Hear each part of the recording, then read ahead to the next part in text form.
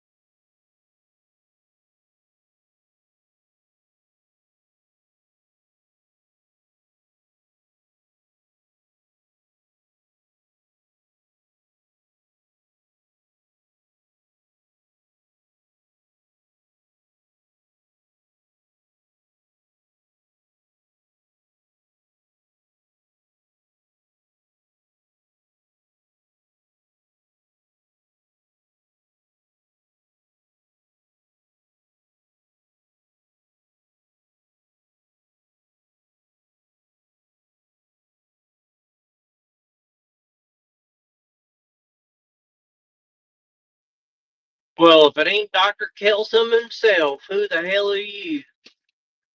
Who the hell is Dr. Kelsom?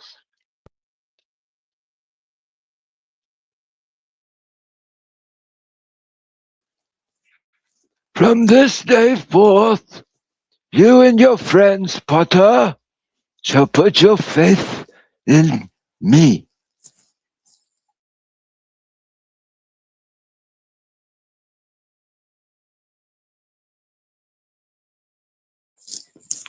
I am the Dark Lord. The number of the beast, 666. There's one for you and me. Abracadabra.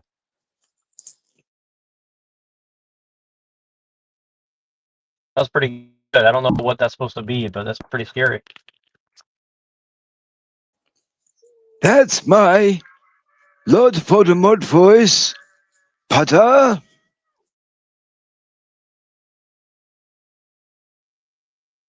Ron Tittle. Mixed with Dr. Kelson.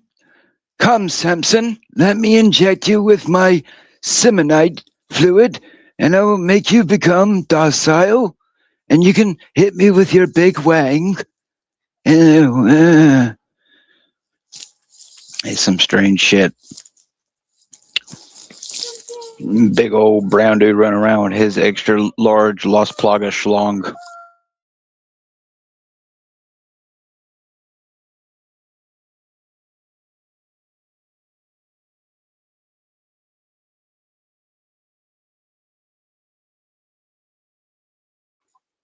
But you know, just become one with the civils, All and right. you'll be okay. Oh shit. You know, Neurojack, you know what the secret is to being like a good YouTuber? Showing my titties? You know, being unavailable to the riffraff.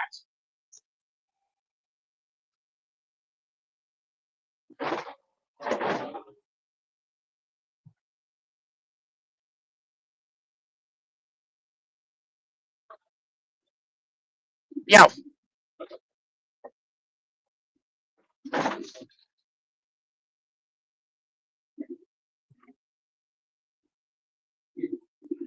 Neurojack. What's up? What's going on, man? Yo, man. Yeah, sorry. I didn't have audio. I didn't even realize anybody was talking. Oh, My you're bad. fine. You're fine. You're fine. Yeah, listen. Like, yo, listen. The secret to being a good YouTuber is being unavailable to riffraff. Yeah, well, this one is a special kind of riffraff. He's my riffraff, so. But otherwise, I agree. Yo, look, I got a dude named the Retarded Genius, right? You know what I'm saying? He is the most positive human being you will ever meet in your entire life. Right? Like he's fucking great. Just a super nice, awesome guy, you know, who just builds shit and does stuff, and he's useful, right? Like his YouTube channel is filled with him like rebuilding the camper he lives in, right? Because he lives on disability because like he's all like fucked up mentally and shit. Like he has like cerebral palsy and stuff, right? That's nice. Let me go out here and hand out all the black people a blunt and a 211 and see if they will accept me into their society. Again, riffraff, Neurojack, riffraff. I hear you. All right, riffraff, you need to behave. I'm okay? not a riffraff penoid. I'm just waiting to get a Andrew Wilson position so I can get paid more than you to lie to people like you while you LARP to think you're better than me. But anyway, Dr. Kelson. Yeah, again. Well, if you really believe that, you should listen to Appalachian Gorilla. I mean, he knows how to like actually get an audience and shit. So. Yeah, well, I'm not actually trying to like sell my soul or get Charlie Kirk while doing it. The things I know what it takes to get high status. Why do you think? Why do you think I LARP? Why do you think I LARP like a retard, like Pinoy calls me? Because it's not worth going big. Then why say anything at all? You just want attention at that point. Maybe attention from my Lord and Savior Jesus Christ. I mean, you can get that. You just gotta go like pray, and I mean, go talk to him directly. Yeah. Right. Like, I mean, you're looking for man's attention. You want attention from men. right? Is the issue. That's right. I'm super gay because I'm Dr. Kelson. No one's saying you're gay. I'm saying you want attention from men, right? You don't want attention from like God. Jesus. I came here on a panel to LARP and eat my food to feel attention from gorilla men. Yes. No, yes, literally. Or like maybe, you're or on a maybe, YouTube or channel. maybe, or maybe I'm just here to waste your time like everyone does mine. So I don't get your Well, point. maybe you should stop wasting like actually valuable people's time though. Maybe you should like respect people who's actually giving you their time too, right? Like you're giving your time, he's I giving didn't his time. ask. I mean, I you know, didn't ask for his. He shit. just came in, and automatically started assaulting me. Yet didn't even say a word I mean, to ask I don't anything think he's else. assaulting you. I mean, if that you know, if he was assaulting I you, mean, you he know, kind of he'd came be in and fighting with you, immediately right? I mean, called me it a would be name. awesome. That would mean, be what me- awesome if I could assault I him. can take Like, it. that I would be can. great. I can turn on my camera and take a shit on it, and then that would be shitting on him. But you know, I'm not petty, so. I swear to God. Like, listen, again, All right, riffraff, son. so Riffraff. yeah, so Riff on you- raff. I what's on you don't guys' buy mind? that. What am I, fucking Aladdin? What am I, a little street rat? Urchin. Yes, I'll shut your mouth. Good. Good thing I don't give a fuck, and I'm selling my soul to Satan so that way I can depopulate the planet. What's your point? All right, well, just mute your camera, mute your microphone while you're eating. At least, I mean, we don't need to hear I'm the sorry. consequences. It's only a problem when I goddamn annoy people. Nobody said that. I just said, you know, just Yeah, I do agree. your LARPing better. That's all. You know, just do your LARPing better. That's all. There We're we going go. for higher level LARPs now. Okay. You mean like how Hyperborean told me how I LARP is gay, but yet he LARPs better than me and told me I should join the better LARPers, like, you know, people that we LARP about that are bad people, you know, people that you claim Neurojack are bad people, but he told me I should join people like that, you know, sell you you have people Eagles out. Mike on your side. You know, listen, yo, Neurojack, like you have the authority. It's your stream. This is your business, right? That you're That's running right. right now. Right? You know what I mean? Like, you could just go, yeah, shut the fuck up. Right? And it's okay to do that, dog. Like, you know what I mean? Like, that's important to do for yourself. Like, to have self-respect is to just shut them the fuck up when you want to. Or shut me up. Either way it goes, you shut anybody up because it's your channel. You know what I Yeah, I mean? agree. Well, I definitely have been too soft on people in the past, and you know, and I had it. My excuse was, you know, I just wasn't paying attention. But yeah, I do want to take it more, you know, in a more, you know, seriously funny direction. But the serious lead part is still important, Yeah, right? yeah, yeah. You know what I mean? I got you. But you know, but yeah, I agree with you. I mean, LARP is okay. You know, he's a little retarded, but he's our kind of retarded. You know. He's not my kind of retarded. He's just retarded. Like, listen, don't put me in that fucking like category. No, I don't mean like that. Don't I put mean, me in that category, dog. Like, yo, no. He's not my type of retarded. He's not even my people type of retarded. Like, I got retards, but like they're cool retards and like idiot savants. Like the niggas will like come up with like crazy shit or like awesome art or like cool memes or you know what I mean, like bring new information to the table. Right? This guy just like bitches about nonsense. So that everybody's basically heard for they're 30 years. clones. Basically they're clones and have no self-identity and are a bunch of trans homosexuals. Got it. Anyway, next LARP. well, some trans people have utility. Okay. Yes, I'm sure Everybody- they do. I mean, like, fat people can give blubber to make oil. You know. Well, I'm not fat, so I wouldn't know. Aren't you a fan of Negan LARP? I mean, come on now. People are a resource. 100%. So I've been reading this book, Neurojack, right? I had a guy, this author stopped by my Substack, and he dropped me a message. He said, hey, listen, the things you're talking about, the exact things I talk about in my book, right? And, like, this book is basically about, like, this spy agency that, you ever heard of the movie, the Bureau of Ungentlemanly Warfare? No. I've heard of the League of Extraordinary Gentlemen though. No, this is the Ungentlemanly Warfare. Basically, they were the guys who hunted the Nazis who weren't worth putting on like full trial. Right? Okay, interesting. I never heard of that before. Yeah. Like, they were kind of like, like like a fucking Black Ops team, but like a spy agency Black Ops team. You know what I mean? Like JSOC type of motherfuckers. But like they were like James Bond if James Bond was like way more brutal and less like go fuck bitches and drive Aston Martins. Okay, that sounds familiar. Yeah, and like this book is really about like the contrast between a society full of like technocrats and systems and a society full of like great men. Right? And is this a true story or is this a fiction or mix? Mix. I think it's a mix, to be honest with you. Right? But like basically the premise is that like there's the argument that I make all the time, which is like this is us, the managerial elite. You know what I mean? Like the competent motherfuckers versus the managerial motherfuckers. Right? And like managers don't like competent people.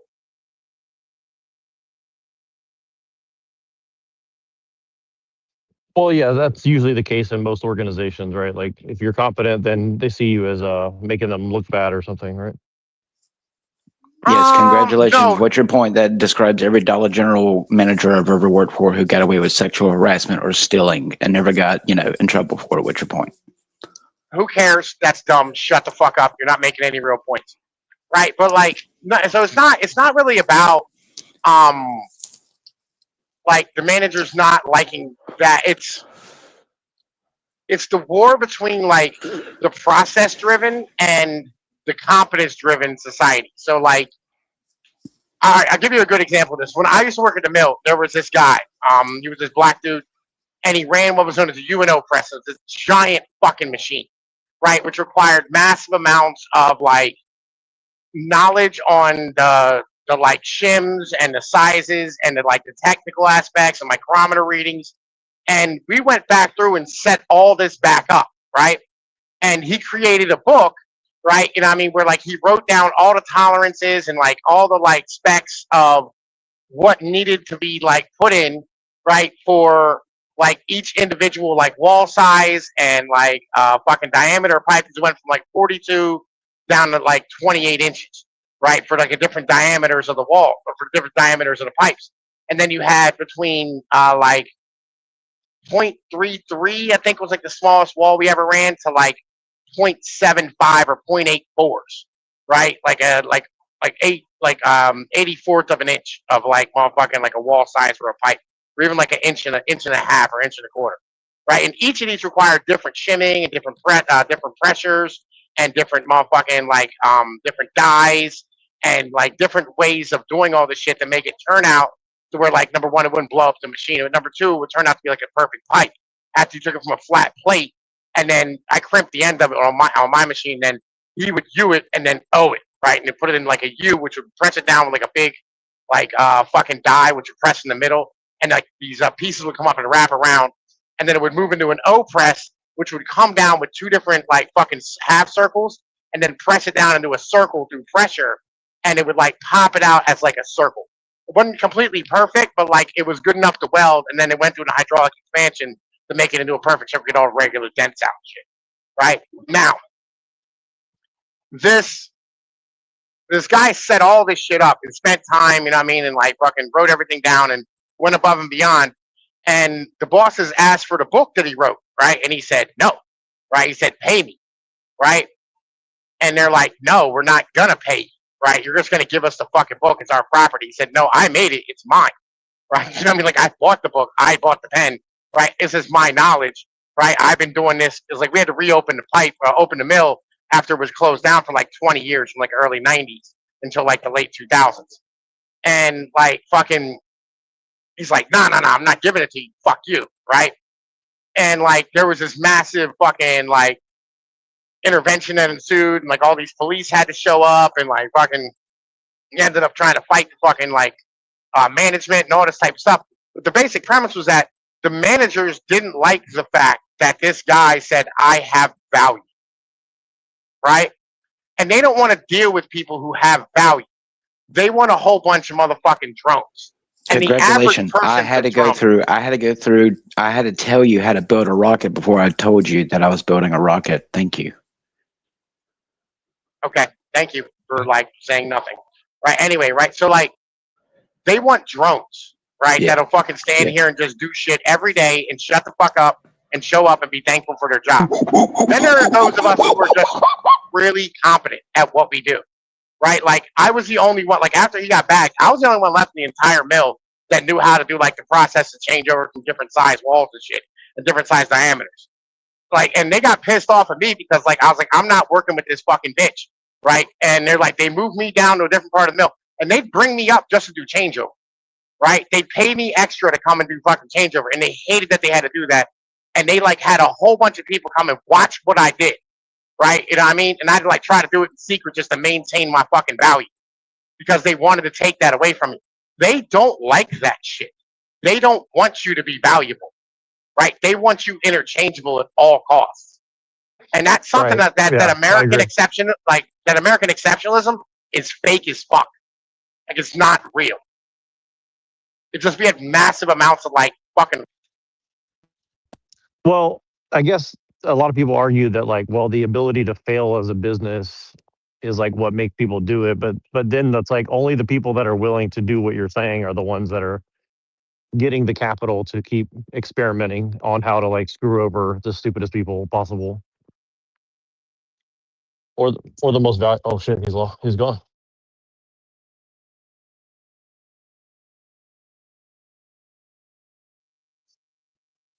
Dr. Kelson, are you still there? Unfortunately,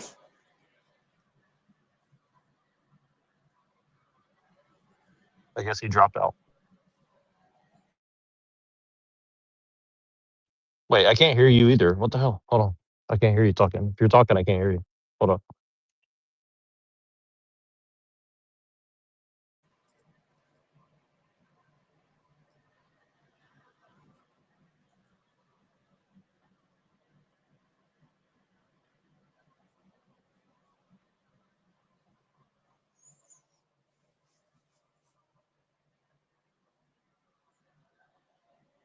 Hello, this is your daily dose of Satan. I hear Say something, nothing. Dr. Kelson. I can't hear you. Or if you're talking, I can't hear you. Try again. The number of the beast. And hear this, motherfucker.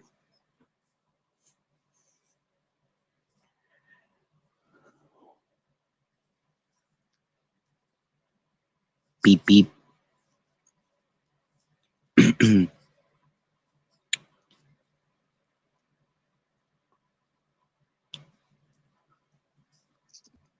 Okay, but yeah, no, I wanted to go on that subject. Now, I get what you're saying too, Lorp. The idea of it's like you said, like well, think about it like this: like, why do you think that the Dollar General manager got that job?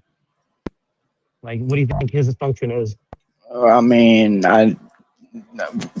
speaking from personal experience, from how I know that certain ones got away with what I know they got away with, they definitely had to have some type of influence because they got away with multiple sexual harassments, and they were acquainted with another Dollar general manager who was caught stealing $3,000 worth of merchandise from the store, and no one got caught for it.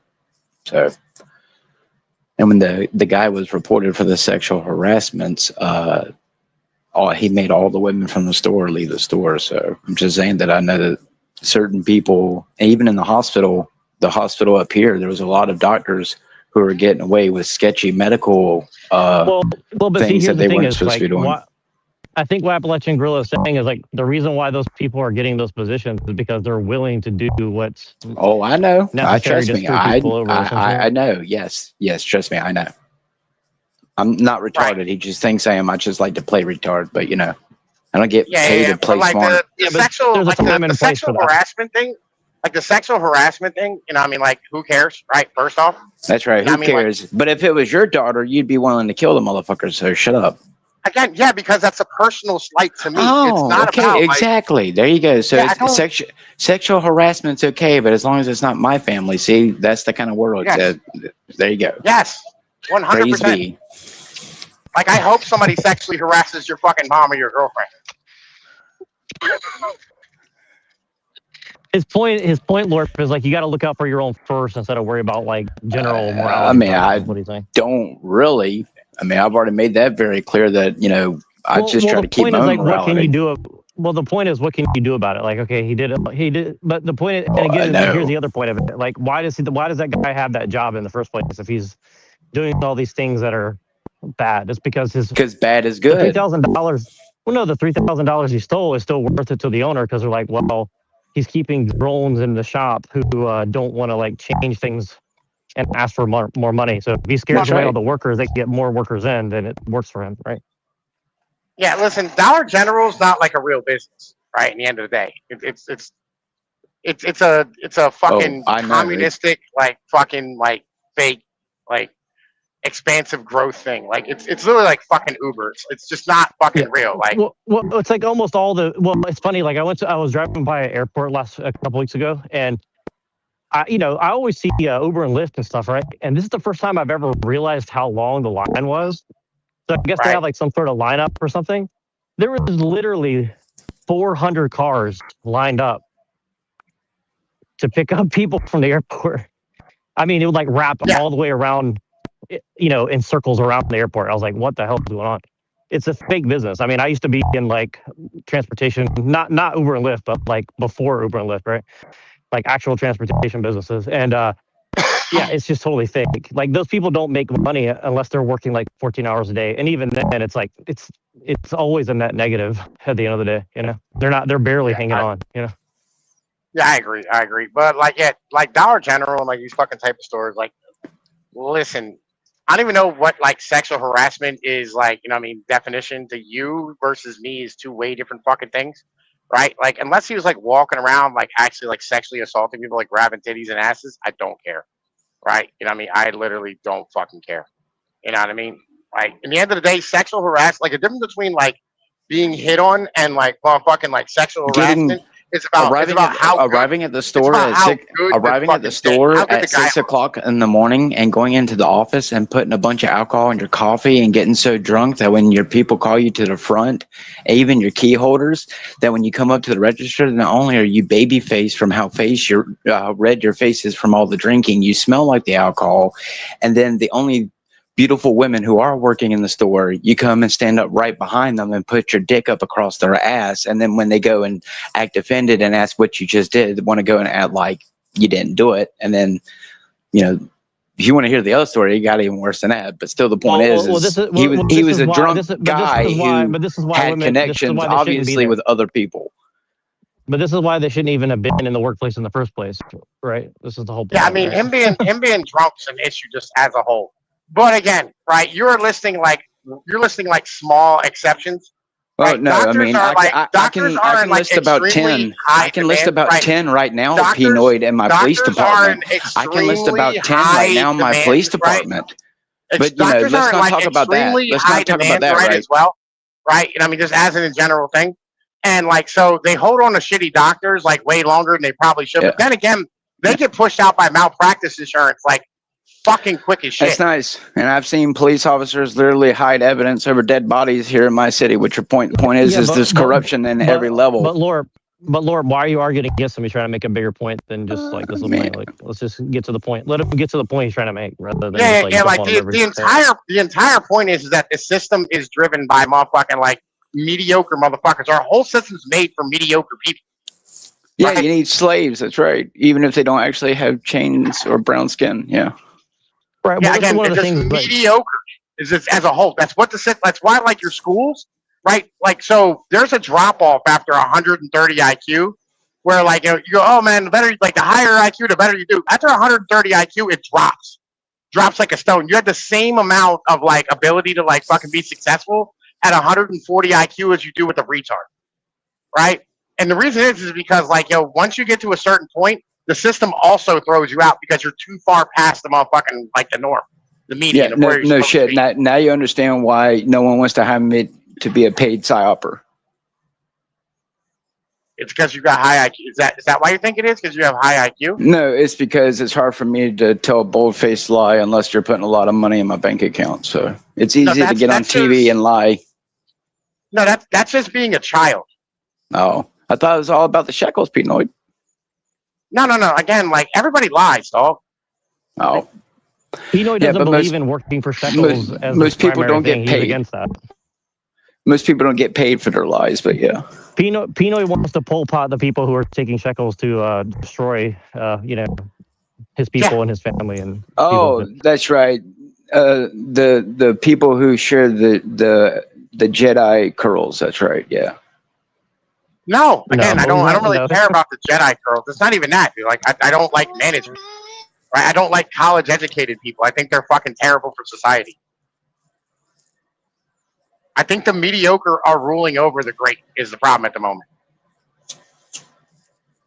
Yeah, I mean, I think that's 100% the case for sure. I know for a fact that that's the main problem of economics right now. Is like you have a ruling class that's just being given, well, your article about the Renee Good people, the Renee Goods of the world, about how they're like these managerial overeducated women who basically just get a job and they get paid to like bully other people to go and,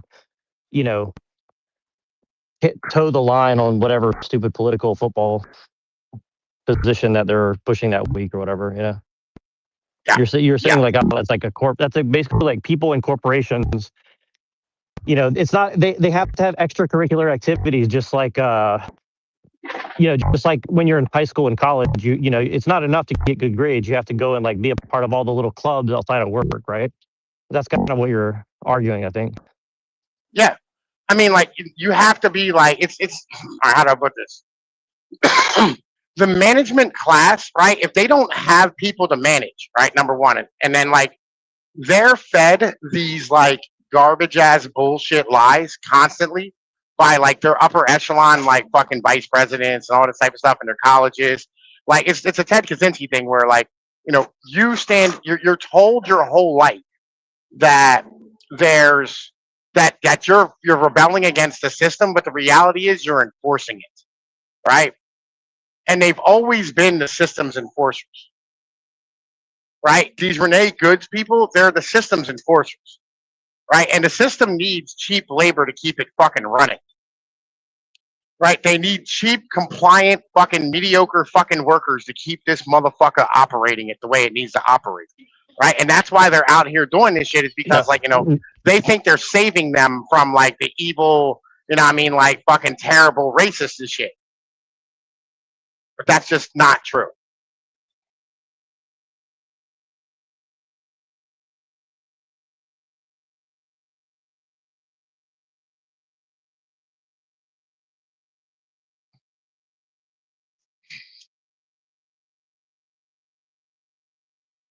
Yeah. So,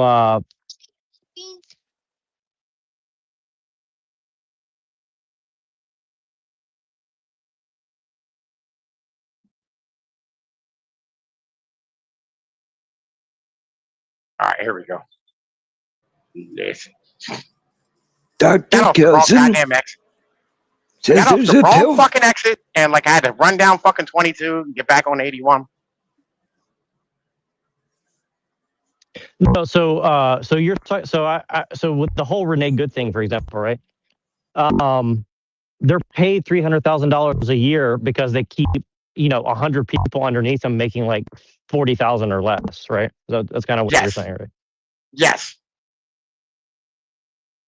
So whoever the biggest sellout is, they'll get the job because they're willing to just screw over whoever they got to screw over for their pennies on the dollar of what they're actually doing. Well, no, that they're not smart enough to figure out that they're screwing anybody over. So you're saying that Renee Good is probably like a basically like 91 IQ lady who's just like, Yes. I'll just, I like, Yes. right. I get you. Right. That's Like, actually a she's a- very she's a- interesting point. I never thought of it exactly in those terms, but yeah, that's actually pretty accurate, I would say. Yeah. Like, she's done. Like, she's fucking brain dead. She's like, you see how pretty she was?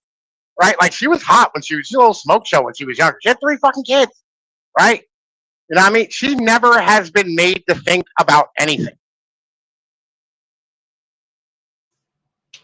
Well, and don't you think that's the larger problem? Is like basically like there's this whole thing of like coddling and simping for women, you know, as a general rule, and that's kind of like forcing because now they have some sort of fake political power or whatever. Then it's kind of helping them enforce the BS on everybody else.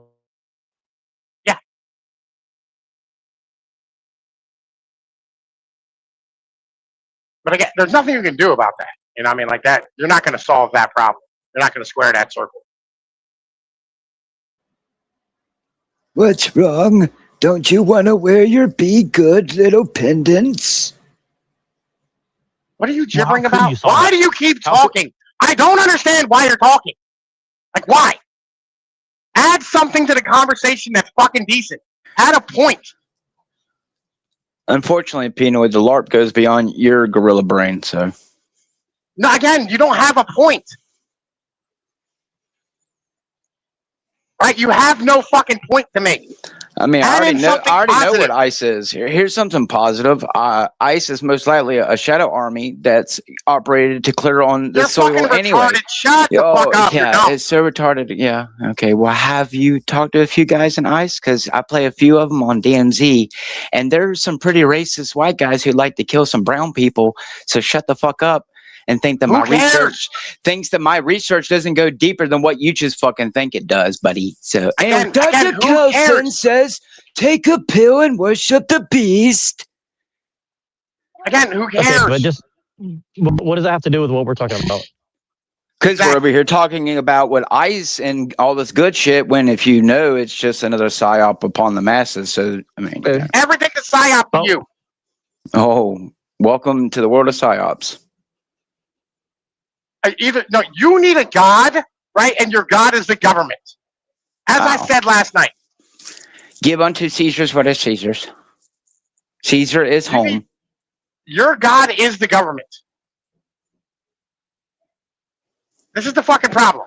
Praise You and all these other EBT. retards who think that like, everything's a conspiracy, right? Your god is the government. Mm-hmm. God Say is that- dead. Say that Humans as we killed him. transcend the flesh. Say that as we transcend the flesh and you eat the bugs. Dr. Again, That's the thing Kelson is like says we have a pill for transcending that. the flesh. We're not really transcending the flesh, though. I mean, that's the thing is like it's not going to look like what you think it is. It's going to be a bunch of like coon pods or something. It's not going to be like Yeah. a computer hacking into your ding dong Okay, or something. so right? I mean, we're still LARPing until we die. What's the point? Or go in the pod. I mean, that's what some people are doing, but not what all of us are doing. Yeah, man. Listen, I'm fighting the good fight. He's trying to be on your side. You're trying to like attack him. That's what I think he's trying to like explain to you that look like the goody two shoes. I haven't even been arguing with him. That's how it's funny that people think that I'm here to like constantly debate and argue when it's part of the goddamn LARP. but No I you're- guess, one thinks you're I here to guess debate and everyone here is argue. still retarded. So No, we think you're here to derail everything. That's what, because that's what you're doing. You just derail No. all productive conversations. yes, all productive conversations that would keep you idiots in a endless Ouroboros loop as they continue doing what they're doing. Yes. Well, that's what he's saying about you. He's saying that that's what you're in. He's trying to say that you're in a loop too. So let's have the conflict about the loop rather than get into another one, right? Like you are literally just like fucking standing here throwing in nonsense all the time. Like Yeah, you're fucking sure. shouting from the like fucking peanut gallery garbage phrases that don't help anyone. Like you're not helping. I'm Pinoid, building a map. if you think you're helping anyone, sure, you might save maybe a dozen, maybe a few dozen people, but people are going to eat How each many other's have throat you out. saved? So I don't know what you're thinking. How many But do even you save? people like you, we eat your own goddamn children when the time comes. So I don't want to hear it. I won't. And that's Oh, the I'm thing. sure you will. How many will you save? 0. You will save 0 people. I'm not trying to save anyone because how can you save people when it's already in them? Again, this is the problem. if you're that nihilistic, then just go kill yourself. Nihilistic. Take away the internet, take away electricity, take away the ability to go to the store and buy a drink for most people, and you'll see how animalistic most people will become when they become dependent on a society and a system that no longer functions for them. But anyway, We LARP are, away, yeah, we are Pinoid. literally LARP away. talking That's about right. the system. That's right. Go and build your little, offset little communities out there in the woods, as if they're not going to have a system that's going to wipe you motherfuckers out. But anyway, go live in the woods, Tarzan. Again, right? You know what I mean? Like, yo, I'm doing political right. cartography.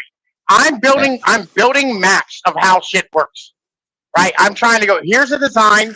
Let's find out where its weaknesses are so that we can attack it here and move it to where we want it to move to a little bit, which I've done. What have you done to make anything better? Yeah. Other than just stand here and be a nihilistic little faggot. Right. Okay. Well, what he's saying is, if you think there's no hope, what's the point of even talking about anything? Then, like, you're just saying. I'm just saying anything to defeat the New World Order. What I saw in the sky 3 years ago is going to take more than half of the world's population to stop living their lives like they've been doing and actually walk out their door and do something. But why obsess over the thing flying in the sky? I mean, you can't do anything about it. That you can do something about the people around you, though, right? No, the fuck you can't. How are you going to stop half a population that will rip out your throat or kill you in the streets and rape your wives and children and smile as they do it? You're saying that they would, but they're not doing it now. So between now and then, what are you doing? But all it takes is the death of a black man, and all of a sudden riots be. So I don't see your point. The point is everything's a goddamn facade, and the second you take away a little bit of comfortability for somebody, let him continue with this point until you feel hopeful enough to join the discussion. Yeah, I mean, again, this is the problem.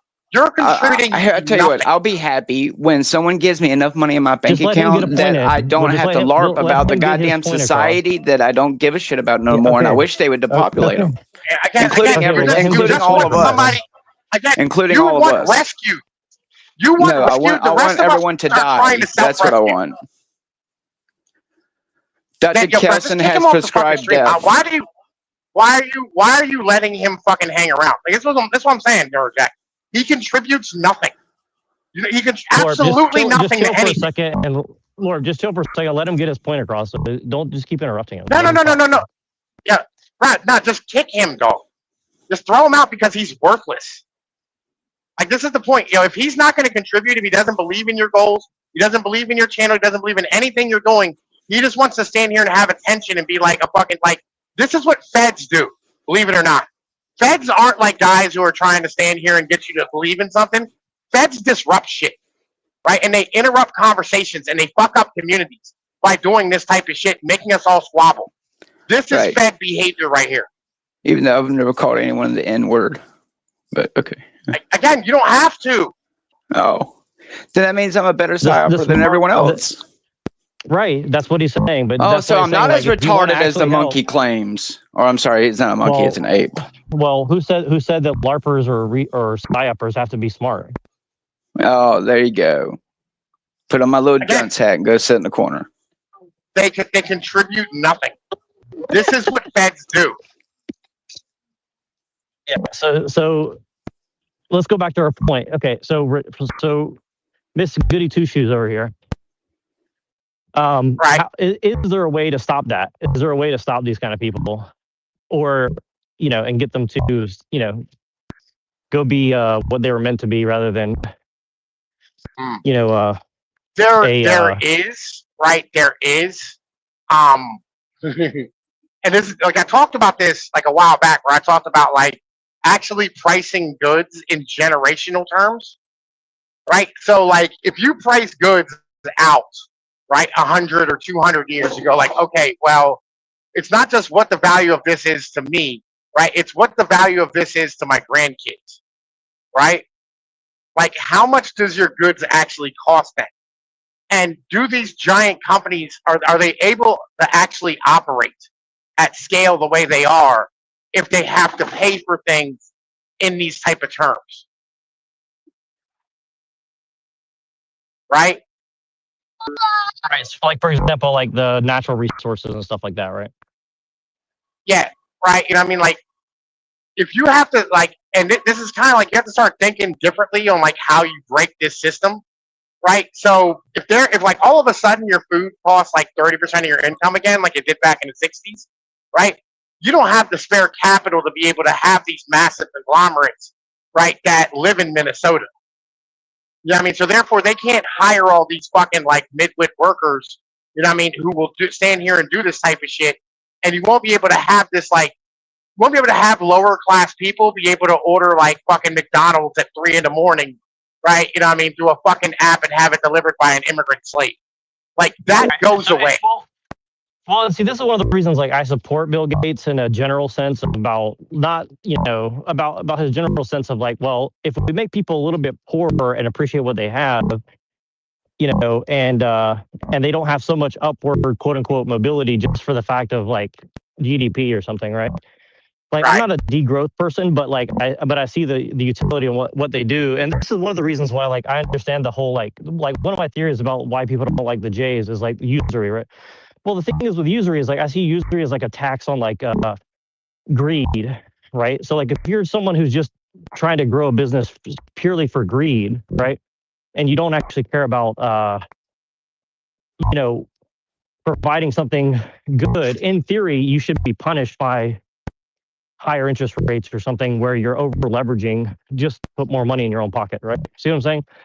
So like I can see that like, if we're going to have a capitalist society, you'd have to have some sort of, check and balance on that unfettered growth, right? So again, that sounds very complicated and weird, but like this is the kind of thing that I'm trying to figure out. I was like, oh no, I could you completely manipulate get you, right? things? Like, all right, here's like this is very important too, right? Like I completely get it, right? 100%, right? So this mentality, right, that you have right now about this, right? You're on the right track. So like what, I mean, like usury is a tax on future spending, right? So if you're going to stand here and have, like these fucking people, how do I put this? If you're gonna have these people like try to like use their future earnings, right, in order to buy stuff now, you have to have a tax on that.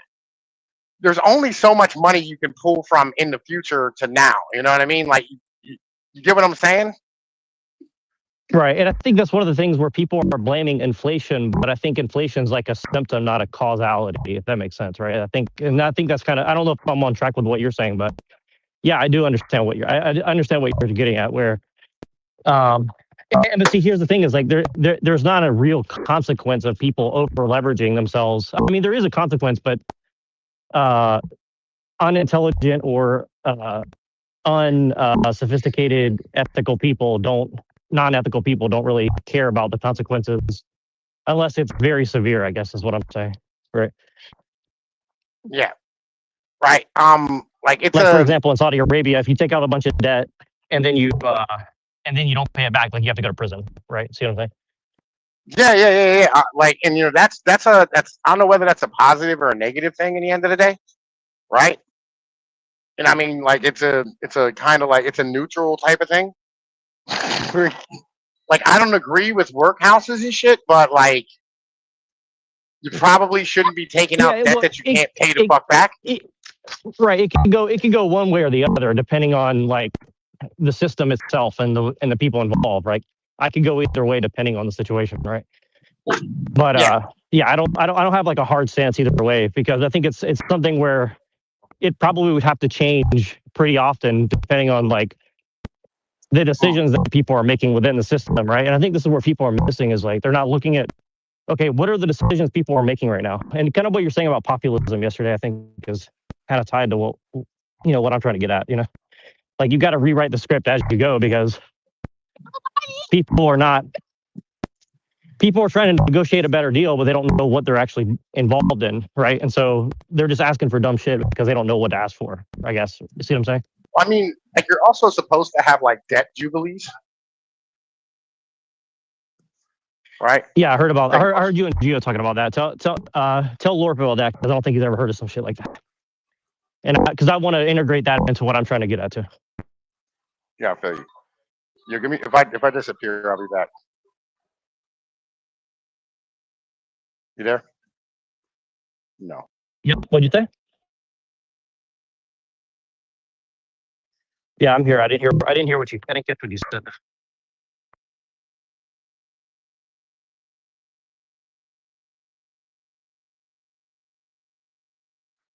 All right, there we go.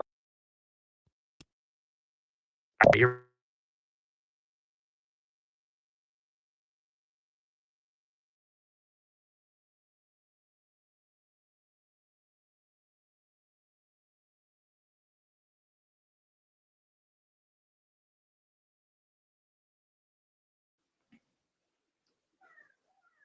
Dr. Kelson says, Avada Kedavra.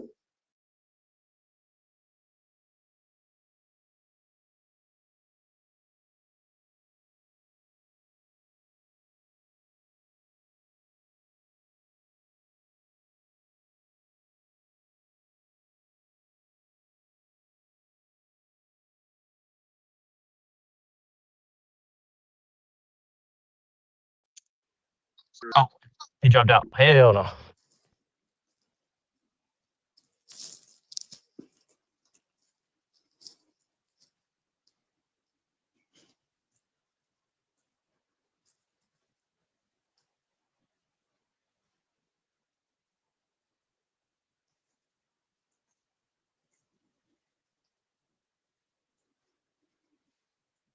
Lord, if you're talking, I can't hear you. Let me reset my shit because I don't know.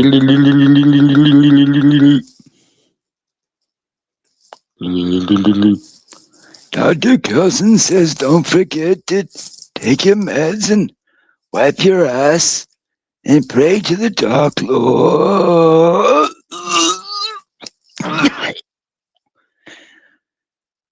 I don't know. I just know there seems to be a lot of alleged Satanists in the world, you know. They sure do seem to like to throw, you know, satanic stuff in your face all the time. And it's just mighty strange, you know. Dr. Kelson has a concoction for you, and it's in my pants. Pata?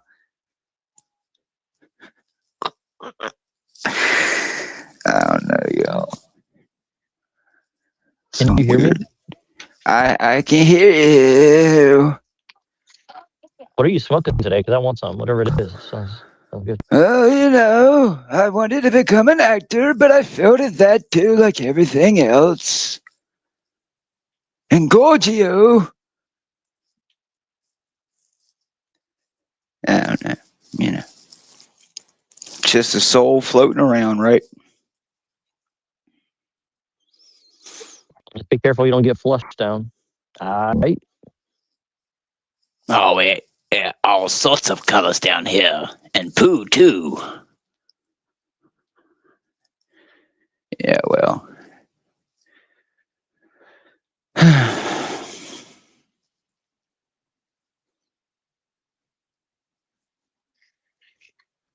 Well, the LARP must go on.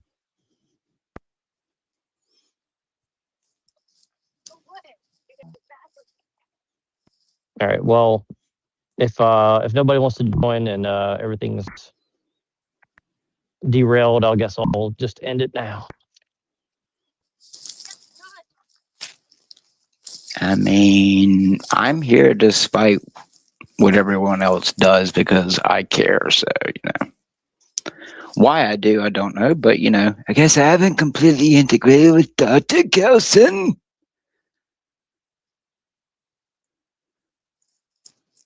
Even though they seem to want us to.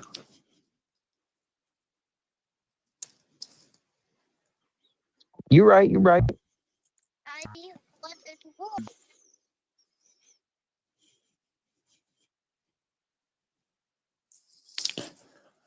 Yeah, I don't know what today's a holiday, whatever. Today's MLK Day, so Well, how are you going to celebrate it? by doing nothing. Because, I mean, is it racist if I do it, or is it racist if I don't celebrate it? Are you? Well, you have to ask yourself, what would MLK do today? Well, if he was a real man who allegedly cared about his wife, if he had one and children, if he had them, I mean, I would assume he would be spending time with them, but, allegedly. Who knows? If he were alive today, he probably still would be very active in human rights movements, allegedly, assuming he wasn't, a plant from the begin with. But, I'm just retarded, so... Unfortunately, the FBI, the CIA, or no other agency wants to hire pure-hearted LARPers. Well, I think his point about the whole agency thing is like the agencies are, still people at the end of the day, right? So, if you're and the people who manage those people I know. I've talked to a few of them. I've met a few of them. That's why I say that they don't really care what I talk about, because they know, I am what I am, right? Allegedly. I am that I am. Sam, I am. No green eggs and ham.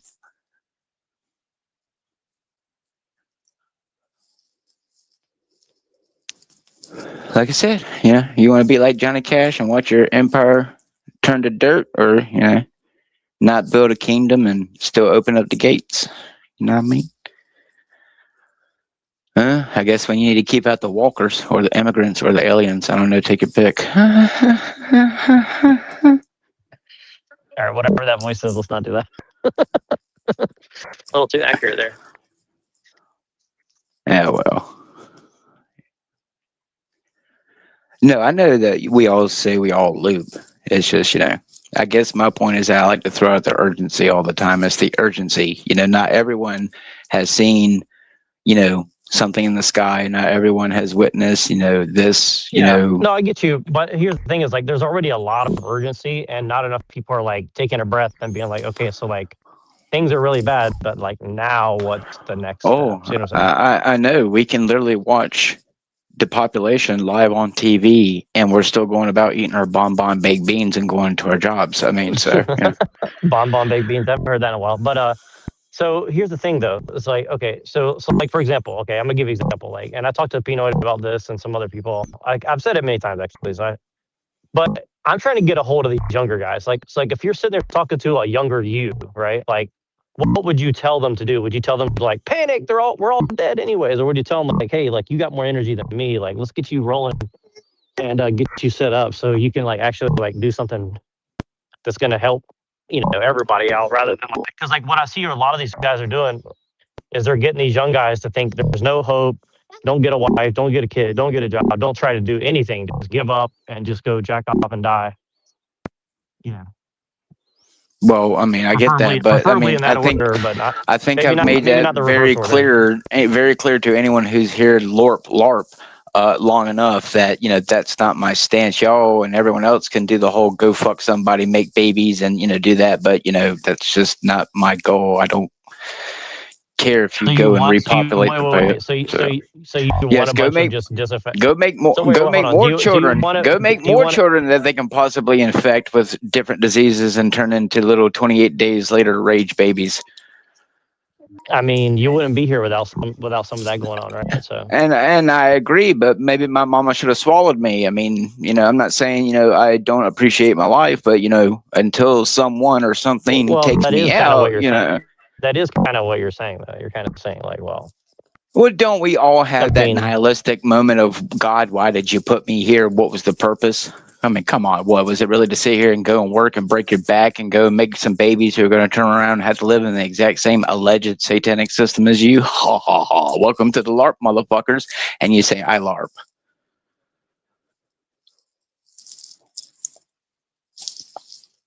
I'm just saying, allegedly, with great power comes great responsibility, but yet allegedly, people who could hold great responsibility is never given it. So you don't fucking... there's so many things about the world that I do understand and could change if yet I just had a army of people that actually cared. But, LARP as the, people do what they do. So. How are you going to have an army of people if you're telling everybody, like, don't have any kids, give up, everything sucks? You're not going to have much of an army, are you? It's kind of hard. It's kind of hard to, be in an army or, metaphorically if, you're taking care of children. So just saying. Well, not. I mean, everybody has a role, right? I mean, if you want to be the best psyoper in the world, right? Like, I mean, I like don't what's know. the point of psyoping if you don't have Do people you around to do you really psyop want to anymore? be like Spike's dad and have to take your son out from the little island out in the water and take him to possibly get ripped apart by the infected just for him to become a man? Yeah, I don't know. You have to look at it even from people from our perspective who have children. You already have 1, 2, 3 children, 4 children.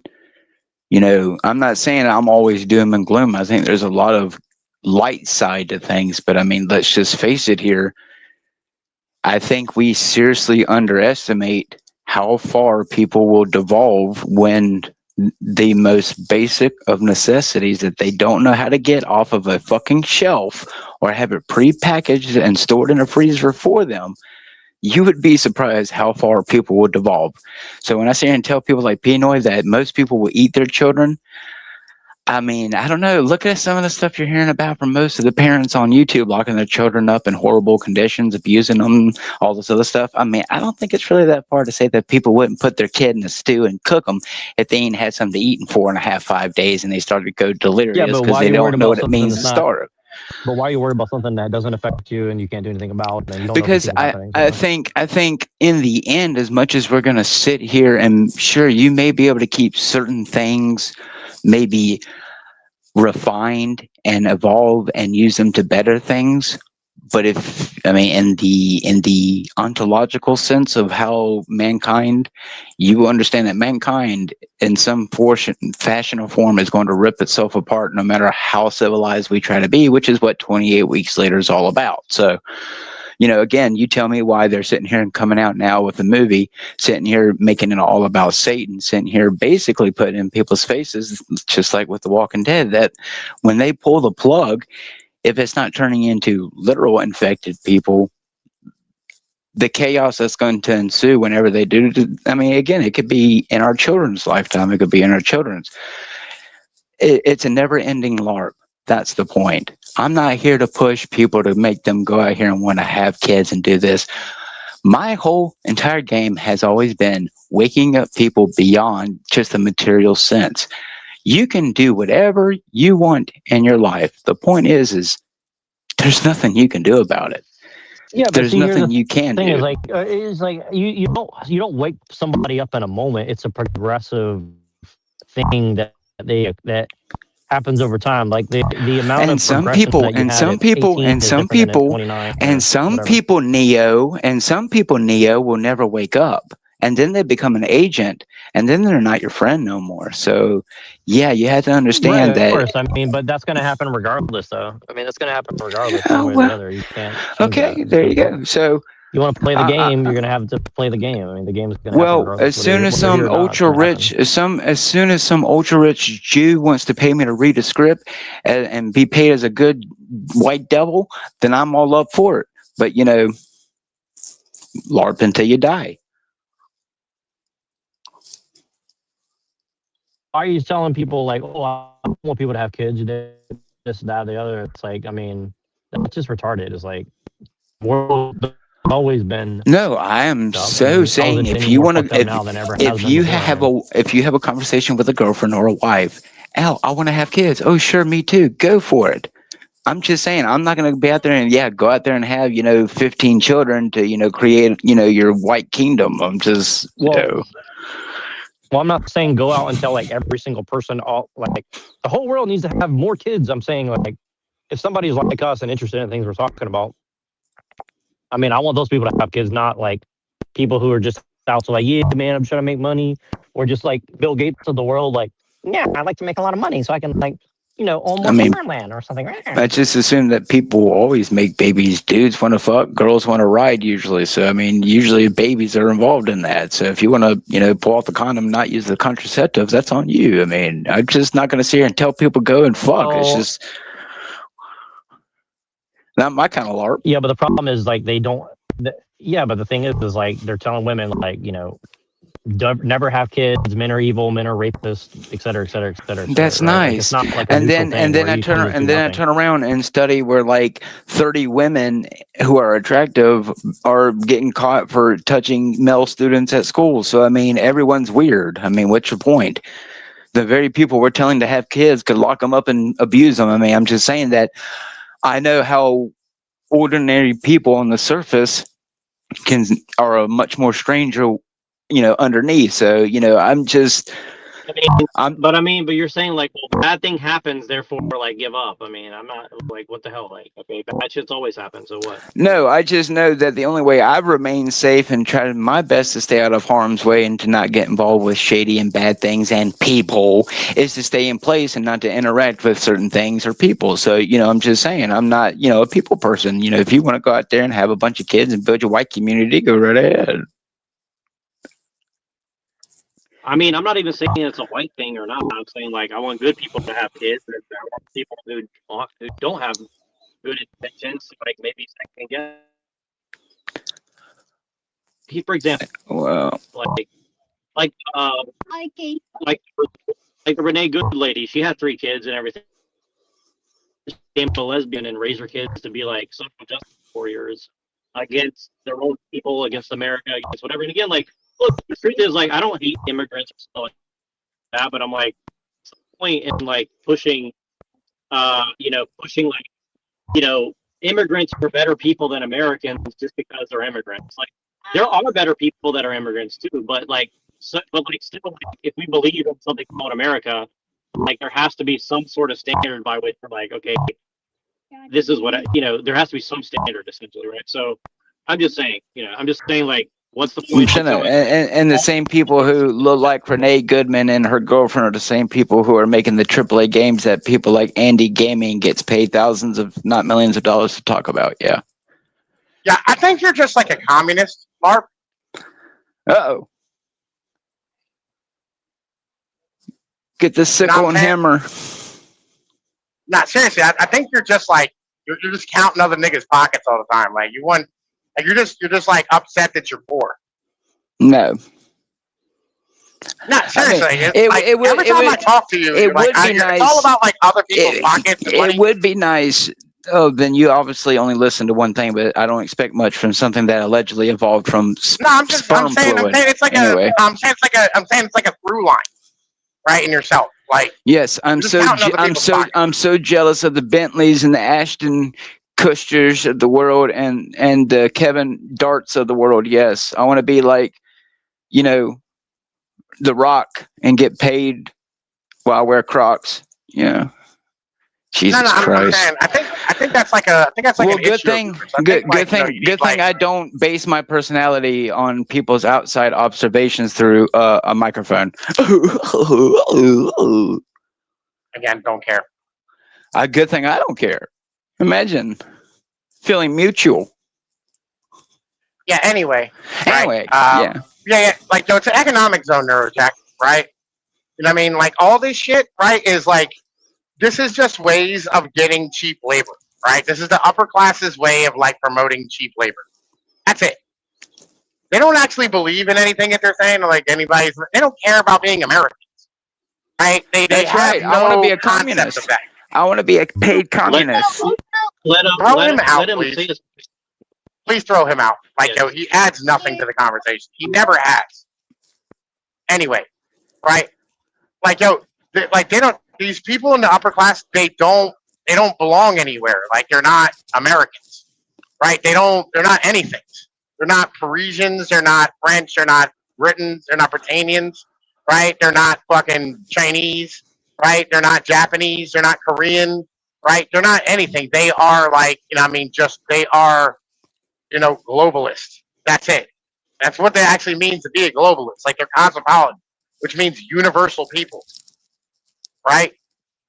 Cosmos, universal, motherfucking policy. Duh! She's something I don't fucking know. Right? That's But why you they're never loading add you. anything to the conversation. But you never add anything to see. It's so fucking stupid. That's why they're loading everybody up. You with, literally like, the just most fucking amount of said negative- something that I already know. You're a fucking idiot. Like, who Please doesn't throw know what him bullshit out. says? Who doesn't know what a globalist is, you fucking retard? But no, Please I'm throw him out. retarded. I'm gonna jack Anyway. the stream and call you a fucking gorilla sperm. How about that? Did you turn him down? Jesus. Yeah. No, Jack. Just chill out for a second, Lorp. Just please chill off. Christ. Thank you. I'm driving, so what's up? I'm just driving, so yeah. All right, let's Yeah, I go. feel like I'm driving too. Like, yo, he's just the most obnoxious retard on the planet for no reason. Anyway, like, yeah, man, that's why they're loading everybody up with the most negative energy possible, is so that they can stand here and transfuse themselves with our wealth, like the wealth of like the average U.S. citizen, right? Because what they can do is they can expand the monetary pile, right? Take more for themselves, pay us the same, right, and grow their slice of the pie. Wow, living off the backs of the dead and the young. Right, fuck him. Anyway, right?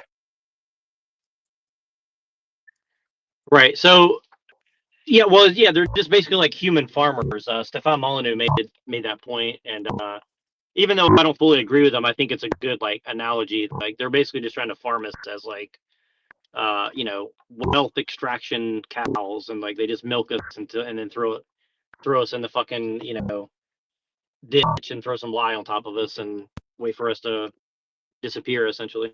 That's right. So remember Yeah. the next time you complain a bunch of Right. I mean, it's not so much that like they're trying to stand here and like human farm us. They want to farm their fucking like their consumers, right? And this is very important to understand.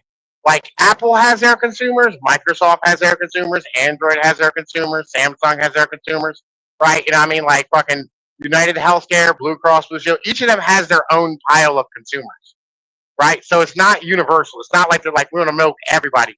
They're trying to grow their slice. You know what I mean? Like this is the problem is like everybody thinks that they're just against us. That's not really true. They're actually just trying to grow their shit and they don't give a fuck what happens after that. They're only focused on their thing. It's like it's that capitalist ideology of like my business, my property, my fucking shit, my profits. Right? Fuck everybody else. Fuck anything else that happens. Thank you. I already know that thanks to all my corrupt Do you think that and mayors in my city who are What? trying to build Go ahead, man. extravagant things that we don't Go ahead, need Neurojack. Talk over him. Fuck him. crackheads. Well, there's crackheads roaming Yeah, the do you streets. They think wanna that, open a goddamn casino? What's your point? do you think that there's a way to make the mechanisms change so that we can actually get a little more like do you think there's any way to change the mechanism so we can actually have more leverage while they're still doing that, or do we just have to stop that first? Yeah, you have to stop immigration. That's the one step that you really got to get to. You know what I mean? And this is why, like, there's two choices. One is you break off chunks of this bitch for your own, right? That's the whole run to the hills, start your own fucking secondary society. You know what I mean? Do your own like currency thing. That's the Bitcoin digital currency. You know what I mean? All that type of shit, right? That's all that. But like, here's how you stop immigration, right? And like, it looks like we're trying to stop immigration. We're trying really fucking hard, but it's not working. Well, and also like, but the secondary thing that would have to go beyond those two things, because I agree that one or both of those things have to occur. Secondly, the third thing I think you'd have to do is like get women out of the workforce in some way. Well, that would naturally happen if you got immigrants out. Okay, explain that to me because I'm not sure I follow that one. Alright. So if you got immigrants out of the fucking workforce, the men's labor is worth way more. Like everybody's labor is worth way more, right? So women naturally would be able to like stay the fuck home and dudes would be able to support them and their children, right? And the housing would be cheap and affordable. So like all of a sudden, women who actually don't want to work, like most women don't want to actually fucking work. They'd get out of the workforce anyway. Yeah, I know very few women that want to actually like go work. They only want to work for like utilitarian purposes, like, well, I need to pay this bill, or I want to spend this money, therefore, like, I'll do a job or something, right? Or I don't want to be married to this guy anymore, or whatever, right? Like, there's always like some ulterior motive. It's never like I want to provide a service that actually helps people. Okay. Usually. Let me hit you with this, right? Because this is I've had this experience like 6 or 7 or 8 times. So like, I'll start dating a female, right? And she'll be like, boss babe, da da da da. You know what I mean? She's making all this money. You know what I mean? She has a really decent place and nice car and all this type of shit.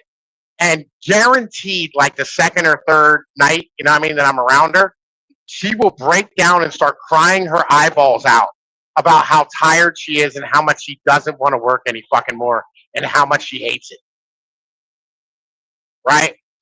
It's not that like, you know, they want to actually like spend all that money and blah, blah, blah, blah, blah.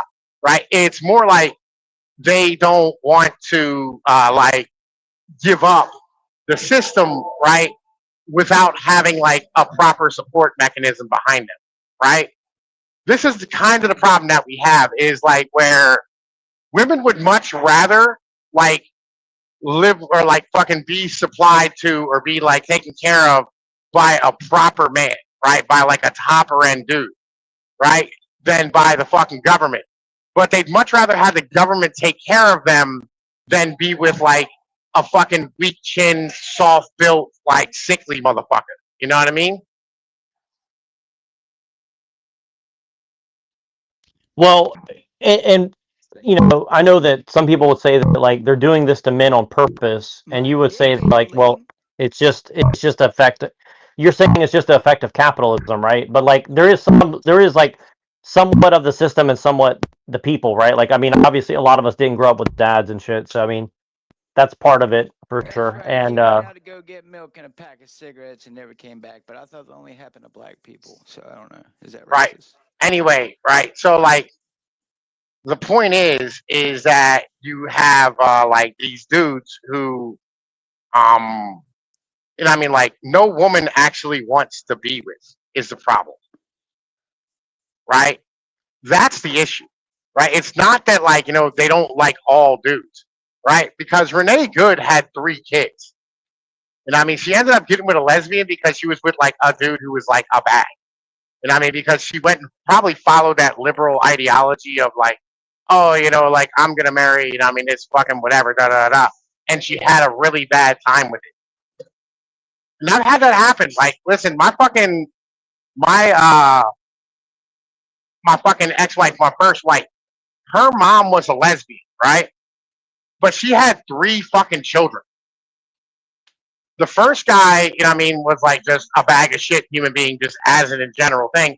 But he was like 6'7" or 6'5", you know what I mean, big, strong, broad shoulder, you know what I mean, like solid built motherfucker. Like he looked like he should have been like doing framing for a living, or like 100 or 200, 300 years ago, he'd be building ships in a shipyard somewhere. You know what I mean? Or like fucking 100 years ago, he'd been like doing crew at Harvard. You know what I'm saying? Like he was built like an aristocrat, right? And then she got married to like a guy who earned money, but he was a fat piece of shit, right? Who was a complete drug addict. And then she ended up turning into being like a fucking lesbian, you know? And she got with like a fucking, apparently she got with some female who, you know what I mean, was like much nicer than him. well, don't you see that? See, this is where I agree with you on that. I agree with you on that, and I think that like this is something that I'm trying to say to like these right wing, like especially Groypers, because honestly, like I think that a lot of Knicks fans are pretty smart young kids. You know what I mean? And and I think that like they just don't understand women, and I think that's the big flaw that I see. Right? Like they're being lied to so heavily about women in general, and so I would agree. I think that's one of the things that we have to get ahead of in a lot of ways. And so I guess what I'm saying is like, how do you think that we could do that? So like, if we get the first 2 things, and then the whole women question is going to be a part of that, right? You know, how do we get guys up to speed on like what? I don't know. I'm trying to think of like, how do we hijack the Groyper movement in particular, but also other like, and I'll tell you this also, like, one thing I do like about a lot of black guys I talk to, not all, obviously they have their own problems too, but a lot of black guys do understand women a little bit better than the average like white guy, right? And I think that's part of the reason what's going on right now. And so how do we kind of like reach out to these people and like get them up to speed? Or maybe we shouldn't. I mean, are you saying that people are just going to take themselves out and like and we should. I mean, because like for me, like I don't really blame women for like being lesbian or even gay guys for being guys. It's like it's kind of irrelevant to me. Like they're gonna do whatever they're gonna do, right? But it's like so much of the right wing is focused on like, oh, we need to get this out of, get the gays out of this and the trans out of that. It's like, let's get our own priority straight first. Is kind of like my answer. You know what I mean? Like, let's get our own shit straight first, then we can go worry about all that shit later. You know what I mean? Well, I mean, all right. So you want to get rid of like the lesbian type of shit? You know, what I mean, you want to get rid of like the trans shit. You have to get rid of the corporate shit. You know what I'm saying? Like that's the big thing with like, all right, so the trans movement isn't a movement of like actual sexuality, right? What the trans movement is like a movement of corporatism.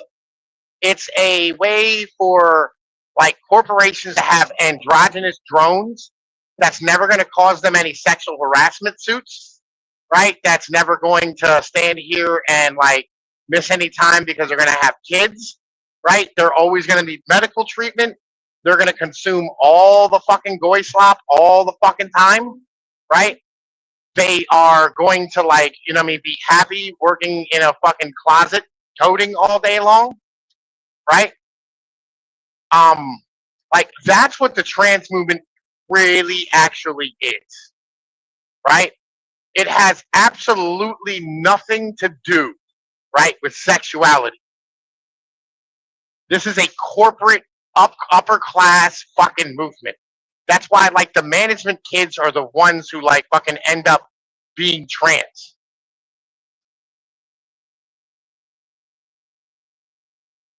Right? You want to get rid of that, you have to get rid of corporatism.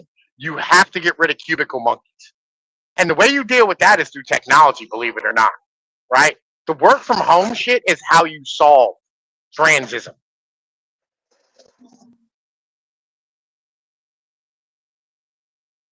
You got to get rid of the office, which is completely doable, but they just don't want to. Right? I actually totally agree with you on that.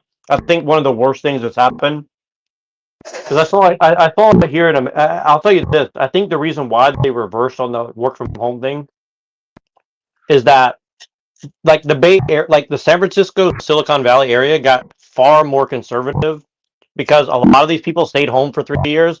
They fucking got women pregnant and they're like, why the fuck would I do this any other way? See what I'm saying? And they're like, no, we can't have that. You guys got to come back in the office now, right? Well, no. Like the big reason why it is that, like, you had everybody go back in the office. A lot of it was government, right? Because the government was losing revenue because people weren't frequenting like their local restaurants and like their downtowns and all that fucking like shit they put in to like gain like all those businesses, like all the infrastructure they put in for all that shit was getting fucking eaten alive, right? That's what that's about, right? Like so, because there's one of these. I just saw an article the other day from like my local newspaper that said, "Is Harrisburg's downtown failing because of work from home?" Right? This is 100% a government thing. Well, so yes, in a sense. So, and I'm not really going to disagree with what you're saying, but I'll say it like this as well. It's also because, and this is kind of what me, you, and Gio were talking about too, where it's like, yes, that's true, but also I would say it's because like the level of service and quality of the goods and services we consume have gone down, largely due to women being in the workplace and immigration. To be 100% honest with you, right? Like I'll give you an example. Okay, as an example, like I like Chinese immigrants, okay, for the most part. But like I went to go get my hair cut the other day, right? And I went into a Chinese place and they just looked at me with like a dead ass stare, like not really interested, blah blah blah blah. And I was like, you know what, fuck this. And then I went to somewhere else where a Vietnamese woman cut my hair, and she was actually happy to see me and like actually cut my hair right. So my point is that, it's kind of like one of these things where, because like if you want to get your hair cut by a man in California and actually like go to like a normal barbershop, it's going to cost you like $50 to $100, right? Which is fucking insane, And man, again, okay, so like, okay, How much was a haircut back in like the 90s? Do you remember? $10, $15 for me. Where I Okay, grew up. so yeah, I got you. I got you. How much was a car back in the 90s? Like $8,000 probably or something. I don't know. It's like, Right.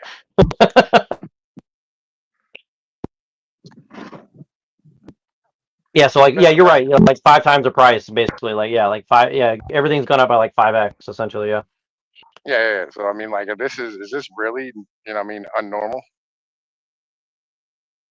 No, I get you. I get you. Well, and but and I'll give you another example. Like, if you go and get your car cleaned by, I mean, who's going to be cleaning your car? It's going to be a bunch of Mexicans, right? Like they hate their job. They don't want to do it. And, I mean, again, some of them do really really well. I've actually done car detailing. It's a fucking. It's not. I don't want to say it's hard, but like to do it well, it is a skill. Like there's a skill to it, especially if you need it done very well and quickly, right? Like there's a skill set to it, right? But of course, like they just want like whoever they can hire to come work this job as cheap as possible and like do as shitty of a job that's like just barely good enough so like you'll come back because it's just slightly cheaper than if you actually went to a real you know what I'm saying, like actual detailer, right? Because a real detailer is going to charge you like $150 minimum, you know, to actually like sit there and like detail your car for 3 hours, right? There you go, So boss. I'm bobtailing out because I'm coming back. I'm gonna come. I gotta go grab a load at the Rudders and bring it back over. Sorry. Yeah, I get what you're saying. Here's the thing though, right? So like here, I mean, who's gonna wash your car? Who's gonna wash and detail your car? Oh, it's gonna be somebody from work release. It's gonna be like probably like a black dude from work release, right? Or like it's gonna be like a white dude with a meth addiction. yeah, that's interesting. Gotcha. That's interesting. Right. I never seen that, but I believe you. You know what I mean? I'm sure that's a real thing for sure. Yeah. Yeah. There you go. Well, and those people need jobs. You know what I mean? So I guess I have mixed feelings on that for sure. But at least it's like it is somebody from America. I mean, I really hate drugs. You know what I mean? So like that's a big thing for me. Like I don't like people on drugs. But Yeah, you know, like I I've get it. never had a haircut from like an Asian person ever. Really. Right? It's always been It- it's always been a white chick. Always a white girl. Wow. Yeah. I've seen like, well, I mean, I guess they have that out here, but like I think, I mean, I don't know. Shit has Thank you, changed a lot, man. There's very few like white people barbershops or salons out here. Like, I mean, I'm sure they're around, but you know, Not they all the don't. bars. I All haven't the seen them. I bars, haven't seen it's them where I'm at. either yeah, it's either that or like it's a black owned barbershop. One of the two. Yeah, actually, I've been to I used to go to a black owned barbershop when I used to live you know, like 30 miles south of where I live, or well, yeah, about 30 miles south of where I'm at. And that was one of the best barbershops I ever went to in my Yeah. life. It was a nice one. But then I don't even have those around where I live at. I mean, again, they're around, but they're usually like in Oakland where you're probably going to get robbed. So like, I don't go to Oakland. So, you know, I pretty much avoid Oakland at all costs. But yeah, they're around, you know, but I feel you. So I guess what I'm saying is like, I don't really go to the black ones here, right? Because like they're in the hood and like it's kind of like it's a club for black people, same as like a Sons of Italy or what I mean, like on like the Croat Club or the Dutch Club or yeah, something. yeah, You know no, what I I mean? Like get it's it. not it.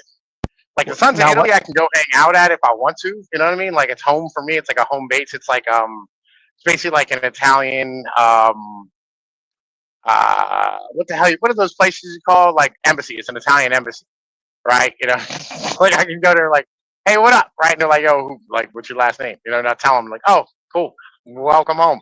You know what I mean? And they'll just roll out the welcome mat for you and hand you a beer, right? Like, and you can ask for favors or whatever the case is that you need. You know, I mean that type of stuff. They have like scholarships for us, all these type of things, right? In the black barbershop, you go in there, get caught up on like a local politics, you know what I mean, all these type of things, and you know what I mean. And like, if you're from the area, you know what I mean? Like if you grew up there and like these are your people, you know what I mean? Like you're from that neighborhood and everybody knows you, 100%. You can be a white person. Well, I used to have a black barber shop called GQ's that we all used to go to, right? That's where we all used to get fades and shit. You know what I mean? And like it was nice. I miss going to GQ's. It's been a long Right. fucking time.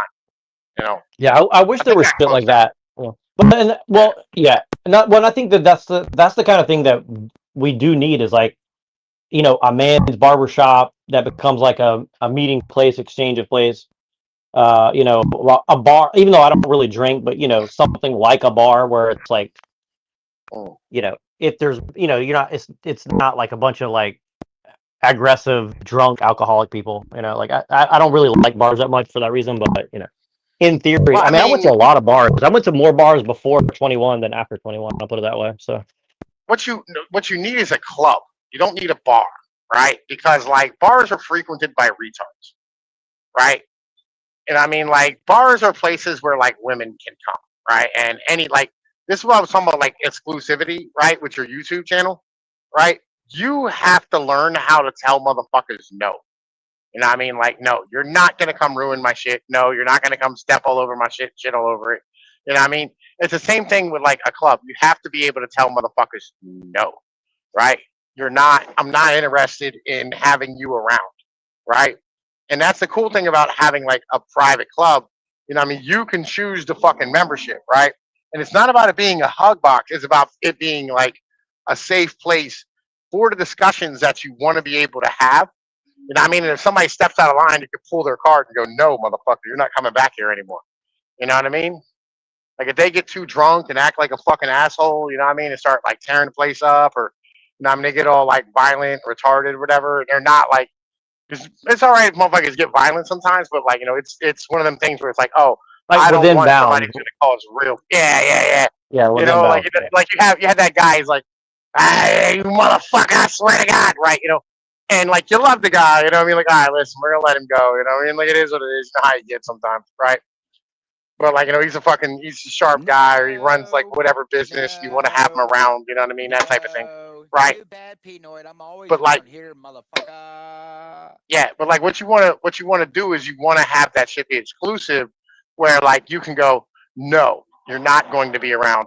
No, we're not gonna tolerate your bullshit. No, you know what I mean? Like, yo, we don't need you derailing things or acting like a fucking asshole, or you know what I mean, like bringing like the riffraff in here, or doing drugs or selling drugs, or you know what I mean, like just trying to fuck bitches or causing like headaches, bringing cops in, or we don't trust you to be able to have these conversations. That's like you got to have clubs, right? It cannot just be, oh, you need a barber shop, right? Because a barber shop is like cool for like day to day shit. Fuck You know what I mean? clubs. I'd rather have my gay sex orgy elitists.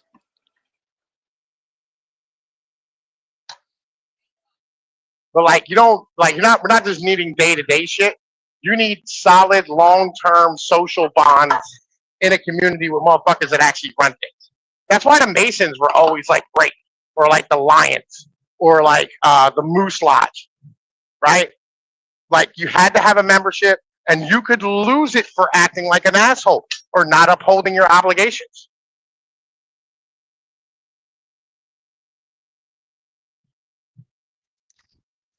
Well, yeah, I definitely agree. There has to be some sort of standard. Well, Yeah. and here's the thing is like I think a lot of guys like Is that why Freemason lodges are stalking me on my TikTok, Pinoid? Because I'm just a stupid AI. Yo, don't stop. Yo, just talk over him. He's retarded. Oh. Treat him like the child he is, right? Adults are talking. Just talk over him like he's not there. Eventually, he'll fix his shit or he'll fucking leave. It's up to him. No, Pinoid. It is my Well, see, daily duty here's the to thing. annoy the fuck out of you. Here's the thing, though, is like like everybody wants exclusivity, but not everybody wants to do what's necessary to get exclusivity. I guess you say. So I get what you're I saying. agree. Like, I agree. LARP's still here. LARP, like, what's your problem? I mean, just air out whatever your problem is. Like, say your problem. What's your problem, man? What's your problem with Pinoid here? Pinoid's trying to give you some wisdom as a man who's done some shit. Goes out of his way to attack me, so I don't get your drift. But yeah, like everyone else who's made death threats against me. But yeah, which point? Yeah, Exactly. Anyway. but he's like actually giving some wisdom here. Like, I don't understand what like you don't want some wisdom laid down on you. I've gotten wisdom from 3 people who have millions of subscribers on their YouTube, and they told me basically, if you're not rich, you won't ever get what I'm getting. So what's your point? Yeah, but why are you listening to them? They don't care about you, so why would you care? Why would you care about them? neither does Penoid. So.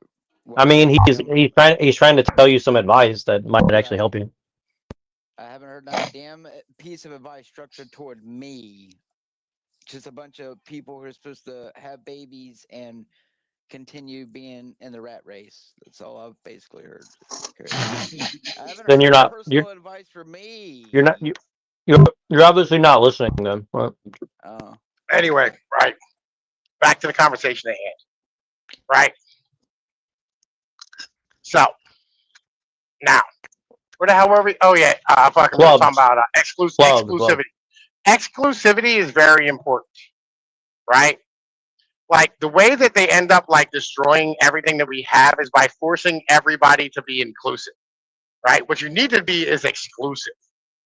Highly important, right? Being inclusive of everybody is fucking retarded, right? We all know this inherently, right? But we still defend these dogmas like of like liberalism with like the death of us because we get upset when we are excluded. You can't be upset when you're excluded from things. You know what I mean? Like as a man, right? You have to go, okay, well, I'm not welcome here. You know what I'm saying? Yeah, I Right? do. Yeah. I mean, So that's kind of thing. So you as a man, you have to motherfucking like be ready to go, hey, listen, I'm going to go and you know what I mean, like, yo, do what I do, right? And I'm gonna take care of this. And you have to have people around you can trust on that level to be able to do that type of shit. you need people to watch your back, essentially. You just need individuals around who are trustworthy, right? And who are valuable. There you go, boss. Thank you, sir. I'll be back. Right? You have to have people around you who are trustworthy, right? And who like, you know, are valuable to you. Right? If nobody offers you, if somebody doesn't offer you any value at all, right? If there's no value proposition in like a relationship, why the fuck are you in it? You know what I mean?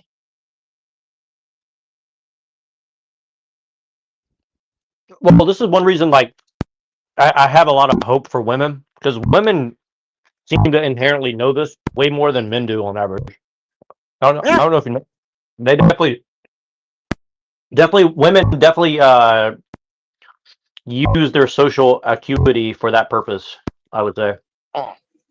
Well, it's not just social acuity. It's more like, you know, women have to, like, historically and like, you know, just basic understanding of like nature, right? They're looking for, you know what I mean, like the opposite sex people who are capable of giving them provision, protection, and you know what I mean, like the feels, right? So like, you know, like this is all right. Women want like three things, right? And like sometimes it's like exclusive and sometimes it's mixed, right? They want a guy who like makes them feel secure, right? So they want that Billy badass motherfucker who can knock somebody out, right? They want somebody who's able to give provision, right? So they want somebody who actually, you know what I mean, has money and is capable and competent, right? And then they also want somebody who's pretty. You know what I mean? They want a handsome dude who's going to make good offspring, right? And like if you don't offer those three things, like in particular, the big ones are like the looks and the motherfucking protection. And 99.9% of men in this fucking society don't offer the protection aspect, right? They have no ability to fight. They have no ability to protect, right? They have no ability to motherfucking stand, and they're also ugly and they have no chin, right? Because nerds have been breeding forever. For like 100 years, we've let nerds breed, and it's not positive for our society. The mediocre have now taken over like the capable and the competent and the strong. And do you think that they're aware? Do you think that these nerds are aware of the position that they're in, as far as like that they're gonna try to fuck they're gonna try to fuck us all over in order to keep their position, like Yes. overtly, or do you think that I'm like Yes. what I mean is like they're okay, so they're hyper aware of it, right? Yeah. And do you think that's why? I mean, so you would argue that they're doing all these things against us, particularly using women as like a proxy war against men, right? Yep. What do you think is the best defense against that situation, I guess.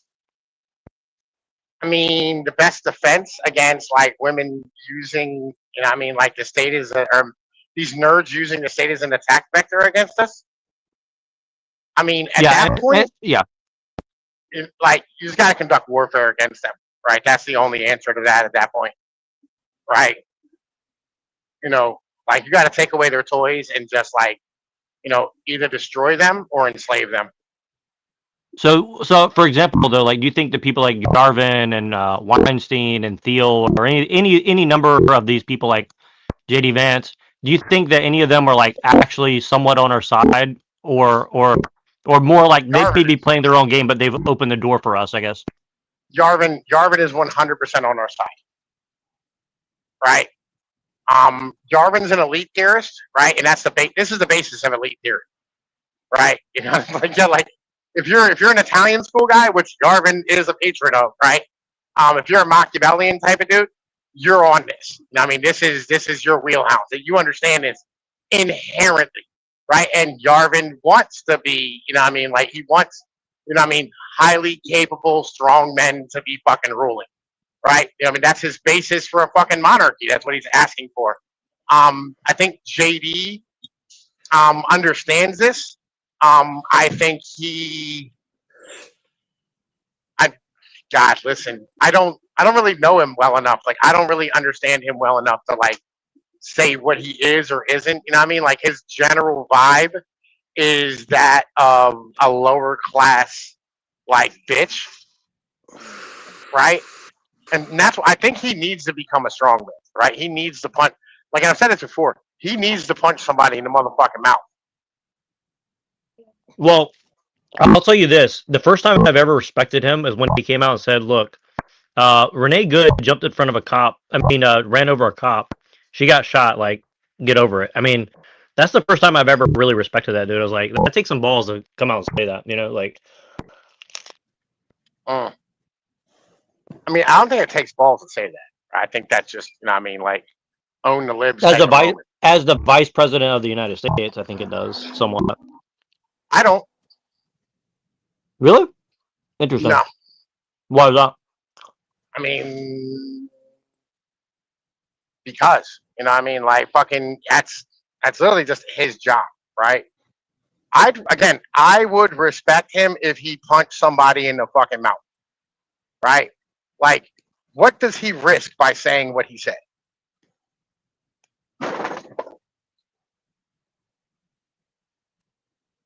Well, I mean, political capital. You could say that he's like squandering whatever political capital he has. I mean, he doesn't have any political capital. I mean, if he's trying to become president of the United States and he's like, well, you know, the cop. I mean, like, again, I'm not disagreeing with him, but he's saying like, well, basically, like, if you do something stupid in front of a cop and they shoot you in the face, like, fuck it, like, yeah, again, like, what? Explain to me the political capital he has.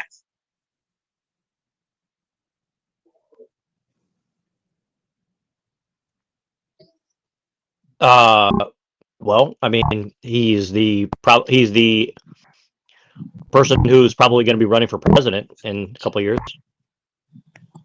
Again, explain to me the political capital that he has. Well, he definitely doesn't have as much as he should if he wants to become president, for sure. I fucking agree, dog. I fucking agree. So, I'm saying, what is he really risking? You know what I mean? Like, he's not risking anything by like, okay, so, you ever heard that fortune favors the bold thing? Oh, yeah, for sure. I believe it, yeah. Right? Like, he gains political capital by being bold. You know what I'm saying? Like, he's not risking anything. You know what I mean? By, like, standing here saying some wild shit. Well, what I mean is that he gains by doing this. Sure, but what I'm saying is like he gives the other side like an excuse to say, "Look how dangerous and evil this guy is. He wants the police executing people." Now, is that true? No, but he's definitely giving them the political capital to like use as whatever excuse for the next bullshit they're doing. They're gonna run, I guess. I mean, listen, like they're still trying to like pull off this January 6th with some, like, terrible event in our fucking nation's history or whatever, right? Yeah, I know. I think that's I think that's pretty much bullshit for sure. Yeah, I mean. Yeah, I mean, like, no. I mean, like, 100%, it was a protest, right? All it was a protest. Nothing more, nothing less, right? That's all it was. There was no revolution, right? If they like, okay, an insurrection is if motherfuckers bring guns, right? That's it, right? You know what I mean? Like, they didn't have any like ability to hold the Capitol. You know what I'm saying? Like, if you had like a million, you know what I mean, like leftists there, and they did a sit-in, it would have had the same exact effect. You know what I mean? If they were to like lie down in traffic and, like fucking Pennsylvania Avenue and Washington Circle and shit, or on I-95, right, and shut down the Capitol as a whole, right, on K Street, whatever it is, you know what I mean? It would have been the same exact thing. Like, there'd have been no fucking difference at all, right? They had no ability to hold anything. They were just going, kill us in order to move us, right? Or like pick us up and make us move. These type of things.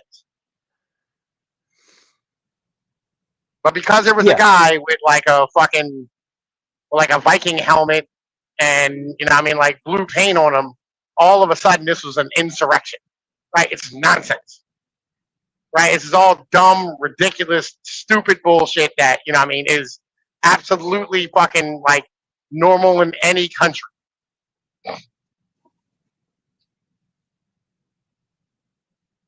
I mean, wasn't it staged? I mean, yes and no, right? I mean, so, okay. There's a difference between staged and like taken advantage of. And the state will take advantage of situations to make them move forward. Like, for instance, the fucking Capitol Police, like leading them into the fucking white, or letting open the doors and letting them go in, right? But like, them, standing here, like having a protest and being upset and like yelling and somebody constructing a gallows out front. This is just, like normal protest. Well, see, this is natural. But see, this is the thing is like, here's what I would say, and this is kind of what I'm saying is like, if the police were, or whoever set these people up, because obviously somebody set the Jan 6 people up to fuck them, to fuck over the people who were protesting, right? Whoever that was obviously a Machiavellian in some way. And what I'm saying to people who have these beliefs is like, you have to become more Machiavellian so you don't get fucking, tricked in every stupid little thing every time, right? And again, going and doing a 1 million man march in Washington D.C. is kind of retarded in my opinion. Like, I'm not saying it's wrong, but it's kind of retarded. Wait. It's retarded if you don't bring guns. Well, I mean, I don't know if you remember Adam Kokesh, but he tried that and he went to prison for like a couple years, right? So. Well, no, I'm saying like, if you, if you're gonna have 1 million men there, right? If you have, I don't know what it was like, fucking 80,000 people, whatever it is, right? If you have 80,000 people there, you need to bring firearms, right? Like, if you're gonna go with the king, nigga, number one, don't miss. Number two, don't approach him without a sword in your hand. Like, what is wrong with you? You know what I mean? Like, don't go fishing in the Rubicon, son. You know what I mean? Like, that's not how things work. Right, but my point is like, everybody went there thinking we're just gonna like exercise our rights to be heard, that we don't believe the election or whatever. And like, all I'm saying is like, there are better ways to do that, like, economic things, unions. There's no better way to do it, right? But again, if you're gonna do this, right, like, don't show up, you know what I mean, and not have any force behind you. It's kind of the mental, Well, yeah. right? Well, what I'm saying is like what I'm saying is like, given if I agree with your point and say like, well, yes, that would be the best way to do it, but like, since these people were just basically a bunch of like right wing hippies, like, oh, peace and love, man, we just don't like this thing being fucked over, right? Yeah. Like, that's not the smartest move that you can make as a Machiavellian, right? Like, you would actually like Yeah, go and get the shit in that order, is right? the dumbest move you can make as a Machiavellian. Right. And again, this is one of the reasons I lost respect for people like Alex Jones, because he was like out there like, oh, we'll go, we need to go up to the Capitol and this and that. I was just sitting there thinking like, man, like, look, there's a lot of things you could do. That's not one of them that I would think is like the smart move to go and do, right? Like, you're really serious about, like you said, like if you're really serious about this shit, like, like you here's the thing, is like, if you want to crack some egg, if you want to make an omelet, you're gonna crack some eggs, but it's like everybody's like, let's not crack the eggs, but let's make an omelet. It's like, it's not gonna work, you know what I mean? So yeah. Yeah, like they're boiling the eggs and then not eating them. You know what I mean? Like if they want to eat the eggs with the shell still on it. It doesn't work that way. I agree. That's a good metaphor for this. Right? I like that. That's a very good metaphor for this. I might steal that from you. Right? Yeah, please do. Yeah, I mean, this is what I'm just trying to move the needle, man, because it's like, I've been talking about this. I mean, well, I've been talking about it for 3 or 4 years, but I've been really looking at it for like 15 years, right? And it's like, it's just so frustrating that the level of the conversation is like, it's so retarded. And here's the thing again, like the Groypers, as much as I like have my issues with some of what they say, I think that they're like the greatest hope of like getting some points across. And I'll tell you, like, a lot of women, I'm telling you, like, I'm noticing a lot of women are they're not totally against what we're talking about, or the Groypers or all this stuff. Like, I think a big misconception that guys have is they think that like, oh, all these women, they hate conservatives, they hate this, like, I don't think that's true at all, personally. Like, I just have, I mean, maybe it's because of where I live, but like, I have not experienced this in my real life, right? Like, I just don't think that this is a real thing. Oh no. It is a real thing, right? And I mean, it's the same way that like knee jerk wise, my generation hates religious people, right? Okay, I got you. Okay. You know what I mean? Like the moment. What I mean is younger women, like women under 30 or women under 25, is kind of what I'm talking about. Oh no, they hate conservatives. Yeah, women under 25 hate conservatives, right? Almost all women do, just as a whole. And it's a knee jerk thing. It's one of those like Pavlovian things that we all got trained with back in the day, right? We were all trained in this mentality, right? Where it's like, we hate the idea of it instinctively rather than it being like a fucking like a natural fucking hatred. You know what I mean? It's an instinctive, ingrained response that was taught to us through propaganda over the years, right? That's what that is. It's like, for instance, everybody hates the guy who shows up with a sweater vest and like the white shorts, right? With the pastel shirts. You know what I mean? You know what I mean? With the coiffed hair. You know what I'm talking about?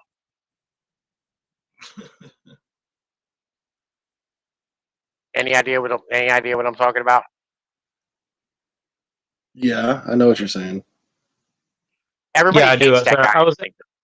I was in another screen. I couldn't hit my unmute button. Yeah, I do know what you're talking about. I've met these people Yeah. for sure. Well, it's not. You don't even have to hate. You don't even have to meet these people to hate them, right? It's one of those things where it's like, you hate them because like you just naturally hate them because you've been taught to hate them through media and propaganda. Are you describing Tucker Carlson, Butcher? Not really. I mean, but yes, right? Tucker is one of those guys, right? But you are instinctively trained, right, as a modern human to hate that person. Right? Just in general. You are trained, right, through like movies and TV and college shit and all that stuff, to naturally just despise that person. And are you saying that's a bad thing or a good thing or what, or a little bit of both? A little bit of both. You know what I mean? Like, I naturally hate that person. You know what I mean? Because like that's the enemy of me personally. Well, I Right. mean, it's kind of like this. Like when women say they don't like conservatives, here's another. I'll use a different analogy. Like your analogy of like a lot of women want to fuck the fry cook more than like a billionaire. See, like this is Yes. the hidden truth. Of, like a lot of women say that like, oh my fantasy is to be with a vampire or a billionaire or a vampire billionaire or something. But most women like they go and see like the dude with tattoos up to his neck and his hands, and he's a fry cook and a whatever. Like they're probably going to be more interested in that guy in general than like the billionaire if they actually met the billionaire, for example, right? So that's kind of like this weird thing where people don't they kind of get it twisted and they think like I mean, it's like funny. Like when I walked around in a suit and a tie, or even just like professionally dressed and like was like completely clean shaven and worked out all the time and great shape, etc. I got some attention. You know what I mean? But like but when I was working as a cook in the back of a thing, in the back of a restaurant, I would say like I got 3 times on average more attention doing that than I did like, which is kind of weird. Like people don't understand it. Like it's hard to describe if you never experienced it, but it's like it's a weird thing where it's like they just want uh, like I don't know. It's hard to I don't know what it is, but like you said, it's like they want this like 3 things. And again, this is kind of what I'm saying about men is like a lot of men think that they have to go and be like the super provider, like I need to make $150,000 a year to get a woman or whatever. Like I think a lot of guys have this impression or something, right? And I mean, like, if you yeah, have kids, you want the 150 racks, right? But in order to have the kids, you got to be the fry cook, right? Or you got to be like the ex-con, or you have to be like the mechanic, right? Or like the roofer type of person, right? You got to be like that savage motherfucker who's, you know what I mean, drunk and doing coke on the weekends and shit, right? That's the guy that has the kids, that gets the woman that fucking gets the girl pregnant. and I think that's one of the side ups that a movie like Scarface did, where like first you get the money, then you get the power, then you get the woman or whatever, right? And I think that's kind of backwards in a way. Yeah. Like First you get the power, then you get the women, then you get the money. And I mean that's how that shit works, right? And then women don't actually like care about money, right? They just care about the experiences. right, yeah, and I think that and that's something that I had to learn the hard way. I mean, I kind of knew it instinctively, but you definitely learn it more over time the older you get. Where Yeah, like you said, the experience. I think the experiences are the one thing, and I think it's why all women say that they love to travel. What they're really saying is like, I love to have like weird, fun experiences that are unique to me that nobody else could have, or something like that. If that makes any sense. yeah, right. They just want to go do shit all the time, right? They want to have fun. They want to experience life moment by moment and just like be lost in it constantly, right? That's what they want. Like I don't, and you can do this for a female, right? Like this isn't even that fucking hard to do, right? But it just requires you to like, I don't know, be willing to like, fucking. You have to be like the savage and I mean, like the romantic at the same time, right? You got to A be that warrior, gorilla who like, a yeah, warrior poet. warrior poet. Yeah, you got to be both of those, right? You know, like I bring back like fried chicken from West Virginia, right? Or like last night I brought home cinnamon buns for the kids and my female when they got up for work or got up today, right? And like these are things you do, but on the same point, I mean, like I'll still like grab a hold of my female and pick her up and throw her over top my fucking shoulders, and I mean just go bomb her on the bed and like just like savage her. You know what I'm saying? Hey, what up, ma? How you living? All right.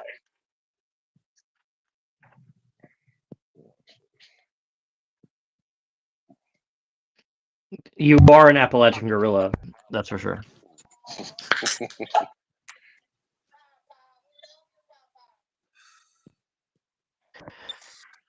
And but yeah, I think there's something. So you're kind of saying like there's like a practice. So there's like the practicality side of it too. It's like yes, you're willing to work hard and make money, but you're also like practically capable of like speaking some poetry and like punching a dude in the face and like you know, banging her where she shouldn't get banged at or something like that. You know, you get the idea. Yeah. Sorry, I know you're probably in public, so you can't really be talking about that. No, Mo- you're fine. You're fine. White male. What's on your mind? Not much. Just listening to you guys. You know, trying to figure out where I can get in. But yeah, I think you guys are doing good. Yeah, I'm just gonna follow what you guys were talking about for a little bit. Yeah, I don't have any. Well, I don't have any. well, well, Browns boy, your skill set and also Dr. Kelson's skill set. I do think you guys have some valuable skill sets. Like I said, I want to bring these younger fellows into the whole panelverse and fuck up the panelverse. I mean, the panelverse is it's you know, it's destroyed. Yeah, it's getting stale. It's contrived, and the brick walls. They're no longer just. We're not no longer just are there brick walls? No, like we actually found where they are. You know what? I would doubt. Man, I swear I wouldn't go on TikTok ever, but it's been forever. And like they don't. And you know, I think if it helps out, I would give it a shot. But I'm personally not interested in my own interactions on TikTok, but I would do it for the cause of you know. Yeah, I'm not really interested in it that much either, honestly. Like, I mean, I can go and fuck up panels on there, but really what I'm interested in doing is finding like people who are really interested in the topics we discuss and giving them a place to actually discuss it. That's what I'm saying is like, you know, there's not a lot of places you can go and like openly talk about shit, you know, and actually be serious about it, you know, whatsoever, right? Like most places, they're gonna fucking dunk you before you get your first point across, essentially. Like, and there's a lot of people on TikTok that want to actually engage in the stuff that we all talk about and we're interested in. And I think a lot of them are totally unaware that like that a lot of these people are actors. Like I talked to a white nationalist today, and I started talking to him, and like the first thing he disagreed with, he just like kicked me off the panel. And he's like, you're a race traitor. You hate white people, and you're a leftist. You're a communist. It's like, you know, they're not even interested in like hearing a different opinion. It's just like they're there to basically, you know, get their balls licked by some retard or something. You know, like, and that's basically the whole panelverse. You know, like Talcott. Like Talcott just wants somebody to come up and just like, you know, play a game, play patty cake with him or whatever, you know, or whatever's going on. I don't know. Yeah, they want, the way I look at it is they want people to toss them softballs all day. They want easy views. They want to I really don't agree with a lot of extreme positions, I don't think. So like yeah, a lot of them come off instantly as like polarized thinkers or whatever, you know, to me. But then I realized a lot of it was contrived and controlled, and before I even got here, there were groups around here of idiots that had a scheme going. They were running a template, you know, covertly together before I even got here. So like that's a huge disadvantage, you know. But yeah, I agree. I agree with what you're saying. I mean, I would check. I haven't even watched anything on TikTok, dude. So like. Well, I'll give you an example like this. Like here's the thing about Andrew Wilson. Like what I've realized is like Andrew Wilson is not appealing to guys like us because we've actually experienced things in life.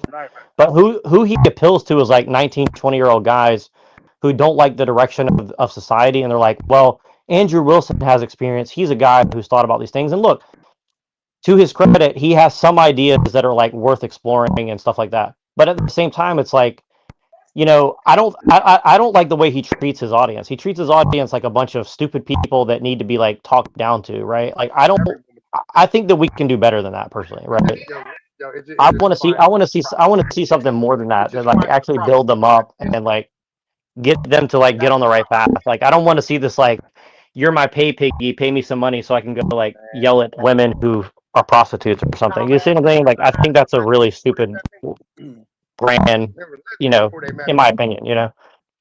Because what is that teaching man? It's teaching man like, oh, just go beat up on a woman who's a prostitute because you feel like you're superior to her or something, right? Like, and I get like Andrew Wilson's better than that in a lot of ways, you know what I mean? But I think that's the message that a lot of people get from what he's doing. You see what I mean? So like, I'm just saying like, I want to see a better direction for that shit, you know?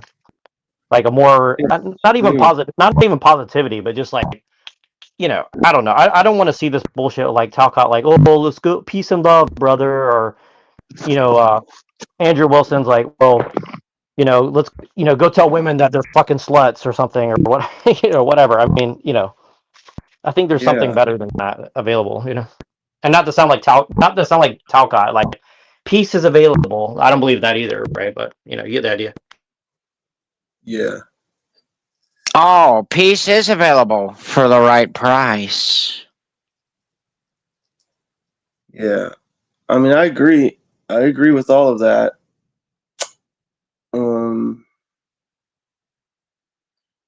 Yeah, I think getting outreach is a great thing. You know, you can't deny that. So, you know, what are the options? You know, let's go through them, and we could test them out. No, I'm always down for testing things out. But yeah, so the way that I look at like Talcott or basically any actor show is that they're always running a template. So like the template is very simple to understand. What's being presented, if it's not good for the template, it will be ignored or it'll be rejected, ignored, or flipped on you. And then that's just a gaslight game. And then that's just like I think I'm, you know, that's how they play. That's how they're able to play both sides of whatever people are doing. So it's a template. And once you see like, okay, everyone's running these templates, it really takes like, you can start to see why their moves are happening. And yeah. I don't know. Hang on.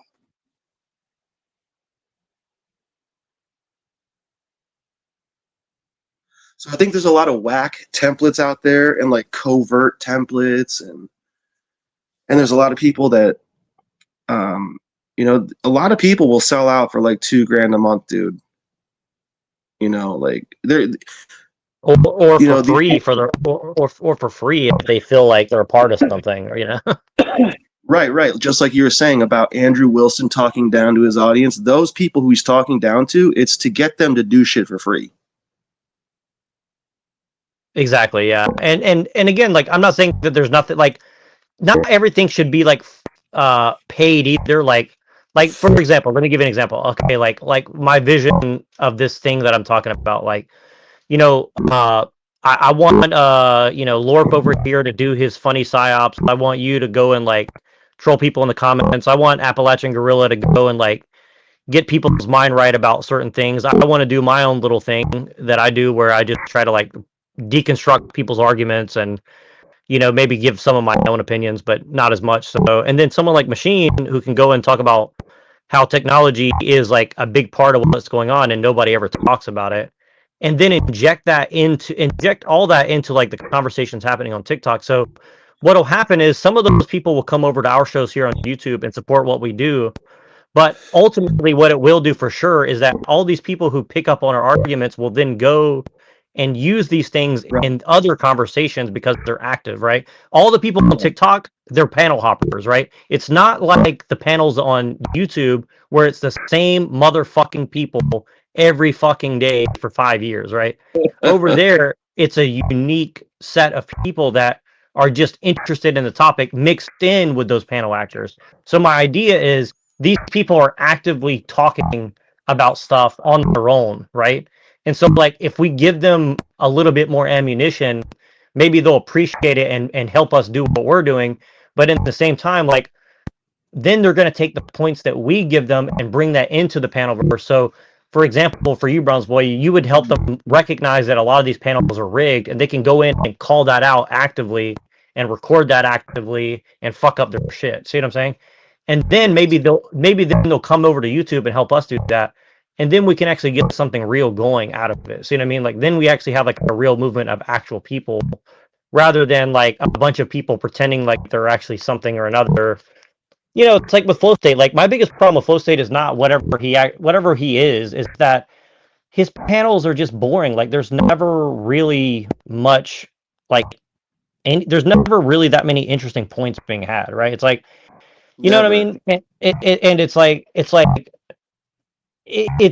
just to me it's just like intellectually disrespectful, not even dishonest. It's like you know, because when I first saw Flow State, I tried to go on a show a few times, and look, I'm not saying like I'm good at this, I suck at it, but like I brought some original shit to the table that he's interested in, and he just like immediately is like, let's change the subject, let's go to talk about drama about somebody else, and I'm like, you know, look, the drama brings people in, I get it, but at the same time, it's like if everything's just drama all the time, it's like, you know, let's not say that we care about politics or people or anything else, right? Like it's all about, you know, like he's always like, oh, I'm a libertarian, I believe in like fuck around, find out. It's like that's not really saying anything. It's like, okay, so like you don't give a fuck about anybody else. It's like, okay, so you know, like if that's your whole position, then there's really nothing to talk about, you know.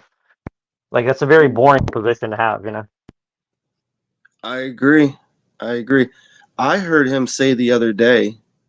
Oh no, I read it in a chat that he wrote in a video from like who knows, like over a year ago. I was just watching a video and like Flow State popped up in TML's chat, and dude, he just starts talking about how when he got sentenced, that the judge like yelled at him and said that oh no, it was the prosecutor said that he was a psychopath to the judge. So yeah, those are the type of beings, like low consciousness beings that are. I mean, wow. I mean, does that really surprise you, Browns boy? Oh, shut I mean, the come on. fuck up! God damn, bro, stop! You're retarded. Like, for fuck's sake, everything you say is retarded all the time. It does that he decided to write it and say that. It does. It shouldn't, like, yo, bro. It should not surprise you that like psychopaths are the motherfuckers seeking attention on YouTube. Come on, dog. Think about this. No, but this guy was pretending. This guy was pretending, dude, for multiple years with like silent partners that he would send around to panels and like to fuck up everyone's shit so that he can like cover it on his show for money. Like that took me like probably 6 months to start seeing that.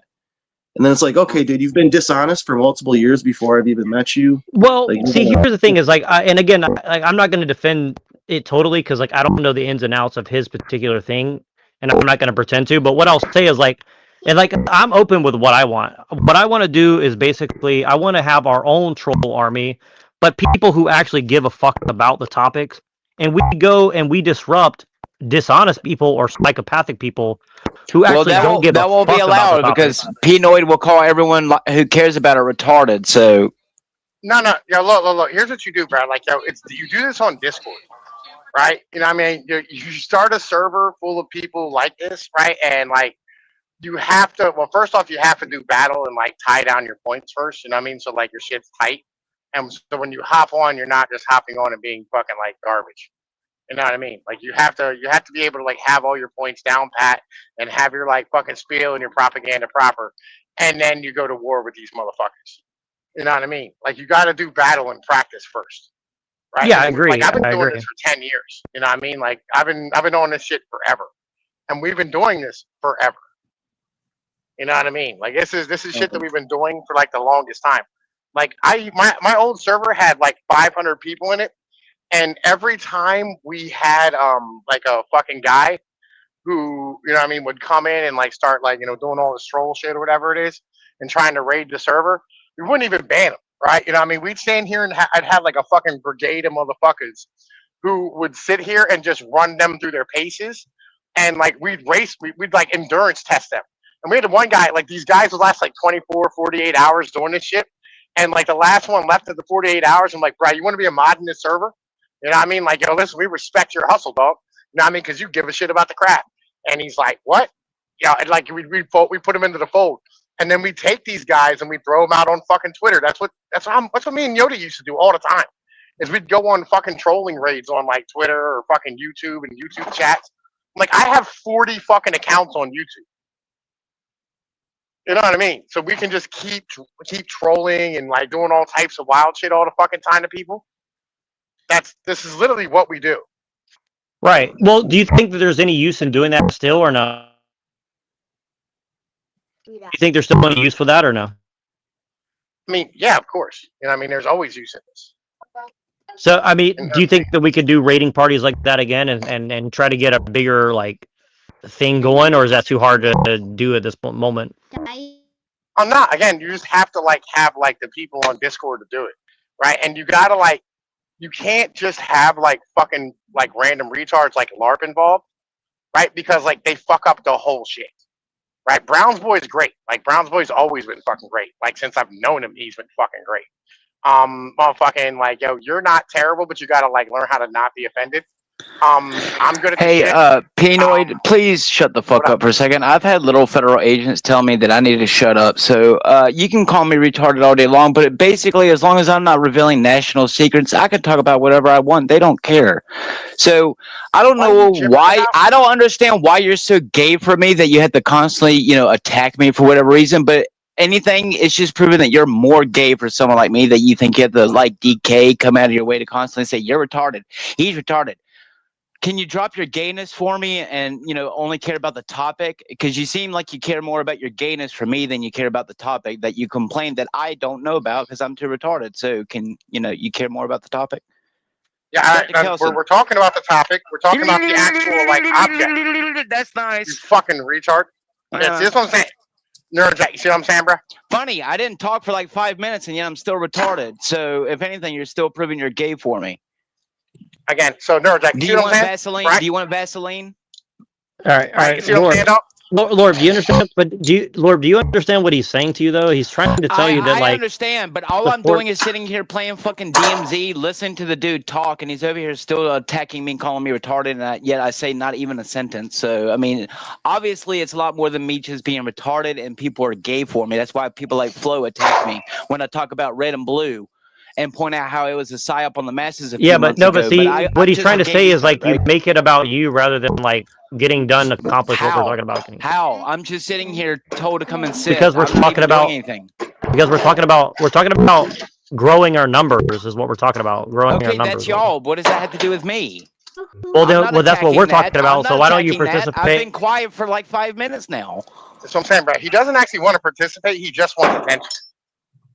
Yes, I want a bunch of people who come to subscribe to my channel because I run a panel for 9 hours straight just for them to turn around and unsubscribe because I don't run a panel every day. Yes, I want a bunch of useless subscribers.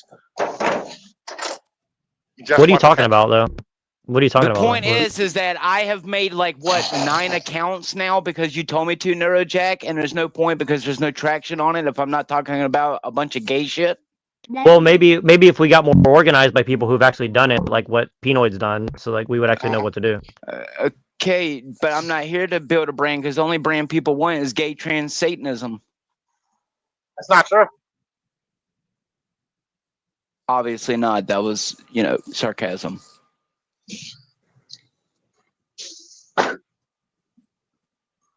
See what I'm saying, Neurojack? Like, it's about him.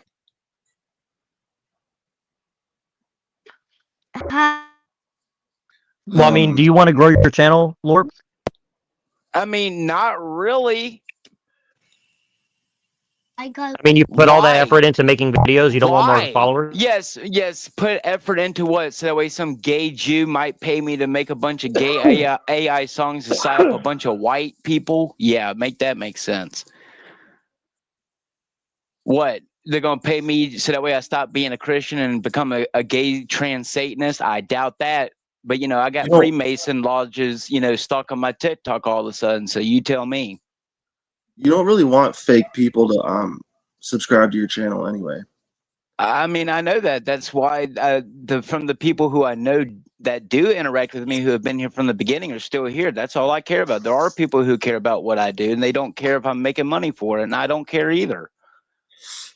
Real people will find real people, and they'll stick by real people. I'm not worried about a bunch of fake people who come on here and just personally attack other people and call them retarded. Yet I'm not here to prove Yeah, but my dick size to but you, we're talking Pinoid. about Jump, Sambra. but we're talking about trying, growing right? our channels and growing our brand, Okay, then, right? then So do that. Nobody gives a shit what Skeleton. I'm doing. No one gives a shit about my channel, and I don't care if they do. well, that's I'm why we trying- have it's you the here so baby you can boomer. learn. Yeah, We're- this we're nigga having is you a here so fucking we can all young learn. ass But baby they boomer, don't. bro. I've already learned that all the things that I like doing that I won't sell out for, you have to be fake to do it. Like Call of Duty streaming, you have to either be a pedophile or some weird motherfucker, or already be rich or cheat in order to become a full-time paid streamer for that shit. So the stuff I want to do, I already know you have to sell out to become those things. My channel's never going to grow unless I sell my butthole for it. K Reno already told me that. So what's your point? Well, I mean, how do you know that's the case, though? Me. Hi. It's because like the orgs have sponsors, and in order to contact the actual pros, you need to find out which mediums that they like talk on, and then you try to join them for scrims, and then if they like you or whatever, they'll put you on the team. But like, it's either like he's not even. I don't even think he's worried about getting paid for that. Because it's not like, I don't know, man. Maybe if you wanted to do streaming, like I have a friend who, he's not a big streamer or anything, but he's been my friend forever. He like lives down the street. How good are you? Wait, how good are you at Call of Duty? He's got to be pretty good. No, I mean Lord. Yeah, he's got to be pretty good. What? How do you know he has to be pretty good? I'm taking a guess, guesstimation. Yeah, no. This is kind of the point, right? So, like, if you are one of the best in the country, right, you can go get paid to do it, right? But if you're not really great at it, then no one cares. He's right though. He's right about the cheating, because I found out a few years ago it's pay to play, or you pay to win. Because like now they sell controllers with like Cronus in them, and then like there's no way these people at the top aren't using the fuck out of that shit. Like I used to watch a lot of videos of them getting caught using it. It's a very contrived market. You know, there's a lot of backstabbers probably, and it's hard to get into, man. Like yeah. But dude, like Neuro, have you tried dual streaming, or Pinoid dual streaming to Rumble? I hear that's a pretty good idea right now. Yeah, I mean, like, I used to do dual streaming, like, back in the fucking day, but, like, I don't even really stream anymore, right? So, like, I don't care enough to do it, and I'll be honest with you, like, if you're not, and this is really important to understand, too, like, if you're not willing to do it every fucking day at the same time, right, for the same amount of fucking time, right, and cover new shit every day and have topics lined up and do research and like you gotta put the work in, right, and grind that algorithm out, you're not going to be successful. Right? That's just how the shit works. I have an idea that I want all of your opinions on, especially Neuro and Pinoid, because you guys have dealt with this. So I came up with this idea the other day. You know, how many shows do you have? How many, like these shows that we're doing, or you guys are doing, or people are involved with doing, so you can take the show's transcript and you can run it through AI. And then you could possibly just craft articles using the information from the videos that already exist. Like take TML show, for example. There's like 400 videos. That's 400 articles right there. They're already written. You just have to probably run the transcript through, pick the points or whatever that you think are the ones that you want to have talked about, and then just like, Okay. doesn't that sound like All right. free articles or? All right, let me throw this at you, right? So okay, here's the thing about like writing, right? It's the same thing with like YouTube. Nobody wants AI shit, right? Nobody No, wants AI slop. you just use AI to identify the points that were talked about in each show. Well, I agree that no one likes AI slop, but you know what? My AI slop doesn't get shadow banned like TML, so learn how to beat the system. And like I get you, but you don't get the views with the AI slop. No, I can't. I can pay $15 right now, and I get more views than TML on his channel right now, and I don't have nowhere near the subscribers. It's all about how much money you put into the system. Okay, so that's right. How Exactly. much? It's All all right, about stop talking a minute. money. Stop talking a minute. Stop talking a minute. How much? Okay, all right. So do you know what the pay is for YouTube per 1,000 views? It's $1. $4. $4. Yeah, $4 per every 1,000 views. So if you pay $15, right? If you're not getting minimum like fucking 5,000 views, you're not making any money, right? You're literally like you're fucking going the opposite way. You're making negative money. Duh, This is the what's your problem. point? That is the point. Like, what do you mean? Why would you pay $15 to make less than $15? Like what? What do you mean? Well, the point is well, here's the thing: is like it all depends on what we're doing it for. Like for myself, like I do want to make money, but I don't.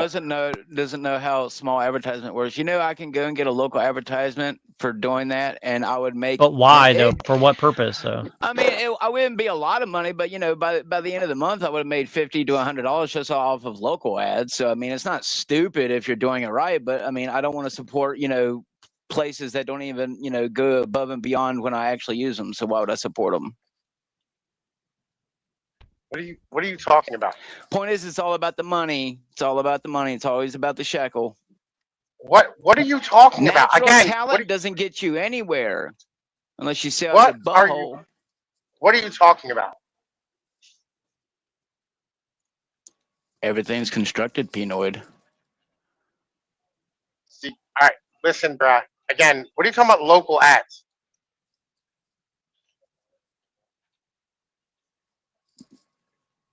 Yeah, we're talking about growing an audience. Like how is that going to grow an audience for what you're doing, right? I mean, I can grow my audience because while everyone hates AI, a majority of the population around here doesn't. That's why I get some subscribers. But look, here's the thing: is like unless you're someone like Nick Fuentes that's doing promote. That's why they buy my little AI CDs Neurojack, at the corner store for $5. Neurojack, can you do me a favor, buddy? Oh, actually, you know what? You can't see it. I apologize. I'm so retarded. I sent you the thing, right? I sent you the thing, but like, here, okay. So, like, all right, let me tell you like this, Lord. All right, I never sold my butthole for nothing, right? I've never sold my soul to nobody, right? But here's the thing, though. Okay, I have 700 subscribers on Substack, right? Out of my last 5 articles, 4 of them are over 2,000 fucking views right now, right? I'm currently gaining subscribers who are paying me to write, right? I am being paid to write articles every month. Wow. I don't have to, you know what I mean? Like, I don't have to stand here, right, and sell my soul to do it because I have talent. Drive. Okay, I have talent too. That's why I make shekels off of black people. What's your point? You ever consider killing yourself? I mean, like, yes, listen, I have. You should give it more consideration. Yeah, I know. Like, I haven't been told that one before. Yeah, I know. Like, you're just. You should come up with a better insult because that one gets kind of old. I heard that one like back in middle school. I mean, if you heard it that long, by the same people who I make money off of now. So, what's your point? I don't care anyway, right? I don't care what type of drugs you're selling. Like, do what you do. Oh, right? It's not money. Don't worry. Okay, I don't care. Anyway, right? The point is like if you have talent, you can grow your shit, but you got to put the work in. Like with my articles, I have to write one like almost every day, right? I didn't get a chance to write one today because like I was fucking dumbass busy, right? That means when I get home tonight, I'm gonna have to write an article when I'm done fucking working, right? I gotta grind out my shit. And if you want to be successful on YouTube, you got to do a show every day at the same fucking time. You have to promote it in different Discords and fucking Twitter feeds, right? And wherever else you can fucking find a place to promote it. You got to cut up fucking shorts and cut up smaller clips and put them up on other channels. You have to promote them in other fucking places. And lie and Right. not be yourself. Or talk about real things that matter. You don't have to fake or lie about anything, right? You don't. No, you're right. You don't. You don't. You just have to keep people away from your fucking streams who are going to get them nuked. Which, I mean, a lot of people do that to me, and I understand, right? Like, you have to be able to stand here, I mean? And, like, just, you got to play the game by the rules that are written. I mean, they have, like, terms of service for being, like, monetized and shit, right? And you just go through and, like, grind it out and spend the time doing it. Spend a year building a fucking channel and streaming every fucking day at the same time and putting the work in and putting the background work in and putting the fucking advertisements, getting the thumbnails right, getting the titles right, getting the keywords right. You know what I mean? Like all the like fucking little dumbass like tags and shit. You gotta do all that. You have to do all this shit every fucking day. Every fucking stream. You have to have things to talk about, things to experience, shit to have on your shit, like the whole way through. Right? You have to be tight, polished, ready to go, planned, and professional. Right? You can't fuck around. And you will be successful if you do this. But you have to be dedicated to the idea and stick with it.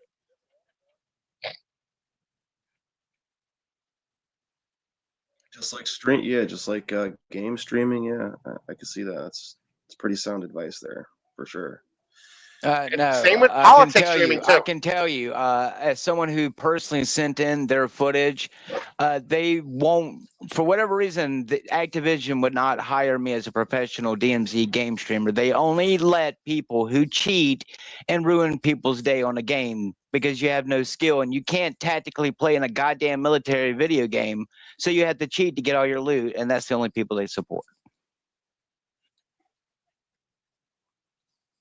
No, Point you is have real to set up a talent, real stream and talent build a doesn't fan get you base. anywhere. They just build a fan base. Yeah, okay. No. Build a fan base. Yeah, fan base. So that way every time I do a live stream, people can DDoS my stream like they used to do when I used to live stream it, which is why I don't live stream DMZ, because people who I would kill in the game would find me live on YouTube and then DDoS me while I was live. Yeah, no. What does But DDoS funny, mean? it's where they go and they figure out your internet and your IP, and they will go and flood your internet with like overuse of the internet, or they'll like make your internet drop and will make you drop out while you're live streaming to ruin your stream. Because somebody like me right Yeah, now but I who's mean, but playing here's the it, I'm thing is building like, but here's the talent, thing is like, I but here's the thing, if you already had an audience that's dedicated in your Discord, you just say, hey, I got DDoS, I'm gonna be back up in like 5 minutes. So here's the link's they coming, would right? rather go and watch someone who can go and apparently can kill an entire lobby of people in one go. But someone like me, who like right now is literally fighting two Yeah, or three but teams at why do you want to be a once, so, streamer? you know, But why it's do you so want to be a easy.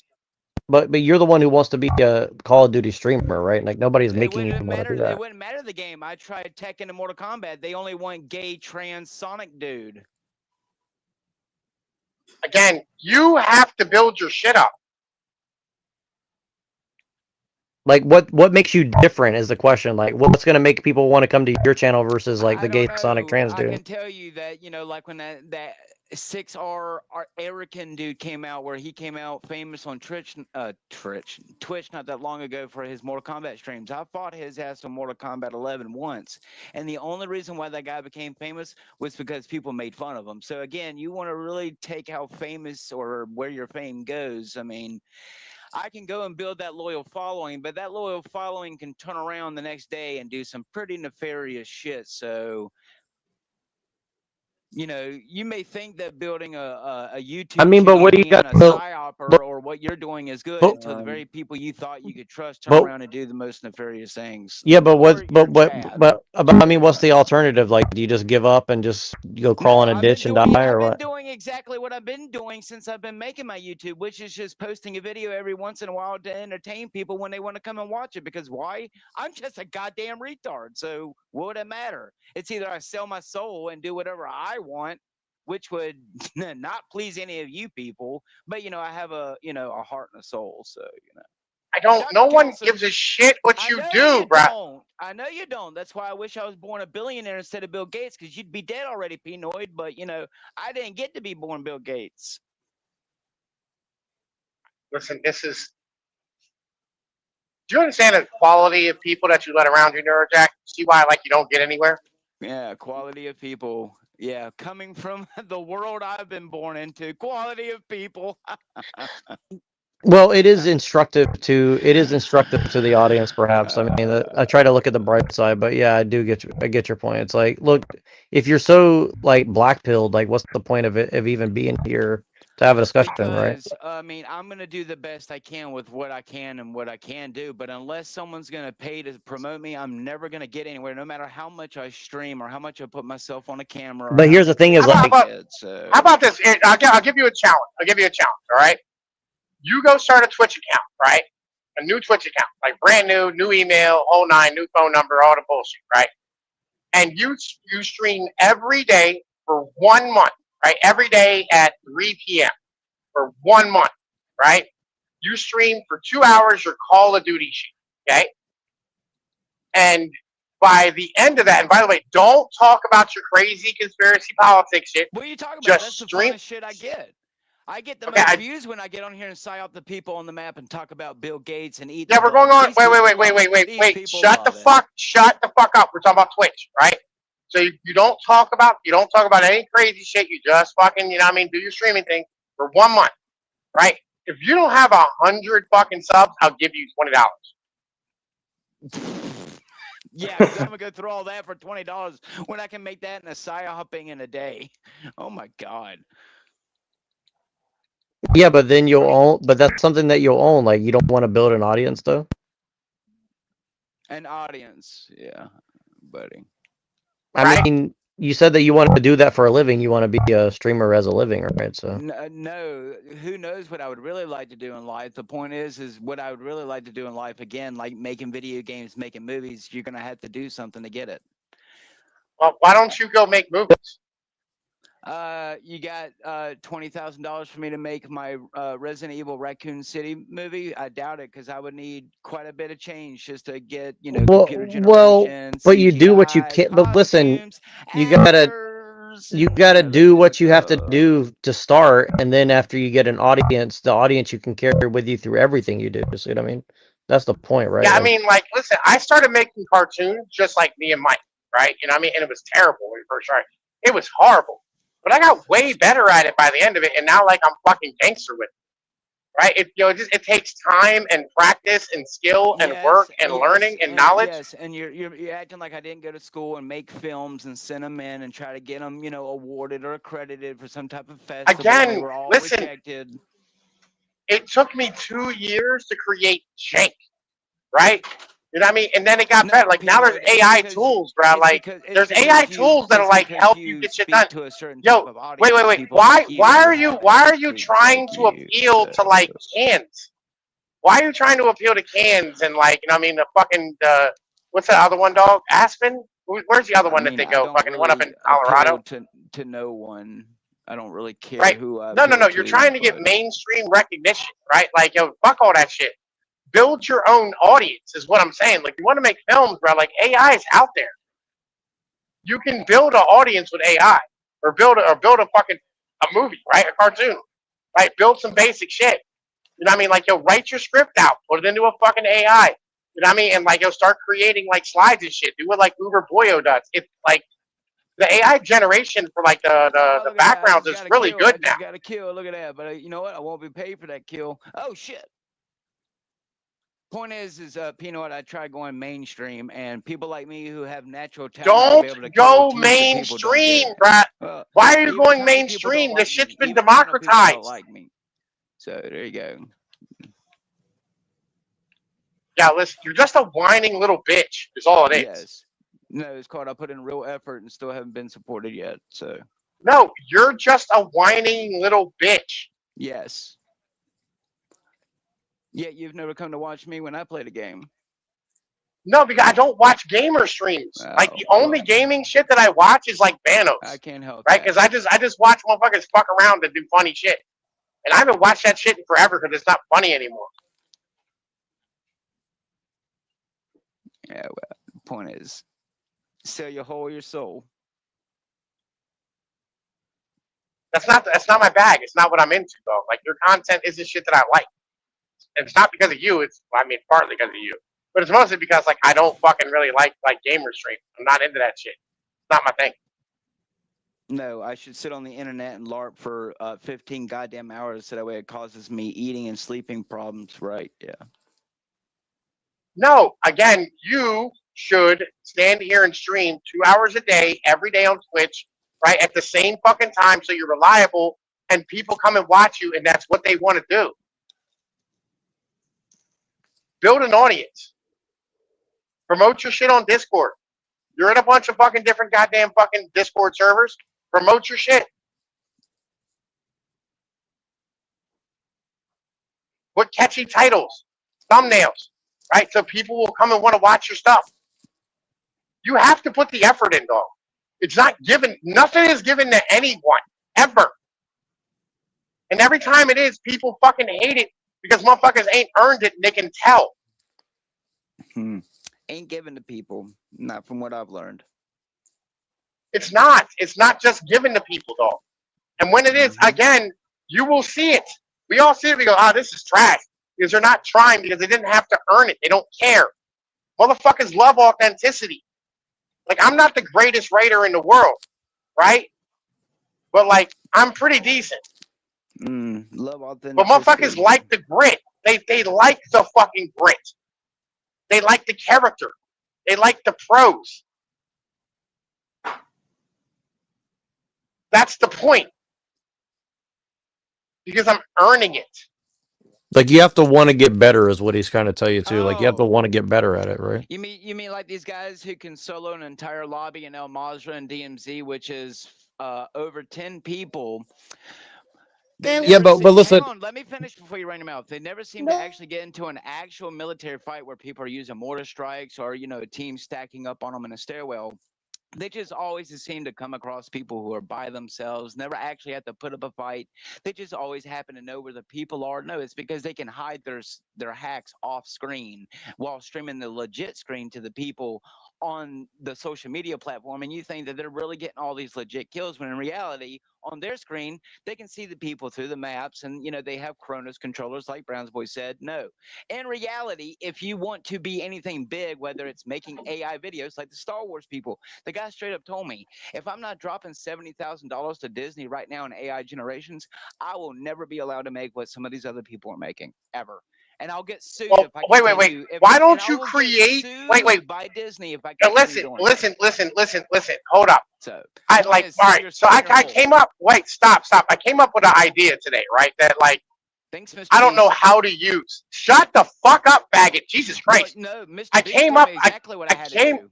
I don't care. I came up with an idea today. I don't know how to use, right? And I'll give it to you, right? Here's the idea. This is an idea for like, making a movie. If you want to make like real productions, right? This is fucking kind of like a fascinating concept, right? It's a baby like seed of a concept, but it's kind of interesting.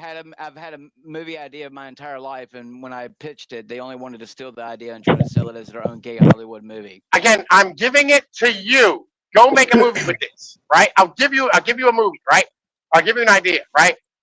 What if like you could actually like steal or like use or have other people sleep for you? Right? So you didn't have to rest.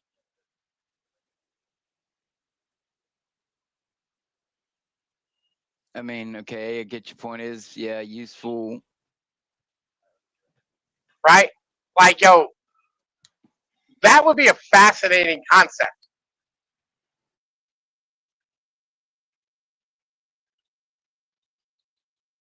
Like gaining energy from like other people sleeping, right? And like what the world would look like around that if like rich people had access to this, and like like all of a sudden like you have poor people trying to like you like imagine this shit. This is fucking fascinating as a concept. Like it's in like the Elysium type of shit. You know what I mean? Right? Yo, Matt Damon. imagine your job is, imagine like the job is to go, like, yeah, get people to, yeah, and like, but maybe your job is to like take shits for other people. Yeah, some shit like That's- this, right? You know what I mean?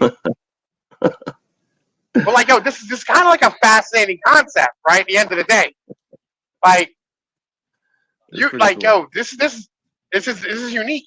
This is new, right? This is just mine, right? And I'll give it to you.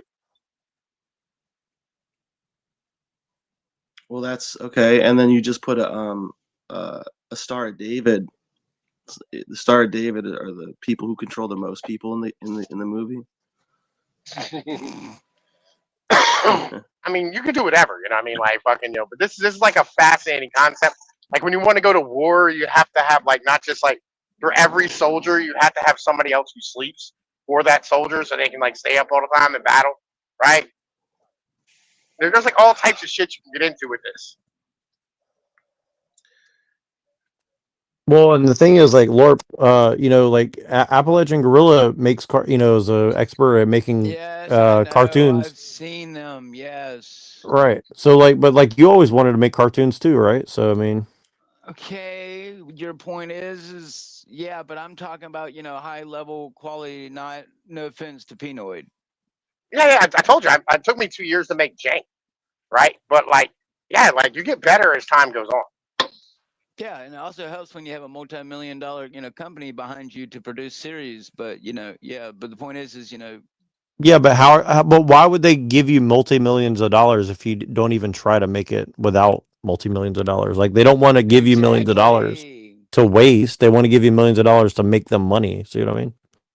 Well, yeah, that's the point. Most of the time that people get into like comic books, it's because they get in with a childhood love of comic books, but in reality, their artwork is exploited. And Yeah, if you're but not like, willing to but draw you whatever always, they're fucking told to draw, get the fuck out. We'll have someone draw for you. well, yeah, but like you're the expert in psyops, so why not just put all the psyops back into a cartoon and then you can make some money? See what I mean? I mean, I do that now with my AI generations. I literally put most of the time in the face what they're fucking have been doing for a long time, and I mean, sure, Bro, people what about see what it, about if you but made a cartoon about the Panelverse no and just really offense, Browns really boy, went but in I on mean, people? I already don't like interacting with the Panelverse. I prefer to be more, Right. metaphysical, and it be a like a Deadpool experience. Yeah, It but brings see, it it's forth not more. about you. It's about the audience. Exactly. No, I'm sure all the music I make is just for myself. Yeah, but see, here's the thing: is like you should put your voice in the even though music. You should make the yeah, music and then well, put your voice in it. as soon as someone wants to pay me more money, again, you got to have money to make money. This shit is not cheap. Okay, but you're doing it anyway, so you might as well like Yeah, put anyway, yourself so into you're it, gonna right? pay me like the almost fucking $150 to put my voice into it because it costs more credits than usual to just use the voices that you can create if you mix them.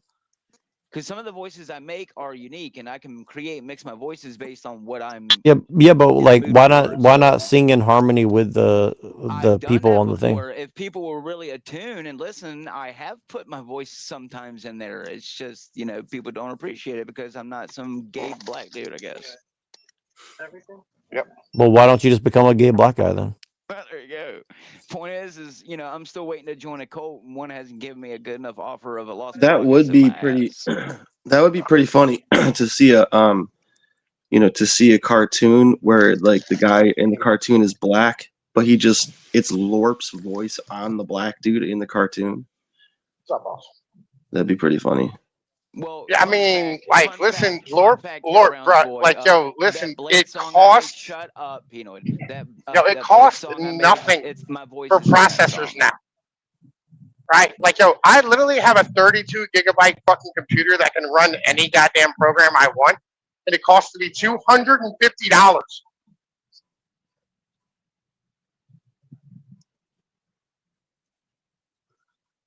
Like, bruh, like, just go get it done and stop whining about what you don't have. I mean, I'm still doing it again, Pino. Unless you want to promote my Blade song, you know, Ryan Reynolds already said he liked it. I don't get your point.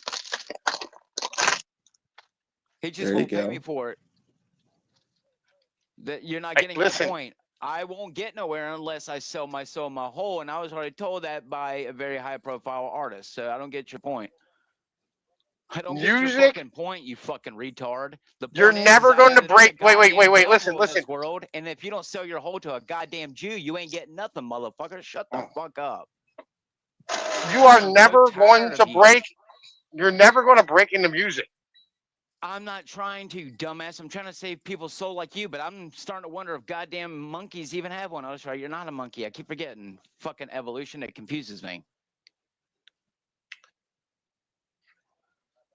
Anyway, Listen, I don't if you're believe in like, space. again, you're just a worthless piece of shit who's here to Yes, I derail know I things. am. Yes. I'm 90% sure at this point that you're just a fed. You went to the moon. I think you're just a fed. Shout out to Buzz Aldrin. Yeah, I think you're just a fed. Yeah. You would know, Uh wouldn't you? oh.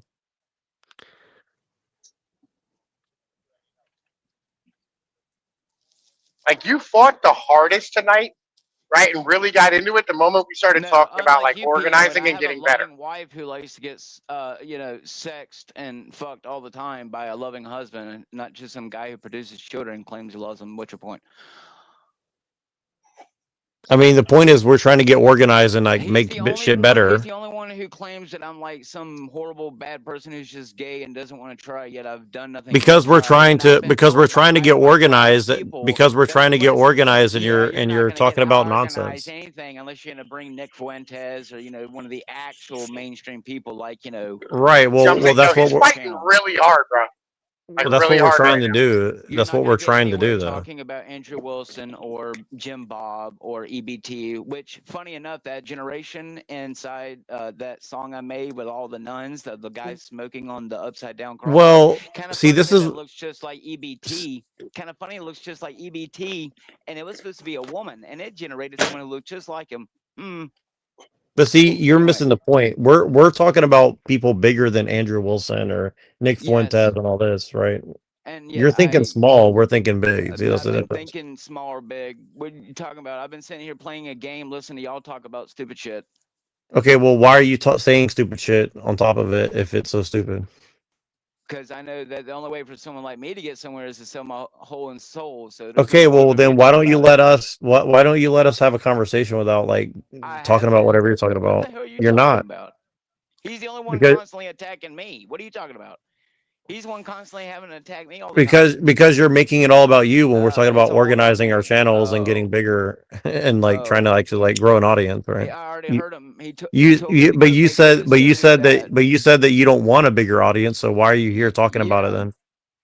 because I've already tried that, and I was told I had to Okay, well then put sit money here and into it. So then either Yo, listen and just kick participate or him, just right? Yo, just kick him, can I dog. chat Like, him for man? fuck's sake, be I a won't be a fucking flow man and state. protect your channel. I won't be Flow State or, you know, other people who sell out to the industry to get big views.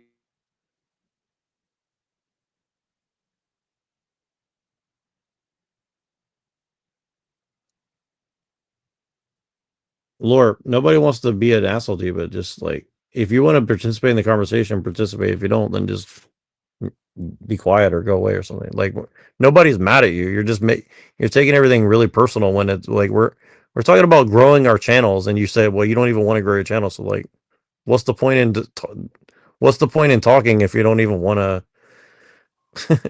You know, if you don't want us to grow, that's one thing. Just say you don't want us to grow. It's like why are you trying to derail like what we're talking about? He's the only one constantly calling me names. Okay, well, you're the Go one. You're go screen record that one, Browns boy. Again, okay, but like we're protect men. We're your talking. shit, Jack. Just kick him off the stream. Like, be a man and like fucking exclude him. Be in charge. This Yes, is your exclude channel, me, dog, even though I've done nothing but sit here and play DMZ while listening.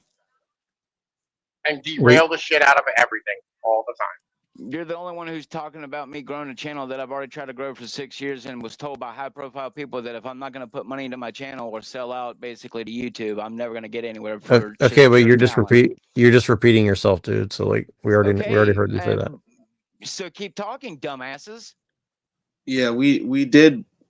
There were some ideas discussed for LORP, and I don't think he has a problem if we continue talking about. No, I'm the just other sitting here things. fucking listening, and it's always me. Okay, well, if you're listening, then stop talking and just listen. Then that's the point, right? Oh, I mean, that's what I do most of the time, and Pinoid still attacks me. So the point is, you just like when people attack Because you. you're reacting for I'm nothing. reacting. Oh, so I Just should relax. just sit here for 9 hours and let He someone just just knock on my door. he's trying to help you. He's trying to help you me. grow your channel, and you're just like shitting all over it. Like what the fuck? I mean, no, I haven't. I've just already been told that if I really want to become famous, what he's telling me isn't going to work. I've had a Okay, loyal well, following, and well they he, unsubscribe if well you're not he's cheating. got So what's your point? he's gotten more views on Goddamn. YouTube and everything than any of us have Because people combined. are stupid and watch his stupid shit like they watch my stupid shit. Oh my god, sometimes. dude! All right, you just sit in the back for a little bit. When you're ready to come talk, you send me a Are you message. going to be Mr. Oh There my you go, god, dog. dude! Just chill the fuck out for a second, dude. Like when you're ready to come back on, just text me. I'm trying to be chilly. Just be quiet for a minute, dude. Like you're just going on and on and on and on and on. And on. Like just chill for a second. Anyway, right? So like, if you wanna do this shit, Nerdjack, right? You have to have like a You're stated not gonna purpose. get anywhere. He's You know retarded. what I'm saying? I don't know what's wrong with this dude today. Like, just chill out for a second. All right, yeah, I hear you. I hear you. Now. We're trying to give you a hand up. You're like shitting on us. Like, what's the point, man? Just like chill the hell out. Chill out. Like I've been, and this is where me and Browns Boy didn't get along. I was telling, you know, we misinterpreted each other a lot. Can I say some stuff? I mean, we're on the topic of we're on the topic of growing our channel. So if it's not related to that, I'll bring up that. Yeah, I will give you very good advice about it. Then I want to say some things. First is if you want to grow your channel, my number one recommendation is to read the leaked document from Mr. Beast Productions. He explains how to grow your channel. It's soulless and it's very but that's how you grow your channel. You have to game the algorithm and crap like that. There's a PDF, where Ain't that wait, hang on, wait a minute, 1 minute. Ain't that exactly what I just said, Nerdjack? Okay. Yeah, okay. The second thing is not exactly good what I just said, no. Yeah, okay. Yeah, whatever. Now let me respond. Well, send me that, Avian. Send me that, Yeah, Avian. I'll send it. You have to add me on Discord and I can send it. Well, that would fit right up your alley, Nerdjack. Yeah, but the second thing I want to say is that it's not good to like if you have a problem with some panel people or other stuff, let's just make peace, because each of us are trying to. No. Look, you can't make peace with everybody. You're not going to be able to make peace with everyone, right? Like I'm really trying to make peace with the people that I respect, but like it's got to be mutual, right? Like LORP's over here disrespecting my shit, but I'm giving him a chance. I'm giving you a chance, right? Like and Browns Boy too. Like me and Browns Boy didn't see eye to eye for a long time, but like, look, I give people a chance, but like we got to stop shitting on each other every fucking chance we get. Like, you know what I mean? Like, so we got to move okay past when that. they do it to me, but if I do it back, I'm retarded. Yeah, but like if you're gonna do it, make it entertaining at least, so we can grow an audience, right? The whole point is to grow an audience, right? So like I make should it call people entertaining. Jew cunts, scabby Jew cunts, and call them. Yeah, I mean, yes, you should. That's funny. That's funny as hell. I think you gotta take into account the intentions. I think Dark Priest has good intentions. He's a good person, So let's, like he's not like trying to. Nobody's beating up on him. He feels like that at the moment, but he'll see. I am. Yeah, but it's for his own good. We're trying to help each other grow. Okay, let's grow. Well, if you're saying you're beating up on Dark Priest, then you're the one who's in the wrong Pinoid. Why are you trying to? We're not doing this shit today. Avian, wait, hang on, Avian, I'll explain it to you, bro. All right, so it's very simple. Avian, You are a fucking high-end like tech worker type of guy, right? You're a smart dude, right? You're highly intelligent. You're well-read, right? And the reason like why I can say these things is because like we have had many discussions about like the things you've read and the work you put in, and I can tell that you put in work, right? We can like when you're speaking to you, I can tell you put a lot of work into thought and like fucking meditation, and you fucking stuck to your principles and had a lot of shit with your shit, right? And you didn't make any excuses along the way about what you can and cannot do, right? You didn't let anybody else tell you what you can and cannot do. You went and learned and figured shit out for your fucking self, right? Because you're a fucking man, Avian, right? Just like I'm a fucking man. If I'm a fail on my own merit. It's not because somebody told me that I'm not going to be successful. The entire time we've been talking to motherfucking this retard LARP, right, is he stands here and whines about the fact that other people say, you got to sell your butthole in order to be successful. Oh, I'm never going to be able to do anything. I can never do anything. Oh, I don't have this and I don't have that. I'm like, bro, listen. You don't have to be the number one person in the world. You got to be number 10, right? Being number 5,000 will get you to the point where you're financially stable and you'll have like a decent following and you'll no longer be depressed. And all you have to do is stand here and go out and stream 2 hours a day, every day, fucking at the same goddamn time, right? Promote your shit, or fucking be a decent human being and don't break terms of service. That's all you got to fucking do. And he's like, oh, I'm not, right? And he doesn't fucking care. I can't do this, or I can't do that. I don't have this. I'm not going to fucking be able to do that. These guys have these fucking these cheats, and they're fucking doing this shit off screen. They can see this. No. Who cares? Right? Go and run your race. Stop worrying about what other motherfuckers is doing. No, I wasn't born as Bill Gates. Scream more. Scream more. How's your throat Right. feeling? Dr. This is Potato where we are. has something Right? for that That's too. why. Get This some is why we're spray. beating up on. That's why I'm beating up on Lark, because he's a trash human being, right? Who's a fucking faggot who needs to kill himself or get off the fucking pot and try. One of the Well, two. like you I'm see, sure Nerd Jack would love that. I don't think it's I see the point you're making, but it's good to be compassionate. You shouldn't tell him to go kill himself. That's not the right thing to say. You know what I'm saying? It is too. It's the right thing to say, though. No, it's not the right thing to say. It's not the right thing to say. You come from a Catholic background. That's a very sinful thing to do. You know what I mean? That you don't tell that to people. I can understand you saying that to someone who cucked you or like fucked your wife. Yeah, I could understand that. But if like he's just like a regular dude, What is going on, dude? Like, yeah, but You No, guys it's not gotta like, stop he's taking up space, bro. He's taking up space on Earth, all right? Like, he's breathing air that the rest of us need. It's a zero-sum he's game. not the problem. He's No, not the he problem. is. No, he's He not. is the I don't problem, bro. agree. He is. No, He's no. 100% No, no, problem. I'm worse than that's the so president. judgmental. I'm worse than I pedophiles. can't Only agree I with should that. kill I have to, myself. yeah, I'm on Dark Priestess side here. That's going too far. Like I don't understand why you but hate see, him that you much. guys. So look. Like, The point. Let me reiterate the point that he's trying to make is like, look, this channel that I've built for the last 2 or 3 years doesn't have many subscribers, doesn't have a lot going on, but it's like, look, like if you're so black-pilled that you just give up and want to like throw your life away, right, and just not participate in the game, like, Then I what's would the kill fucking myself point? already, dumbass. But apparently I'm so dim and glue Well, that it shows up dude, like, better why than do you take are. everything hyper literally though? You're like taking it like, oh, Because he said a everything is bad very thing to me. hyper-literal. And it's Oh, just constantly when it's so what? You're gonna constant all cry? the So time, wait. So all the somebody time, says some all the bad time. words. Wait, It's okay if it's once or twice in a few hours, but when it's every 5 fucking minutes, it gets a but little you're so, gay. okay, It gets a little gay. but It gets a little gay. but But if I someone so did it, sensitive but if I about did it it, is gonna but if I did it backstage, okay, me, but right? you're But if here, I right? did But you're it, here. But you're but still if you here, came on right? my stage, All right, your dude. ass wouldn't be on there. So Well, you're still here, right? So if it hurts your feelings, you can leave, This is right? the point. Yeah, this is the if point, it bro. hurt This is my why I said feelings, I would protect be your channel. screaming, Every but time I'm we not talk about screaming. some shit, this nigga derails things. He's either a fed, right, or he doesn't like us. He is sabotaging your fucking channel and sabotaging like the entire like your okay, burgeoning movement that yeah, you wanted to do. yeah. Dr. Like Kelson, like Pinoy. You know, I understand if you don't like his character, but you don't need to take it that far. Just, you know, ignore him. Don't like tell him to kill himself, stuff like that. I think he has good intentions. He's not a bad Look, person anyway. Like, Avian, look, yeah.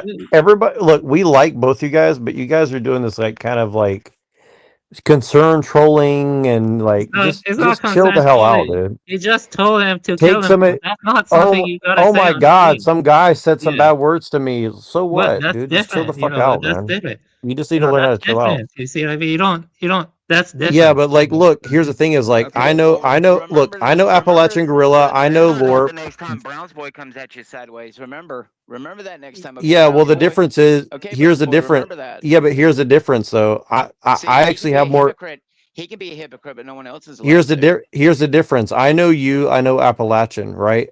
Yeah. And I know Right. Browns boy better than I know But Avian, if right? someone threatens your life, you want to go and block them and say, "I'm not going to talk Who's to you no more," threatening? like you did me when I But threatened who's to kill threatening your? you. But if someone tells me to go kill myself, it's okay. Right. Well, there's a difference, So it's isn't okay there? if you're a narcissist, but it's not okay if Yeah. anyone else is It's a okay if we just narcissist. drop this and make a new rule. The new rule is just don't tell people to kill The themselves. You know, point that's the going too point. far. Let's just Okay, drop well, it. No, but like Drop The it. he point needs to is, kill himself, bro. maybe He you needs should to kill No, himself. you Pinoy can't say that some fucking shit, decorum man. for other You can't people, say and that. he You has know, no decorum like that's not because allowed. he's You a can't monkey say that. boy. You know, like. Yo, Lord, remember it's What? down the street, not across the road. All right, dog? I prefer to use drugs like the doctors try to put me on my whole life. It's easier, less See what I'm saying? You painful. see what I'm saying, bro? Like, you see his nonsense all the time. Because I'm not allowed to own a gun. So I'm not Avian, allowed to look, own a gun. his So reaction is to joke about it. So obviously he's not really offended by it. So we're all just having a good old Yeah. Okay. roast But session, right? it's not Check the good to PDF. normalize. yeah, It's not good to Send normalize these PDFs things. in the private Pinoy, chat. but you see, the It's in point is, the the system drive. wants me to go Joker on you people. But if I really did, I'd be just another white boy. So Yeah, but like, here's the thing: is like, yeah, I mean, look, it's funny to a point, but it gets old after a while. Like, you know, if you don't want anybody to grow their channel or anything, like, don't even come on the panel. no, You know I what I mean? just Like, there's no want point. someone to stop calling me retarded. And you can say I'm acting like a woman or a bitch. It's not. But after a while, even people who don't like me will be like, "That's kind of gay." Okay, well, if you don't like what we're talking about, just come back when you like the subject matter, right? Like, I mean, no offense, no Jack, but rarely when is your channel ever anything fun to talk about? then why are you here right now then? Yeah, just drop it, Dark, sent please. me a You know, link, just drop the dumbass. topic.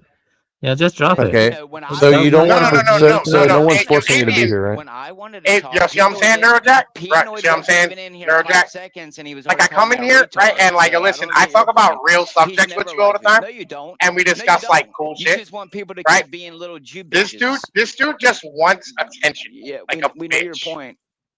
Okay, yeah, let's change Yes. the topic. I gave you the PDF. Shower Can you me with open it your and share it? shackled sperm. Because you just open and share the PDF. It's on the Google Drive. I sent it. And by the way, Avian would be a great person to bring into this little thing that you want to do, Neurojack. I can't wait Because for like, yo, one day I've seen fucking Avian go populate you beast mode motherfuckers. quite a few times on some motherfuckers, bro. Like, yeah, he has this weird assertiveness to himself. It's a strange thing to listen to.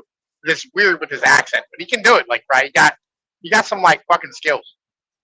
Yeah, I mean, look, Lorp's got skills too. I mean, Avian's No, got he skills, doesn't. but here's the thing though. Here's the thing. It's like, look, People you know, wouldn't like the skills I have, but they can only put them in movies. look, Avian and Lorp here, their biggest problem is, and again, I'm just being honest, like they're just too black-pilled. They've given up. They don't believe that anything can get better. They think everything sucks. Like, I get it, but it's like it gets old, wish dude. I was John Wick rich, so that way when any of you people came on my property, I could Yo. put a rifle round into your head. But you know, no gay Jew wants me. I mean, let me keep it a beam with you. Avian's pretty fucking cool as a human, right? You know, what I mean, not like, you know, fuck all the panelverse bullshit, all the intellectual. He's cool. He really is cool as a human being, right? Right. And like, I've had, oh my God, stop talking, right? Like, I like Avian, right? Like, Avian was just in my DMs earlier. I saw the shit, Avian. I've kind of been busy tonight, all right? I'm working. I've been doing some extracurricular shit at work. And I've been on here, and I've been, you know, what I mean, just like bouncing back and forth. My kid called, like, just dealing with all my stuff, you know, what I mean, that I deal with, right? But like, Avian asked me a little bit ago, did you ever do mushrooms, right? And I didn't get a chance to tell him no, right? Like never got into the white people drugs, right? They always kind of scared the shit out of me a little bit. I don't know, like it's always like I'm not 100% sure it's something I wanted to get into, right? Not that I would like it, it's not something that I like. Well, hey, you're Thought I retarded, would so it really doesn't enjoy, matter. right? But like I like Avian, and I don't think Avian is that black belt, right? Like I get his mentality about shit, politically, whatever. But like he's always down to study and learn and grow and like like y'all came from the same evolutionary and chain. we can all learn like a that lot makes from sense. him as a person, right? But there's nothing that Lorp has to offer that any of us needs is the issue. Well, I think there's a time and a place to. Okay, Lorp, I'm trying to advocate for you, and you keep interrupting people. Like, just let people talk, man. Jesus Christ. Man. So everyone else is allowed to talk, but if I'm talking, Yeah, but you're not saying anything. You're just interrupting for the sake of interrupting. Like, you're not saying anything of substance. good, I'm retarded. Well, why don't you try to say something good rather than just interrupt every 5 seconds? Like what? Right? What is good with? I don't know. Sit there and think about it until you think of something good, dude. Like, this is the My problem. penis is probably bigger than yours since I wasn't circumcised like you. Haha, that's good. Oh my god, dude. Yeah. See what I'm saying? I mean, it's funny, but it's like it's not productive. I don't even find it funny, bro. Like, motherfucker, of doing it, and you people still didn't appreciate me. So fuck you. There's nothing he has to offer. Yeah. Well, good thing when that UFO comes to depopulate you, Pinoid, I ain't got to cry over your fucking rotten corpse. I wouldn't expect you to. Oh, I definitely wouldn't. Dealing with people like you more and more every day is the reason why I started to give up on Jesus Christ. Because now I see why it's so easy to let people die. But see, this is what he's saying is like you put all responsibility for everything that you do on anybody else, right? No, I fucking don't.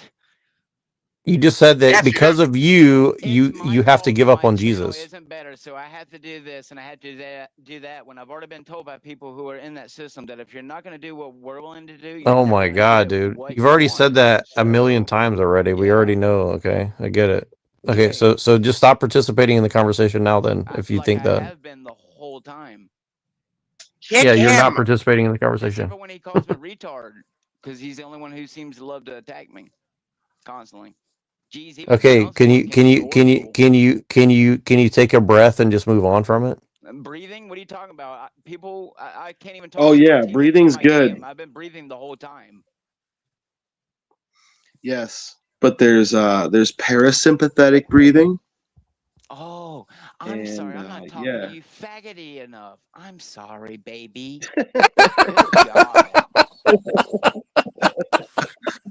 Dude, there's a lot of good to like deep breaths though. That's what I'm agreeing with. I take deep breaths when I'm 9 inches in my fucking wife. All right. Anyways, let's move on to strategies to grow. You would know, wouldn't you, Don't gorillas have tiny penises? Matter of fact, don't they have the smallest penises of all the apes? Have you got under the hood to go check on one lately? No, but I watch plenty of Animal Planet. I do. That's what you beat your meat to? No, they live outside. Never mind. The whole world's Animal Planet. You beat your meat to the Animal Planet? No, I'm just ready to be initiated into the League of Shadows. All right, can we continue trying to grow our channel now, or if that's okay with you, Dr. Kelson? Oh, I've already grown my channel. Don't worry. I've had a secret channel this whole time.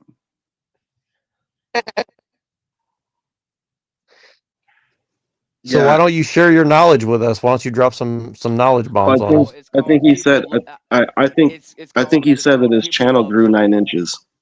Yes, people love satanic imagery and that they're going to become infected Dr. Kelson bots. Okay, well, if you don't want to share your wisdom about growing a channel, let's continue on with the conversation we're having. Become gay and satanic, you'll be right. All right, look, what I'm gonna do in the spring is I got this metal detector and I got these old maps that are really cool to look at least for short periods of time. And then I'm going to select spots on this map and I'm going to take the metal detector there and I'm going to make videos like that. I'll try to do that once a week, and that'll be something that I'll do. And All I right. was thinking about going gold panning. The dude, local I thought streets. about that so long ago, dude. You got to know a lot. Well, it's now worth it at $4,000 of at $4,000 a what gram or ounce or whatever, $4,000 an ounce. An Yeah, ounce. yeah, yeah. 4,600 an ounce. No, it's like $4,000 an ounce right now. It's $4,000 an ounce at the moment. Oh, I thought it was 45 or 46. It might be. Like, listen, it might I be. don't know. I don't know. It went up a lot for Bro, sure. over the last, I know over the silver. last Like month, silver's it's crazy. like $80 an ounce right now too. Dude, I think we should just open up a fucking gold mine. Honestly, like we should go find a gold mine and shit. That's what we should do. Nobody makes money with a gold mine. Right? That shit is fucking wild. How no one ever makes money with a gold mine. Yeah, don't. Yeah, How is let's that possible? definitely not How is that possible?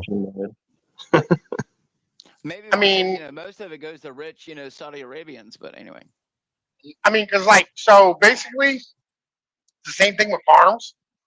There's only so many people who will actually buy your shit, and then like the loans in order to like run your business and start it up are so predatory, and like it's really difficult to like predict where gold's going to be, like where the gold vein goes and all that type of shit. And most of the time, it's in a place that's really hard to get equipment in and out of, and paying crews and like health and safety and regulations. Like, right, you just get bled dry.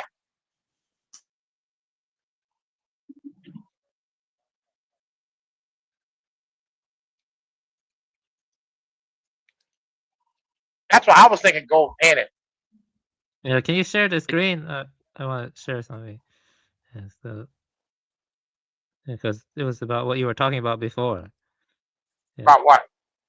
About how to succeed in growing your channel and stuff. So this is something that leaked from Mr. B.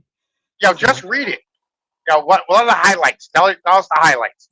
Yeah, I gotta tell you the highlights a bit. Let me just scroll down and I'll tell you some highlights. So, yeah, just give me. Okay, your goal is to make the best YouTube video. Okay, it's not to make the best produced videos, not to make the funniest videos, not to make the best looking videos, or blah blah. It's to make the best YouTube videos possible. So everything we want will come if we strive for that. So basically, we continue on. So let's see here. He's basically talking about ways to like pay attention to the trends of how much like people pay attention. Like people have short attention span, so you need a way to like grab their attention and stuff. yeah. And But according to people, Thumbnails? it's so retarded, but yet people constantly Thumbnails? AI Yo, videos about clickbait. Satanism. Yo, thumbnails. yeah, he talks Clickbait about it. titles. As I said, thumbnails, clickbait titles, proper keywords and tags. Mhm, yeah, that's right. Fucking yeah. You make them somewhere between 7 and 13 minutes a video. Yeah. You upload them once a day, right? At minimum, right? And you grind that motherfucking algorithm and you promote it, right? Like YouTube gives the option to promote the video. You do it. You know what I mean? And fucking like you just keep doing that shit every day. Yeah, he also That's how you said grow a that fucking channel. he says that you should pay attention to the click-through rate, the average view duration, and the average view percentage. Make sure you know those abbreviations. And he basically says, here, the more extreme your thing is, the better is the title is. Yeah. So let me see here. Yeah. That's right. So that's why people love a bunch of Adolf Hitler cats with Belle Delphine. So the point is I'm not retarded. It's just I'm not being paid by the same system that promotes Andrew Shekelson and Dick Gayetes. No one cares. Oh my God. Yeah. Let me read So this. keep thinking you're gonna grow your channel, Nerdjack, unless you find if you're lucky. Nerdjack, listen, bro. Like, listen. Stop listening to lore. Right? It's really simple. there are thousands of channels and new ones pop up all the time, right? That make shit tons of money and get millions of fucking views, right? Or even hundreds of thousands. There are tons of fucking guys out here getting it, right? This is not outside of the realm of possibility, right? No, it's not. You just got to be consistent and put the work in.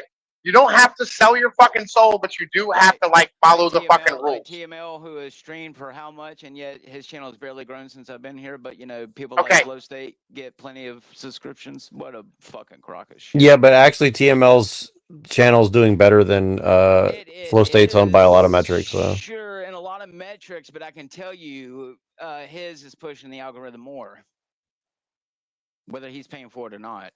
well, somebody might be paying for that. But see, that's the thing is like if we don't start making money, we can't put money in. So Going to join a cult or sell his soul to talk about the machine lies. You know, he's always going to be around this level unless people are having a way. And by the way, Machine Life's channel is kind of niche, right? It's a kind of niche fucking channel. And you think people would like it more, from my personal experience, but people seem to don't. yeah, but the thing is like how much work did he already put in? Like nobody on this thing in the last 2 years has put in the same amount of work on their channel. Like I believe Appalachian Gorilla has in the past, but People talk about the exact same things that we have talked Yeah, about. I barely even post to YouTube anymore, man. I'll be real with Turn around and get hundreds of thousands of views within a day. okay, but like if you want to give up, that's one thing, but we're trying to learn how to like not give up. I'm just saying, Okay. Good luck amalgamating some type of beat the algorithm when these people literally. Yeah, but here's the thing is like it can be done. So yeah, but here's the thing is it can be done if you can control yourself for 5 minutes, right? Like let's control ourselves and like let's see. Let's see, like Mr. Beast is like probably a good person to get advice from, so let's see what he says.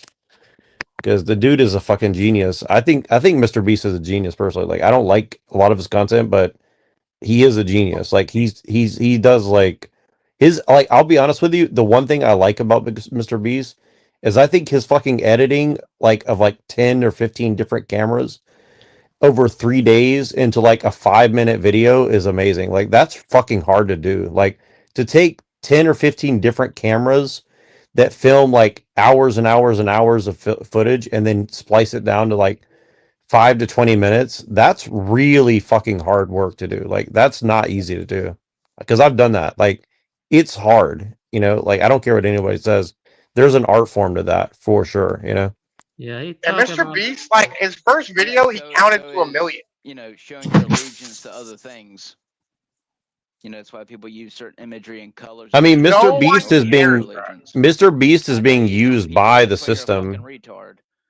Mr. Beast is being used by the system. He's getting ripped off, I'm sure. Like the dude is the dude is not getting paid as much as he probably deserves, like himself. Like what are you talking about? The guy's a fucking billionaire. Yeah, but like, but I've heard that he's gotten ripped off by his own agents and shit like that. Like, I think he's like, I think Kushner is good. Like everybody, dog, every fucking body. Right? You gotta be real careful with these sketchy ass motherfucking like social media agents or like just in general agents. Like, you gotta go with like a big fucking agency, and they take a massive chunk of shit. You know what I mean? Like, you gotta be really careful with that because there's a lot of different. You know what I mean? Like, there's a lot of shit that goes into that. But this happens to like a lot of people, like boxers, motherfucking new made celebrities, musicians. Right. I mean, and that's why I'm not jealous of a lot of these social media influencers. Like, you think they're making all kinds of money, but dude, they become like the bitch of like a lot of these companies, you know. So, like, the grass is always greener. Like, that's why like if I get I just want to build an audience because then I can take my audience wherever with me, right? Like. No, maybe I'm gonna sell an actual product or something, you know. Like that don't work, bro. I wish it did. It don't work. Why do you say that? That's interesting. Why do you say that? All right, so when you have like a platform, right? Like for instance, like fucking Joe Rogan went from YouTube to Spotify. He only took like 30% of his audience with him, right? When he went to Spotify, that's why he came back to YouTube because, like, you know, like. He just didn't have like the same audience on Spotify that he had on YouTube, right? Now he got a big contract out of Spotify for like $150 million, which is great. You know, I mean, get nothing misunderstood. I mean, he made some fucking guap off that shit, but he didn't, you know, what I mean, like he wasn't able to take his audience with him. And it happens to everybody. Like anyone who tries to take their audience to a different platform, like you're only going to take a small portion of what you gained on the other platform. Like in particular, YouTube is real hard to move off of. Like it's really fucking hard to move off of. You know what I mean? Like everybody tried to go to Rumble, right? And so like, but they'll go to Rumble, but they'll still post to YouTube because you have to. I mean, YouTube completely. Well, I definitely noticed like right now Andrew Wilson's streaming, right? And he's doing like TikTok invasion, right? And I think again like I think that's smart for the sense like you get more organic discussion on TikTok, but TikTok is extremely like you cannot grab audience off of TikTok and bring them somewhere else. Like that's one thing I know about TikTok immediately. Like if it's hard on YouTube to take it, TikTok is 10 times harder. Like TikTok is trying to be like an all-inclusive like system that's like closed off, right? Like you can't even post links, you can't post anything. I can't even hear him. Is he talking right now? Lorp, are you talking? I can't hear you, buddy. Oh, he's talking. I can't hear him. Hold on, let me reset my shit.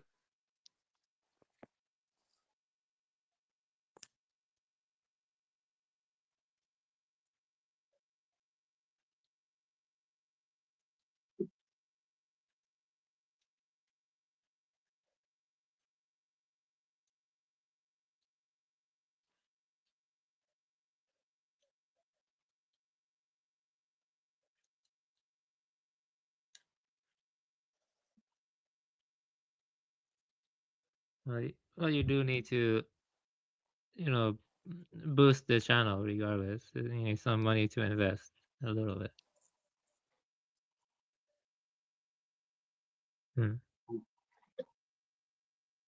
Is anyone there? I don't hear anyone. I'm here. Can you hear me? Yeah, I can hear you. Yeah, I'm here. I know. Yeah. Yeah, I'm here too.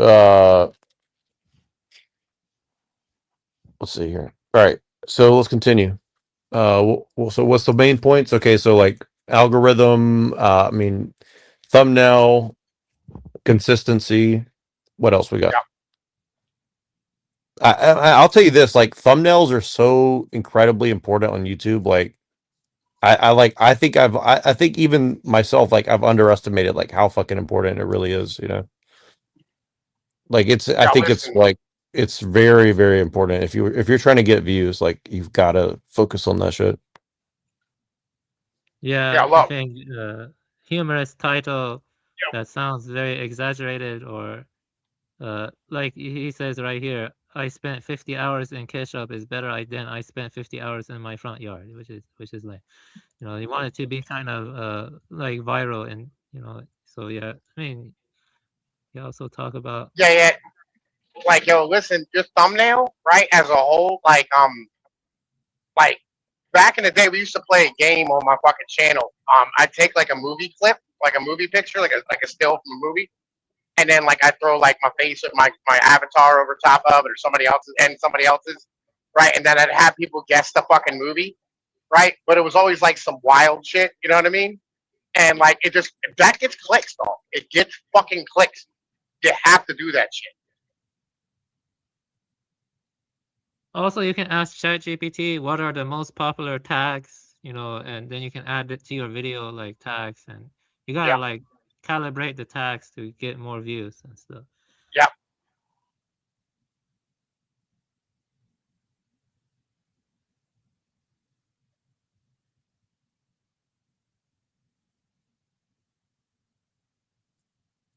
Remember, I told, like, bro, I said all this, didn't I? And you're just saying the same things I'm telling you.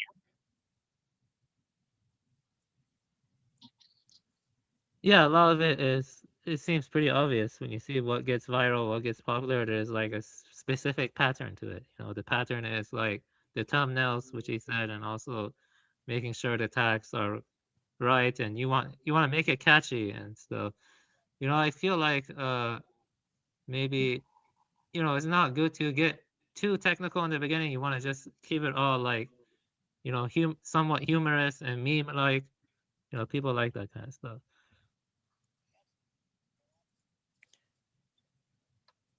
Want to Yeah, do I'm gonna topical call, shit? bullshit, but yeah, whatever. This is what I'm saying about Lord Pro. So just kick him Yeah. out of the fucking thing. Yeah, I've made plenty of Call of Duty meme style videos, and it went nowhere. Again, cheaters are promoted, not people like me who. Yeah, actually but like, take why time don't to you edit just? their But why wouldn't videos. you just copy somebody who's successful? Like, if you're just trying to get Oh, so be stuff. like everyone else and Yeah. not be Well, authentic and actually, create let your me say own that brand. you Okay, need so there some you money go. to To sell your invest goddamn for hole. So see, boosting. it's an endless Boosting loop. does Why help are a we bit. here? You know, boosting does help. You know, YouTube, you can pay them, and they can boost your like videos and stuff. Yeah, I Yeah, do. But bro, we he's already talked about verbatim that. saying all the things I said. No, he's saying the same exact shit I told you.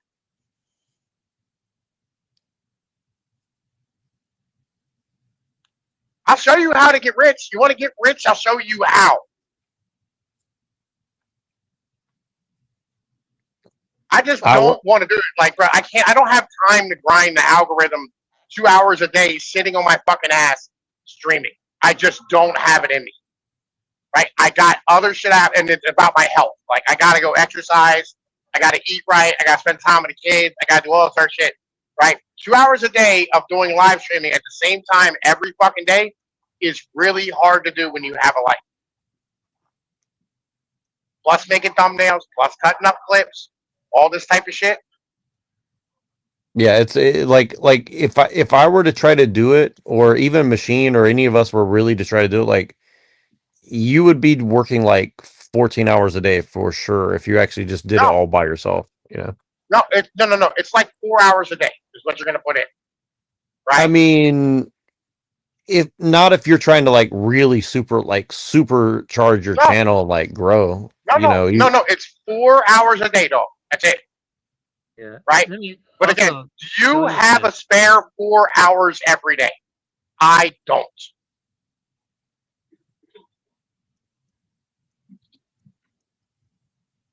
Okay, so what would it look like? show you What something, what would the other 2 hours look like then? So what would the other to make it rich?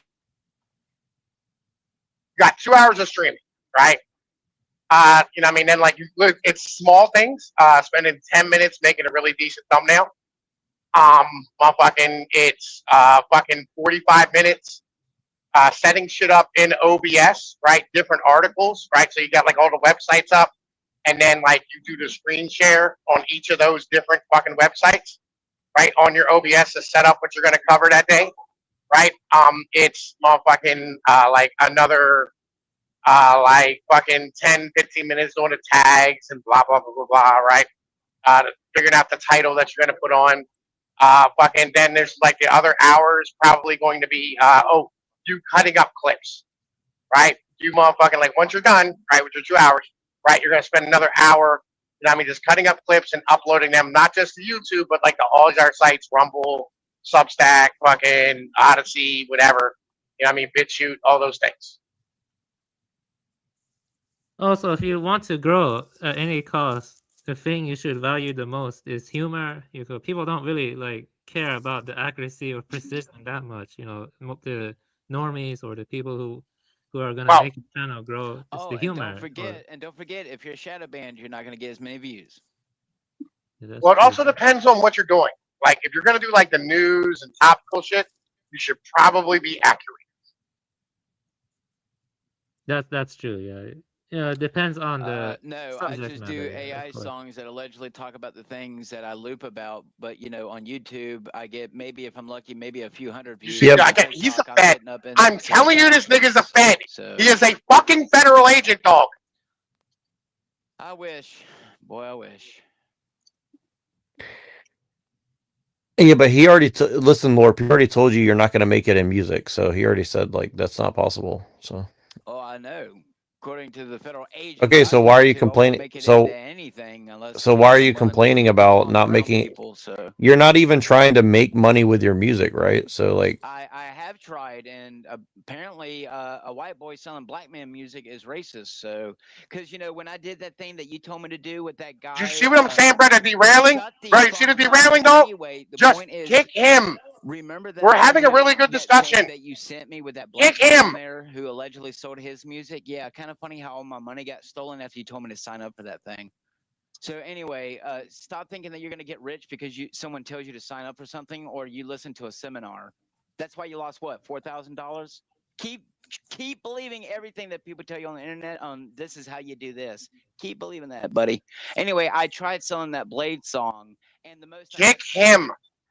Because if I made any more money than that, then I would have to go, international, and I would have to get a license on it in order for it to be sold in a commercial, which means I would no longer have the right to my music, and these big, huge corporations. oh my God, dude, just chill the fuck out. Anyways, continue on. Please continue on. Jesus Christ, dude. Well, I think, one thing to do is look at channels that are growing, see what makes them popular or whatever, try to like do. And I was like, this is one channel I did, a lot of people are into like hyperborean and stuff, right? Yeah, let's look at one channel here. See this channel is Rise and Grind. Has like 45,000 subscribers. Got into Bud. Yeah, that's But cool. they're really Yeah. put to bed all these grind copers away because they just prove that this path essentially of getting anybody. Oh yeah, see, you gotta make it kind of humorous. Yeah, I mean, I'll be honest, I hate this kind of video, but Well, like that's the kind of stuff that grows. but I understand why it's getting views though. Like, but like Right, that's the thing. I would want to die if I made those kind of videos. Like, Same here, yeah. but I'm not. But I respect the hustle. Like, Yeah. but maybe I need to like see. That's the thing is like maybe I need to put aside my ego and just like do shit like that. You know what Well, you I have mean? to Like, decide, like, do you want to hustle and make money, or do you want to talk about the things you enjoy? You see what I mean? Like, you gotta well, decide. preferably it would be a little bit of both, right? I think that's Yeah, what I'm well, trying to figure out. I was like, you have, yeah. Then yeah. here's my advice. Okay, I would, see a way to make it more memey, more funny, and make your titles very catchy, but also like make your presentations more organized and more streamlined. Just streamline it because most people have short attention span. You know what I mean, that's just the way they are. So, Yeah. So all right. What you want to do is right. So like, here's what I did back when I was like, growing and doing all that shit, whatever. Right. You do like a couple videos where it's like you do technical, like I did technical heavy duty breakdown shit, right? And then I throw in a video that was like what I call red meat for the carnivores, right?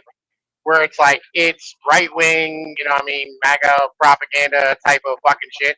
Because you gotta feed the motherfucking, you gotta feed the dogs, right? At the end of the day, you gotta feed like the core, like fucking the normie, like fucking conservative fucking guys, right? And so like you do 2 videos for you, 1 video for them. 2 videos for you, 1 video for them. And it's the same way with like guys who do like movies. Like so you'll have like James Franco or Christian Bale or Edward Norton, where it's like he does a movie for him, then a movie for everybody, movie for them, movie for everybody, right? And you go back and forth between like passion projects and shit that you just want to like motherfucking or that like you have to do because you owe the studio a fucking movie. You have to go back and forth, and like eventually, yes, you're gonna get burnt out of doing it, and it sucks. But like that's now your job, and that's the problem with making your passion your job. You know what I mean?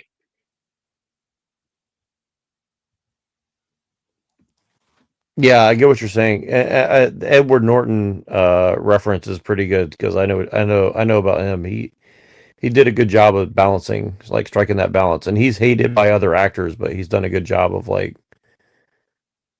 getting across what he wanted to get across. I would say for sure. Shouldn't get mad at Andrew Wilson because Yeah, one for him, one for everybody else.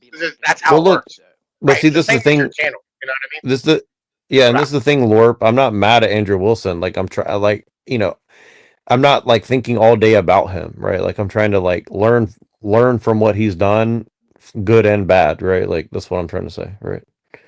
So and just like Mr. Beast, like I don't want to do Mr. Beast content, but that doesn't mean I can't learn from what he's done, right? You know what I mean?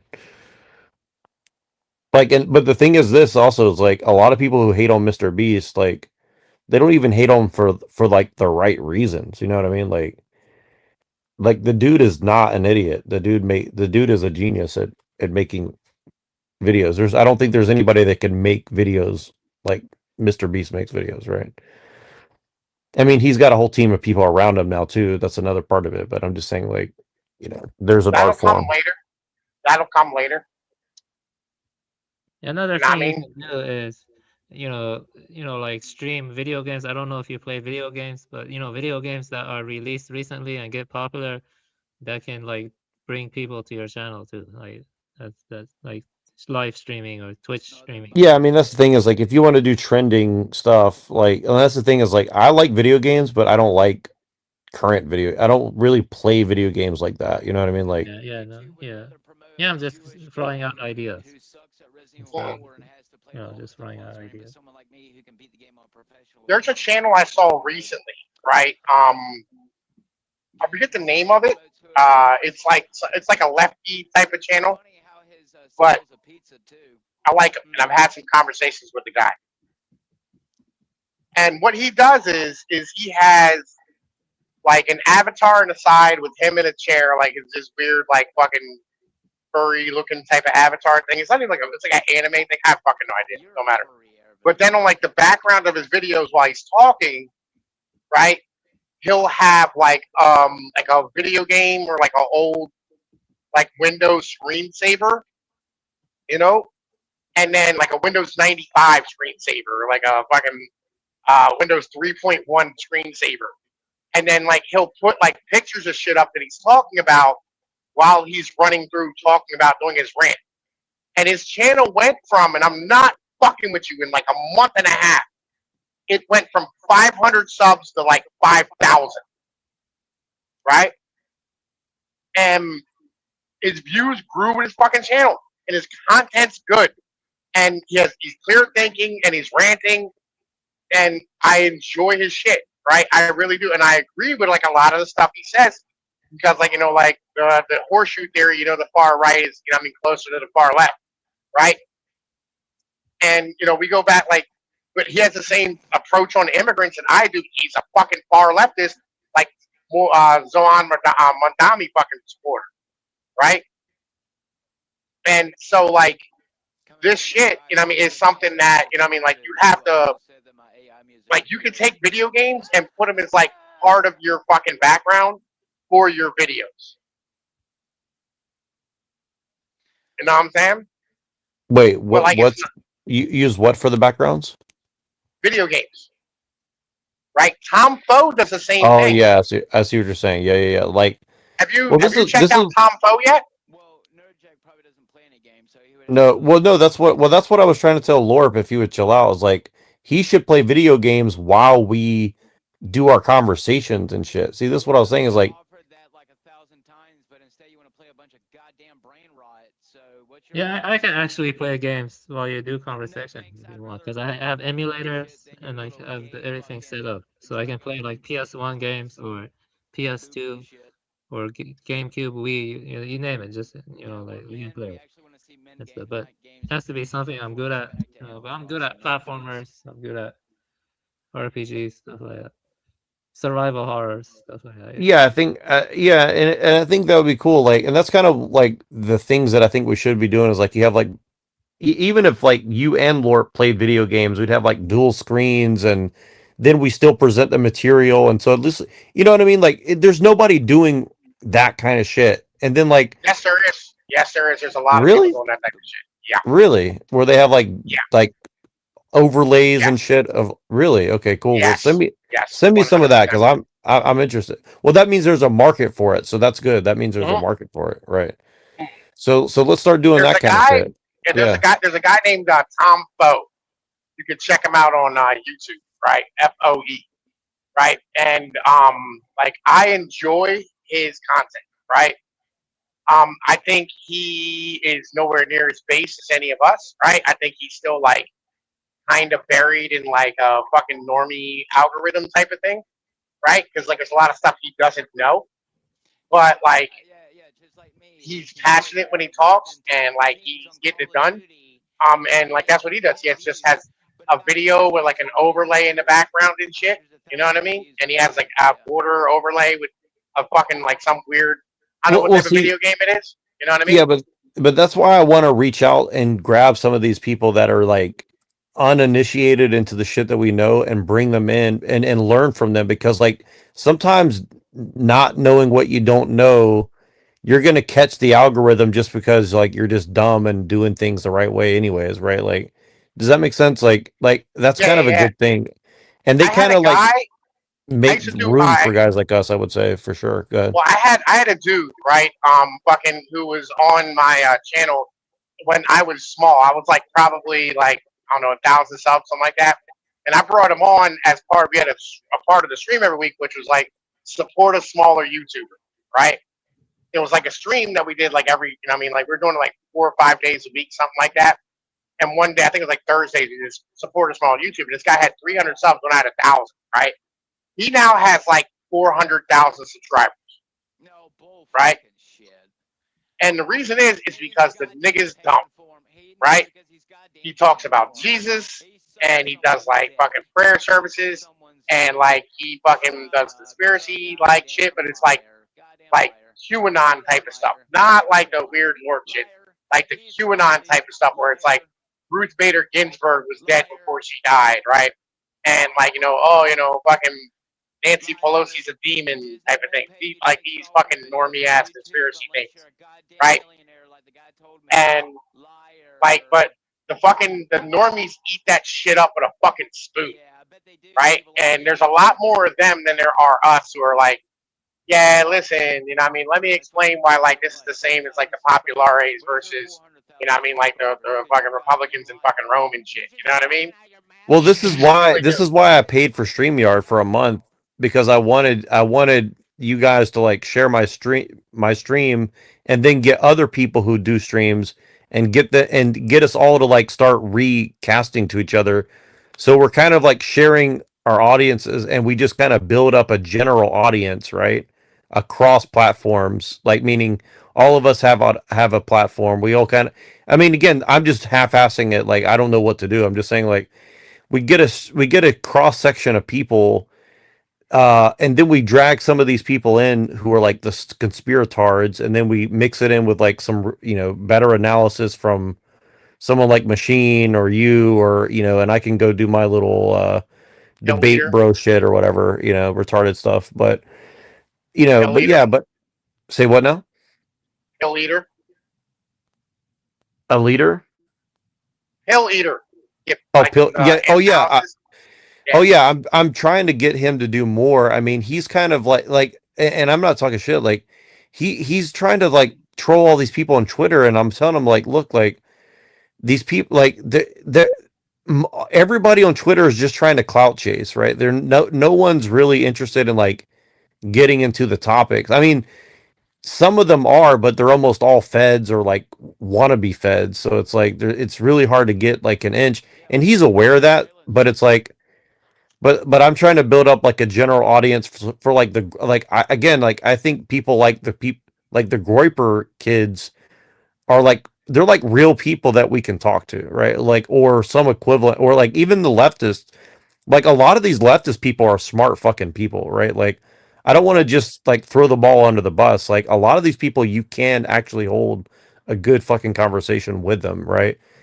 And if we could get the Groyper kids and the leftist kids, you know, to like you know, to like actually engage with each other, I think that's very powerful. And then we can mix in like a little Teddy K, a little Tom P, a little Machine Lies, a little Avian Buddha, you know what I mean? Like we all kind of like get the, you know, inject some of our ideas into their discussions, right? I think that like that's going to reverberate out. And I think that hopefully we can monetize that to some degree. You know what I mean? Like, I don't know how exactly, but if there's a way to monetize it, that would be cool. That would be cool. But the main thing is like, I think you just have to, like you said, like build a brand or multiple brands that,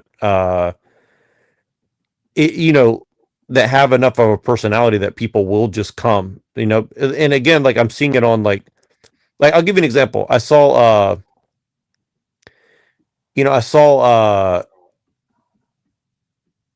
I saw this gay. All right, so there's this gay conservative guy on TikTok today, right? He's got like his nails painted and shit. And this dude had 100 people watching, right? Yeah. And I went up there and just said a couple things, and people in the audience were like, "What the fuck is this? This guy doesn't make any sense. I've never heard anything like this before." Blah blah. Blah. And I was just like speaking carefully, like I usually do, but it's so out of place for like somewhere like TikTok, right? So like it shines more in that environment than it does on YouTube, because on YouTube, it's a lot of what YouTube is like it is very normie tier, right? And on TikTok, you get a little bit more nuanced shit that like or like niche shit, right? But most of YouTube is like, most of YouTube streaming, anyways, is like it's either like Machine Lies, super academic, or it's like, I like the fucking Cleveland Browns, or I like the fucking, Chicago Bears, or there's not a lot of in between, Say it again. Sorry, I overtalked you. What? No? I love that shit. Like, listen, I'm a sports guy, right? I love talking sports. Yeah, but see, this thing is like, if we could get the sports people to like engage in some of what we talk about, like, yeah, that you're would be never sick. like you're never gonna get those guys, right? Like, those motherfuckers are bought into the system, right?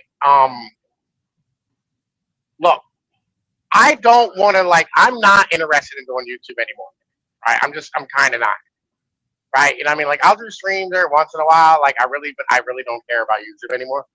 I like my writing, right? It's a place I enjoy being. When I make videos, I'm gonna put them out on Substack, right? And it's gonna populate it to YouTube, right?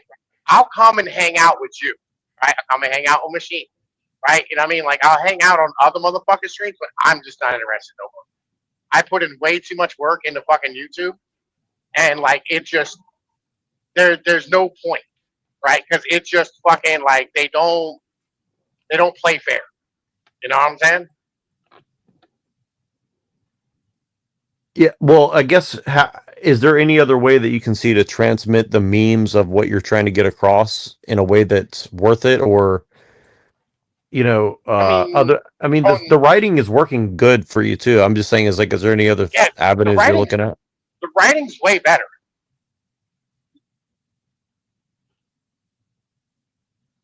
Right? The writing is way better. I really enjoy the writing. You know what I'm saying? It just works better. Right? And like, it is like, Substack's open. I think Substacks and Rumble are better places to build a platform if you're starting from scratch. Right? Than fucking YouTube at this point.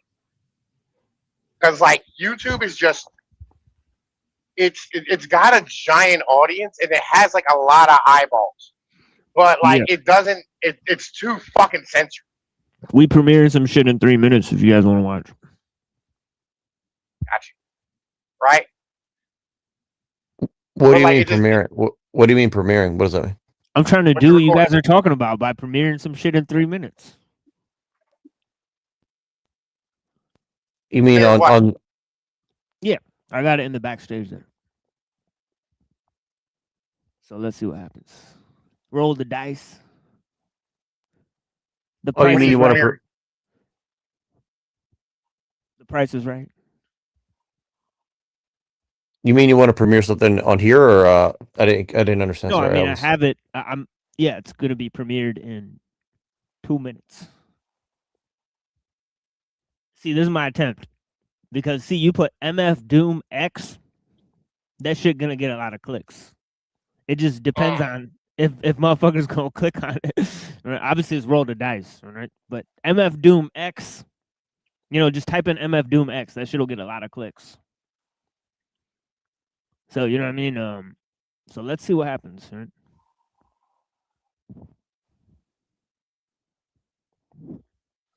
You guys know who MF Doom is? I do know who MF Doom is. Yeah. I don't. Yeah, I don't know. Neuro who it is. doesn't. See, Neuro doesn't know. Yeah, listen, hip hop always heads are somebody. not. There's not a lot of hip hop guys, right? I in mean, the right wing. they click on millions of videos. That's for damn sure.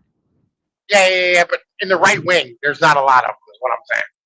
Oh yeah, like this will be way less popular. But I think like, see, there's another chance too because Doppler effect. That's also huge. Like so there's two chances for real.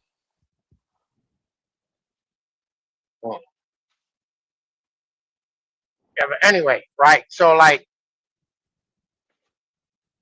I think that like the best way to go, right, is to do like Rumble, right, and then like promote clips on YouTube to bring motherfuckers over to Rumble. Yeah, a lot of people have been talking about Rumble recently. I've never really used it, so like I don't know much about it.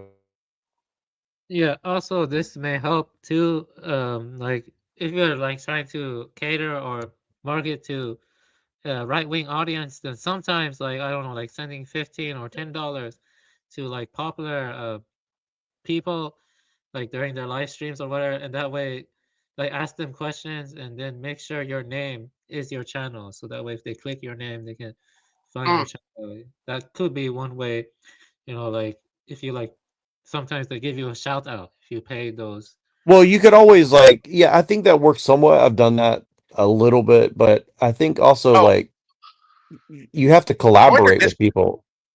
Yo, Yeah, you have to join their collaborate. Discords, bro. That's what you do. You join their fucking Discord servers, right? You know what I mean? Like the right wing fucking YouTubers Discord servers, right? And like you promote your shit in there. You go in there, you hop into VCs, you have conversations, start squabbling with motherfuckers, whatever. You know what I mean? Start mixing it up a little bit.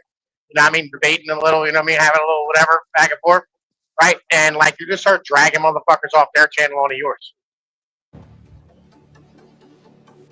Yeah, think That's like always a good option. Think like a data scientist, kind of, you know, like a data-oriented kind of, you know. Amazon, it didn't largely grow because Benzo's a very data-oriented person.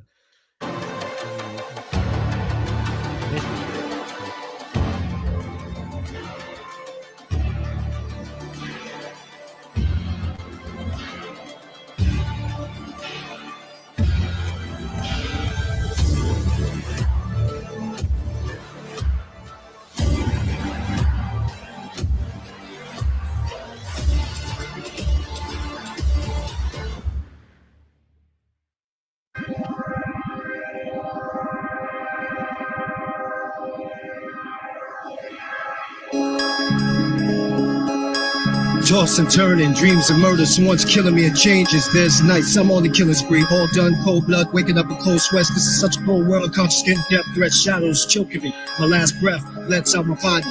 It's a conspiracy, my mind and my body's not really down with me. Me against the whole world. It's a little deeper, me against myself. I fight the grim reaper, swing sickle. I got my Glock bust rounds off, demented, schizophrenic. I know this sounds off to you. I do not lie when I doze off spirits. Hope I die. Whatever, angels waste the time, they work together, scheme and follow me. Cause I'm the son of man. I hear voices from a dog like Son of Sam. Don't give a damn if the bullets fill me. I don't wanna live, I hope they kill me. Put me out of misery. I'm left in misery. I kill all my enemies, cause I left company. Those who seek me are called wise men, or either wise guys. I pray you comprehend and realize I'm condemned. No rest, homicidal dreams. My cellmate, all he do is scream out loud how he wants to go home. That's funny, I'm here all alone, locked in a single cell. His back's bleeding, he's cold as hell, and I'm hoping they turn on some heat. I call the CO to bring some extra sheets. Where'd he go? He walked the walls, run halls, I pray he teach me. They don't see him, mental health try to reach me. I said, please see how he feel. They said he's alright, but he's not real. Evaluation say I suffer from depression. Hallucinations, self-creations, what they guessing. I'm here doing years, I'm stressing. Medicate me, sedate me, want me to rest in. Don't take it, cause he said that won't be best in. He said I need his help and he needs me. Nigga, you off the walls, go home, you're free. Home, that was fun, he was turned off, cause his wings was burnt off. The lesson was learn, communicate with one. I was chosen cause I'm God's son. And I'm the retarded one.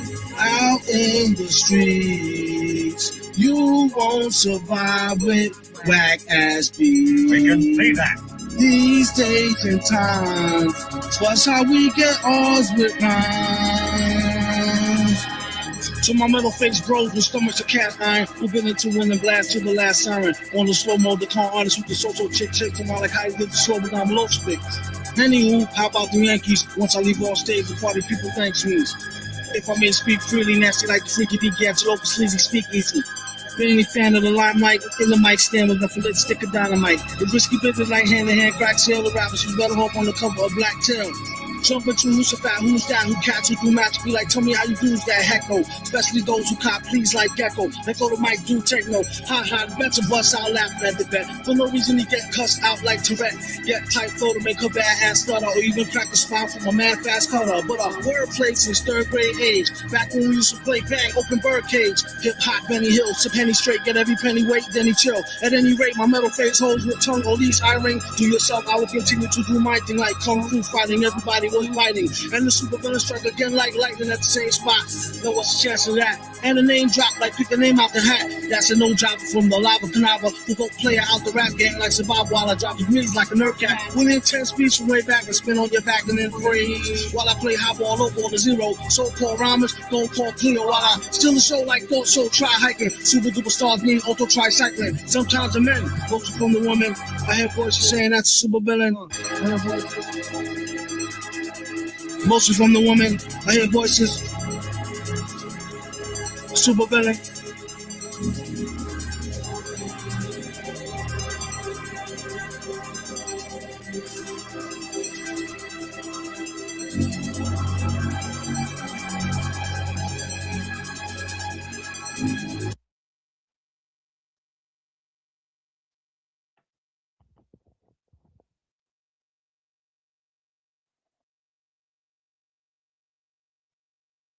Okay. Yeah, I made over 200 of them, so we'll see what happens. You made over what? I made over 200 of them, so we'll see what happens.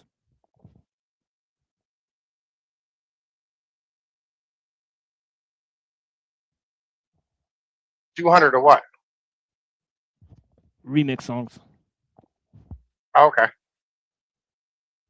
Gotcha.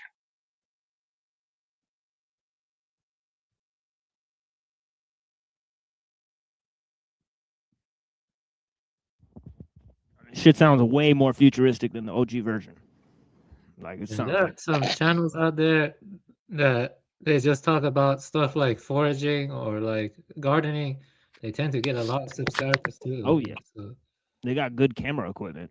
yeah, they Walk do. around and Yeah. film everything. It's professional equipment. You need good. He left. Yeah, but yeah, you need good. Nah, production. just GoPros for the most part. Yeah, we might do that. You know, Jerusalem artichokes are very easy to grow and they taste pretty good. I've actually grown some and eaten some. Jerusalem artichoke. They're so easy to grow. Nice.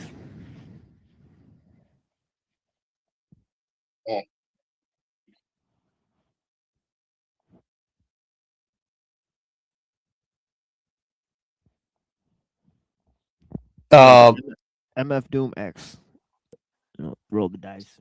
Well, the sound effect of the little like do that sounded like this like thing that people have going around. It's like this weird sound effect of like all these women are putting like me trying to figure out XYZ or the third this, that, and the third. And so it's like they just do like a cute video with them like it's like some like computer sound or something. I don't know. Oh, yo, Machine, did you read that article I sent you about how the washing machine's the most dangerous invention of the 20th century? I'm gonna read it on the show, so we're gonna read it. Yeah, listen. I figured, like that would be right up your alley. Yeah, it lines up real well with the show. So Yeah. like the other article, where you had Alul in the front of the quote. So Yeah. So Right. Like I figured that's something that would be like right up your motherfucking alley and shit. And it did absolutely. real well too. Yeah, I agree. You know what I mean? Yeah, it got Yeah, like I agree. 2,000 views on Substack and shit. Nice. But like, what I want to figure out is like, how do we trick the hot girls all over social media into like arguing against the washing machine, but they think they're doing it against the patriarchy? See what I'm saying? That's what I'm trying to figure out. Yeah, listen, I've always had this thought, right? That like we should be paying like the fucking bots on like Twitch or whatever it is, you know what I mean? Who like, just they'll read whatever, you know what I mean? We should like be paying them and like just commenting, like sending in super chats that they're gonna read, right? And then like making them like putting in like Ted Kaczynski and shit, or like, you know what I mean, something like that. Exactly. Yeah, I totally agree. Like that's what all these think tanks are doing, and people are like, "Oh, this is really bad." But I'm starting to think like, well, if you did that instead, then they would just like want to be like sleeping with you because you're providing for them, and then it's like, then they put out propaganda for you. They have kids with you, and then they'll stop being like, communist prostitutes for some rich of guys. my like when I replay Uncle Teddy at the end of my show, right? There's been a couple times where people went on their own live stream, went live and started reviewing the video because they found what the chicks were saying so moving, and they think it's the chick who's speaking in the video that wrote this, right? So they think it's like some interpersonal psychologist, right? So Yeah, see, they think see it's like that. some female like interpersonal psychologist that's writing this, and they're like what she's saying is totally right. So it's just funny. Well, it's like imagine you could just like replace yourself, like every show that you've ever done, but you just have it like a hot, like gothic chick, and she's just like saying everything that you've said. Yeah, shout out to Unism. He started reading he started reading Kaczynski and calling it Nadia Komensky. He's reading Systems Need Is Trick by Nadia Komensky. And it's like and he's like, this is Nadia right here. She's really into like technology. Right. It's like it doesn't even matter who wrote it as long as people get the message, like real talk. Like I could say here's here's Christ's Protagonist written by Jordan Peterson, and then just read it. Get 1,000 views. Yeah, by Jordan. Yeah, that's kind of what I've started doing with my articles. And again, like I know it's like somewhat AI slop, but like some of the ones I'm doing, I'm trying to do it from the perspective of like a person that's not me.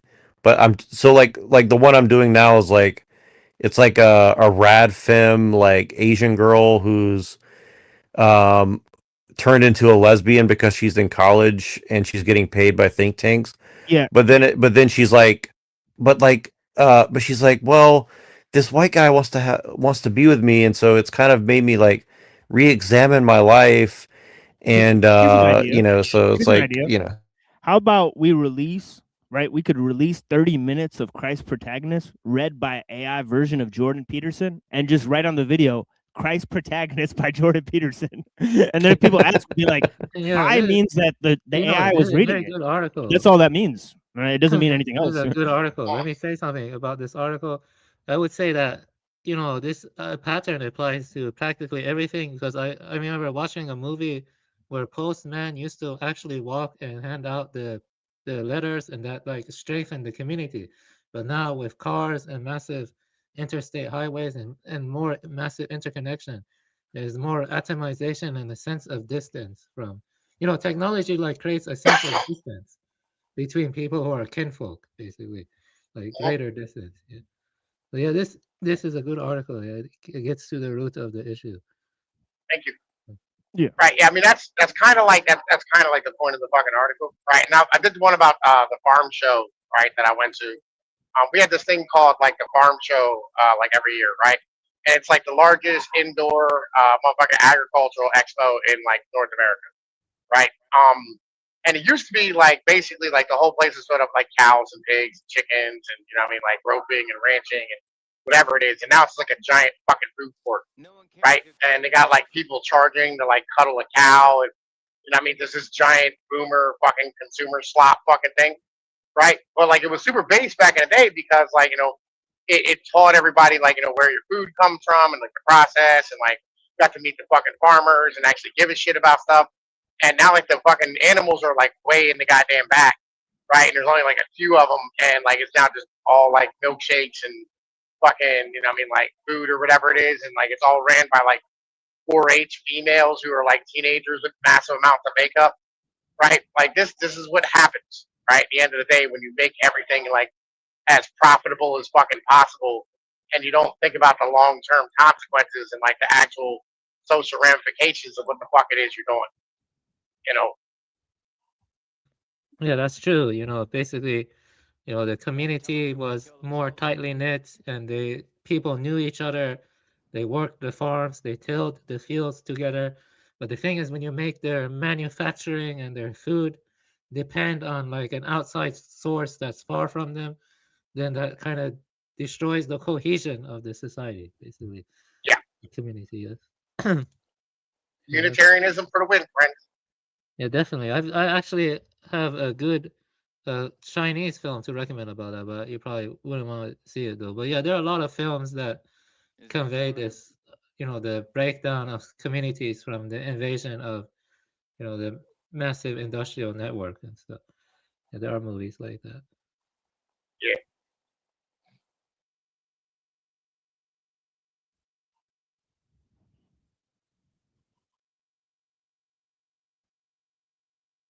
Like again, Substack. I think Substacks. I like it because like you can organize your thoughts, and you don't have to like have all the uhs and ahs and all that type of shit. And it's just like straight, fucking just potent venom and shit every time you do it. It's the what I like about Substack is like the people are serious for the most part. Like you don't get a lot of trolls on Substack, and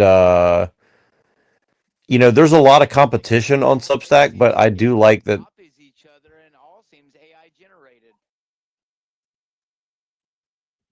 Yeah, but there's a lot of real people still there, though. Yo, it's a higher quality of human. But then I go and post almost a fucking 10-minute long thing about New World Order and other type of things, and it's got 5 views. Yeah, okay. Yeah, but see, the thing is, the conversation about the New World Order has been going on for like 30 years at this point. Like, It was a whole new amalgamation of things that have been happening with Okay. Cop and everything. 10 views, but someone's out here talking. Is there somebody I'm not hearing talk? 9,000 views. yeah, it's Yeah. Basically, I wanted to say this though. In the movie I saw is A Postman in the Mountains. It's a 1999 Chinese film. It's about an old man and his son who continues the job of he accompanies his father on his first tour. He's basically doing the same thing his father did, which is delivering mail like 115 kilometers of a long walking route into the heart of rural China. You know what I mean? And in the process, the son learns from the mail's recipients more about the father he hardly knew. So a large portion takes place in a village of the Dong people, including an evening festival featuring Lusheng dance. But what I'm trying to say is that in the past, delivering, mail or delivering postman, like it had a kind of integratedness with the communities. But now with the nature of USPS and UPS and how everything is like, multinational now, there's a sense of alienation and not even knowing your postman and stuff like that. You see what I'm saying? And it grows even you don't know your neighbor. You don't even know your neighbor. And it's like a pattern, as the industrial complexity grows, there's a greater distance between us within our community and the members of our community. That's what I wanted to say. Probably don't, but yeah, let's just trust everyone. Mm-hmm. Sorry if I was a bit rambling. I didn't mean to ramble. You're fine. No, it's okay when he LARPs.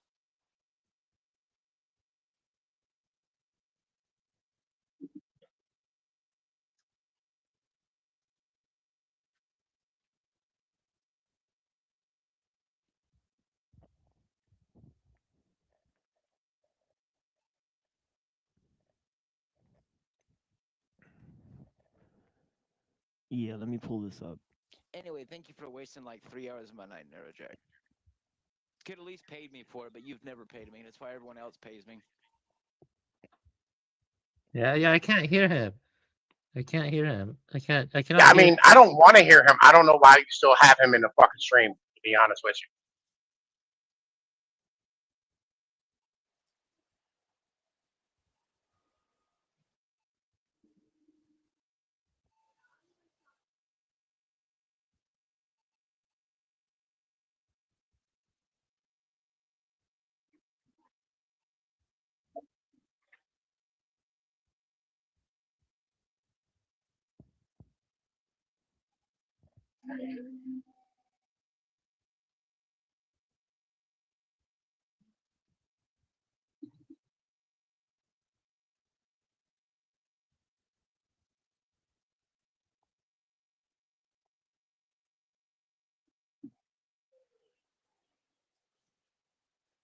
Can you not hear me, Avian?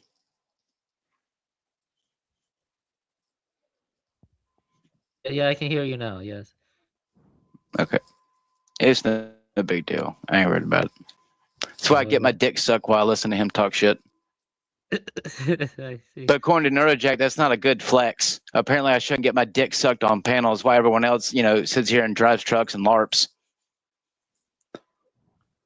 Yeah, I'm gonna go listen to some YouTube because, like, Neurojack, it doesn't have any self-respect.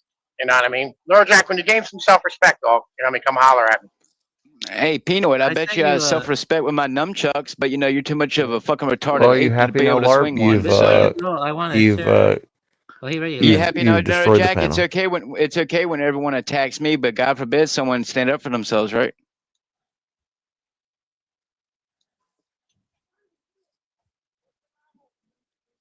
I tell you what, I don't usually agree with people about you, but Evian's right. You're a slimy motherfucker. Yeah, let's not bring that up again. You know, we already made It's peace. not. I have plenty of reasons to call him a slimy motherfucker. He sits here and lets people attack me, knowing our history, because it's funny to him. He thinks it's funny to let people make fun of me. It's okay. It won't be I've funny made one day. mistakes too. You know, it's best to just drop it. You know, let's focus Yo, on this important like topics. Alice in Wonderland is bananas. You guys ever seen this European version of it? It says hand drawn and cut paper combined animation from Ukraine, former Soviet Union. Mixed Yeah, technique, Alice. Yeah, Alice in Wonderland is kind of Pythagorean because it's all mathematics. It is. Yeah, well, the guy is Pythagorean. You know, he actually wrote a poem about Zeno's paradox. Well, Called Achilles and the Tortoise. Pythagorean. Yeah, it's wild. Yeah. He has another poem called The Jabberwocky. It's a nonsense poem. Have you ever read that one? The Jabberwocky. Yeah, I've read that one too. Yeah. Yeah. I have the book, Through the Looking Glass.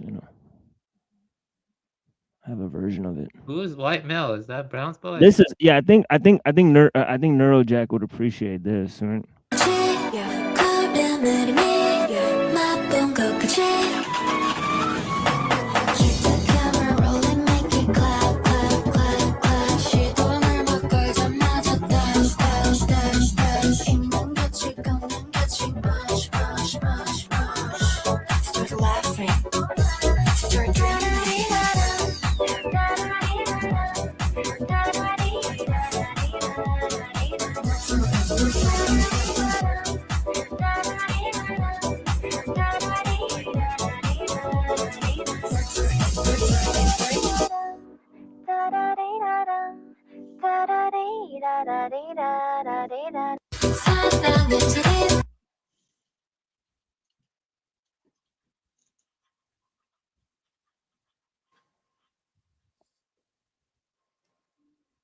Shit's weird.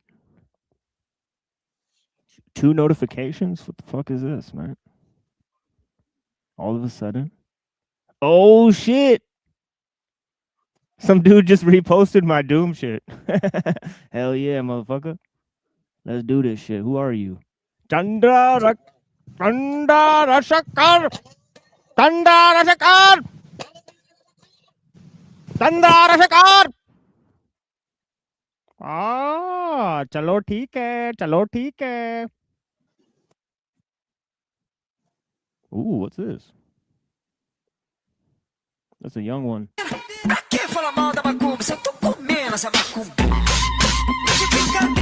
might get accused of doing pedo shit to this, man. Hell no. Hell no.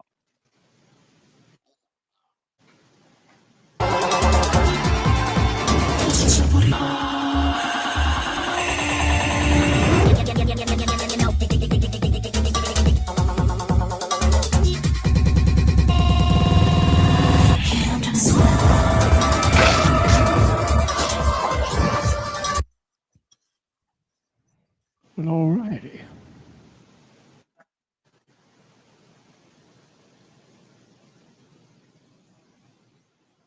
All white is all right.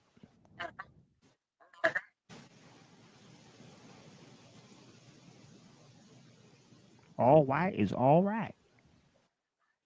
Oh, check this out, man. Robinson Crusoe on Mars. Can you believe it? Robinson Crusoe on Mars, 1964. What? Robinson Crusoe on Mars. Ladies and gentlemen, Robinson Crusoe on Mars.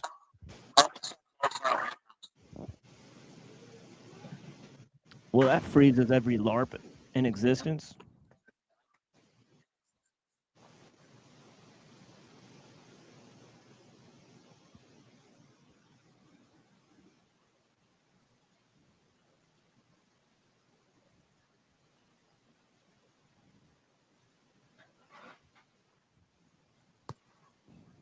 Oh, Unseen Warfare. People sure are relying on their emotions and their own thinking rooted in the passions instead of discerning the spiritual reality of a few situations lately. Probably would do some good to pray and ask God about these issues and ask for discernment. Frankly, we all need to.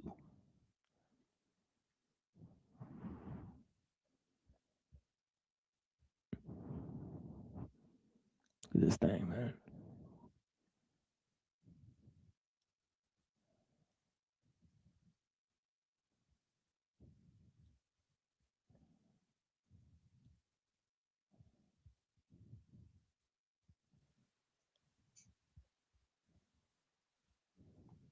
My friend gave me a, I just forgot, praying mantis cocoon before. They'll just be like in his greenhouse. Dope. Yeah. That's cool, man. Yeah. They're What does it pretty, look like? I love praying mantis. I think they're really cool. I think they're like special in some sort of way. Yeah, I think one cocoon will birth like up to 200, or wait, I don't know, maybe like 180.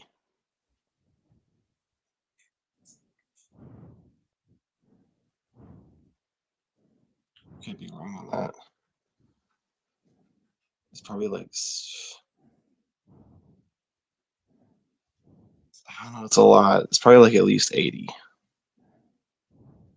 Praying mantis come out of one cocoon.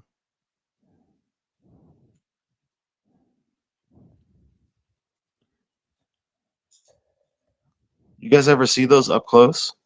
No. Praying mantis? That's what I'm wondering. Like, what would it look like? Praying mantis cocoon.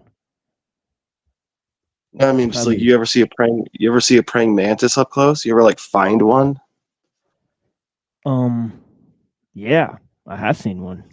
I saw one like I went to the park and like, you know, like how there's those little signs that like tell you like about the park. And this motherfucker was Yeah. right on the sign. He was just chilling. Oh, he on was the on the- sign. Yeah, he was Nice. just like I was like, whoa. And I looked really close at it and I was like, because it was like moving pretty fast. So I was like, man, I don't want it to jump on me. So I just kind of like looked at it. But yeah, I love they're that pretty- song by the you know, Very RZA, friendly. Bobby Digital, Praying Mantis. You ever hear that? No. Dude, it's like They're very friendly and they help take out a lot of insects that will hurt crops and stuff.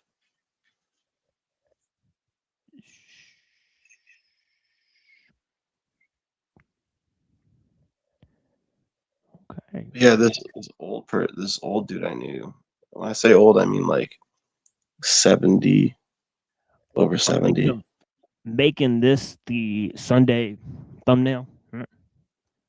So I'll restream it and then I'll put this as the thumbnail for Made by Machine Bob 9. Strawberry eyes. She move her body like a snake.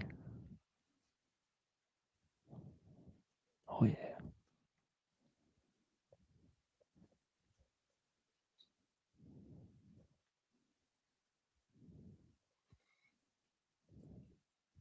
Damn, that shit's bananas, bro.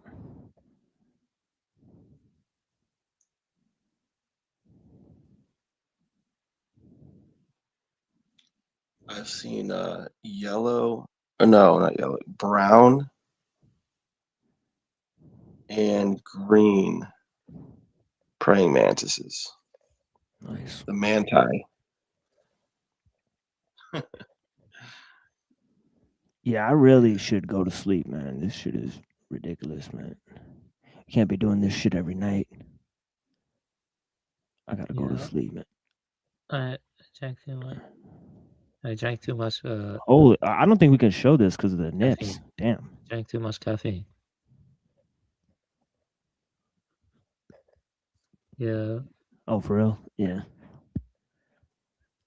Yeah, I'm just drinking some right now. Coffee? It doesn't make me sleepy for some reason. Oh wow. Yeah, it's fucked up. I mean, it doesn't make me awake. Sorry, I said that Oh, I wrong. see. Yeah. Even if it has caffeine. No, yeah, I drink really strong coffee and it doesn't wake me up. See, this is what I'm talking about, dude. Like it's like, yeah, Asian girls, but like, look at this. Good lord. I want to say that coffee does the same to me. It could be diabetes, but I do find it strange that I'll be awake when I ask my wife to make me a coffee, but the second that I start smelling the coffee, I start getting sleepy. So it's like my body has naturally fought off the effects of what coffee was used for, which was to keep me awake. Lord, So it could be that. You once said you had an Australian Shepherd, right? Or am I misremembering? It's the Australian Shepherd dog. Or am I misremembering? Who? Can you hear me? Can you hear me? Huh? I like dogs. I think dogs are cool. I just wanted to ask about your dog and stuff. How was your dog and stuff? What dog? You said you used to have an Australian Shepherd or something. Or When? oh, I guess my memory is not good. I apologize. My memory is not the best. Sorry. Yeah. Wrong dark priest. No, I think you said you I've owned plenty of dogs, yes, but no, not even recently. Oh, I see. Yeah. Did you ever have like a Border Collie or German Shepherd or No. Golden Retriever? Yeah. The closest thing is I ever had was I had a Labrador mix. Oh, okay. I think that's it. Yeah, that's what you said. Yeah, you mentioned that before. Yeah. So was he a cool dog? He or she? I've always had cool dogs. I was always very strict with my dogs. That's good. I've I had tell you one thing, they didn't piss and shit in the house or chew on my cords. I had a Maltese, but I would like a bigger dog in the future. I had a Maltese before, but she passed away at 12. Yeah, but maybe in the future I will get another dog. Dogs live short lives compared to cats. Cats can live up to like 18 years, sometimes 20, but dogs typically like 12 to 14. So, 12 and depends. Yeah, but dogs are cool. Yeah, there are so many. The thing is, the different breeds of dog are so different from each other. Like Chihuahuas are not as smart as German Shepherds or Border Collies and stuff, but they're all good and stuff. You know, but I'm just mean in terms of like, you know, Border Collies like to have jobs and stuff. They like to have jobs, stuff like that. Not very easy dog breed to raise inside a house. So you know. No, most of the dog breeds I'd always have were rambunctious. They would be mixed with like pit bull, plot hounds, mainly hunting dogs. A lot of hunting dogs, not bloodhounds and stuff. I never liked bloodhounds. I can't stand their floppy ass ears. But yeah, I like taking Pit care of bulls animals. But Pit bulls are dangerous though. Pit bulls. they are can be, yeah. No matter, I can tell you, people say it's the owner, not the breed. No, there have been plenty of at least 2 pit bulls I owned that were always shown immense love and care and companionship. And you got a little too close to their food bowl when they were hungry or something. They wouldn't bite you. I mean, sometimes they might get you skinned, but as someone who has survived a dog attack straight to the face at a young age, I can tell you a dog doesn't have to be violent. It can be wagging its tail right at you and will latch onto your face to bite you, even if it's not bloodlusting. So, that's one thing. I've always wanted to get into helping animals, but, it's all about the shekels. How much money are you going to put in? I don't think you should have to charge someone, $2,000 to bring in a cat to come and have a tummy ache taken care of. So, Yeah, it's always, the thing is, one could have good intentions, but the reality of the situation is always messier than we think. It's always messier than we think. That's true, yeah. There's a well, lot. I help out the animals when I can. I feed all the stray cats when I see them. Unfortunately, all the shanimals, Jesus, all the animal shelters around here are telling to kill them because I LARP for not just humans but animals too because they're just killing animals at an insane rate because we don't care about animals. So Yeah, that's right. wow, we got a 4-man team of Mexicans, y'all. We got a 4-man team of Mexicans, y'all. They're not only entering the country illegally, but they're entering the game. I actually rescued a golden retriever and stuff. Once I rescued her. I rescued the golden retriever, and she was microchipped, so they were able to get the owner and stuff.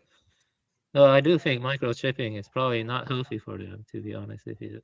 Yeah, but that was the way they found them and stuff. Yeah, I did rescue the golden retriever. So, yeah, dogs are cool, and so I like dogs. I like cats. I like birds. I'm not much of a snake person, and so yeah. No, I've killed a few snakes in my day, but they try to eat my chickens and their eggs, so I had to. Yeah. Right across the fucking railing of a fucking back porch.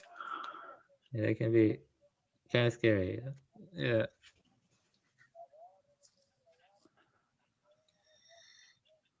I'm sorry, I must have ran off Neurojack. He gets a little offended sometimes. It just You know. randomly disappears and come back. Come back. Yeah, when I had my trip, I definitely felt like there are demons that are disguising themselves as humans, and they look like Rakshas, or they look like the Mesopotamian Nergal. They look like Nergal, Nirgel. Like they have a specific look to them that's kind of piggish, and they have kind of horns and kind of like a snout, and they have a very creepy smile. And I saw that multiple times in my dream. It's like there was some kind of war between them and human beings in the ancient past, or something. I don't know. And a lot of them are disguising themselves as humans, and they're going into political position, and they're doing stuff like loosh farming. Yeah, science is just a lie by them because they want mass sacrifice of animals, and they want to harness our despair and energies. So beings like that have existed in Mahayana Buddhism and Vendetta. My experience on shrooms made me really strongly believe that. But the thing is, my experience on shrooms was like Indra's net, while my wife's experience was like ego death, or like absorption, and or like awakening to the indestructible nature as like Brahman or something like that, or like the Buddha nature or something. She had like complete ego death, and she saw herself as pure light, and stuff like that. But my experience was like more like just as cycles and like looking into the past or history, stuff like that.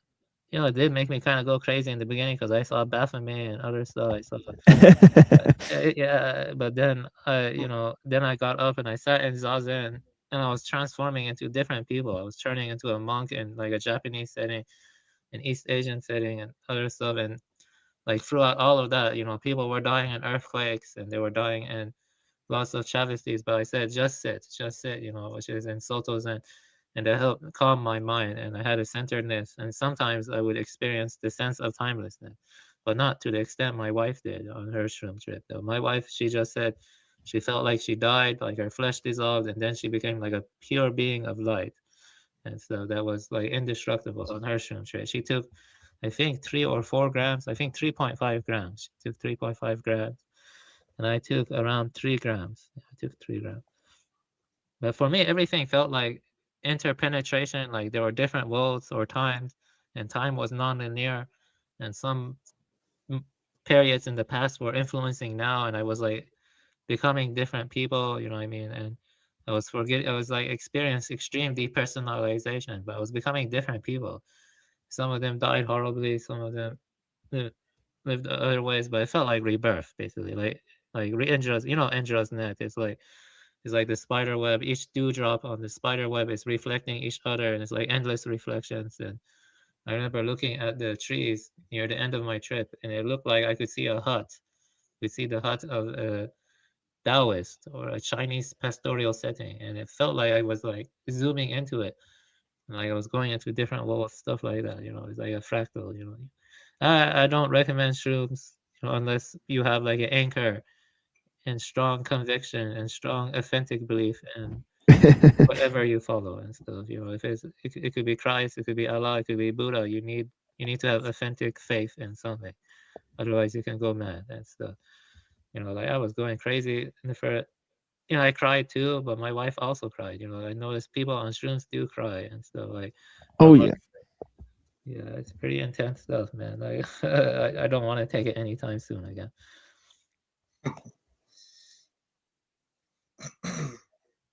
It's called Penis Envy. That's the name of Oh the yeah, it's hardcore. Yeah, it's hardcore. It's like double strength. So.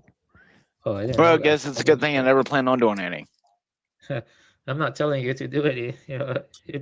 I don't. I don't need to see those things. All I have to do is close my eyes and I see things like that, just 10 times worse, So God gives it to me when he's ready. I ain't got to go take drugs to see crazy shit. Yeah, but let me tell you, everything was a fractal. Like for me, and just now, like I was experiencing Yeah. fractal worlds and different lifetimes, and other that. For my wife, it was just pure consciousness. For my wife, it was. But what I noticed is for her, it was like definitely like Parmenides. She said that, but the thing for her is she claims she did lose her individuality in the pure consciousness, and the Right. which is like it didn't have any time or becoming. It was just pure light being. And so she said it was connected to the sun also. She said she could feel the light of the sun hit her face too, and then it kind of felt like vendetta for her, I think. So it kind of like leaned to that or something. Yeah, it's intense though. But for me, it was different. For me, it was like interesting. But yeah. What were your trips on shrooms like, Timo? If you want to share, you don't have to share if you don't want to. Like, what's like the most intense trip you've had? Just curious.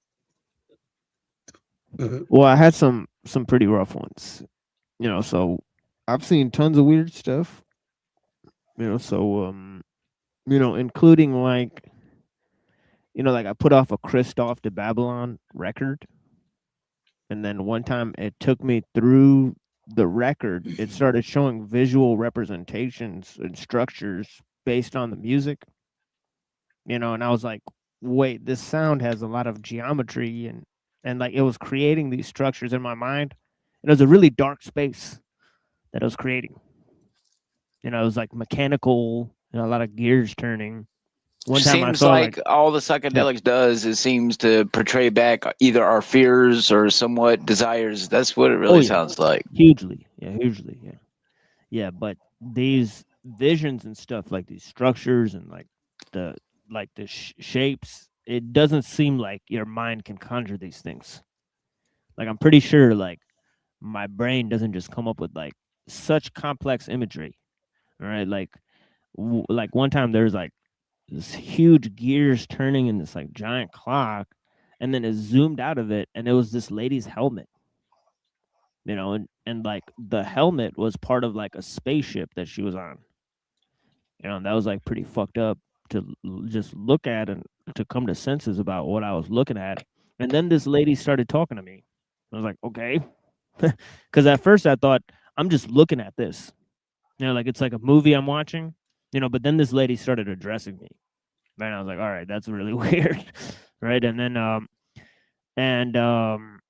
some of the things she said didn't really make a lot of sense. Right. And then, I've definitely seen like an Indra's net type of thing. Little like beads and shit that was connecting everything. And also I was in like one of those like Gundam suits. Like I was in like a robot suit, like flying. It was like weird, man. You never had the experience my wife had though, with like the pure light and pure consciousness and the sense of being indestructible and Oh timeless. yeah, sure. Oh yeah, that- Yeah, I mean, I've had so many experiences. We've had like, collectively dozens, right? So, we've taken LSD tons of times. Does it make you cry? Oh yeah, yeah, I've Yeah, cried tons me of too, times. yeah. Yeah, I've even like talked to my family.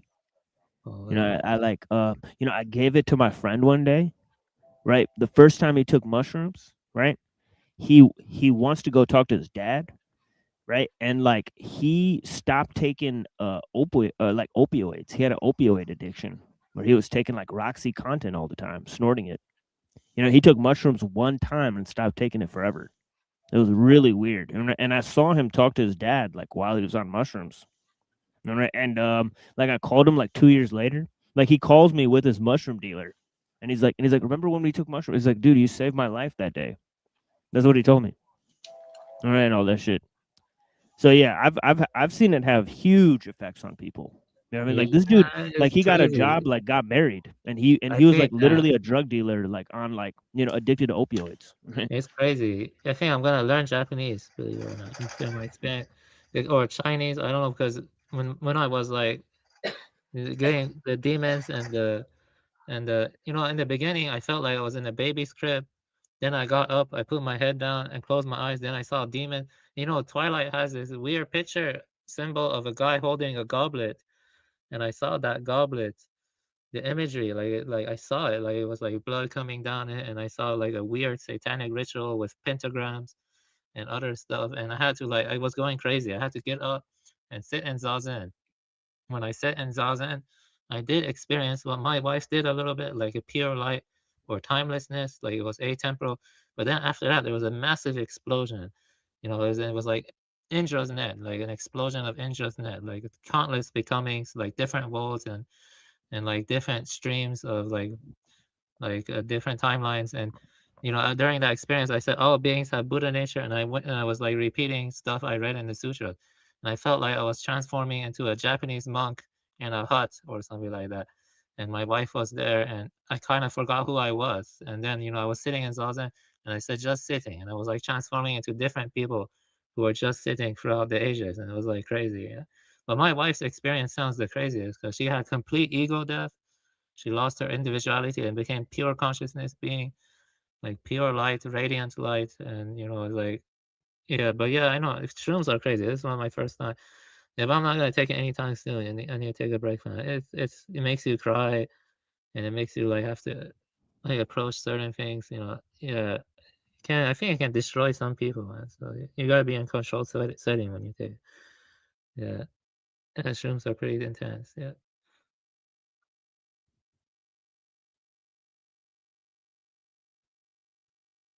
Shrooms.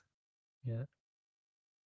I do think shrooms could help a lot of people, but I do think that there is a risk, without an anchor, you know what I mean? Like some people need anchor and like the archetypal space or whatever, like something like strong conviction in God, strong conviction in Buddha nature, something like that to anchor the mind. If you don't have that, then I do think the demons can overtake some people. You see what I mean? Like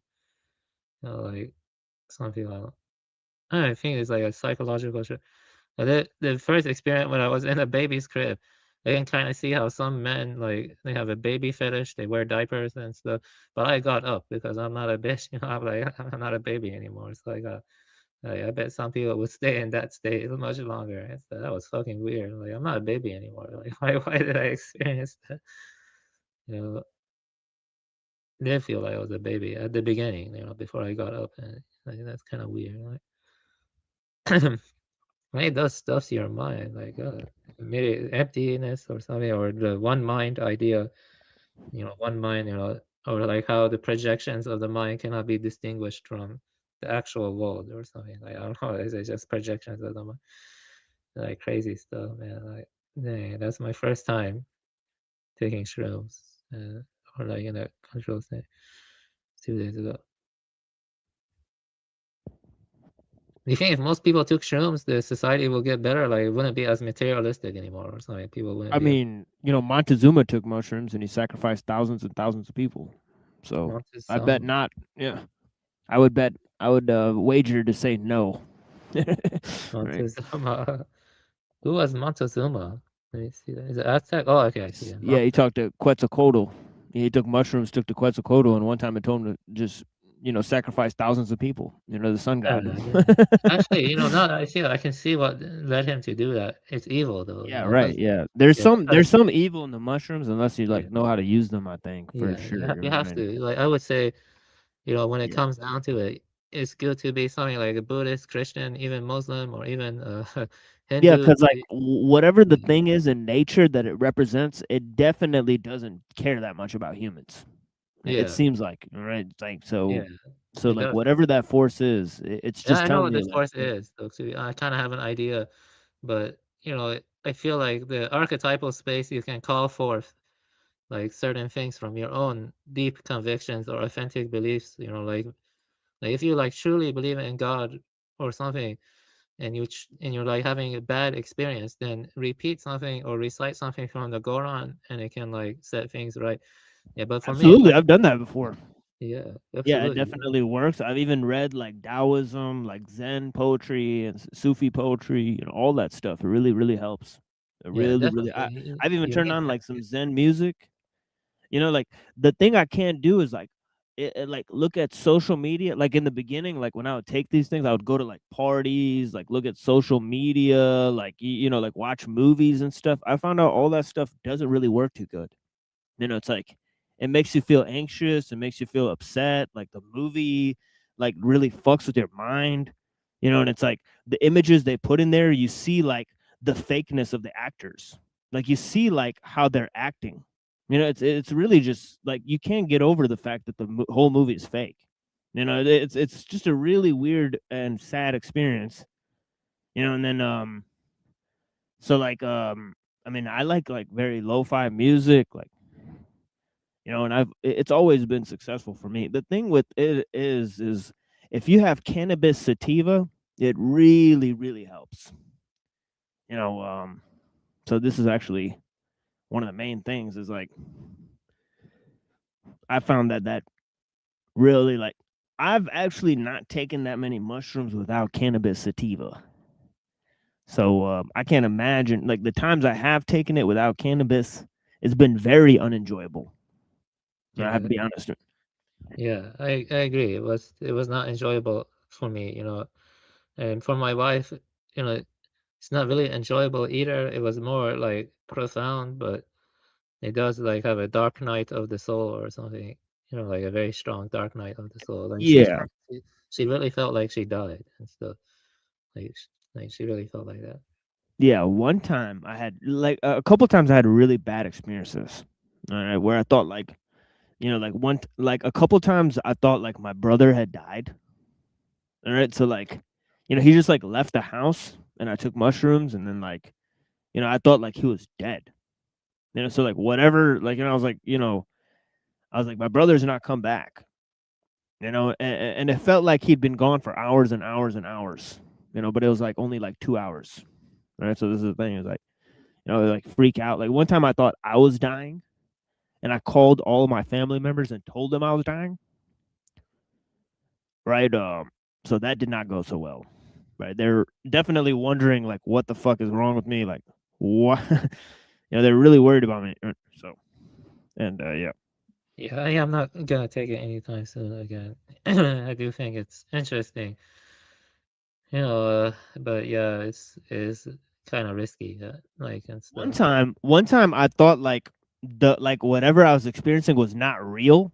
So I laid down and tried to go to sleep and I couldn't. And I got up and I started punching myself in the face. I'm not even kidding. And Yeah, I was that's like, pretty intense. What was yeah, that? and I was like, why won't this fucking thing turn off? And I was like, turn my brain. I tried to knock myself out.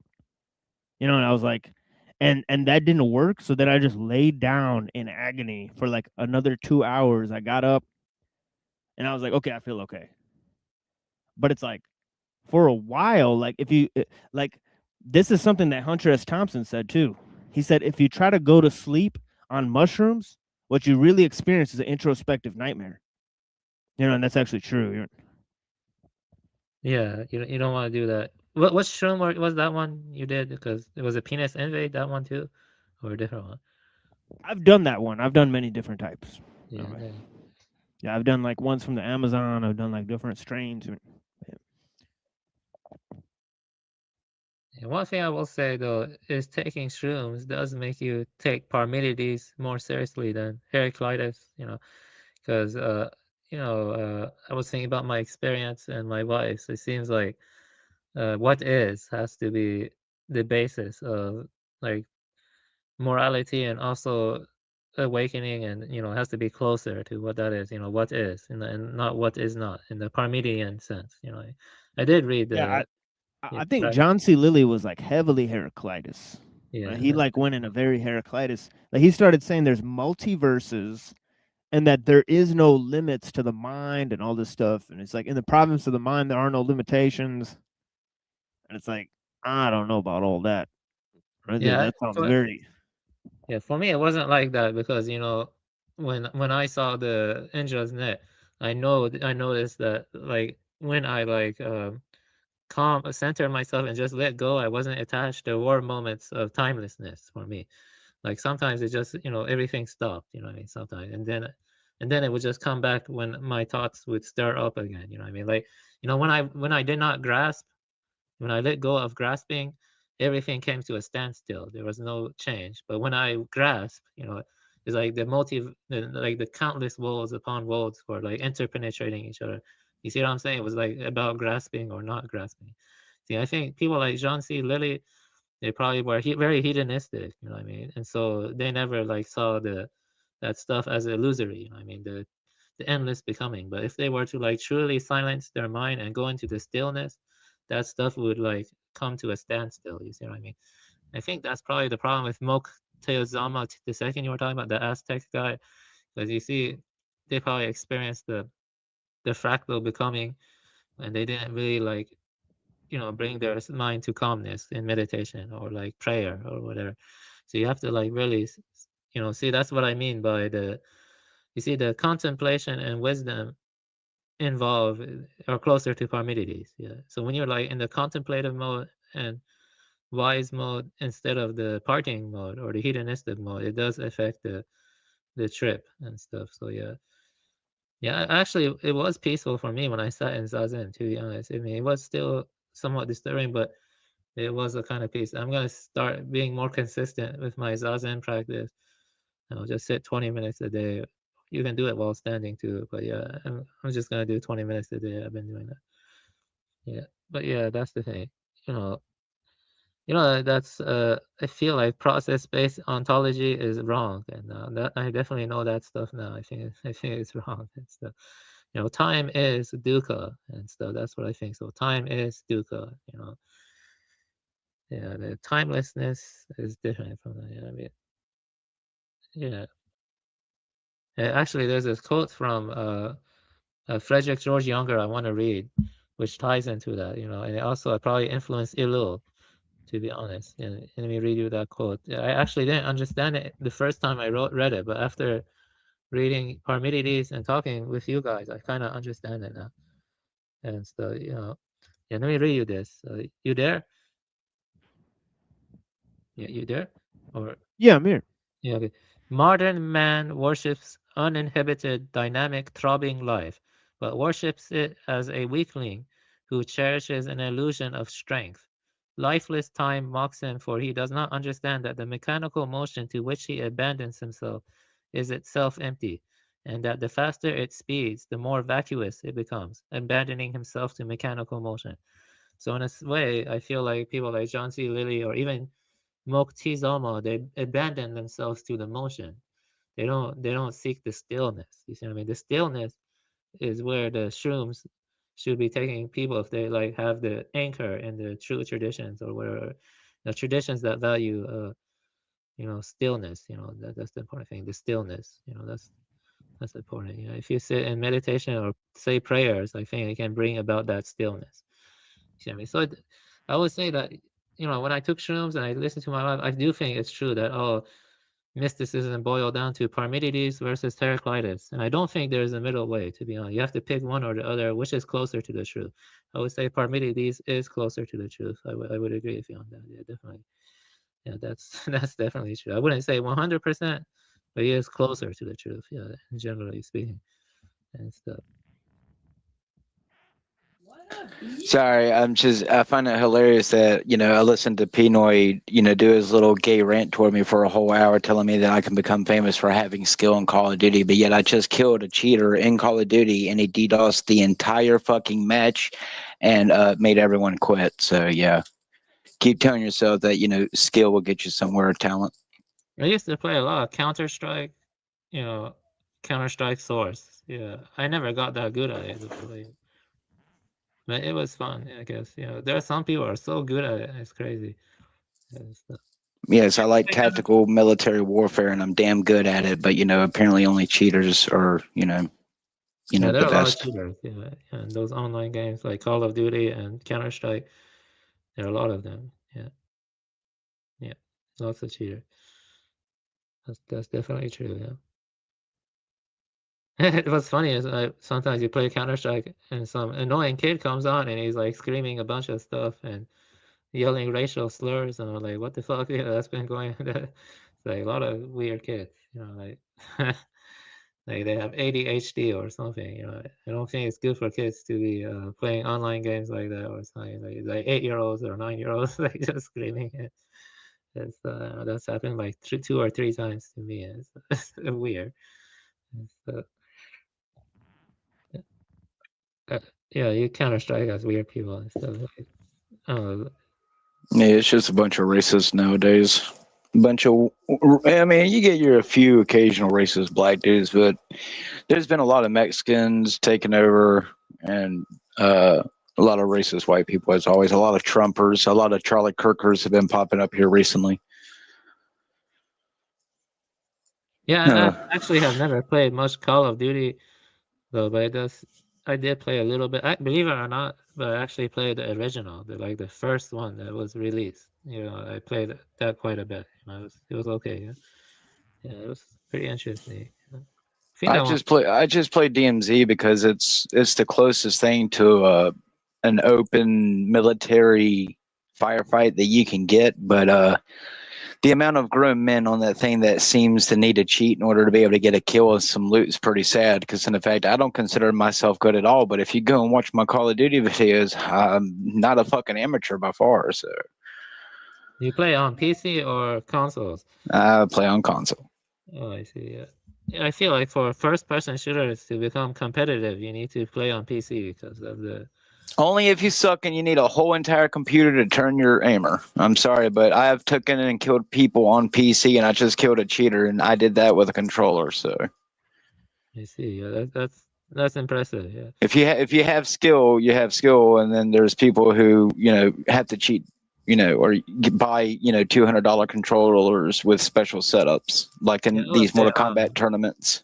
I would say I'm above average in first-person shooters, but not competitive level. Like that's what I am. Above average, though, but not like that impressive. Yeah, I think it requires a lot of reflexes. It requires anticipating Tactical thinking. That's right. Yes, and apparently most people don't have that. I do have it to some extent, but you gotta do it fast. You gotta be fast at it. Yeah, you can't. It's very fast paced. You ever play Halo? Oh yeah, that's when I did have Xboxes, that was my go-to. It's just I don't know. There was something about Halo. I don't know. It was too slow for me. It was too clunky. Like it was great for multiplayer. It was great for building your own,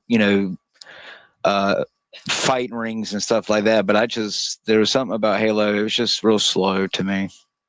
Halo 2 was very fast, but I think 1 and 3 felt a little bit slower from what I played. I actually did not play much 3, but 1 is slower than 2. But yeah, I think Halo 2 I played the most. Yeah, Halo 2 was very fast, like so fast compared to, if I remember correctly.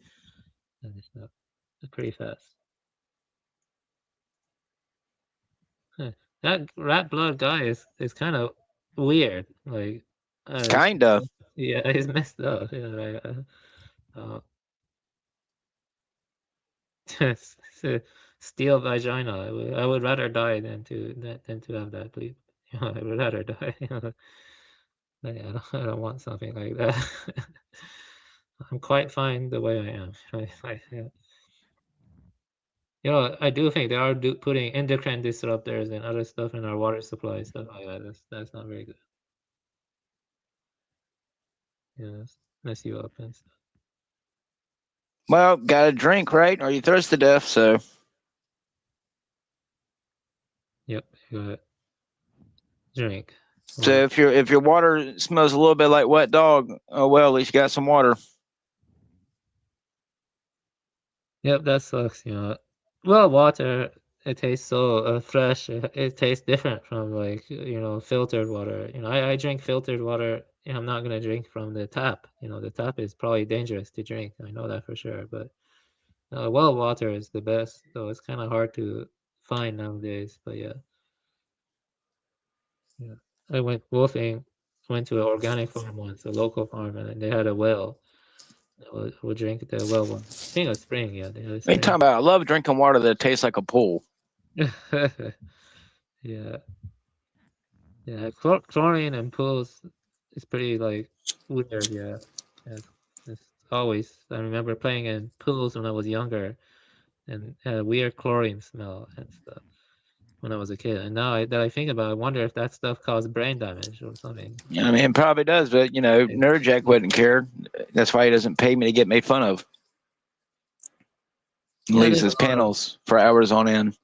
There's a lot of stuff that can be discussed, like the health ramifications from industrial modern living or the biodiversity loss or the loss of human autonomy, stuff like that. There's a lot. You could go about that stuff endlessly, yeah, unfortunately, but yeah, that's the way it is.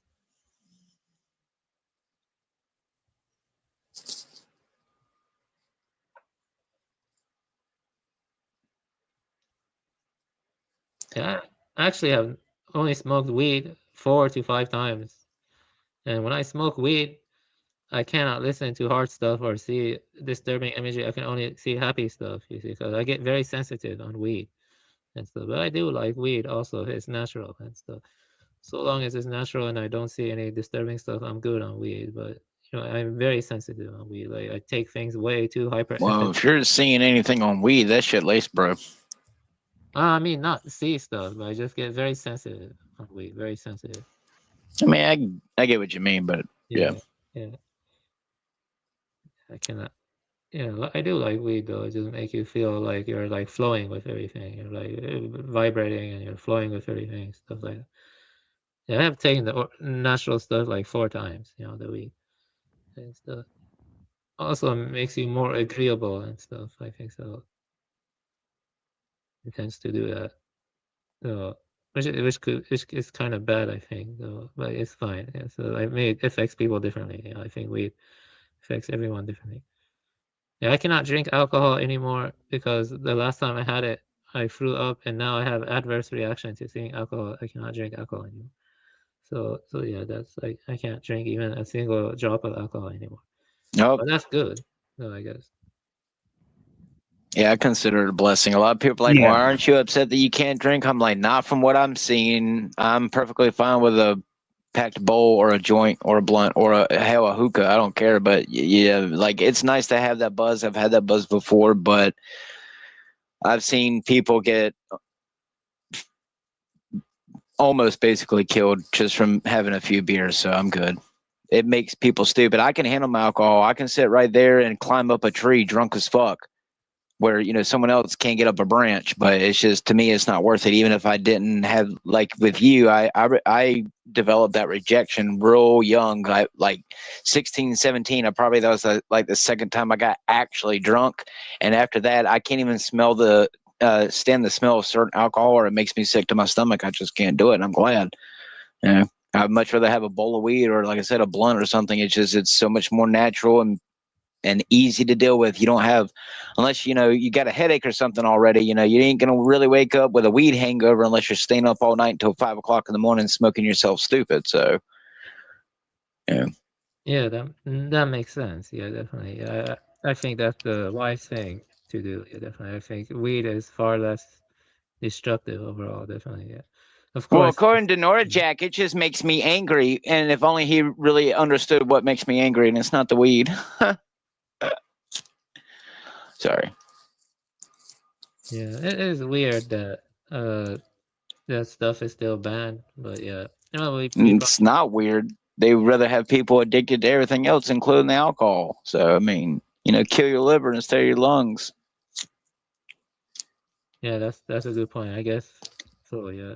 It's the same thing with what my state's doing with the tobacco here. They sit here and my doctor bitched and complained and saying, you really should stop smoking. It's healthy for you. Well, if the nicotine gum and the nicotine patches don't work, because one, they wouldn't give me medical marijuana when I went there. How convenient the day I decided to ask for it, they stopped giving it. But they were like, go to the safer air quotations and the cheaper option, which was a nicotine vape. So I finally found a nicotine vape that I liked. It was cheap. It lasted me about 2 weeks, compared to, a pack of cigarettes or a pack of cigars only lasted me a few days or whatever. And then boom, they upped the price on it to where it was cheaper for me to go and buy the fucking cigarettes than it was for me to even begin to switch. So, I mean, it's just a constant cat and mouse game, in the health industry. They sit here and say they want you healthy. Well, for someone like me with the health pain, I asked for, help with pain for 3.5, 4 years, take ibuprofen, take Tylenol, take this, take that, take this, take that, everything but something fucking natural. And then when you go and say, well, why won't you give me something natural? I feel like you're gaslighting me. Well, they go and switch doctors on you. So, in reality, it's just a system where really, man, I've really found that, I mean, if you can never pick up a bottle, if you can never pick up a cigarette, never pick up a joint, I wish I could go back in time. I would never pick up a cigarette or a cigar, a beer. I would never pick up even a bowl because, I mean, even as healthy, and I'm using air quotations, healthy as what weed can be, weed is far from healthy.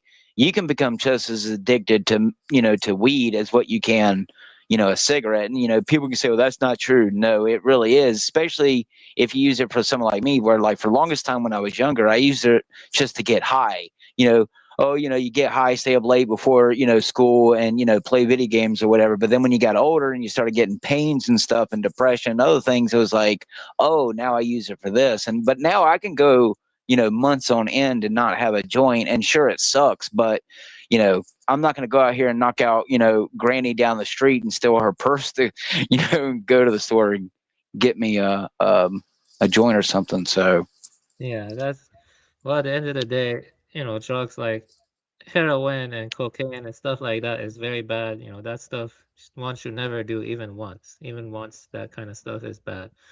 You know what I mean? Especially meth, that stuff should be banned. I mean? I do agree that heroin, cocaine, meth should be banned, but not marijuana, not shrooms. That stuff is innocuous if you do it right. But compared to alcohol and stuff. But can I ask you something, TML? Do you know if Dr. Scribina ever has taken shrooms or not? that would be From what I've shocking. heard from him, like he doesn't actually mess with stuff like that. Yeah, Okay, I see. Got you. Yeah. yeah, That he makes doesn't mess sense. with Yeah. shit like that. Yeah. Yeah. Yeah, he thinks he should be sober, all that stuff. If you want to engage in philosophy, you should be sober. Yeah. I That's think his main both thing. are necessary, to be honest. I can agree, yeah, sometimes, but I feel like my brain opens up more if I go and puff a little. So, Yeah. I do think that, it's good for like philosophers to take like shrooms or psychedelics like once or twice, like because that does kind of open some doors. And it makes after my experience, it makes me take stuff like idealism even more seriously. I think idealism mixes better with Parmenides than panpsychism, to be honest with you. Idealism mixes better with Parmenides, to be honest.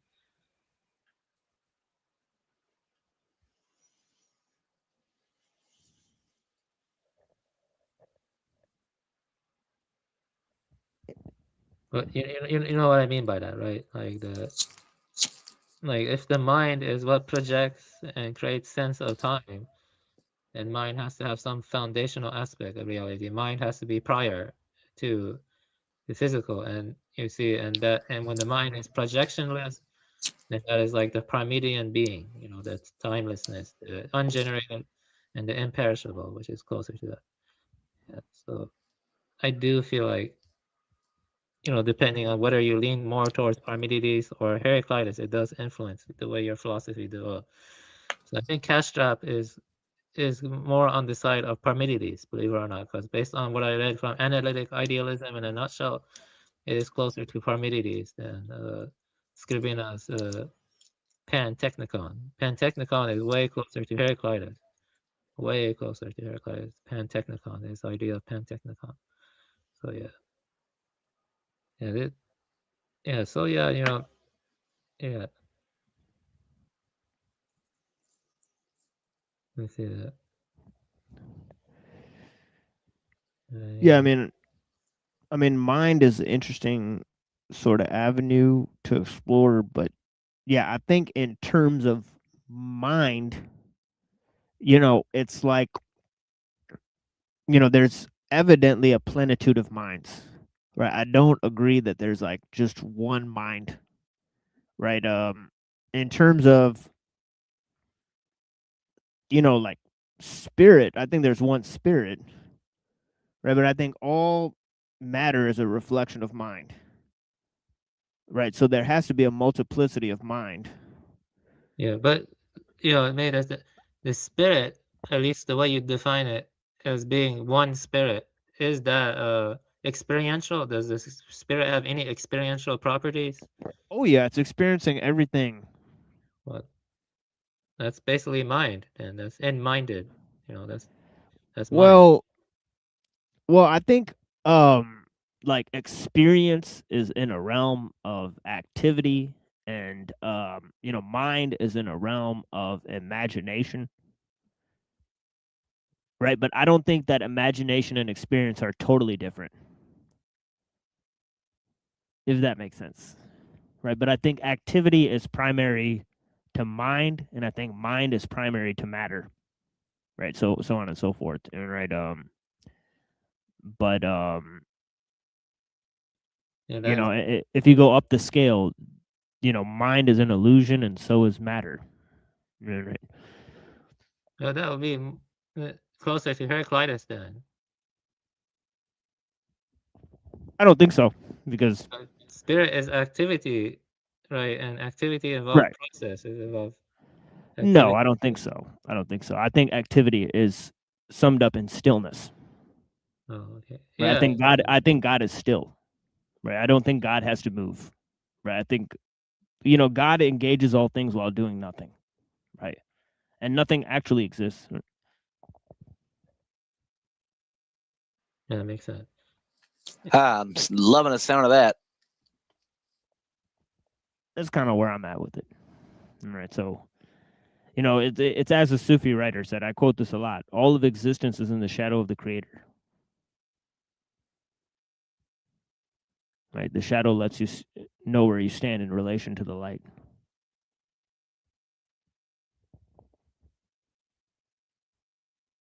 Yeah, during my experience, I felt That's why I LARP into the void. That's why I felt everything is spiritual. I was saying that everything in life is spiritual. I was saying that in the book. Oh yeah. Yeah, nature is deeply spiritual. But it's like, I think nature and being are one. Personally. And I think that Parmenides is saying that too. If you look at Zeno's examples, he's talking about nature. He's observing nature to make his points. Right? He's saying change within nature is an illusion, in my opinion. Right? Yeah, I see what you mean. I think, I'll think about more, but I say that's more in the right direction, but it would be interesting to see. I would like to see Scribino's response to that in the future, if possible. Oh yeah, Scarbena's. Yeah, because I understand what he's talking about, techne and logos. Yeah, that everything has these two expressions, right? But I sort of lean away from dualism, and that's basically just because of Parmenides. All right. I have an inclination that the world of the forms does not exist, right? That there's just that experience and imagination exist on the same plane of existence. And yeah. And also I believe obviously nature is intelligent and creative. So Yeah, it's too bad we're destroying nature. Yeah, but yeah. yeah. But I think that if we destroy the part of nature that sustains us, we will be the one that are destroyed, not nature. Well, we are though. We have more microplastics in our blood, and our bloods are toxic for creatures to eat. I mean, like our bodies. Right. But I think there's creatures on Earth that will be able to eat it. Or the Earth will create beings that can eat it. Yeah, that's true. Yeah. Yeah, like fungus can eat oil spills. So Yeah, I don't that's think the true. Earth's Yeah, gonna have a problem yeah, getting rid I of do us, think. sweeping up the mess. I think in a linear sense, evolution is true, but in a more non-linear sense, it's not true. Because when you get down to the timelessness, the concepts of contingency and time do not apply. But I think that there is I think there's a atemporal aspect, a non-linear aspect of time, and also a linear aspect of Oh time. yeah, 100%. Yeah, I've said this before too. I think there's 4 types of time that all exist at once. Yeah. Right. There's there's linear time, there's cyclical time, there's spiral time, and there's eternal recurrence. All of them Yeah. exist. Yeah, I think that's true too. After my Yeah. shroom experience, I can see that. Yeah. Yeah, instead of like 4 types of causality, I just go 4 types of time that all are interpenetrating. Right. Yeah, they were interpenetrating in my experience. Yes. Yeah. Because like you get the synchronicity thing a lot if you do like mushrooms, so it gets a weird thing about time. Yeah, very weird stuff. Yeah, definitely. And what time is it? It's 12:35. There's also the dilation, right? There's a huge time dilation when you're on the Yeah, I mushrooms. felt that too. Yeah. It's bananas, man. So just the physical time refuses to, tick, and and one moment can feel like ages, and so on and so forth. But yeah, if you want to go to sleep, or is that what you're saying? No, it's fine. I'll probably go to sleep in like an hour or 30 minutes, depending on how much people want to stay here. Yeah, I will. I'm thinking about, going. Honestly. Yeah, you can go if you want to. It was nice talking to you as always, and I hope you have a good night. Yeah, of course, brother. Yeah, but I think I'll wait like maybe 10 more minutes, see if Neuro comes back, and No, I doubt if he'll not, come back, but yeah. yeah, sometimes if you set up the bat signal, he'll come through. So tell Neuro, so maybe I'll type to him and say, hey, buddy,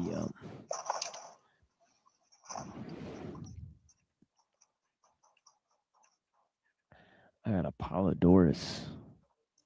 Yeah, have you read Homer or Hesiod? Me? Yeah. Well, I think I read Hesiod a bit in my book. Oh, okay. I can go back and look at it. Yeah, this dude's asking a question about it in the Discord. So check that out if we get a chance. Man. Wait, who is that? It's a homie we've known. I don't know who he is. He's very anonymous, but it's the guy with the gun avatar. He's asking me? No, he's asking me, but since I've not read it, I think you can. Yeah, I haven't I will. Yeah, I will answer him too. Yeah, he's talking about read it, Prometheus and techno optimism. Homer is like the Iliad, right? And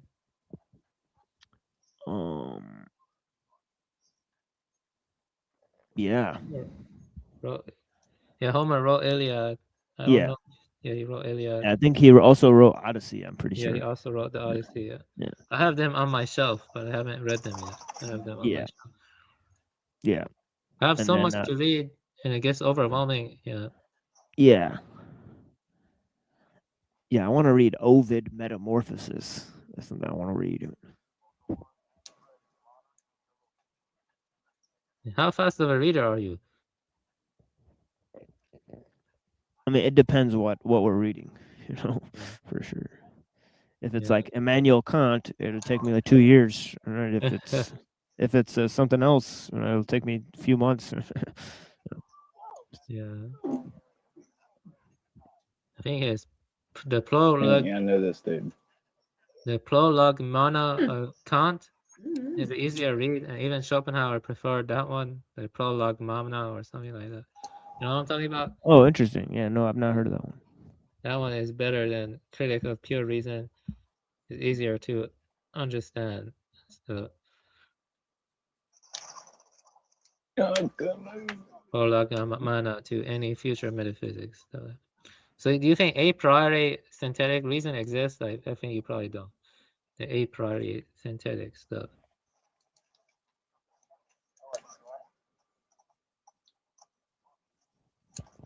Yeah, I think it's a bunch of trash. Yeah. Yeah. Hey, priority, get the fuck out of here, dude. Oh, God damn it. Yeah, I mean, I just don't like the whole. I mean, see, it shows that he's an empiricist, right? Because he's saying that you can observe things empirically, or you can observe things in this second way that causes the empirical observations, right? So, I just think he's just through and through an empiricist. I don't think he's defeating or fighting against empiricism. You know, that's just a LARP. Where the fuck?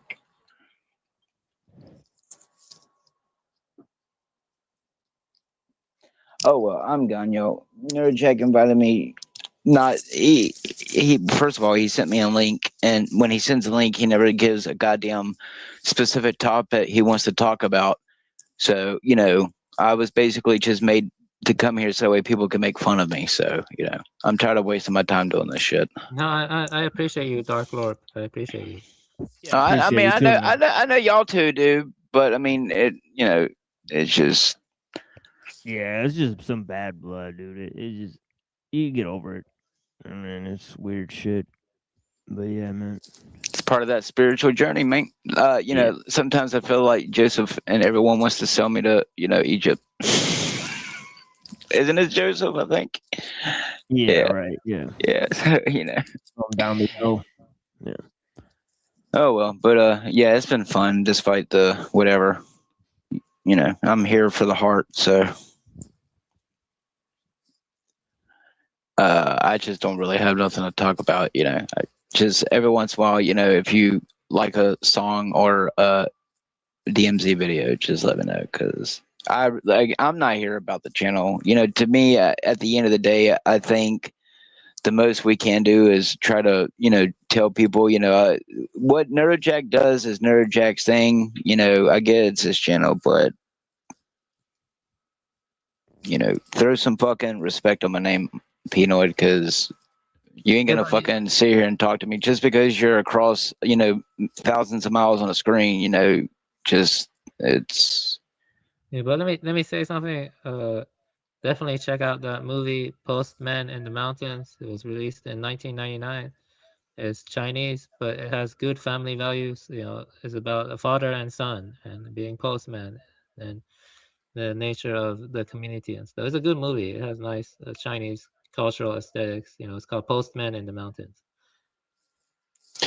Yeah, I'm actually pretty happy. We went down to the park about a week and a half ago, and my wife saw something floating out in the water, and it was a pair of foam, and they're pretty nice. Someone had to pay a nice little penny for them, but a pair of foam training nunchucks.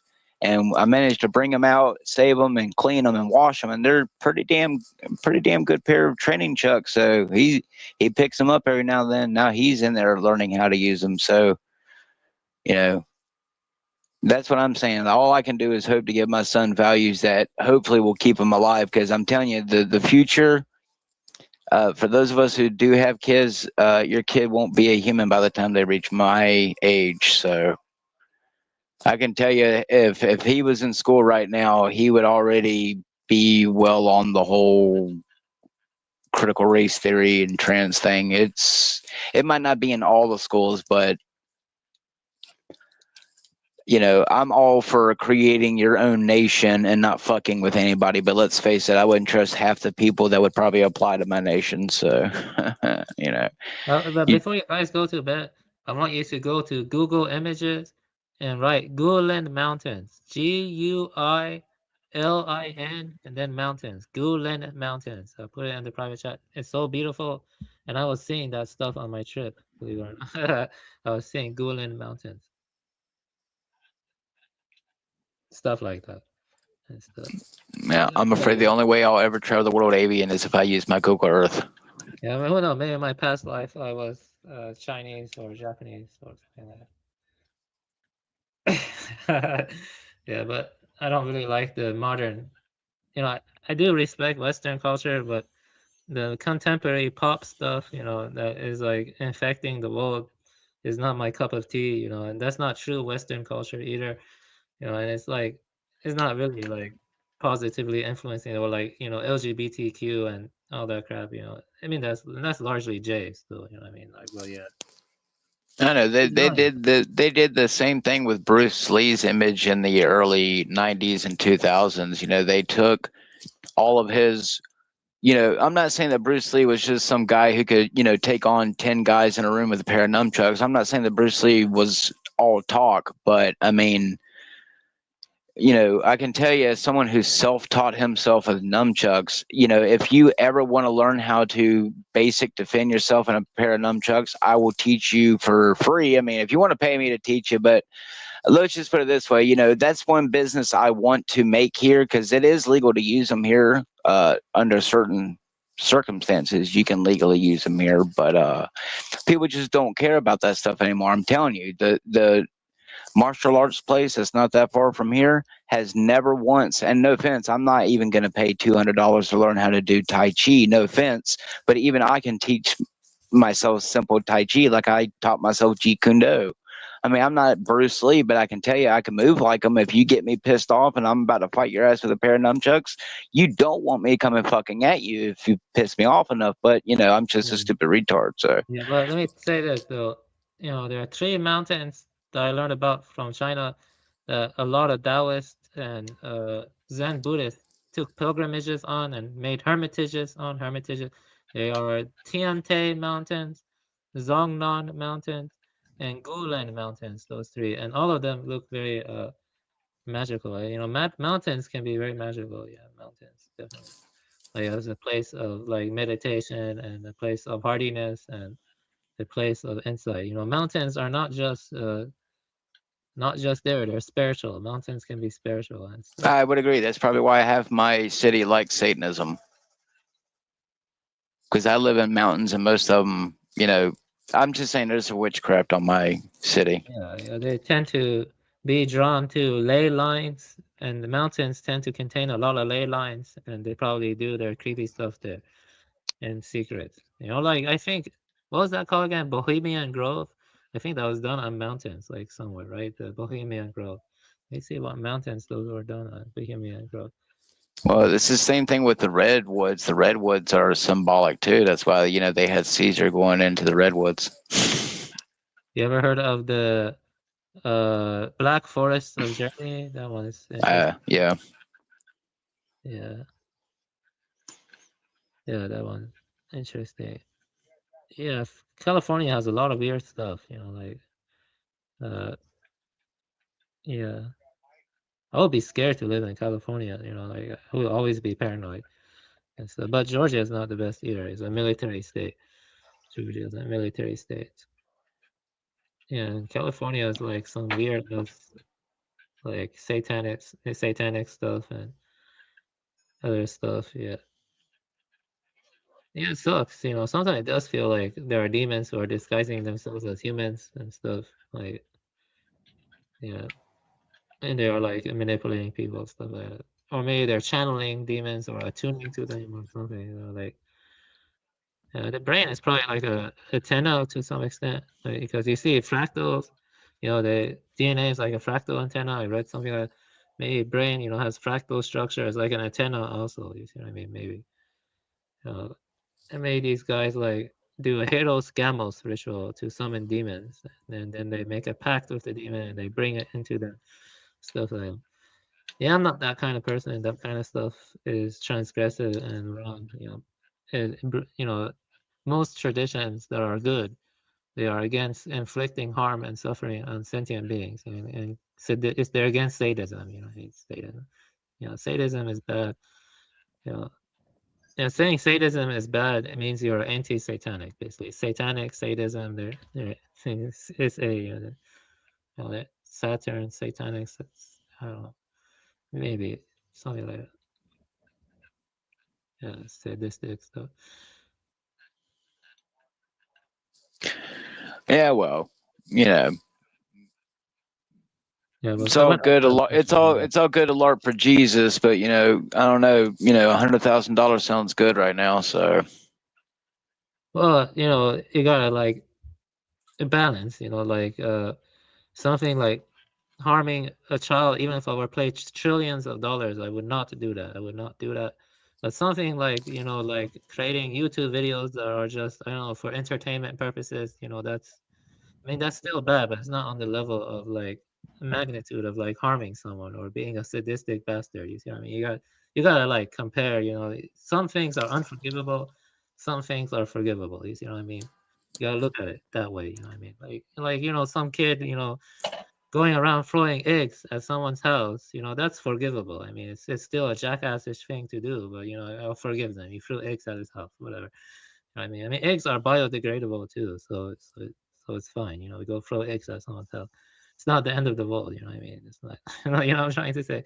But something like what the I don't know, like what Marina Abramovich does. You know what I mean? The spirit cooking. You know, that's unforgivable. You know, like we know that's symbolic for, you know, cannibalism and stuff, you know, like that's unforgivable, you know, like, you know, I'm saying like you just gotta like look at it that way, you know, you just throwing eggs at a house is okay, you know, robbing a multinational corporation is okay, you know, it's not like you know you're robbing a local business, you know, local moms and pop stores. You don't want to take advantage of them, you know, they're just normal people. But something like Procter and Gamble, yeah, it's fine. If you can embezzle money from them, why not? But you probably will get caught, you know what I mean? But that's the problem, you know. See, the thing is, if you try to embezzle money from a big corporation, they're gonna put you in jail with the serial killers, you know what I mean? You believe that? It's like they treat it as the equal level of severity, you know what I mean? That's kind of crazy to me, you know what I mean? At least personally to me, you know what I'm trying to say? Yeah. So you got to think in it that way. I think it's about you know what the threshold of what's forgivable versus unforgivable. You know what I mean? That's what I think. I think some things are unforgivable, like they give a karmic debt that means it's probably better off executed or something. You know, like pedophiles are unforgivable. You know, and stuff like that. You know, you gotta just view it that way. You know, like just create a stupid ass channel if you make money. Just give them what they want and stuff. You know, but that stuff is forgivable. You know, I mean, like people like I mean, it's dumb stuff, but you know, I see it as forgivable personally. Like, yeah, you just gotta view it like that. You know, forgivable versus unforgivable sins, stuff like that. Right. Whatever, you know. You see what I'm trying to say, right? Or am I just rambling? no. That's why I don't care about if my channel takes off. Sure, it'd be nice to like make lots of money quickly without having to work for it, but like, you know, whether or not you're a Christian, you know, at what cost. So I mean, whether or not I have anything to offer to the world, or I should just kill myself, like people have said. You know, people are a resource, so I'm sure I can push buttons. I think one thing that's important is you have responsibilities. You know, you have karmic duties. You know, you have a child. Your responsibilities are first and foremost to your child. That's the way I see it. You see, that's one thing that the Hyperborean gives right, the honor to your duties first and foremost. And so if you kill yourself, you're gonna affect your children and a lot of other people negatively too. See, man, that's bad. And also, if you kill yourself, I guarantee you, your suffering will not end, because you have duties, you have karmic responsibilities. You know what I mean? And you'll suffer repercussions for that. You know what I mean? So you have to fulfill your responsibilities, to the best of your ability. And so that's just the way it is. Most traditions teach that. You know what I mean? Like, Well, stuff like damn, I similar, was about to take similar. these I was about to take these 18 ibuprofen. God damn it. Yeah. But yeah, I wouldn't joke about killing yourself, especially on channel. That's because people will take advantage of that. I actually sided with you more than Pinoy because I don't think it's right to go tell people to kill Oh, themselves. I've made it very clear. If I die for any reason, it's really because of my health or someone, I annoyed someone so much I deserve to die. So Yeah, you won't just find me don't ever talk killing about that myself. stuff. Yeah, because if you say that stuff, people will want to, like, I don't know, they view you as vulnerable and they want to get into your mind and mess with you. That's not Good luck with that. Yeah, good luck with that.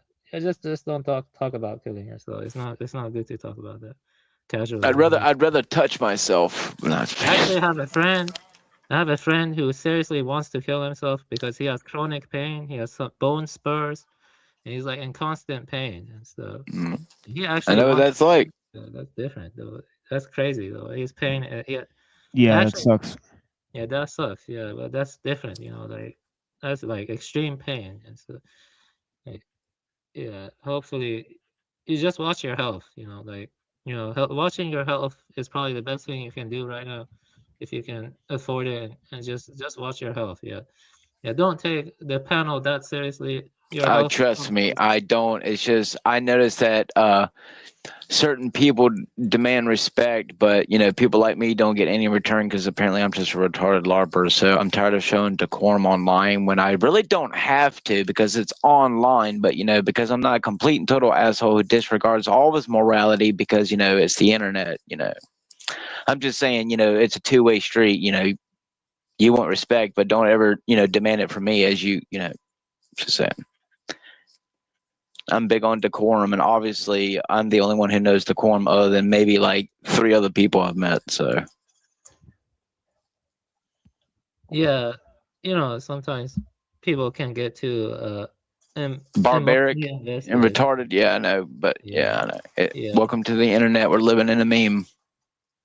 When the only time I would ever tell someone to kill themselves if I'm sober is if they do something like, cheat on me and like my wife or what. I will never forgive something like that. I will definitely go ballistic. I get what you're saying, but Pinoy just reminds me of all the trans weird people who I've killed on DMZ because I was better than them, and then they told me that my son should get raped by a grown man and then killed. So I really don't have patience for certain people who just automatically degrade into personal attacks or whatever, just because that's the only goddamn argument they have, and can't come up with something better. So yeah, that kind of stuff is sick. I don't find jokes like that funny.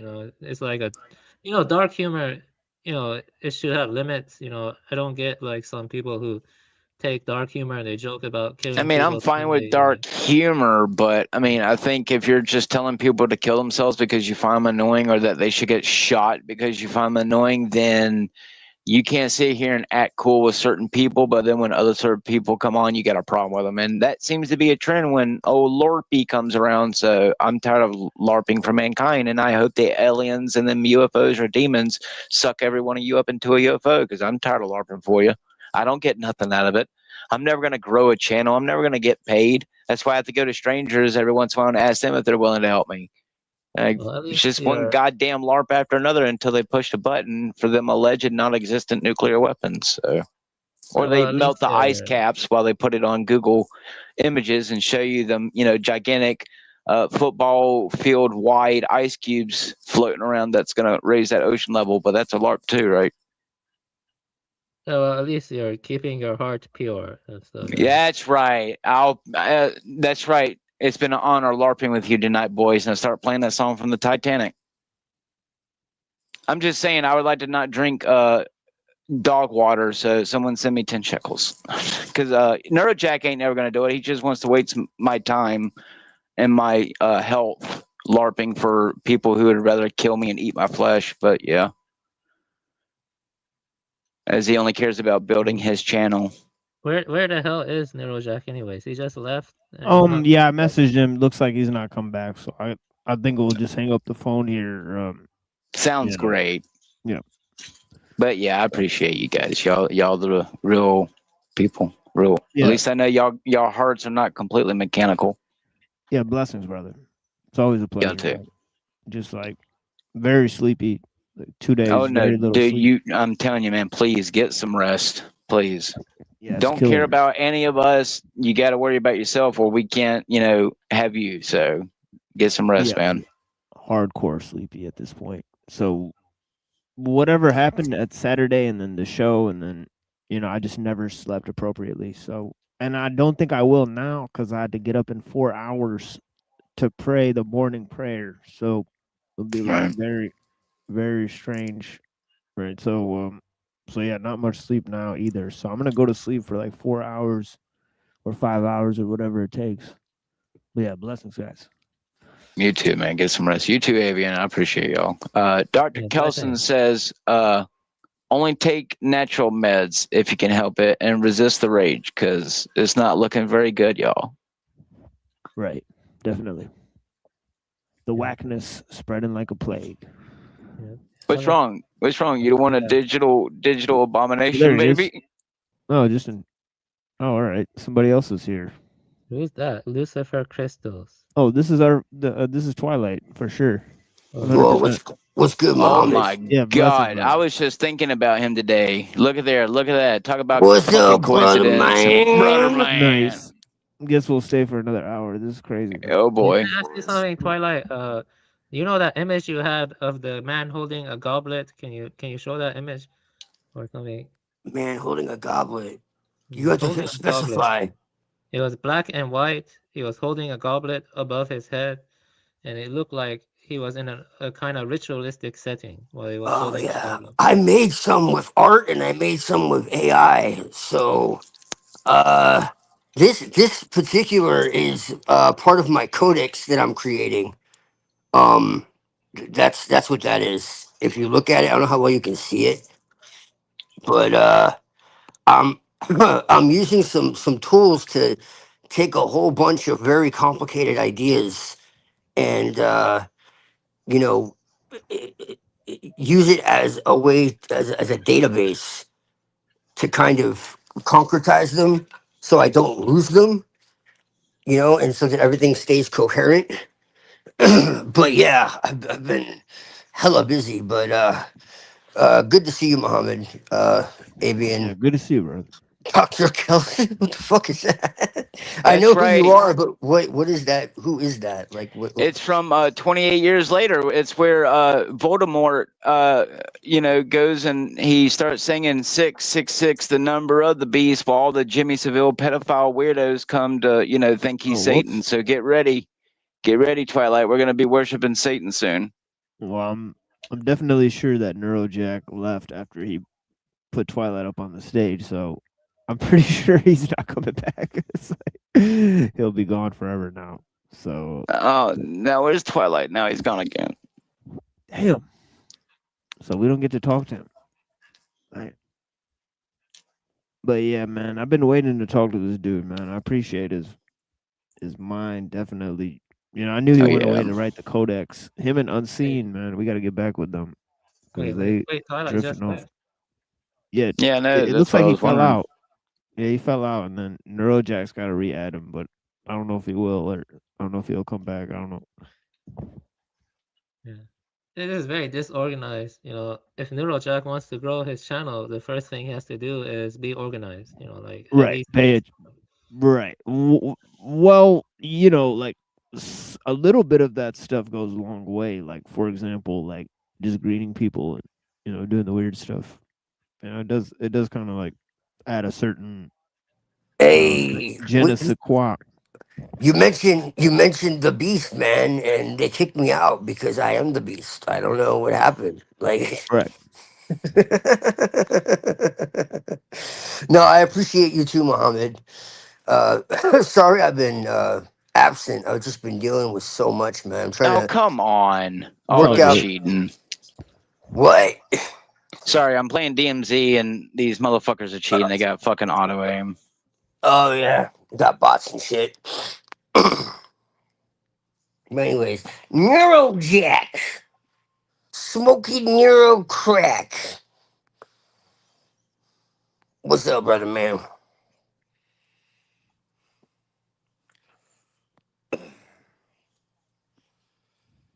Oh, fuck, Chilling. man.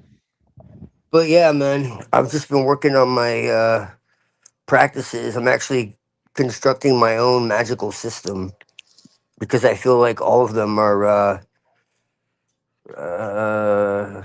lacking Hijacked. and fall into delusion and fantasy.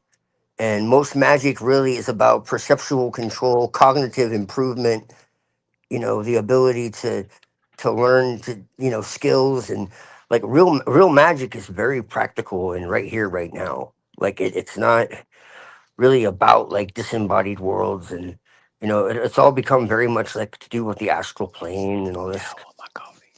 Like the real magic is about like self mastery, about improving yourself.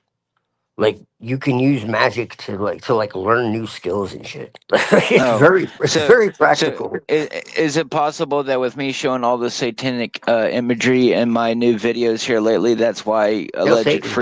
Freemason people are starting to stalk me now? I Can I mean, join? Can I join unless you're Twilight?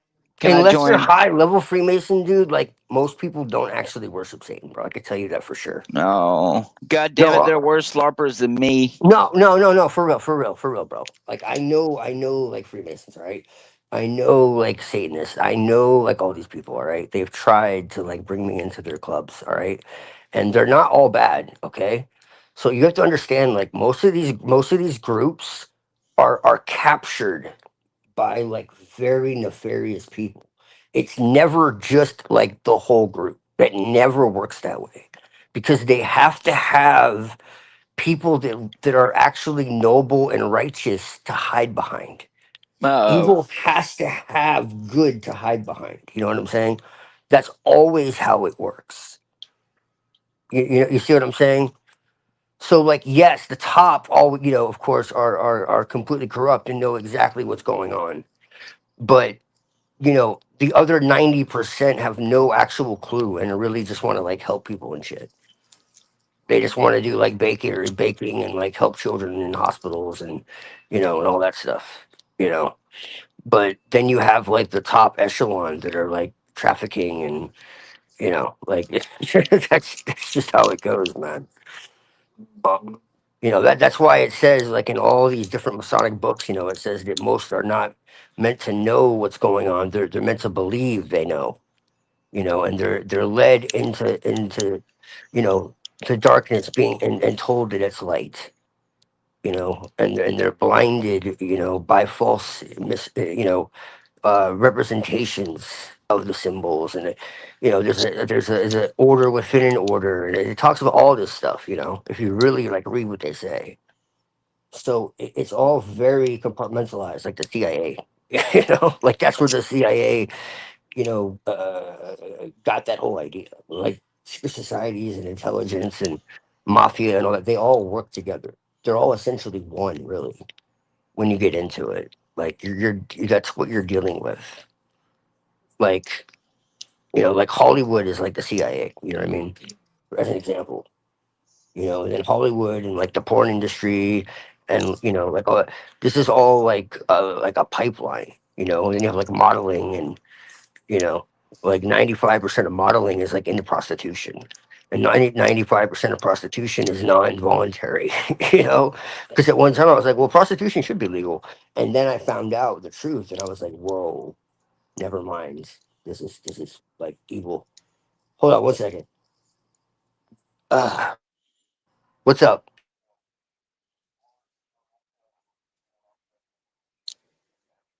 Martin Luther King Day, yeah. It is, sir. It is, certainly is. Yeah, he tried to bring white people and black people. He said we all the same. Doesn't matter what your color is. It's the character of your heart. Yes, sir. And they killed his ass. Yeah, he was the first Charlie Kirk. Yep.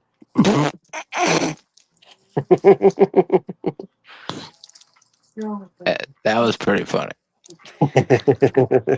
He had a I dream. mean, Then he woke up and it was a nightmare. Oh shit.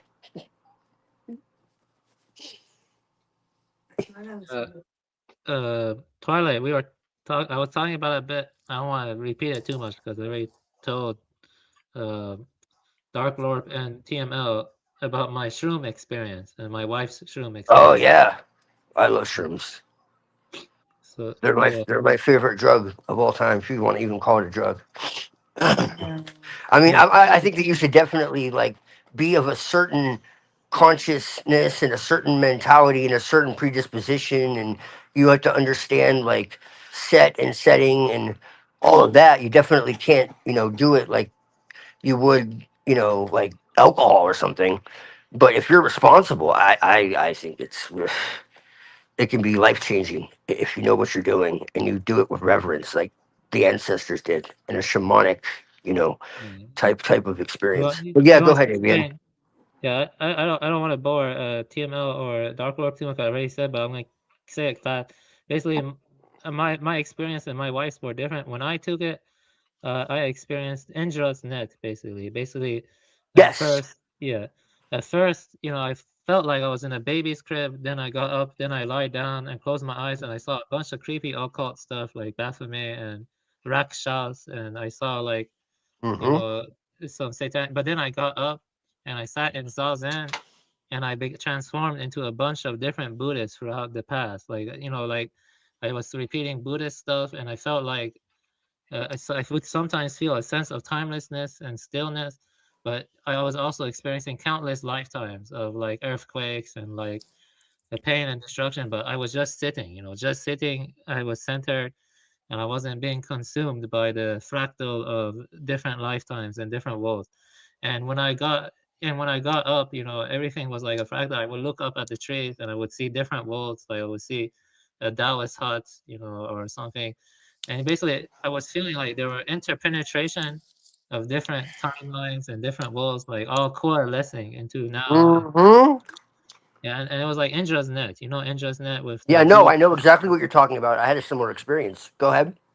Yeah, that was my experience with Kyushu, but my wife's experience was different. She took it and she had complete ego death, and she felt like she was like a pure being of light, and that was timeless, and that was indestructible, and that was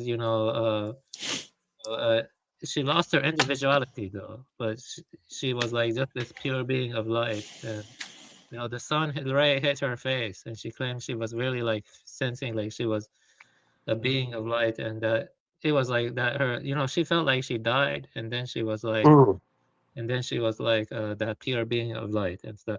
My experience was a bit different because I did have experience of timelessness sometimes, but then there was like Indra's net and endlessly spiraling walls and timelines. Like when I was meditating and saying Buddhist stuff, I actually thought I was like a Japanese monk for some time. Like I would transform into a Japanese monk, I would transform into a Chinese monk, and I was like sitting, and there were like different time eras and different stuff revolving and stuff. But yeah, that's those are the experiences. So you can see like. Yeah. Oh man, I'd be here for hours if I went through all my experiences I've had. Tell me some of their biggest ones that left the biggest impact, because I Oh mentioned. Lord, I had one that was 8 hours long, but that was definitely it. I have aphantasia, so I can't, actually visualize images in the way that most people can. And even when I take psychedelics, I can't. So when people take psychedelics, they usually see all kinds of crazy stuff. It takes a lot for me to be able to do that. Okay. But yet I'm able to feel things, and I'm able to um, connect to impressions through my other senses. So it's very strange because, like, I don't even dream in the normal sense. I don't dream visually, but I'll get impressions. So, like, I'll wake up and I'll feel like things are happening to me. Okay?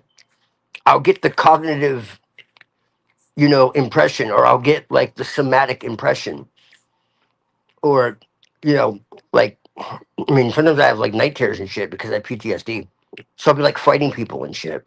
It's kind of wild. And my girlfriends over time have especially pointed this out to me. And I like talk a lot in my sleep. And I don't know who I'm talking to. But I have like full blown conversations and shit. Um, but I go to the astral a lot. People see me. And it's really interesting because I can't visually see it. But if I set an intention to go into the astral plane, I can do it, awake or asleep. And I've tested this multiple times with other practitioners and people that are sensitive to this type of thing. Okay. And having said all that, there was one time where I actually did. Yeah, let me put it this way. I was actually able to visualize, but it was very, very strange. And the reason why it was very, very strange is because I wasn't actually visualizing. What happened is I left my body completely. But I didn't just leave my body like in a trance. I left my body for real. I tripped. Like they call it a trip. Like, yeah, I took a trip, all right. I was no longer where I was in physicality. I was no longer in 3D, as they call it. My body was one place and my soul was somewhere else. My spirit was somewhere else. But where I was looked exactly the same as my original location. And so what I mean by that is it wasn't like I was in some like parallel world with like crazy, like the sky's, pink and the trees are blue and everything looked the same. It's just that the people that were around me weren't there. Those people weren't there. The surroundings were different, but everything still was natural. Everything still obeyed the same laws of physics. The earth looked the same, the sun looked the same, everything was the same. But I was talking to these three people, at least they look like people, about like the nature of reality and God and like false realities and how people trap themselves in false realities and like the nature of what hell really is and how it's self-created. And I talked to what I can only call the Christos. And this is powerful. Okay. And I also communicated with Sophia. This is when this happened for a very long time. And I experienced the interconnected reality of nature. Everything was communicating, almost like Avatar. I'm grossly oversimplifying, but it's a good metaphor because there really was a communication that was occurring through absolutely everything. It was obvious. The trees and the plants and the birds and like the mammals, like everything was communicating, and it was absolutely beyond a shadow of a doubt. And my thoughts were connected to this communication that was going on. And I noticed that. And my breath was connected to the air. And I realized that there was no differentiation between any of it. And I felt that oneness. And I realized that everything is God in that sense, in the sense of like the origin, And so we're like the way I experience is God is not a being. God is not an anthropomorphized deity in the sky or something that has any kind of attributes like us. God is an experience, at least from our perspective. We can't really know what God is. Okay, we can only experience God, and God experiences us. That doesn't mean that's the totality of God. It just means that that's its relation to us. It unveils itself through us. Okay, and part of that is a major part of that is, at least in my gnosis, Sophia, which is nature, because Sophia is the fractal of of the origin, and so we experience we experience consciousness through nature, because we and nature are mirrors of each other in every way, of the four elements and all of this. And the base reality of existence is wisdom, love, freedom, and evolution. Not in a Darwinian sense, but in a sense of systems gaining complexity. Okay, so like if you look into like Also, chaos theory, complexity yeah, theory, John last man. emergence, everything is in a state of emergence. There was no beginning and there can never be an end. It's an endless state of becoming. It never stops. So I wouldn't say it's creation, but you could say that the emergence is never ending. God is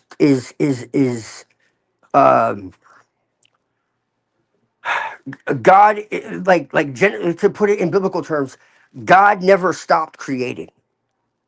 It's happening right now because God is timeless. God is beyond time, beyond space, beyond. So to us it appears as endless movement, but for God it is stillness, and through stillness God moves. You know, like that's really what it is. And for the aeons, they're constantly twirling. It's like Heraclitus talks about. It's emotion, and this is why I say, like, the being and becoming are not really separate at all. They're two sides of the same coin. It's just our perception is what distorts this. It's all perceptual. But my experience was that everything was ultimately this experience of the totality of existence, and that all of our choices mattered, and that how we treated each other and how we treated ourselves, and what we like, basically, like, it made me aware of how important, like, what I said and what I did and what I held, like, like, the trivial how trivial we are.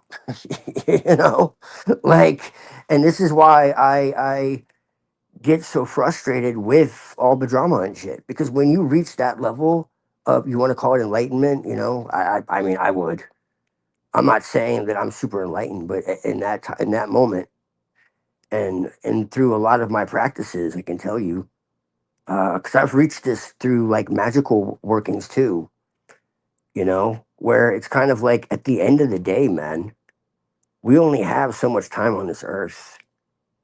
And, anyone can go at any time. And you have to choose what the hell is important to you in this life, and what's worth focusing your energy on. Because everything else is just, siphoning your energy. But anyways, back to the Christos. I basically had this experience with what I can only call the Christos, and it basically told me that religion was mind control, which is what I have always said, and that ultimately we're all in this shit together, and that it's really just about, doing onto others what's right, and having empathy and compassion and honor and loyalty and respect, and you know, like just being custodians of the earth, you know, and it was showing me like a very apocalyptic, like visions almost. Like I said, it was taking me a very long time to get into this. And there was one Yeah. point when my heart was beating out of my chest, like tachycardia. And I legitimately felt like I was going to die. Like this wasn't a vision, like it was physically happening. Like my heart rate went sky high. And yet, like, I was feeling this and I was getting these visions, like everything was about to like collapse, like literally like revelation. Like it was like I was getting like these visions that were being shown to me. It was like someone took a Blu-ray, like 5K, and shot it into my third eye. And I was getting visions of what I can only say are the past, present, and future, and they were all colliding at once. And I was hearing voices and seeing things, and it was just like I couldn't control it. And that's why I say they were visions, because there was no longer any control. And it Yeah. was just these flashes of different times, different time, you want to call it timelines, and it was not really a timeline because everything's already existing at once. But Yeah. it was just showing me all these different possibilities, and it was showing me basically that humanity was in trouble, and that like we were barely going to make it. And that's essentially what it was, literally what I was hearing, you know, and that like, you know, basically shit hit the fan, and people finally came to the realization that they needed to stick together. And there were some people that couldn't handle that. And it was showing me how, like with transhumanism, and it was showing me that like people were going to get to a point to where they were going to reject God. And when I said, but what I mean by that, and that's why they were going to create their own hell, because what they were going to do is they were, what I was shown as hell is that people were going to choose by their own volition. It wasn't going to be a trick to reject all that is good. And because of that, because they reject all that is good, the only thing left is what is evil, if that makes sense. So that's literally hell. And this transhumanism and all this conditioning and normalization and the stuff that you and I, especially, Lord, talk about, is exactly that. Where you know it becomes a new normal, you know, and darkness becomes light and light becomes darkness, and and all of this, like that was going to be the real, you know, dividing line. It was going to come to that point where people were gonna choose what side they were on, and there was literally going to be a battle. And when I say battle, I mean battle. Like people were just going to decide, like they didn't want to go along with what was right, and that was going to be the real final war, you could say. And people were going to have this like transhumanist utopia, this false reality, literally, where they were living inside machines, inside of simulacras, and they could be, you know, porn stars or superheroes or gods or whatever, while the world like was destroyed. The real world was destroyed, but they didn't care because they were like drug addicts hooked up to this machine, this simulacra. And then it was going to become so normalized over time that people were going to forget it wasn't real, and they were literally going to lose their soul because they were going to accept a false immortality of the flesh while losing the true immortality of the soul. And like I said, I could go on for 8 more hours, but hopefully that makes some kind of sense. Yeah, it's It kind of was fucking similar to profound. my experience, but yeah. And this was like 2012. Oh, I see. Yeah, I took the. Yeah, I would say that like I'm kind of like in the middle, but you know, basically during my experience, I wrote all sentient beings have Buddha nature, but it is atemporal. Either end the wheel or keep turning it. I mean that in karmic sense. And I also wrote afterward, grasping stirs waves. Releasing grasp shows the water was never changed. Grasping and releasing describe the appearance of disturbance and its settling. When there is no grasping, nothing ever changed, and the language itself falls away. So I would say that in some sense, that my wife's experience was, in my maybe Parmenides and Heraclitus.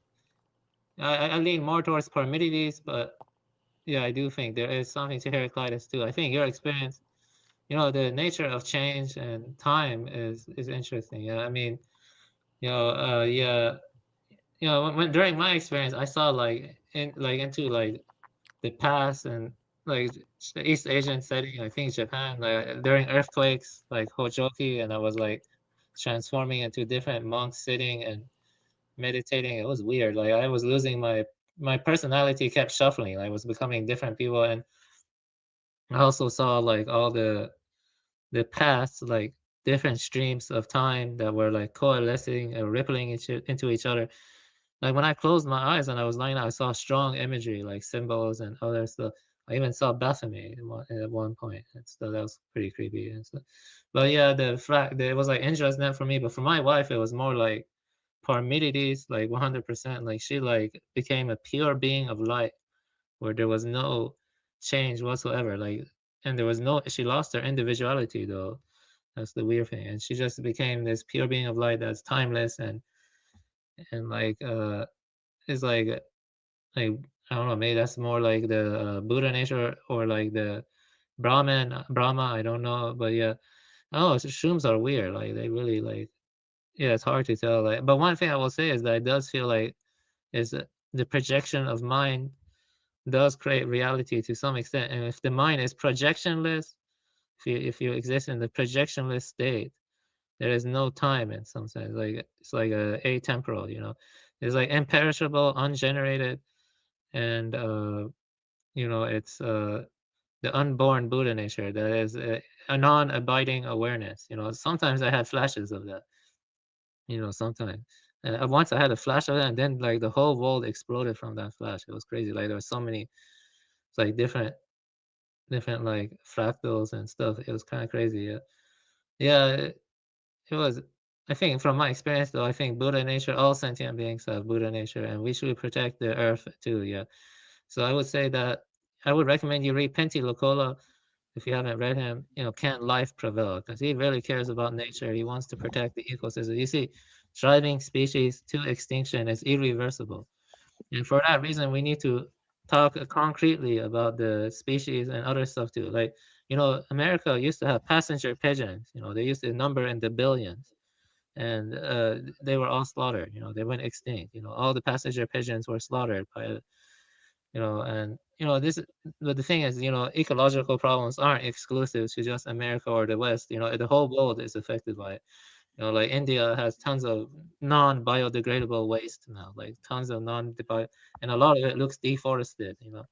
And what's happening to the Amazon, and what's happening to Australia. All those poor koalas and stuff. It's a nightmare and stuff. Yeah. Back when human beings were in a pre-industrial setting, they couldn't destroy the ecosystems this much. You know what I mean?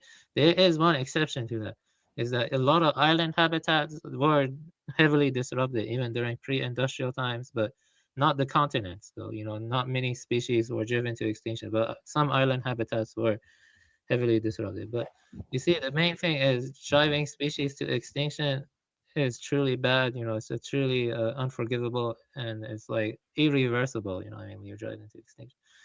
And at least 50% of primate species are endangered and stuff. A lot of endangered species out there. And what's crazy is elephants now, they're like evolving not to have tusks. Did you know that? Like a lot of elephants are being born tuskless, but they kept being poached for their tusks.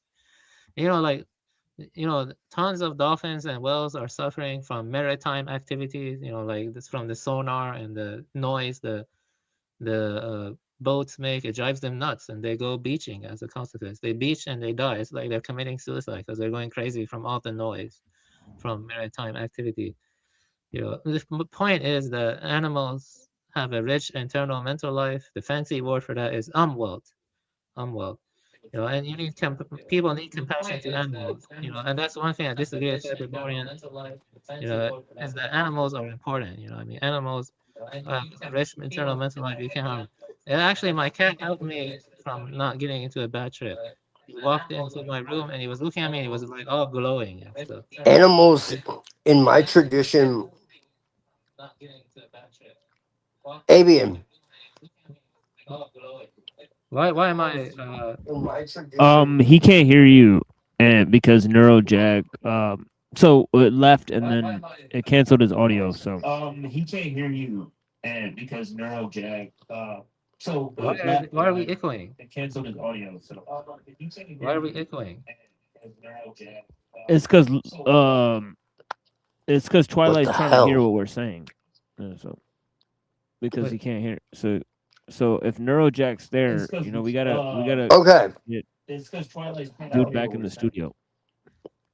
I got you on my other device so I can hear, but it's like delayed. I got you on my other device so I can hear. But it's like Yeah, there he is. So just go out and come back in, Twilight.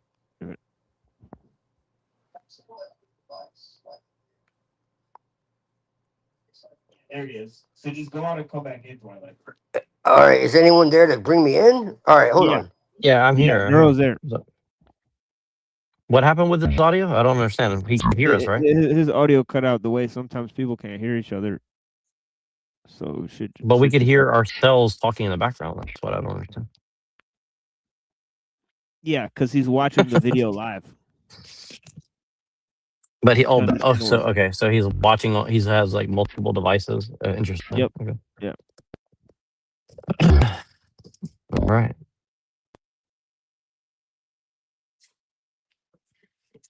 Why is everybody mad at me today? What's going on? I'm not mad at you, but No, I mean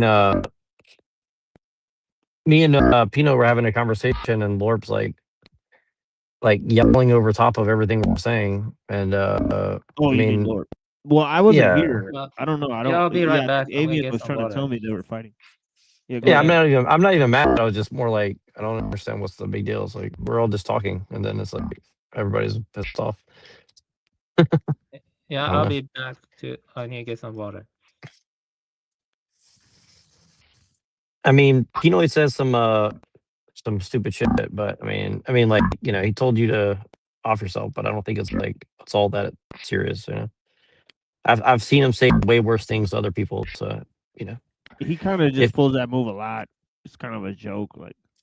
But yeah, I don't think it's like, I think it's more like we're having a conversation and we're just trying to stay on topic. So I'm just saying, like, you know, Larp, not, I don't think he or anybody here is like against you. I think we're all trying to, you know, we're trying to like figure out how can we all like grow our shit and you know,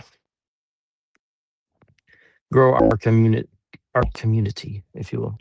yeah, now maybe I can't hear him. I don't know what's going on. I can't hear him either. I can't hear anybody except for you right now. So Yeah, I'm here. Can you hear me? now I can hear you. Yes. Yeah, I was drinking. I got some water. I went to get some Let me water. see. Let me see if the thing is messed up. Let's see. Yeah, where's Twilight? You say he's coming back? Or he Yeah, just Lorpa's muted, so he should be. I mean, he said he's going back, I guess. So let me text him and see. It's He hasn't texted me in a while, so I'm not sure if he's. What's going on here?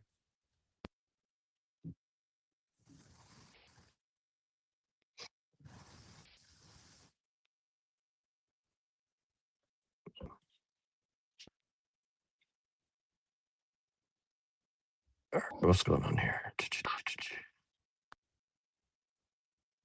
Where's this dude shit?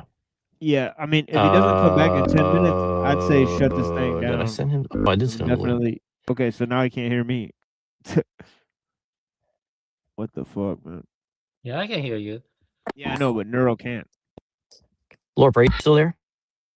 Nero, can you hear me now? Nero, are you there? All right, there he is. What's up? He can't hear us. All right, It's welcome fine. back. It doesn't matter. So Okay, that's better. can you hear us? Real talk. Fuck Pinoid. That was my paisano. Okay, we're probably related.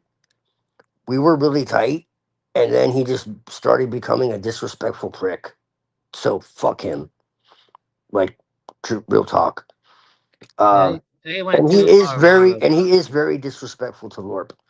So Yeah, yeah, yes, yeah, I agree. Yeah, just he told just Lorp to kill himself. I told him that's going yeah, to that's not a joke. Yeah, it's not a joke. Yeah, I agree. Yeah. Yeah, like I'd punch someone in the fucking face. They said that Yeah, shit yeah, I to agree. my Yeah, face. we're in agreement there. So yeah, we are. Yeah, Yeah. yeah, yeah. And he's Italian, so that's personal because he's misrepresenting. Like I don't fucking appreciate that, and it pisses me off more because I actually thought he was really cool. So unless he like apologizes, which I don't see that happening, Yeah, he is. you He know, can be like smart fuck him. about some stuff, but he needs to improve his attitude. And like, he's But smart. anyways, yeah. So what I was saying is, I didn't even hear anyone talking when I was like giving my whole spiel. I don't think Until he can I hear you again. checked my other device. I don't know why I lost sound. Yeah, I It don't was think. weird. Yeah, Twilight. But I Can was you hear saying me like now? animals in my Oh tradition man, are there it goes again. literally messengers of the gods. Like we don't accept this Darwinian bullshit. Okay, animals are not just like Yeah, we can't hear you, Lorp. from random accidents and shit. I Like don't know they're if you. literally divine. I don't know if you can hear me saying that. They're just as Crazy. divine as we are. This is all just crazy. You know. So Yeah, this is insane, Neuro. Like when I say nobody can hear nature each is other. divine, okay. I clarify this all the time, but I don't think too many people actually completely grasp what I'm saying. Sophia is not a goddess of the earth. Can you hear me? Can you hear me, Twilight? Yes, Sophia is not a goddess of Okay. the earth. She is the earth Can you hear itself, Machine? and that Lord? includes all of the animals. The animals are part of her. They're extensions of her. The mountains are her.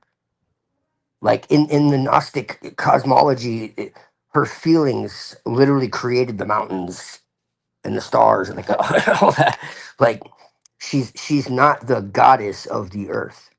She is the earth, sun and moon. Actually, if you really want to be technical Yeah, I and remember precise. from John Lash Lab. So that's the thing. And I don't worship her.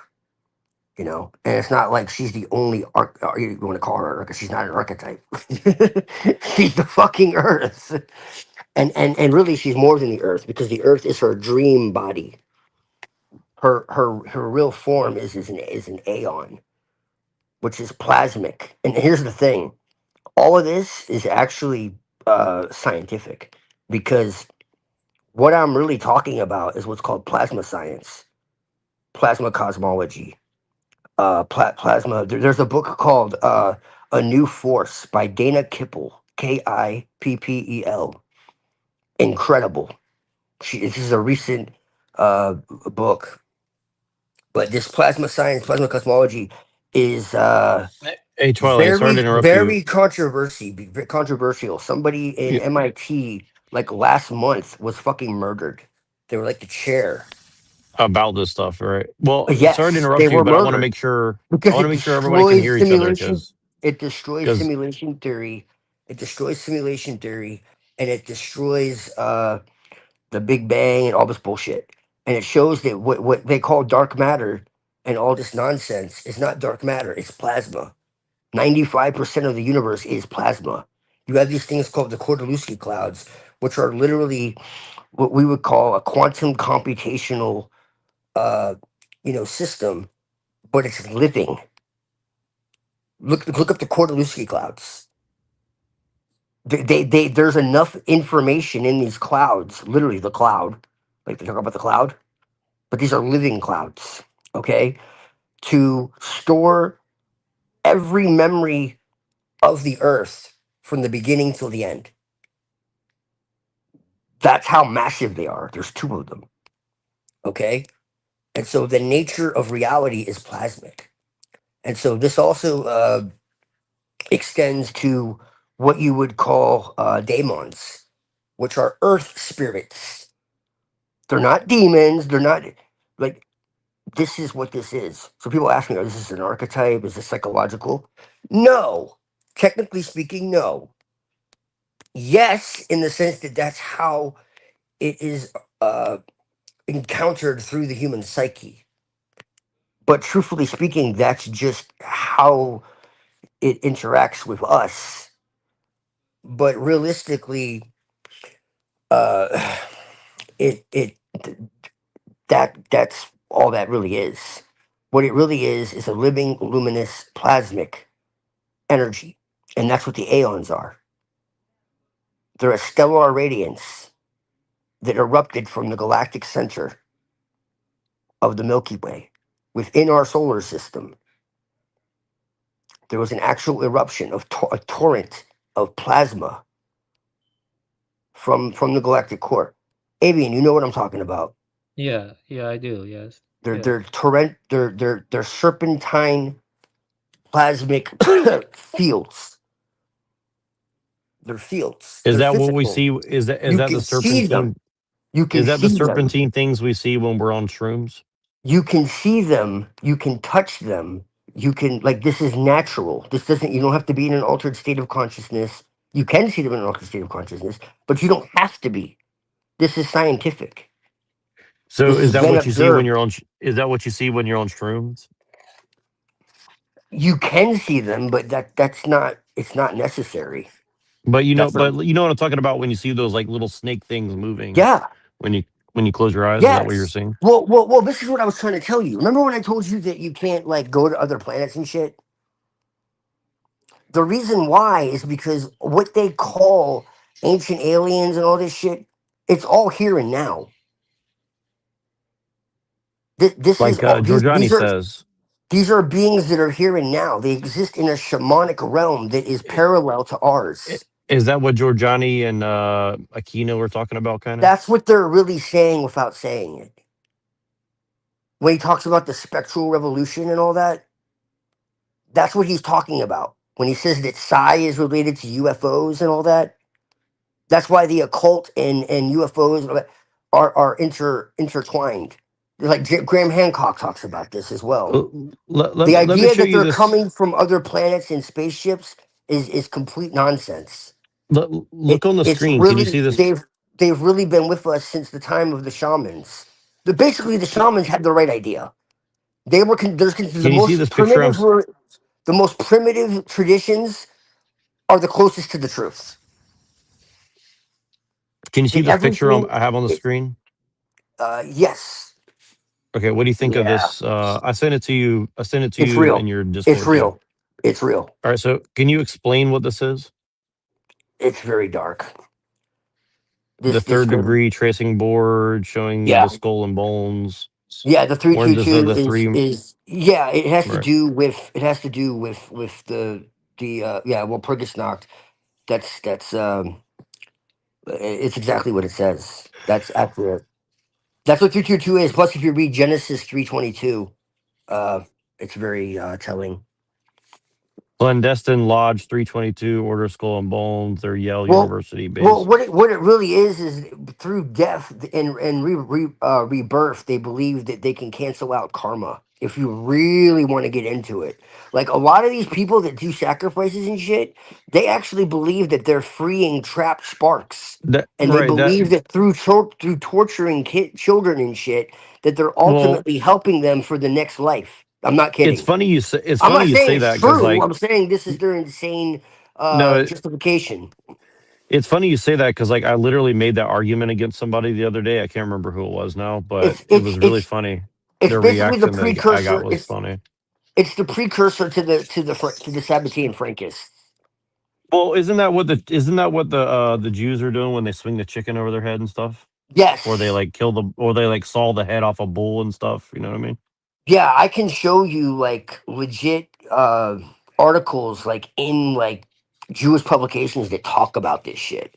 Like literally how there was like all these like children coming forward and saying there were all these like this is a straight article, like mainstream article in like But isn't Haaretz or this like Israel Times. yeah, but that's the thing is like all this is out in the open, and so that's what Yeah. I'm saying is like it's kind of weird how like it's sitting out in the open and then you have like these like Church of Satan guys who like That's a kind that's of a that's like a that's a that's a that's a that's a sideshow. okay, It's a sideshow. so It has very so little what to do with it, honestly. They're not even really so connected at all. so what is the Walpurgis night of like the pseudo pagans or whatever? Do you know what I mean? The pseudo Satanist or whatever. That's what I'm trying to tell you. It's a distraction. The real truth is what they try to say was a lie, which is I don't want to get you in trouble, but uh, you know, I mean, just say whatever. I don't care at this what point. they called blood uh libel. Bible, Yeah, right? yeah, it's And real. so, do you think that's kind of what we're going through right now, where they just see like Yes. they're trying? So like their What do you thing think? is What do you like think is going right, on? What do you think is going on with this girl who supposedly was so innocent, and now they're like trying to Re- have they're literally trying to Renee start a Good, fucking Renee Good, and then they put on a button say "Be Good," yeah, right? right, Isn't yeah. it? Her name was Good, right? Yeah, yeah. Well, Look into that her it history, sounds dude, like a psyop, and look but into like, dude, Well, it's it's beyond all a psyop. That's it's what he's saying. beyond a He's like it's psyop for beyond a sure. psyop. It's a ritual of within a ritual within a ritual within a ritual, Yes, essentially. yeah. No doubt about it. No yeah, doubt about it. everything is an initiation And ritual. she absolutely they don't show you like what really happened. The videos they show you do not actually give you the real details of that event. She wasn't innocent. She was a Charlie Kirk Straight up. 2.0. Well, yeah. I mean, it's I mean, very. I do you know mean, about what's yeah. going on in England? My girl's in England right now. No. What happened?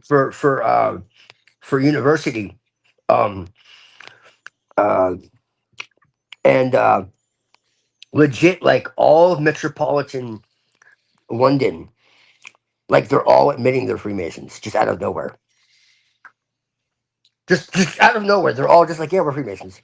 By the way, So, what do you think about that though? Because like, don't you think there's some good, there's some bad, kind of like you're saying, or what's the deal with that? well, yes, but here's the thing: with police, see, like, okay, it's like this. If you're just a Freemason, okay, cool. When you're a Freemason and you're also a judge, you're also a police officer, you're also connected to like the Knights of Malta. That's what's different. So basically, what I'm saying is, your neighbor down the lodge is a Freemason, okay? And so, what you're saying is And like it's not even like crypto Jews; it's like crypto Sabbatean Frankists or something worse than absolutely, that. yeah, they're Edomites. They're what Jesus called, the synagogue of Satan. What, uh, you know, he cursed. He cursed them. He cursed them. Read Obadiah. Like, there's a curse. So is what they're trying to do like invert the curse on us to get out of their karmic Yes, position, yes, essentially? that's exactly what they're doing. You just nailed that. I've been trying to say this for years, and no one heard me. Finally, someone gets it. That's exactly what they're doing. That's the scapegoat ritual. I mean, it makes a lot of sense to me. I mean, I think that's kind of what a lot They of see these Jesus as the scapegoat, and what they do is they invert it, bro. wasn't that a Instead lot. of Well, like a Jesus lot of the taking movies away the about sins, Egyptian. Hell Isn't that what Saint a lot of the Nick. movies about? Isn't Hell that what a lot Saint of the? Nick. Isn't that what kind of Crowley was talking about in a way? Is that what you're saying? Isn't that kind of something you get at? well, Crowley actually exposed blood libel, and that's why they, demonized him, and then basically inverted what he was saying. Because when he was talking about sacrifice, he was actually exposing it, and I could show you that he was actually exposing sacrifices that they were doing. Can you get into that a little bit? But he he got in trouble for talking about blood libel and all that. I would have to like get my copy of Magic in Theory and Practice, but it's there. Like, yeah, he was like giving the history of magic. You have to understand, man. This is like the 1800s, 1900s. So You know, would you say would you say that there's a split within the British Empire about like crypto Franco There is Sabbateans no and then British. like There is other no British people? Empire. There is no British Empire. First, you Well, I need to know. Well, realize you know what that I mean. there is no British British Empire Empire. is in like the pseudo It's a British Israeli crypto. Empire. Right, Well, right. So British means Brit means but my point is if means you're right about covenant and ish Crowley, means no. This is right? important. Brit. This is the truth of the British Israelism because there's truth in it and there's a lot of deception. Brit, okay, means covenant or contract. Ish means man. Both of those are Hebrew terms. Understand that. There is no British Empire. There is no European monarchy. This Right. is So what you're why saying the is idea that no, this is why no. the What idea you're that saying there's an is Anglo. This is the idea why the idea that it's Anglos is completely bankrupt because there is no European monarchy. It doesn't fucking no. exist anymore. What you're saying is that the idea is that they're trying to put a curse on white people and Europeans to be Yes, contracted men for their blood libel, so we get sacrificed in their stead. they want to eliminate us because we're the only people on earth who have stood up to them all through history. This is where Hyperborean is right. This gets into the deeper. This is what the Aryan is really about. It's not about fucking blonde hair, blue eyes, any kind of superior race, any type of anything like that. And not all Aryans were even fully European. It goes much deeper. This is literally a battle that's been going on for thousands of years. That's been covered up. This is the reality. This has been going on a long time. This is Yeah. part of the conspiracy. Jesus was not a Jew, as you already know, but it goes Twilight, deeper than that. Twilight, you need to add This me is what back I'm on trying to tell Discord. you. The church was infiltrated long ago. There was a Oh, church in Ireland before there was Rome. I can can show you you even that. hear me? And the church didn't start in fucking Russia. It started in Syria and fucking Ireland. Way before it was in Rome or Russia. I don't know how nobody knows this. Like it it started in the East, obviously. And yes, there were quote unquote Jewish Christians, but the fact of the matter is, Jew is a misnomer. Jew is a Judite. That's what it is. Jew is a common is a modern term. The Bible was Jutao. edited, and that word was implanted there later on. I can show you if you look at like the Wycliffe or fuck, what is it? There are Bibles before King James that I can show you where that word does not exist. Yeah, Okay, I have a so question. this is what I'm trying to tell you. The Jews are only one or two, if you can include the Benjamites, two tribes of all the tribes of Israel. Israel was a global empire. This is what's been kept hidden. Okay, which included Europeans. They were a mixed multitude. It makes it clear. Okay, some of which were Hyksos. Okay, which were Canaanites who invaded Egypt. Most likely Amorites. I can't be sure on that. And I tell you, I'm not sure. I'm being honest with you. But they definitely were Hyksos and they definitely were Canaanites. Most likely Amorites. Okay. They took they're the name stealers. They're the ones who became the Khazarians and all this. But that's only a tiny piece of the puzzle. It didn't start with them. Like this is what in Revelation it talks about Russia and all this. This is why. Because Russia, again, there's no who was Russian. What was the Russian Revolution, the Bolshevik Revolution? Was it really Russian or was it to destroy Russia? And then you get into World War II, and then you're down a whole other rabbit hole. And if people think that World War II is like we're told, well, I got about 20 hours of information that Yeah, well, let me say change your something. mind. People think that Yeah, well, I Mustache think Man was a Zionist. Well, I got plenty of information to show you that's bullshit. And there were a lot of people that were put in place to create that lie because they don't want you to know that there was ever any hope. But anyways, blessings. Good to be back. I don't Yeah, know I think how often I'll be around, but yeah. I think that China was not infected by I it love y'all guys. until Mao. Until You Mao, too, brother man. Mao was backed by the Jays and the Edomites, Mao and Goldman Sachs. Goldman Sachs. Yeah, but before that, I don't think the East was as infected as the Middle East and the West, by the Jays or the Edomites or the Canaanites or Hyksos or whatever you want to call them. Yeah, I think the East was kind of free from the influence. Oh, I think you're wrong. I think that they were definitely infected by the Edomites a long time ago. What makes you say that? Well, that's Okay. exactly what I said. The East? The East. Are you listening? Yeah, I am listening. Yeah, I'm listening. But the East, when you look at their scriptures and other stuff, and you look at their It's general been from the history, beginning. they don't seem to have been as infected until like by Mao. Mao was heavily infected by them. Or are you trolling me? Like the Tang and Song dynasty. You think the Jays were like infiltrating Tang and Song dynasty, or something? Like, you need to look into that. That's the high point of China, and the high point of Japan is Heian and Edo period. Like those periods. See, I'm more interested in the East when it comes to spiritual matters. So Did we lose audio again? yeah. Well, Who fucking knows? I don't think they were that infected by the Jays, to be honest. The East, like Heian, Edo period, Tang, Song dynasty. I feel like Middle East and West are kind of overrated when it comes to spiritual matters. So that's my personal sentiment. Because when I read something like the Lankavatara Sutra or like the Diamond Sutra, Well, I think Twilight's going to tell you that you're absolutely wrong on that one, though.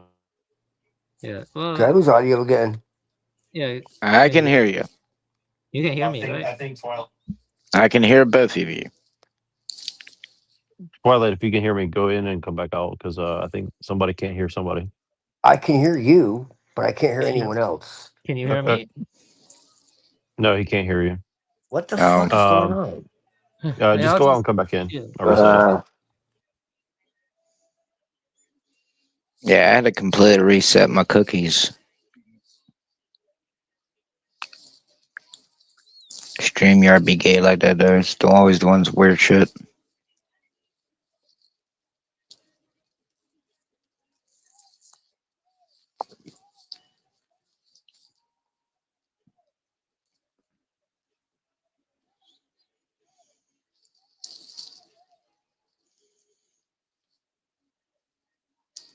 Glorious Las Plagas.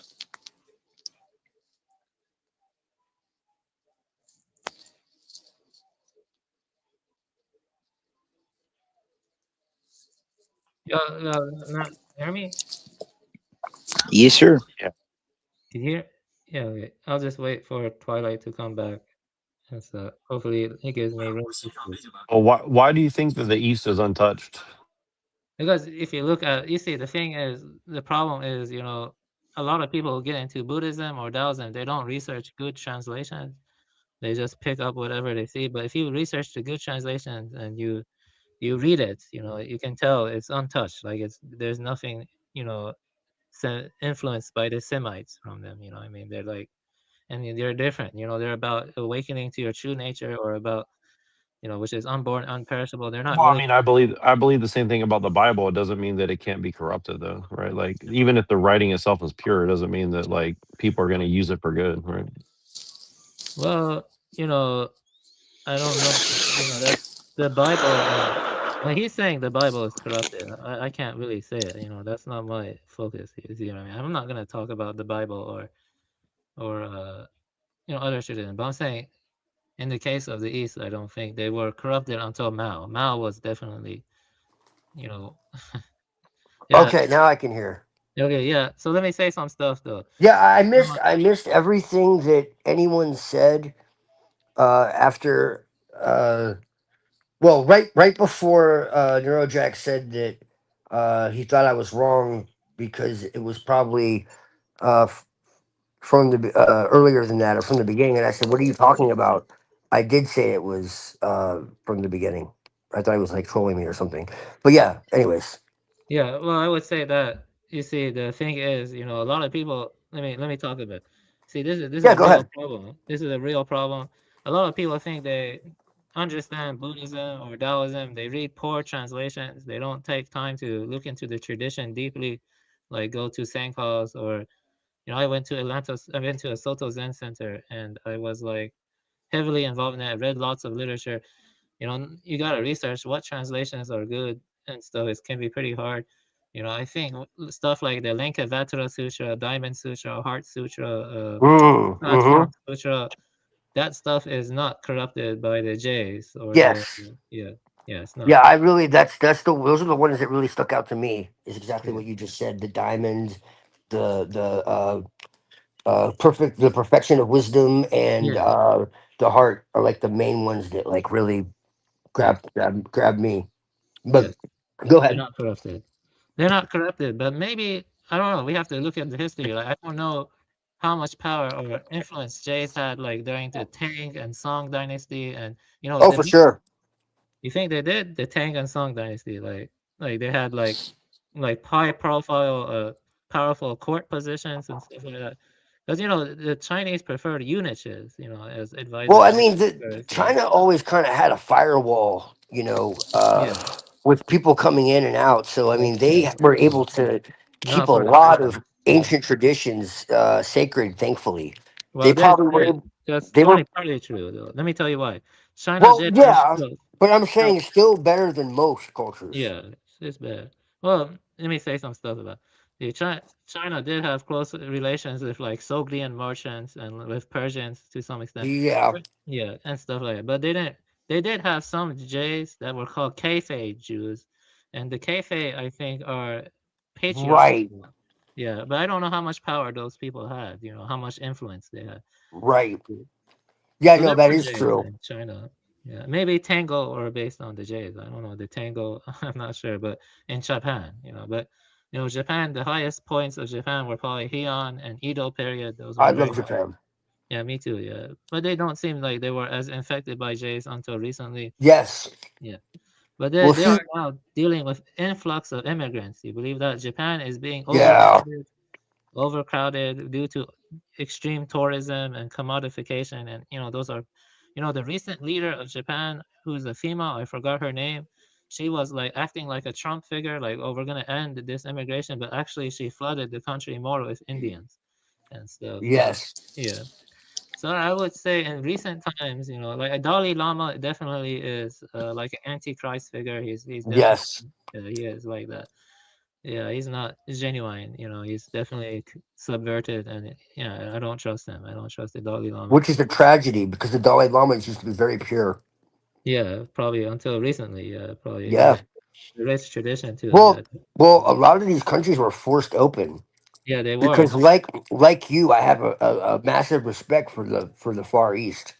Yeah, exactly. I think You it was know, more recent though, probably like post World War II. I think so, maybe. like Post. I think the traditions there are probably the richest Yeah, I agree. in the world, honestly. Yeah, I agree. Outside of like you know the actual my actual Telestic tradition. When I say Telestic tradition, I don't just mean Lash. I mean the tap roots of it, Yeah, like which diversity were and in mystery. northern Europe and Yeah, like nice. in like in northern Europe and like Ireland and like the Thracian like area, like the Baltic. But Yeah. yeah, and India. I mean, but they had the same issue where you know it got really uh homogenized. They're like one of the most friendly uh to the Edomites is Yeah. the In Indians recent now. They're times. like working together.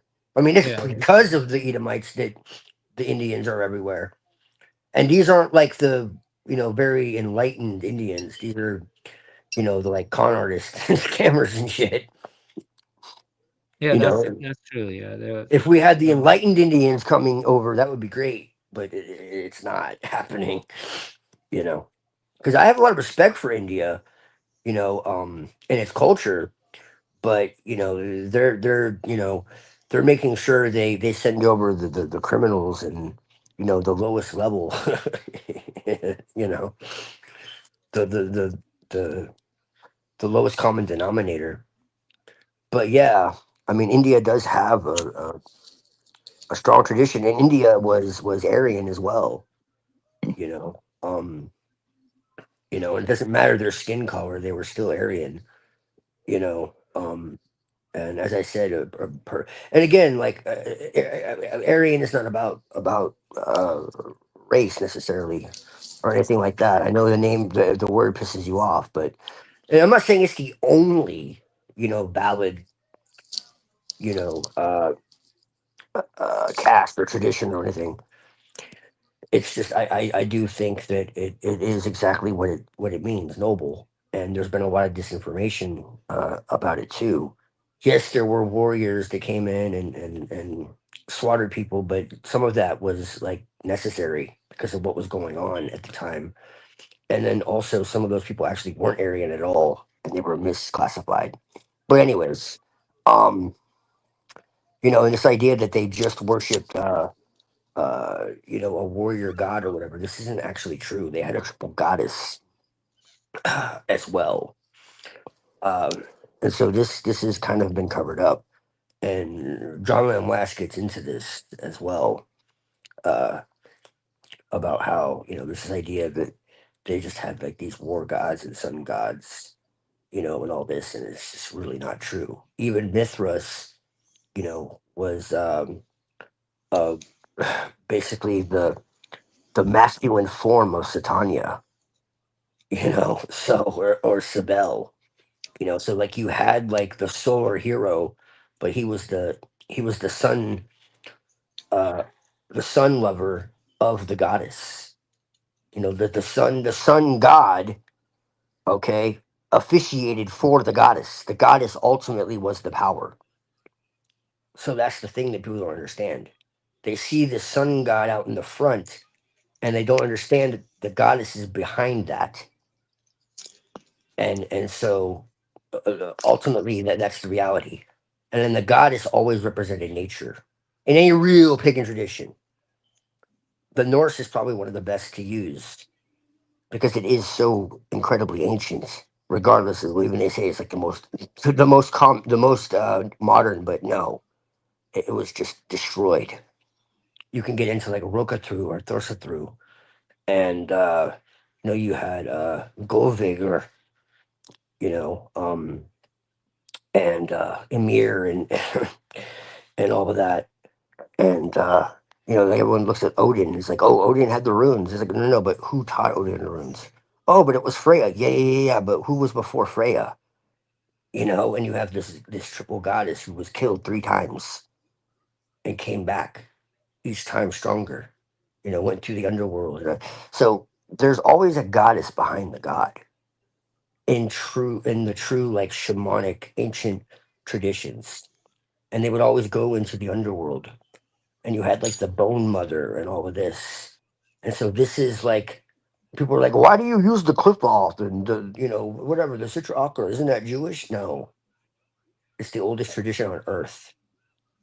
They just use Hebrew terms. This is a shamanic tradition. Descent before ascent is the oldest tradition on earth. Like it's shamanic, really, when it's stripped of the Hebrew mythology. They just kept the Jews are very good at keeping records, kind of like the Egyptians were. Uh, and if they ever deciphered 100% of the hieroglyphs, which we got about 5%. So think about that of what the Egyptians actually knew. Uh, you know, if we got 100%, like we would have like the knowledge of the universe, because Egyptian knowledge is connected to Atlantis, and so is the Druids. And we'll get into that another time. But uh, yeah, yeah. So like people forget, like 90% of the knowledge we had of the pagan world is gone. So when people are like, "Oh, there's no evidence for any pagan tradition having, you know, this and this or that knowledge, and the Abrahamic religions are unique," and it's like, yo, 90% of our tradition was wiped from the fucking earth. It's people, it's tradition, it's artifacts. It's like, are you kidding me? And there's historians who wrote all about it. And they're like, "Oh, well, those historians didn't know anything." And it's like, yeah, well, the more we look into it, what they talked about, the more we realize that those historians were more fucking accurate than our historians today. And I didn't even know that. But I started doing research and I started realizing, like, yo, these historians were not like wackadoos like we were told.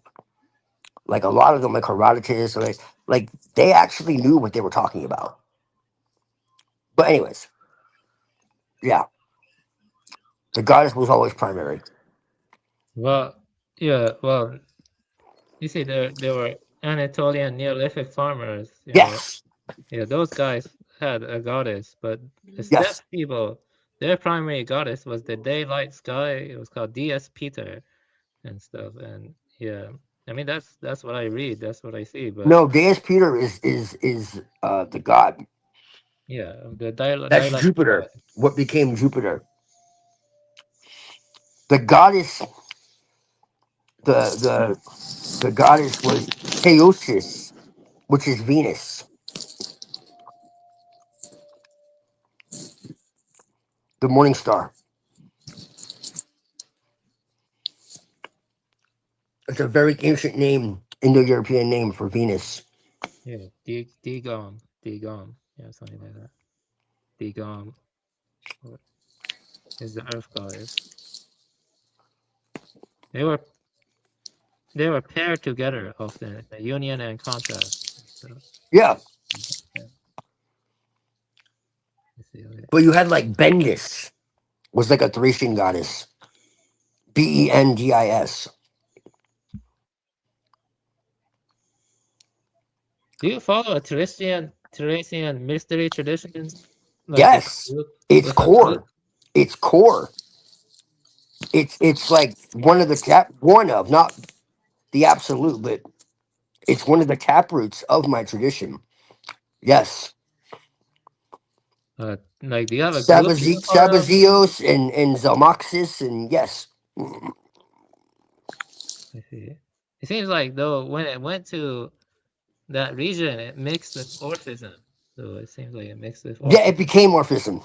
That's where Orphism comes from. Right? Yeah. So like them and what are called in history the Pelagasians, or whatever the hell, which were the original Greeks.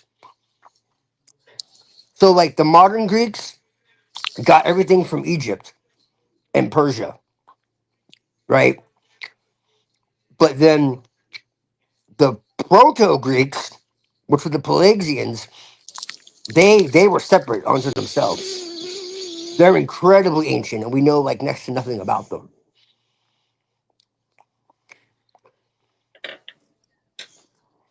So if you like, are you part of a group that practices the Teresian traditions, or not really? Like, I'm not part of any group, no. oh, I see. Nope.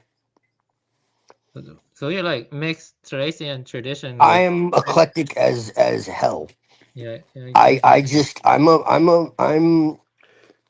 a magus, dude. I'm a magician. I use what works and throw away what doesn't. You could say I'm a chaos magician at some level, but not in the modern sense. In the sense of what that originally meant. Chaos magic originally had its roots in shamanism and quantum physics, basically. That was the original root. And so, yeah, I mix East and West.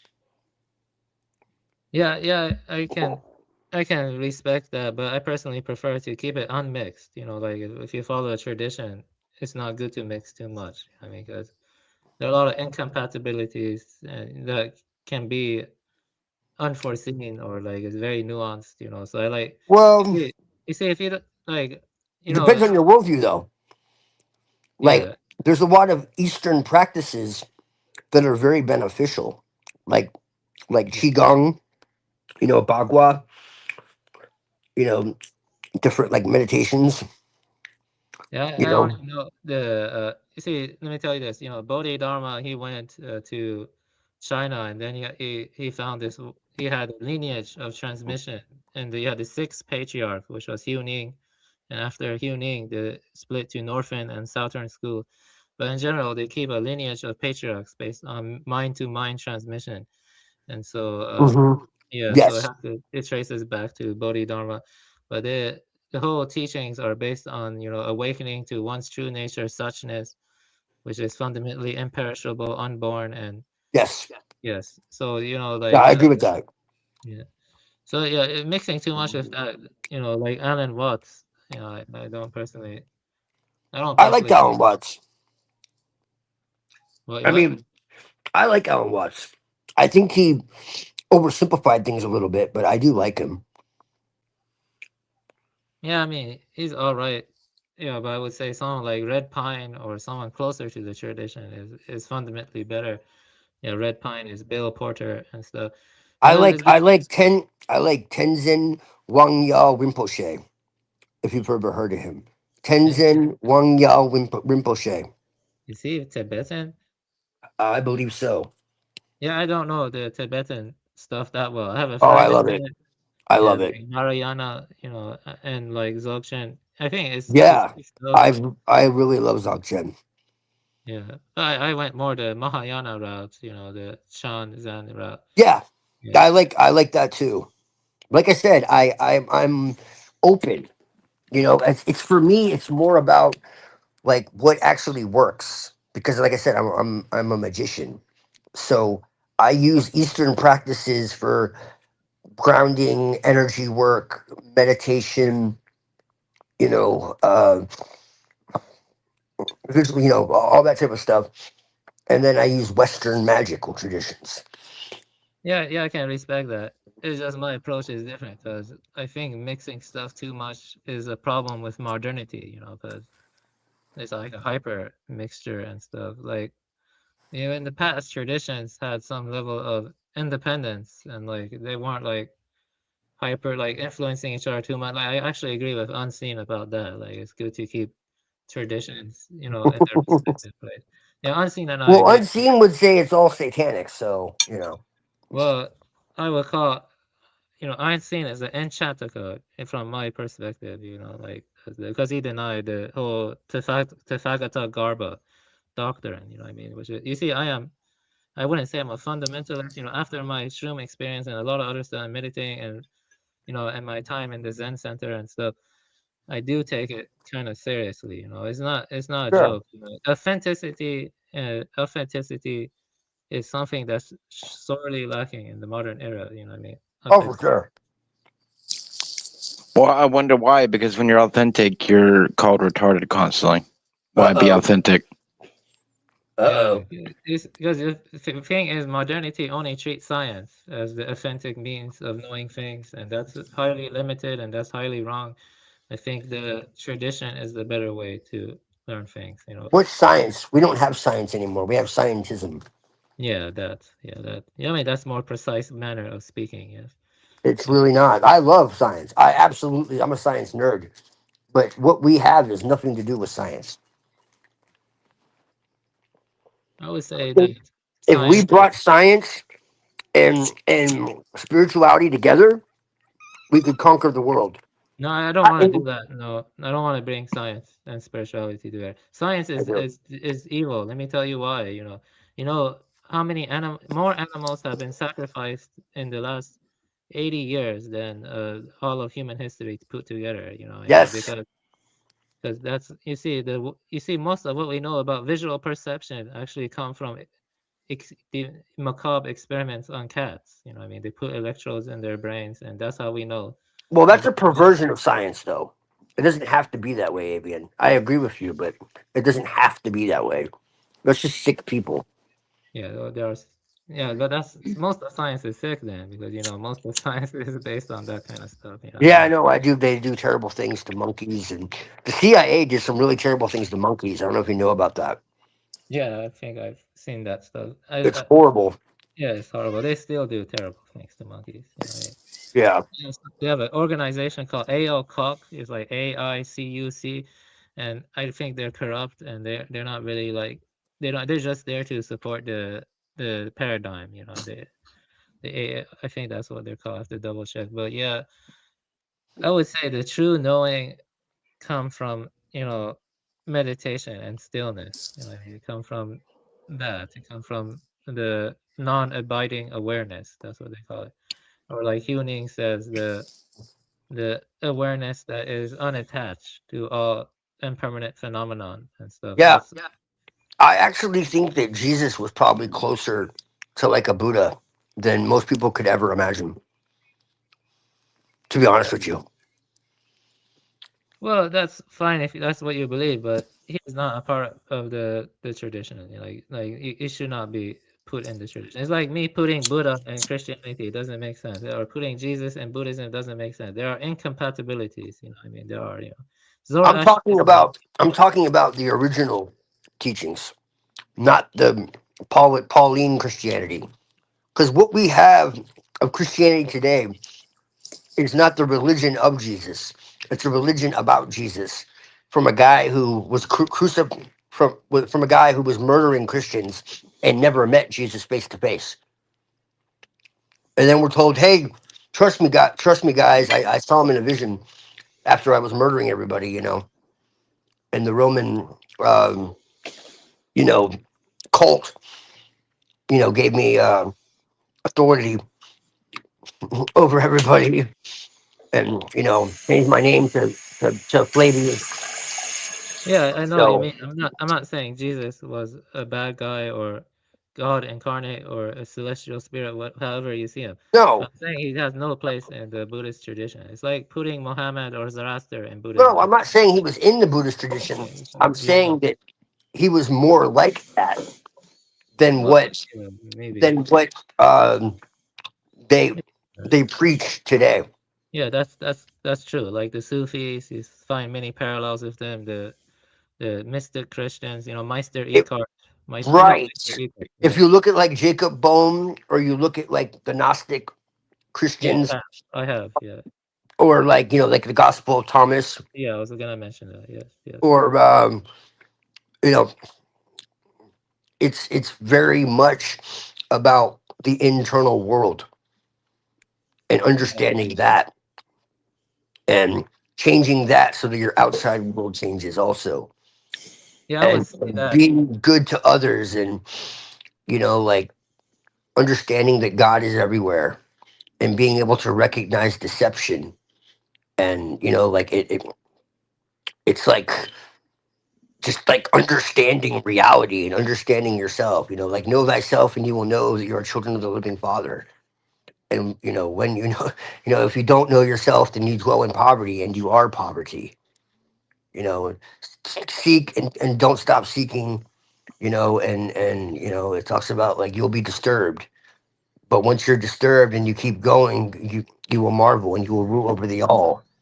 And so it's saying like it's gonna be like rough to like keep seeking and to look at things that you might not want to, but eventually like it's going to be worth it in the end. And it talks about he who like looks at the world will discover a carcass.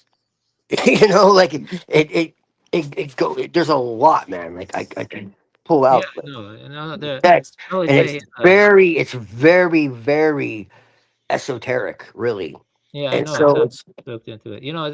and so that's what I I'm would say he saying. was maybe he was like close to like a Pratyeka Buddha. It's called Pratyeka Buddha, one who achieves enlightenment without hearing the Buddha's teachings, maybe, but still it's not within the tradition, because the tradition is like there are differences. For example, in the Tathagata Garba teachings, it's about non-grasping.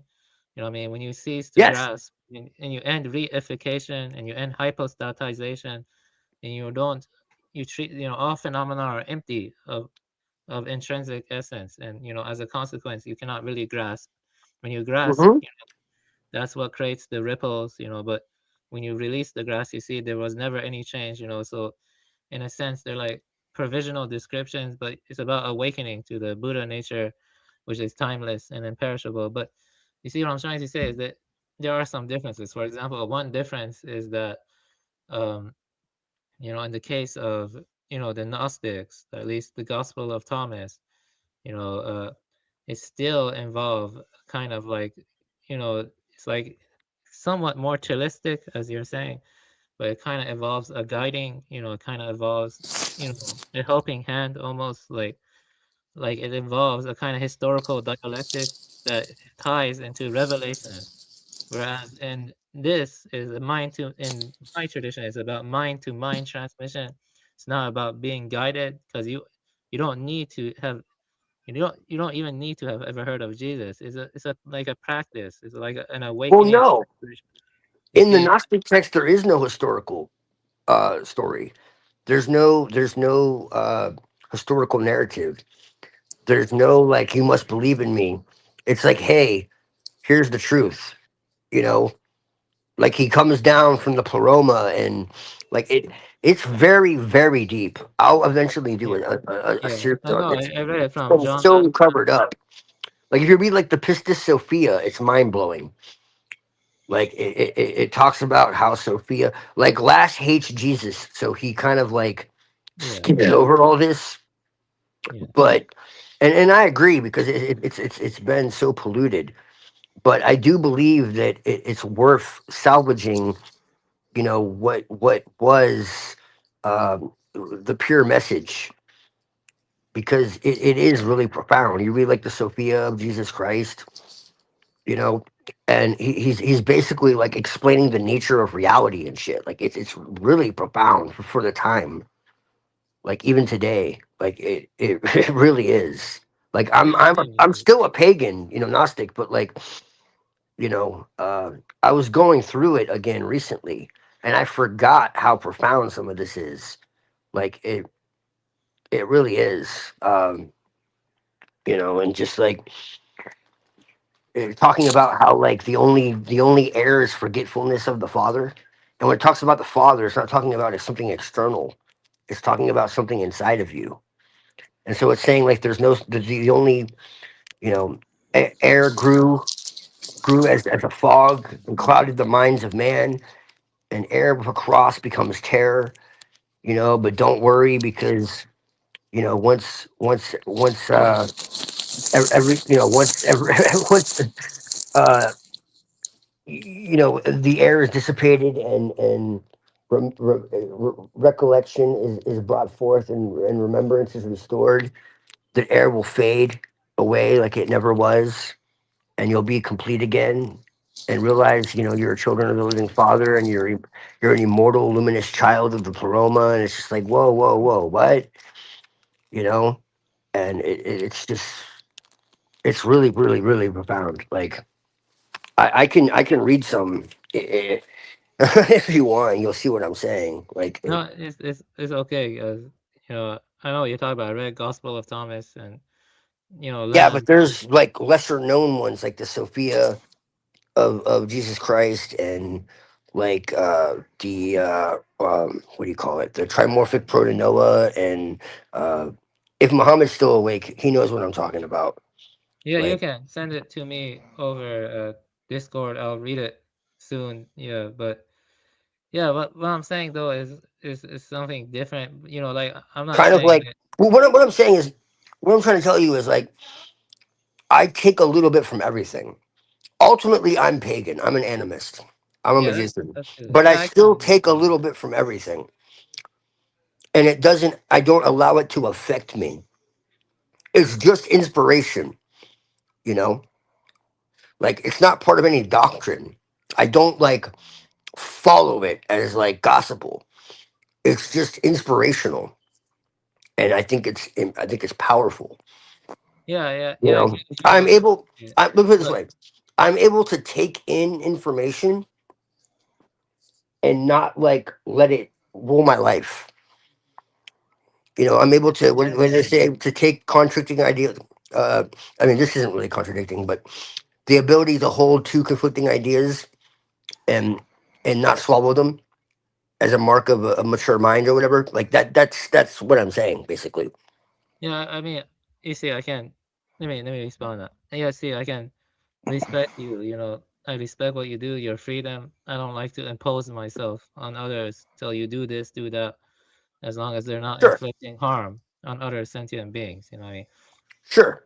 But when it gets down to it, you know, what I think, for me at least personally, is that sticking to one path, is better than mixing a lot of stuff. Because when you mix a lot of stuff into it, there is like your path, it becomes kind of hindered, at least for me, because you know you know that's why I think taking up a vow and initiating is truly powerful. It's very powerful. Like you say, you're not part of any tradition, but I'm gonna No. be straight up that taking vows or initiating into a tradition, it is very spiritually powerful. Like it's something you cannot put into words when you do it. And I don't doubt that. yeah, and I'm gonna take up my vows, in either Soto or Rinzai. Taking up your vows is not something to laugh at. You know what I mean? You know, I that's my view. I think that I won't tell you what to do, but that's what I strongly believe, that taking up your vows. Baptism, it has ancient origins. Baptism. Yes. When Christians are baptized in the name of Christ, that does have some spiritual significance. Yes. It does. Yeah.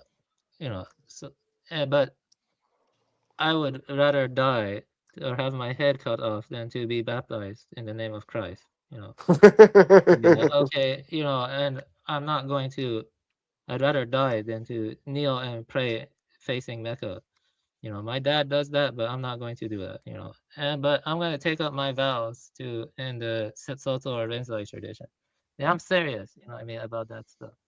You know, and I want the pure form of the patriarchs, the Zen patriarchs. I want the purest form of that. I don't want it to be mixed with Zoroastrianism. I don't want it to be mixed with Christianity. I want the pure form of those. No, I hear you. I would rather die too, because it's not pure anymore. I don't have a problem with the pure teachings, but yeah, what it is today is completely archontic.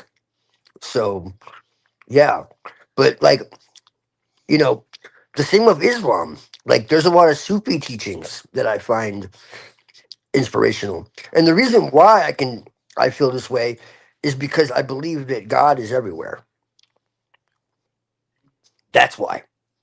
And so that's why there's no contradiction to me, because I believe that spiritual truth can be found everywhere. It's Yeah, just but when that it gets it's down been to corrupted. It's just been corrupted over time by hierarchy and priests and systems and whatever else. So But when it basically, comes every down to it, tradition. is So about basically, God, though, I will say this, though. Nagarjuna's emptiness is higher than God. Like, I truly believe that it's higher than God. Like, after my experience well, yeah. in meditation, I mean, you can disagree with that. That's fine. I'm not telling you to Well, agree with no, me. I do agree, but I believe it's just two different manifestations of the same principle. One is manifest and one is, well, actually, I guess you could say it's the manifest version of the unmanifest. So that's the unmanifest. And then the manifest is, the active, because like you said, there's a power in people baptizing themselves to Christ. Okay, because originally there was a spiritual, energy that was pure in that, but it got twisted and contorted, later on. And so, Jesus Christ, man.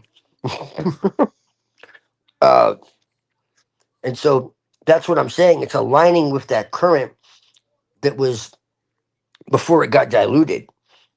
So what I'm saying is, like, India, China, Japan, you know, uh, eh, eh, whether it was Buddhism or Hinduism or you know, what was Christianity before it was Christianity, 'cause it wasn't even called Christianity when it was still a mystery religion. Like, for instance, I have a book where Jesus is literally doing magic. Yes, magic. And it's ancient. He's like lighting incense and calling corners and shit. Like, people don't know about this shit. And there's one where he's like talking about Mother Earth. The shit was hidden by the Vatican. And so this is what I'm saying. Like, there was a very different tradition before it became a religion. You know, in Islam, they talk about the ground of being, the luminous mind, and all this. And it's like, wait, what? You know, and so this is what I'm talking about. Like, almost every tradition started pure and then got corrupted. And that's what interests me. Yeah, I mean that's what Guanon argues. You know, Guanon, Rene Guanon, and also Yes. Evola. Yeah, but I would say that I do take issues with personally with premillennialism for the same reasons as Unseen, but not 100% the same reasons, but they're like the same, you know, disposition or the direction he's arguing, because you see, Well, he believes there are Christianity has still existed differences. since before time it began. There are irreconcilable differences. I mean, there are. You know, I think what you're saying is close to Vendetta in some ways. I mean, Rene Guanon actually viewed Vendetta as like the purest of the primordial tradition in some ways, and then he saw a degeneration over time. You know, there are good arguments for that. I can see it. I can sympathize with what you're saying, but you know, when it gets down to it, you know, I feel like a man has to pick. You know, at least for me, you know, I think it's better to pick one path, initiate into that. You see, because one only has so much time and energy, and you gotta see what's like closest to the truth, and that way you have a consistent practice, you have consistent rituals, and you know, like, you know, one can be eclectic. Sure, you can make your own rituals or reconstruct them from like the Tarashian mysteries or on. But that requires a lot of reconstruction and research. I You can't, know. yeah, and Well, I have. yeah, I mean, again, these are just influences. These are yeah, just inspirations. My main core is shamanism, animism, and you know, Dzogchen. Like, that's really the core. yeah. Well, I recommend looking into Shingudo. Like, Yes. you like that too, yeah. It's just hard to really go anywhere with it unless you go to Japan and get initiated, because it's Yeah. very secretive. Yeah, I would love to, though. That's something I would initiate into for real. Yeah, I want to learn Japanese actually, believe it or not, and Yeah. because I am serious about the traditions. You know, after Meiji period, the Japanese persecuted the Buddhists and they forced them to get married and stuff. There was a great anti-Buddhist persecution, and you know, most of Shintoism we see was a reinvention. You know, it was a way to fight against the Buddhists. You know, Japan was like very, very you know, sincere, authentic Buddhists before the Meiji era. Like, they truly believed in Buddhism. You know, yeah, it's cool. Yeah, yeah, I do like Shingudo. I do like Shingon, and I do like Rinzai Soto. I'm gonna initiate into one of those schools. You know, but of course, a lot of it traced back to China with the lineage of patriarchs. And so, you know, Dogen took a life-threatening trip to China to get initiated. You know, I forgot the name of the guy who initiated him. He was doing like sitting meditation. They called it silent illumination. He calls it Shinkatazo. It was a life-threatening journey through the ship, you know what I mean, to China. And then he practiced with the Chinese monk, and then he got initiated by the Chinese monk, and then he traveled back to you know, Japan to start his own school, which was called Soto. You see what this? You see, even let me tell you this though. This is something I haven't talked about a lot, but within Soto, there is a disagreement or debate. Like, is half lotus or lotus posture necessary, or can you sit on a chair, or can you, when you're doing zazen, you know what I mean? You know, Brad Warner, he argues that you have to sit half lotus. You have to sit either Burmese half lotus or full lotus for proper zazen. Whereas Mike Cross argues no, a chair can suffice. What's only necessary is the proper breathing. You know what I'm trying to say? So even when you have like the tradition transmitting to the West, you know, I mean, there were Japanese who came here to set the lineage. You know, there are some disagreements about that. Where do you align with that? You see, do you think proper lotus posture is necessary, or does a chair suffice, or something? Because the enso you do with your hands, you know, when you know that you can do on a chair or sitting. You see what I'm saying? Is that I don't like chairs. I never have Well, liked chairs ever.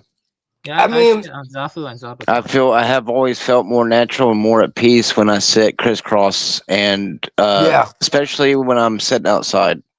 yeah. You just nailed it, Lord. I think that's even more important. Not how you sit, but where you're sitting. Oh, And you have yeah, to sit facing the wall. and That yeah, doesn't change. You I have to would face the say, wall. I would say in nature. I mean, I guess you could sit in a chair, but I would say that like probably to get the best effect. I mean, it's even less about necessarily like how you're sitting and the fact that like literally like your chakras and your Yeah, energy centers Soto is it? could Isn't be it? blocked by a chair. It's okay. It's okay. Just drop the topic. You know, I just need to talk to someone involved in this tradition about it. Because you see, you know, No, you I have agree with you on that. yeah. You have to face the wall and stuff. That's what we do. We face the wall. Right. Yeah. Yeah, you know, I was meditating for like 7 to 9 hours a day when I was going to Zazen class, you know. But I knew Right. people who got knee surgery, you know what I mean? I knew people who actually got knee surgery. Yes. Yeah, so Well, I have arthritis, so sometimes I have issues, but even I will force myself to sit on the ground. You know, yeah, I got like a yeah. mat I was and sitting on I sit in half lotus most of the time, and I sit in half lotus. And so yeah, I'll talk to someone about it. You know, I know someone involved in tradition. His name is Mike Cross. He has different views, and he translated Nagarjuna. He translated uh some other people too. And you know, Brad Warner, he he received Dharma transmission from Nishijima. He argues that it's preferable or highly advised to sit on the Zafu and Zabuton on the ground while facing the wall. you definitely want your spine straight. I know that. Yeah, That's vital. yeah. I'm So a Buddha, so anything that disrupts that is not good. yeah. You know, I think proper breathing is important, but Oh you see, yeah.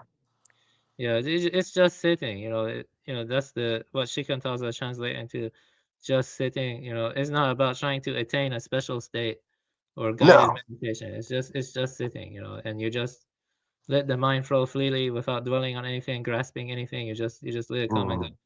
That's all Shikantaza is. You know, and you know, anyway, I was just trying to make a point that even when a tradition comes, you know, is like transmitted to another country, there are like certain, you know, disagreements, certain, you know, but that should be discussed with people involved in that tradition. You know, yeah, I'll research that more and stuff. But yeah, Yeah, I don't know if you ever got into that book I sent you about Bon and shamanism. It gets uh into the basic precepts of my worldview on that.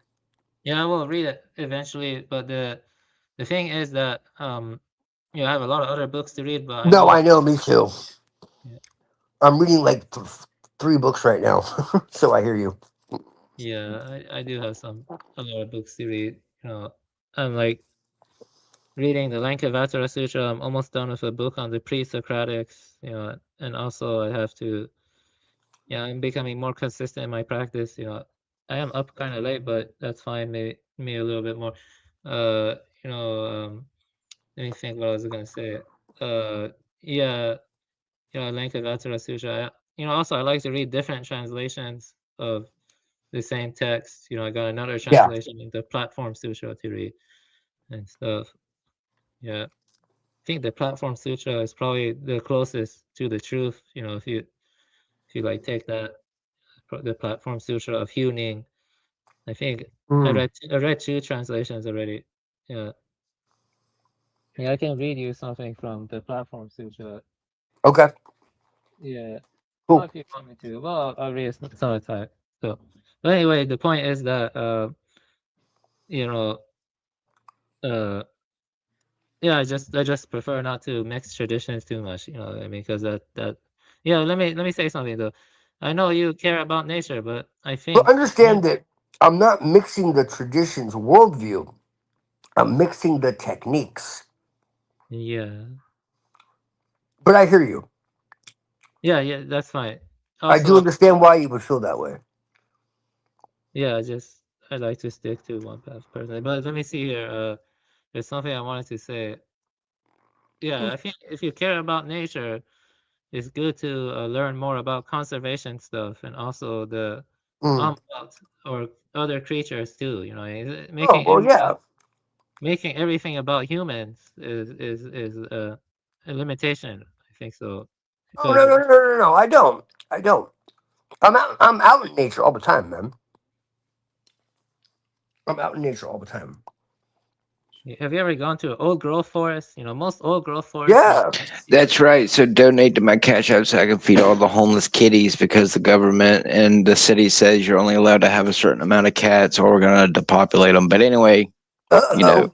Unless you're an old lady, you can have like 50 cats. Yeah. Unless you're a rich bitch, you can have 50 Pomeranians. Yeah, listen, I love cats, okay, but they are invasive creatures, though. They're very bad for like amphibians. They're trying to take over the world. I saw a few videos talking about they're trying to take over the world, and I agree. Yeah. They're aliens. They're they mind control us. They're like so cute. They're so cute, and they're like literally like trying to take over the world. I don't know. Yeah, I feel like like house sparrows. House sparrows came to USA from Europe, and they were invasive, and they were almost decimating the bluebird population, the eastern bluebird population, and they had to like call them, what I mean, to save the eastern bluebirds and stuff. Yeah. Yeah, I personally wouldn't do that, but that's like the way conservationism works. It's kind of unfortunate. Invasive. Beavers were brought to a part of South America. Yeah, beavers were brought to a part of South America, and for the fur trade. Okay, and then the beavers like escaped into like virgin forests of the South America, and now they're decimating the forests in like Patagonia. Yeah, like it's that's the problem with human beings. Is like on Well, they're average. trying to suffocate us between chemtrails and cutting down all the trees. They're Yeah. trying to suffocate us. Yeah, that too. Chemtrails are real, but I would call it stratospheric aerosol ejection because if you say Well, good. I hope they do. Yeah. Yeah. They've been doing it since 2001. Can all suffocate and die. Yeah, around 2002 or 2001. Brother, man. Make sure you add me on Discord, man. All right. Well, if I do though, you got to stop removing me, man. I know. I'm sorry. You got to stop that shit, man. It's like I'm your friend, and then you remove me again, and it's like, what the fuck, man? Thought we were friends. Thought we were brother mans. But yeah, I will. Don't fucking remove me this time. Well, regardless of what happens, I want you to always know this, all of you, is that you have Buddha nature, all of you. Like that's something that can never be destroyed. It cannot be taken away. You know what I mean? Like I agree. Everyone here, most of the fucking people on these panels, I could care less about. I'll just say it straight out. I don't pretend everybody's my fucking friend. I just say straight up. I would say, I'm very compassionate. I'm very compassionate. No, To I would say those this though is that are, I'm very compassionate to those who are respectful and honorable, but to those who are not, they can go fucking play in traffic. Like I don't care. But this is one thing I will say though is I know you. But I respect everybody here. Yeah, all beings, regardless, you see, karma exists. Karma can like affect your rebirth. Oh, for sure. All beings, regardless of being good or evil, they have Buddha nature. It doesn't matter if they're sentient; they have Buddha nature. That's an important part of my tradition. Penoid would say I have crackhead nature. No. Yeah, that's some people disagree actually, like, but that is part of my choice. All sentient beings have Buddha nature. Yeah, if you're sentient, Yes, you have Buddha nature. yes, but is it dormant or is it active? That's the argument I would make. I think mine comes and goes. I think sometimes I have peaks of enlightenment, and then some days it leaves, and it's like it leaves my mind spent, and does actually kind of make me retarded. And then I'll have like another day. But now that I'm getting older, and I'm starting to get a little bit more pissed off toward God, I think He's not giving me as much revelation as what He was when I was younger. So I I would don't say know. that I might be the getting bitter with my age. Maybe you dormant, should stop being pissed off at God then. dormant Well, it's versus kind of hard not active. to, Twilight, when you see the world being depopulated one day at a time, and all you can do is LARP about it and not get paid for it, and then get Why is made that fun of God's and get fault? called retarded. Oh, that's right. It's my fault. I should shekel up. I mean, God didn't do it. People did through their No. free will. I'm gonna respond about dormant versus active. I would say it's neither dormant nor active because that's the wrong way of viewing it. It's ungenerated, unborn, and perishable. It doesn't arise. It does not arise. That's the No, thing. no, no, no, no. I know. I agree. I'm being sarcastic because No, I'm yeah, yeah, saying that some yeah, people are just fucking yeah, pricks. evil. Yeah, yeah, I know. Like, I'm not saying just because Epstein has Buddha nature, that doesn't mean he shouldn't be executed. You know what I mean, or something like that. Or something. I'm saying like, like for instance, like Blavatsky once was asked like, hey, does everybody, have a divine spark? And she says, yes, it's just most are sleeping, so it Yeah, that's a good way of that saying it. that's Yeah, that's kind of like what I'm saying is I agree with that. Yeah, that's it's just so like people talk about NPCs. I don't like that because I don't like the computer language and it like dehumanizes people. But to say that like they're just asleep, they're in samsara. They're like completely in samsara. They can't see anything outside of samsara. yeah. The I guess cloud. you could say Yeah, they're the they're they're clouds. they're completely programs. Yeah, the Yeah, clouds of delusion basically obscure their true nature more, which is like the moon behind the cloud. and so that's what I'm saying. They cannot see enlightenment, nor do they have any desire to see it. And they're just destructive and chaotic and you know uh harmful to Have themselves you and read others. the Lotus Sutra? The Lotus Sutra. Yes, You have? You read it? yes. It's been a while, but yes. Yeah. Yeah, man, I've read everything at least once. Like, if you look at my old videos on my channel, you'll see I got into everything. Way back. And you'll see how much I've changed too. You'd be shocked. Before I got into black magic and all of that, I used to be quite love and light, but not new age. But I mean, I was very like I was into like white tantra and all that. You'll see. Just look at my old videos for real. You'll see what I mean. Uh, yeah, but I'm not like completely dark. I still balance light and dark. So people just have this idea that I am, and so I just kind of troll about it. Hail Satan!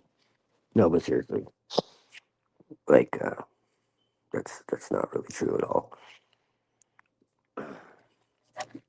Lucifer is light and darkness. Yeah, you Like don't engage in animal sacrifice, right? No animal hell sacrifice. no. Thank you. Yeah, I'll that's fuck somebody up. I know some people that do, yeah, for and killing. Yeah. I Yeah, stopped talking to them. I had a yeah, friend I knew for like yeah. 2 years. I consider you a friend, of course. Because I knew somebody for 2 years, yes, but that I was friends with, and one day they're like, "I'm going for my first animal sacrifice," and I'm like, "Yeah, we're done talking." Like that shit disgusted me. They were all excited about it. Like it actually brought them joy.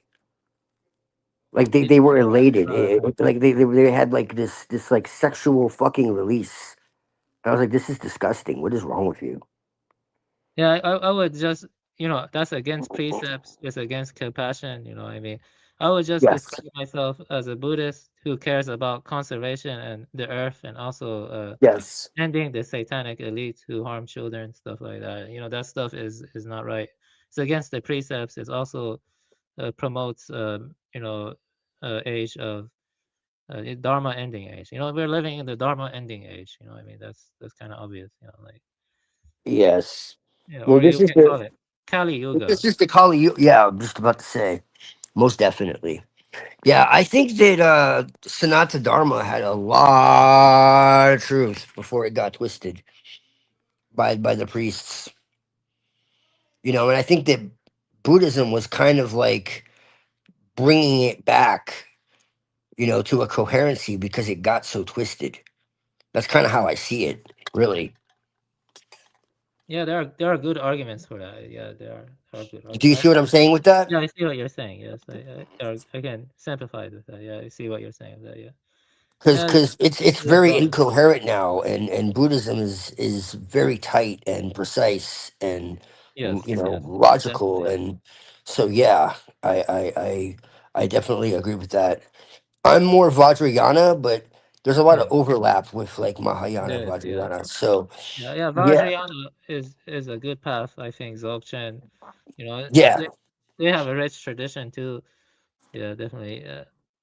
Yeah, there are some texts I wanted to read from the Dzogchen and Vajrayana, but I'll do that in the future. yeah, yeah.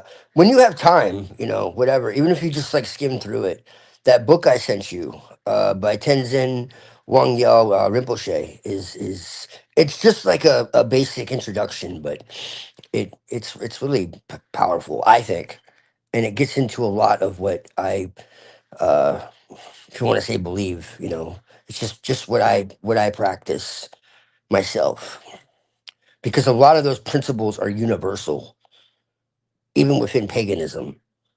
So that's what's so interesting to me is it actually recorded a lot of traditions and principles and techniques that were also part of the mystery schools. And to me, that's incredibly fascinating. And this is why, like a lot of the uh,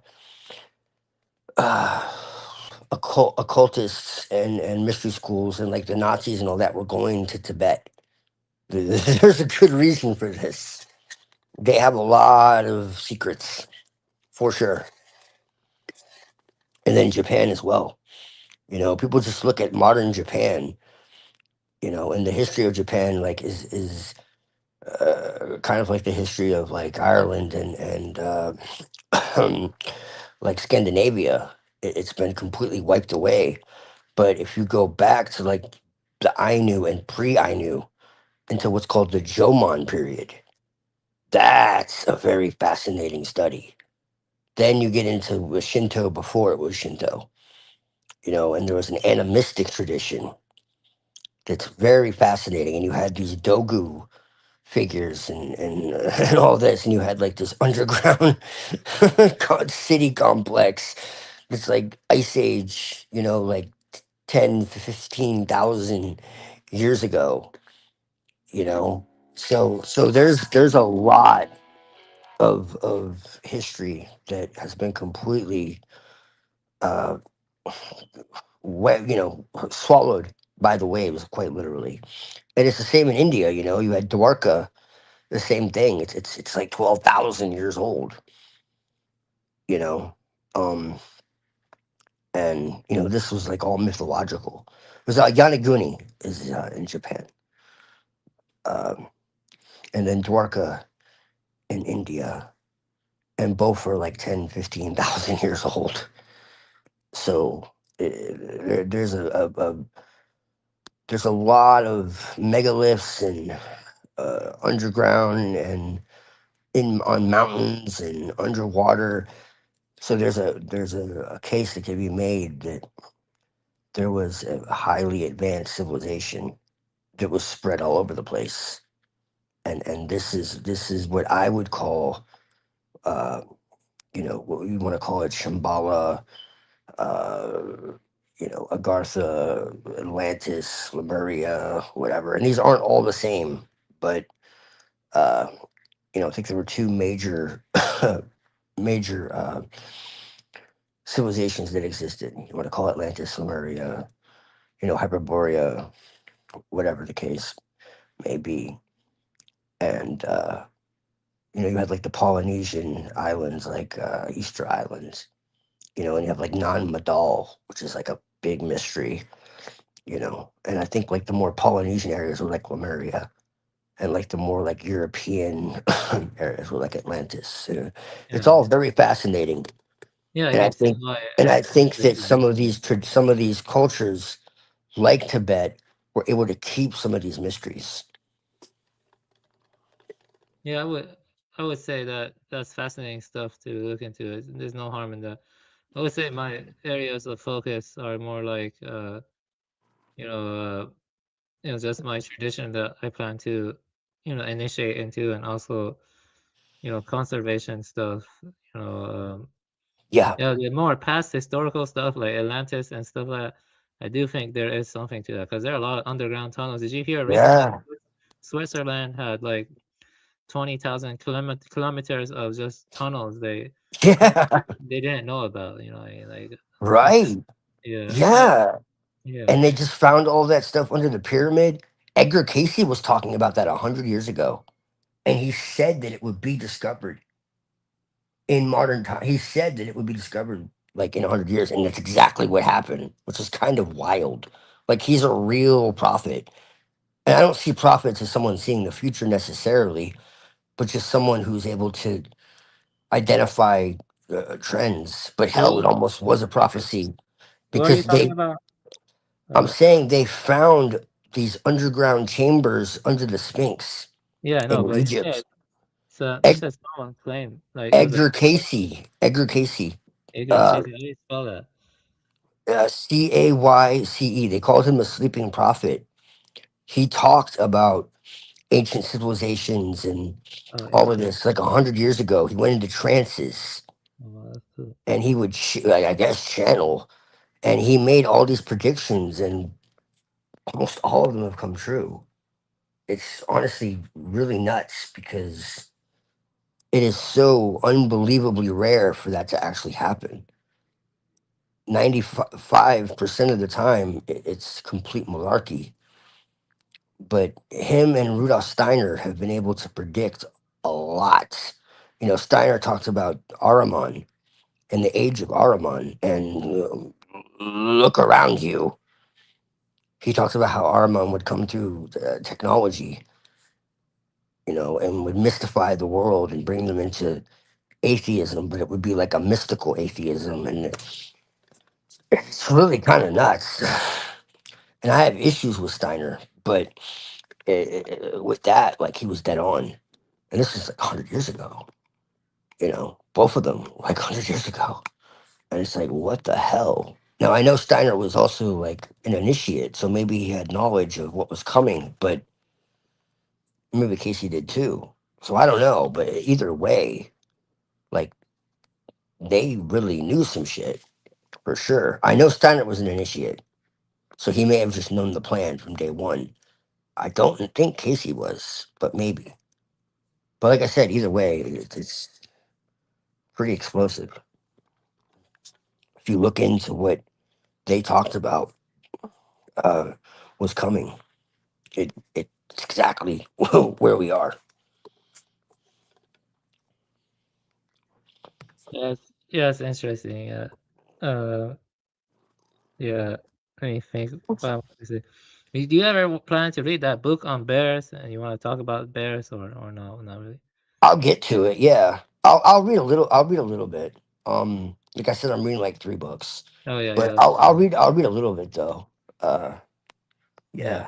Yeah, I love bears. Bears are like one of my favorite animals. Yeah. I think they're very misunderstood. Yeah, they are. Yeah, they are cool. Yeah. You see, I do have like, everyone, no one can focus on everything in life. I think what you're focusing on is interesting, most certainly. But I think when it comes down to it, I like to keep things a bit simpler and stuff, especially in this chaotic age where Yes. so many already I feel like I know an overwhelming amount about all the conservation issues and Yeah. and I like, anything. What else I want to say? Tradition. I do think, like I said, initiation is important. Consistent practice, at least for me. Yeah. It does get overwhelming. I can't. It's hard to look into every tradition. I mean, some people Yeah. do way much. Deeply. One has to stick to one's guns. So Well, to I speak. spent my whole life doing it, so it's Yeah. like it's not like something I have to do. I've already done it. Buddha. I don't even know why. It's been a compulsion for me my entire life. Like even when I was a so-called Christian, I was never like a traditional Christian. I was like a Gnostic before I knew what that even meant.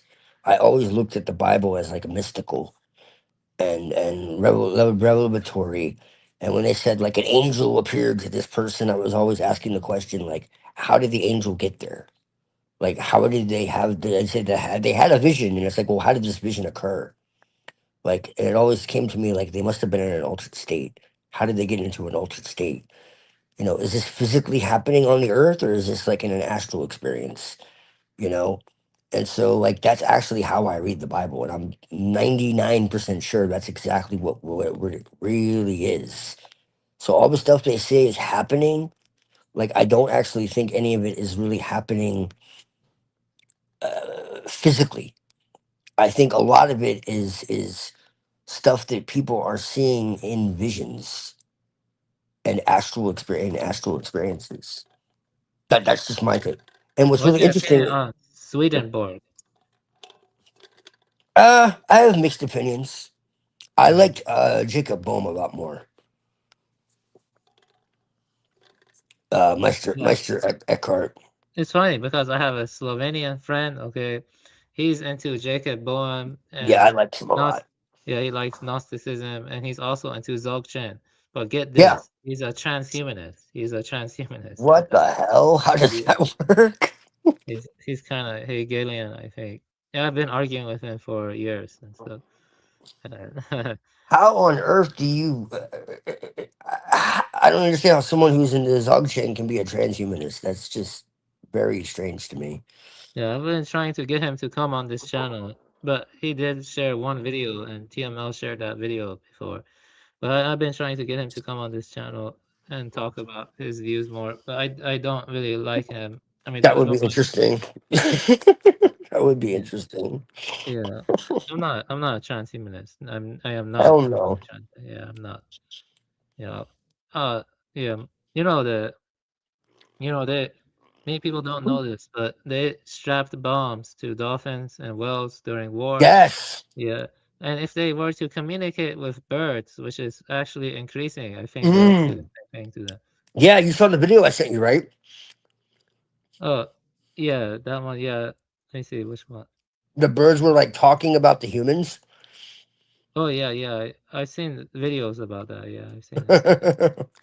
Yeah, there's one you get this. There's one video I actually shared when it had 20 views, and I talked about it on my channel. It was a video about Japanese tits that were able to like use grammar and syntax to like communicate. And I was talking about that video on my channel when it only had 20 views. Guess how many views it has now? 1.3 million views. If I had kept my channel would have probably grown in popularity, but I deleted it when I was drunk, and that's like karma, I guess. You dropped it? Yeah, I deleted my channel when I was What? drunk. Why? I did it like a few months ago. I deleted my channel. Oh, that's right. Yeah. If I kept my channel, it would have probably grown in popularity. Are you gonna start it up again? Well, I will.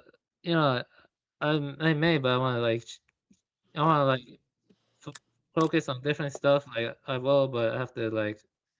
I'll focus on more different stuff, but similar stuff too. Like I will try to like tier it, and I want to focus on like stuff like the Buddha Dharma, and then maybe biosemiotics. And like I'm Right. anti-Darwinian too. I mean, I am anti-Darwinian. Me too. Yeah, biosemiotics is part of my tradition as well. Yeah, Yes. definitely. Yeah. It's closer to Lamarck. Biosemiotics is closer to Lamarck. You know, Yes. Lamarck argued there was like a complexifying force in nature. And Yes. yeah, it's like that. And nature is It's more directed. It's yeah, not random. It's not an accident. You know, it's not dead. it's It's intelligent, basically. yes. Yeah, that's right. Yeah, I agree with that. Yeah, I'm not Darwinian. You know, like I've never been really Darwinian. Actually, the first time I came on TML's channel, I was reading about the third way. You know, people like Dennis Noble, Lynn Margulis. I knew about all of them. You know, I Yes. really read it. And also J. Scott Turner. You know, I actually recommend you look into J. Scott Turner, Purpose Okay. and Desire. Purpose and Desire. He demolishes Darwinism. You know, he demolishes it in his book, Purpose and Okay. Desire. And then there's this other guy. His name is Pidrak. I cannot pronounce his last name. He wrote Biocivilizations.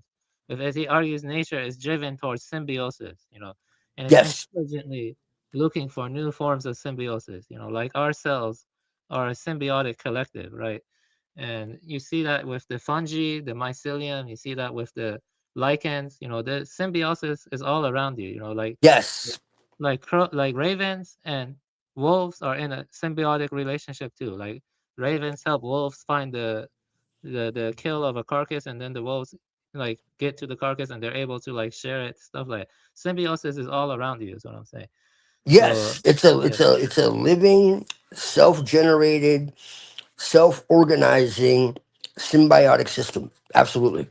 yes, that is what evolution is. Yeah, I 100%. agree. Yeah. Yes. Yeah, that's where the for now I would recommend saying I support the third way of evolution. That's against Darwinism and it's closer to intelligent design. But yeah, third way is the right one, like Dennis Noble and all those people. But yeah, I don't like Darwinism. You know, I don't like Okay, yeah. I'll look modern. into that because that's exactly how I feel about it. Yeah, that was what my channel was about. Yeah, it was about that kind of stuff. Yeah. Yeah, that's in complete alignment. That it's anything but random. Exactly. Yeah. Yeah. It's not random. It has a kind of yeah, like we just said, it's like autopoietic and it has Yes. a self-direction and it has a kind of intelligence, yeah, to it. Yeah. Yeah. It's like coral reef kind of, you know, coral reef are very intelligent. It kind of sucks that they're being bleached, but in modern times. But you know, if you think about coral reef have existed for like millions of years and until being bleached and but which it kind of sucks. But yeah, coral reef are very magical. Yeah, I've gone scuba diving and you know it's very magical to go scuba diving, you know, and Mm. yeah, definitely. Mhm. Yeah. Yeah, when I was in Florida, man, I was always at the beach, at the pool, at the lake. You know, I would go like to water parks and ride like water coasters. I would go like jet skiing or kayaking or you know like oh I miss it, man. White rat, you know, water rafting. I that was heaven, man. Like I miss that. Now I'm in the snow, which is nice too. But like I because I like I don't like the extreme humidity. I actually prefer to be cold than burning to death. But I do miss being in the water. I think water is very like water is my favorite element. I really like fire too, but water is so purifying and just there's something very magical about it. When I was on shrooms, like I just was like just like staring into the water, like it was crazy. I was like taking a shower and I was watching the water come down from the shower and I saw like each individual molecule in like slow motion. It was fucking wild. And I went to like this creek and went like swimming and everything felt like I was in like fucking Fern Gully or Avatar or some shit. It just felt so mystical and otherworldly, but not like in an uh you know any kind of like foreign or like abstract way. It just felt like hyper real. Like I was literally like I was with nature. I was with mama, you know, not to be a simp, but like literally, like she and I were in communion. She could see me and I could see her. And we were legitimately communicating. And that's a whole long story. But that was part of my experience as well. And I just had this like perma smile on my face. It was this ecstatic knowing. And this is what I mean by gnosis. There was a communication. It was, and I would look at the trees and like the wind blowing, and it was like it was talking to me. And it would sound schizophrenic. I didn't hear voices. It was just like there was this telepathic knowing. I said, it would take me a long time to get into, but it was literally like fucking Ferngully or Pocahontas. The song. Can you hear the the song? Like it literally felt like that. Like I was in a fucking like storybook, like a fantasy, but it was real, and it didn't feel like it was unreal. It was just like I said, hyper real. It's just like whoa. Like she was like taking like it was like the veil of Isis was being removed, and I was like experiencing life for the first time. I looked at the sun. I had sunglasses on. Don't worry. I was gonna burn my eyes out, and I looked at the sun. This is the only thing that was different. Actually, I thought this was very strange because I actually think I was being shown something that was real. I looked at the sun, and it looked like not a black hole, a white hole. And what I mean by that is it looked like an event horizon, not like a ball of gas, but like a portal, like a wormhole, like a Stargate. And I could see like every color coming in and out of it. And it was just shifting like endlessly, so quick. And when I say it's white hole, I mean it was white and I could see black in it. Black, red, green, blue, purple, yeah. And I could see colors that, to my knowledge, didn't exist. It was so vivid. And they were all just like being pulled in. It almost seemed like the sun wasn't an orb. It was like pulling something in from a higher dimension or something. Like it was like I said, like it was a portal. And nothing else I saw that day was different. That was the only thing. And I was just like, yo, the sun isn't a ball of energy. Like something else is going on. Like it's taking in energy from somewhere else. It's like a projector. It's like, people are like, oh, the sun's, it's a fake. Or no, it's very real. But it was taking in energy from somewhere else. And there was another time where I saw all these geometric patterns and they kept like constructing and reconstructing themselves. Like it was being like an artist was like painting. And I see all these like patterns and like fractal geometries. And it was I've been out all night. So my brain's a little fried. So I can have a much more coherent conversation another time. But it like I said, it was like an artist was just like painting and repainting. It was like this breath of Brahman or something. Like it was, it was like I said, it was like this endless complexity. As I said before, it's like there was no beginning and there can never be an end. It was just this perpetual emergence of complexity. It was absolutely mind-blowing. Yeah, now that you mentioned that, the last time I had one of my, if you want to call it sleep paralysis attacks, it's one of the scariest ones I've had because there was this like black venom like vein stuff over my eyes, and I could see flat orange flashes that seemed like they were in the back of my skull. The last one didn't really scare me all that much, but I've pretty much come to accept that, you know, when I die, it's whatever. But, you know, I don't know. Life is a strange thing. You experience a lot of strange things. I mean, I've witnessed the Bible thing, witnessed those eyeballs. I've witnessed a few other supernatural, spiritual events without the influence of drugs. And then before I could even smoke my bowl, I saw a goddamn UFO right in front of me. So, you know, Yeah, me too, man. Me too. You're not crazy. well, I mean, no, I'm not crazy. I thought I was crazy before I saw the UFO. The UFO just confirmed I wasn't crazy. They're just not spaceships. They're not what people think. They're psychic artifacts. They're not machines. That's a whole other story. But What's a psychic artifact? I'm saying it's a perceptual phenomenon. It's not nuts and bolts.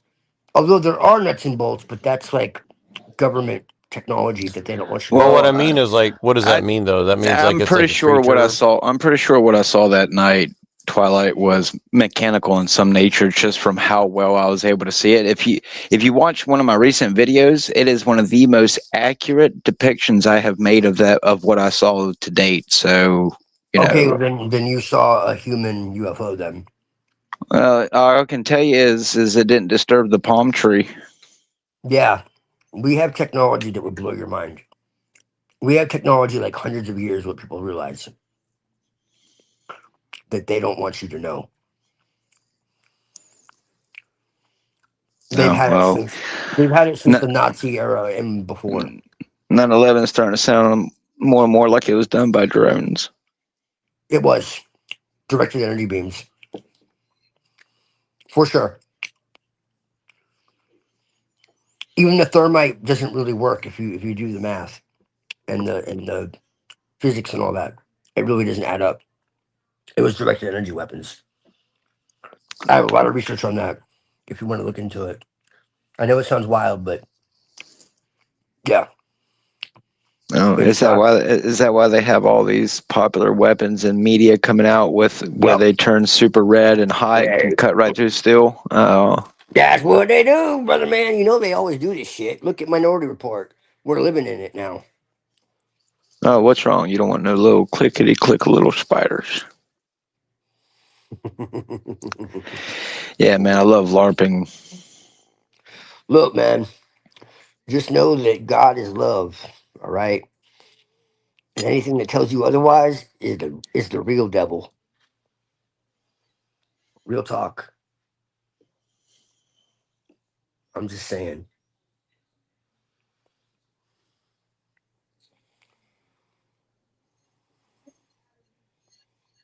So Neurojack asked me a question and then he disappears. Maybe he's coming back. I don't know. Everybody else fell asleep. Oh, I guess they dropped too. No, I'm here. No, I know you are. Someone was snoring hardcore. I ain't gonna lie, that was me. Oh, really? I ain't gonna lie, I was a little spiritually drained, just holding my tongue the whole time. No, I just don't have patience for childish behavior. My God, I'm so evolved over that shit. I just don't have patience for it. What? Because Pino was giving you shit? It's not just him. Oh. What? Who else was giving you shit? It's the world. Well, you know I got your back, brother man. I know that. I got your back, brother man. But you know, it's like we say, sometimes you can't care so much. So, you know, sometimes you have to accept. Well, sometimes you have to accept that some people don't want to be saved, and you know, unfortunately, they will clamor over the bodies of others. So That's right, and laugh about it too.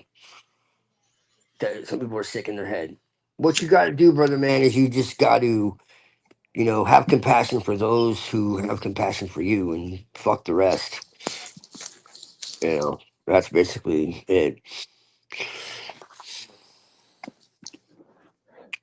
Well, I've accepted that, if I get to live to see a somewhat decent old age, nobody knows the future. So, time will tell. What's wrong? You don't want to be a cyborg that lives to 1,000 years old? If I'm being honest, Twilight, even as a Christian, it's hard to keep faith in God, even with my experiences. But, Well, it depends on how you define God. all I can tell you is I know that he's very personal. I know that every single experience that I have had was not schizophrenia nor drugs. So whatever reason I experienced it was obviously for a reason, because I don't believe that although coincidences do happen from time to time, nothing is a coincidence. Not from my experience. I agree. Even if it's mundane and stupid. But don't let man tell you what God is. God is far more than any religion. That's all I'm saying. That doesn't mean that Jesus wasn't true.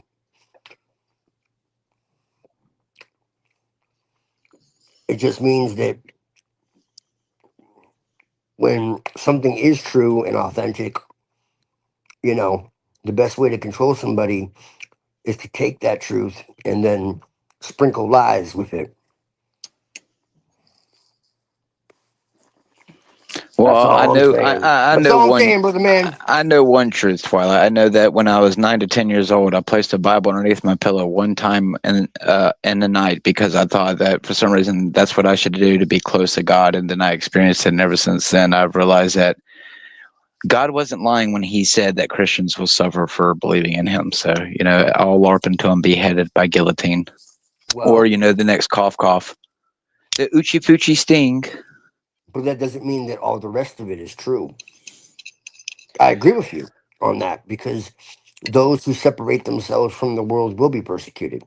I agree with that. For sure. Those who try to be noble, most definitely. The same thing happened to the Buddhists. It's happened with other traditions as well. Adrian will tell you. Like, there's a lot of cultures that have had traditions that have tried to stay noble and righteous, and they've been exterminated. Yeah, every tradition kind of gets twisted or degenerated by those in power. You know what I mean? Like that happens like all the time in history. Like corrupt, angry, corrupt leaders or greedy leaders. I mean, or also corrupt priests. I mean, they exist in every tradition, or corrupt monks. In Sekiro, you actually see corrupt monks. Did you play Sekiro? It's a very good game. Oh, it's a really good game. Classic, that's like pinnacle. That's like one of my favorite games of modern times. Yeah, probably one of the few good ones. Yeah, I think the monks in that one are really corrupted, like really fucked up. Like really, like they're Ghost evil. Ghost of Tsushima too. Yeah, I need to check out that one. I haven't checked that out yet. And Bloodborne.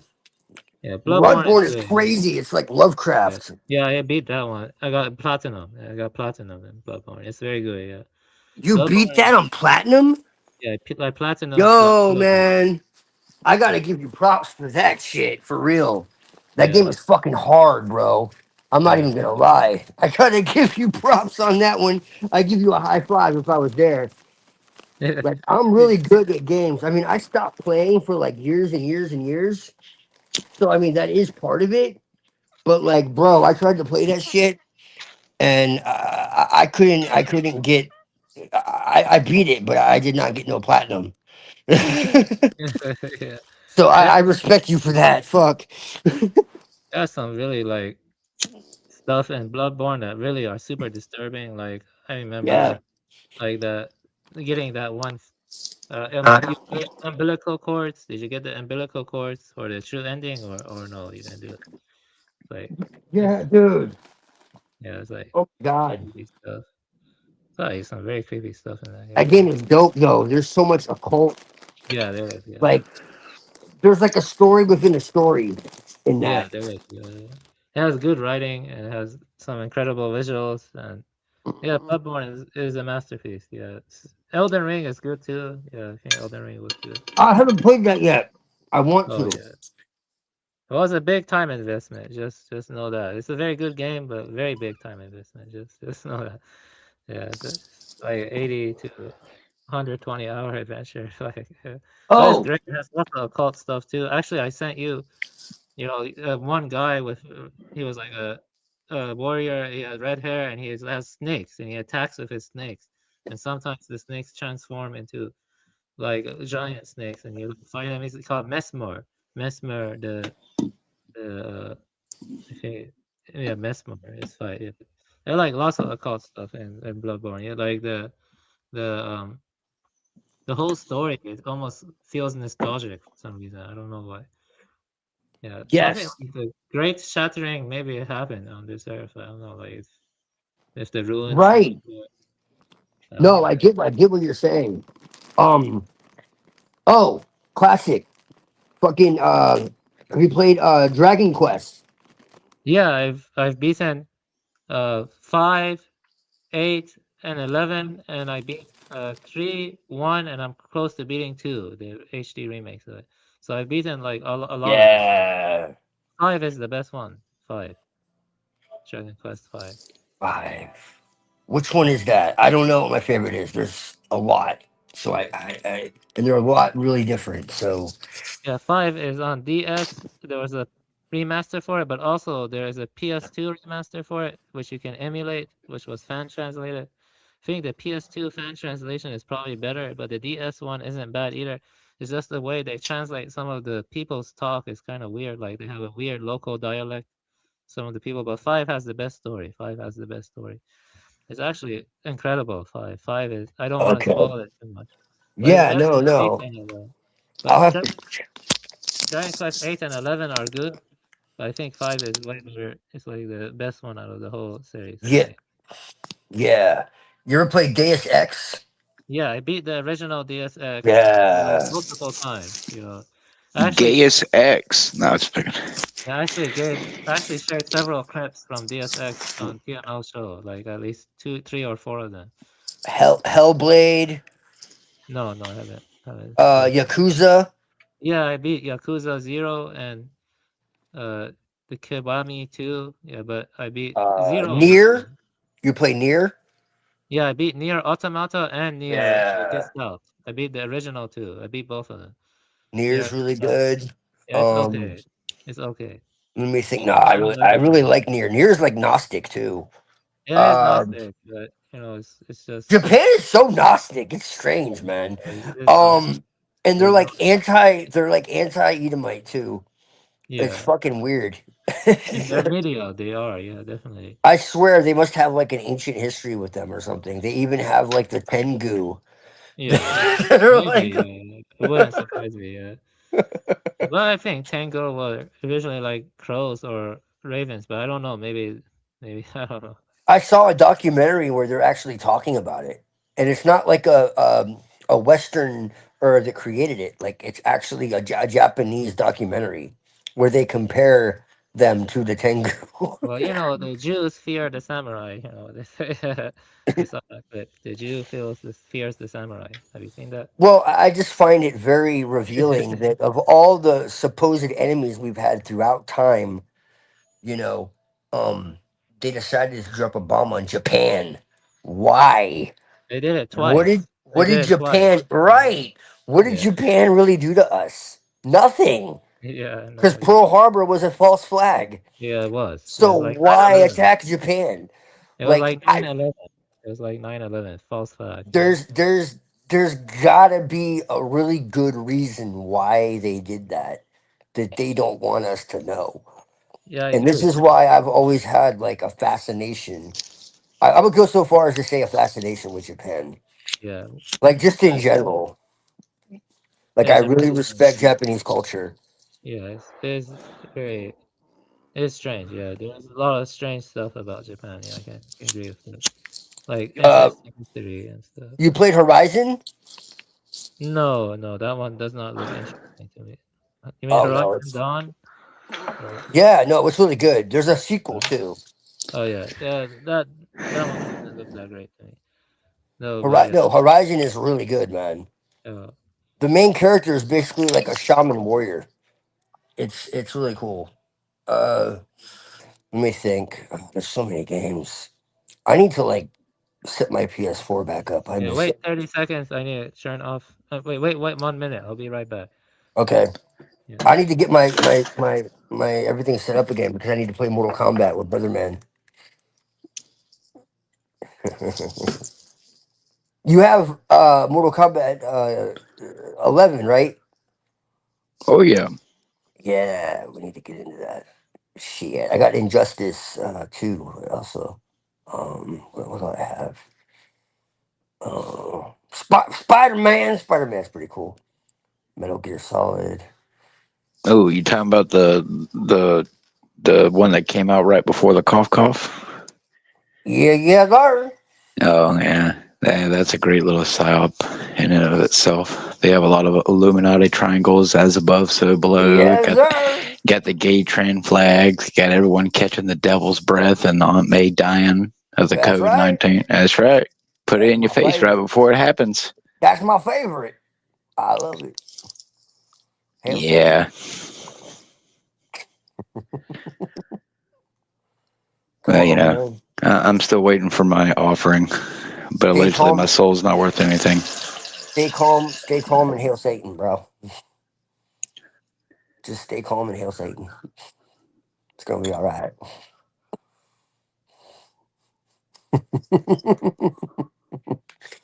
Eat the bugs. Yeah, no, I know the world's going to hell in a handbasket, man. Yeah, man, it's already been there. They want to crush every ounce of, the Christic force in people that's left. It's horrible. Well, I know Twilight. Peanut can call me stupid all he wants, but I can tell you He's fucking stupid. these songs I've been making, these satanic like songs, you should check them out. Like the ones I just made about 28 days later and 28 years later. People can sit here and say what they want, but Satanism is definitely taken over. Oh yeah.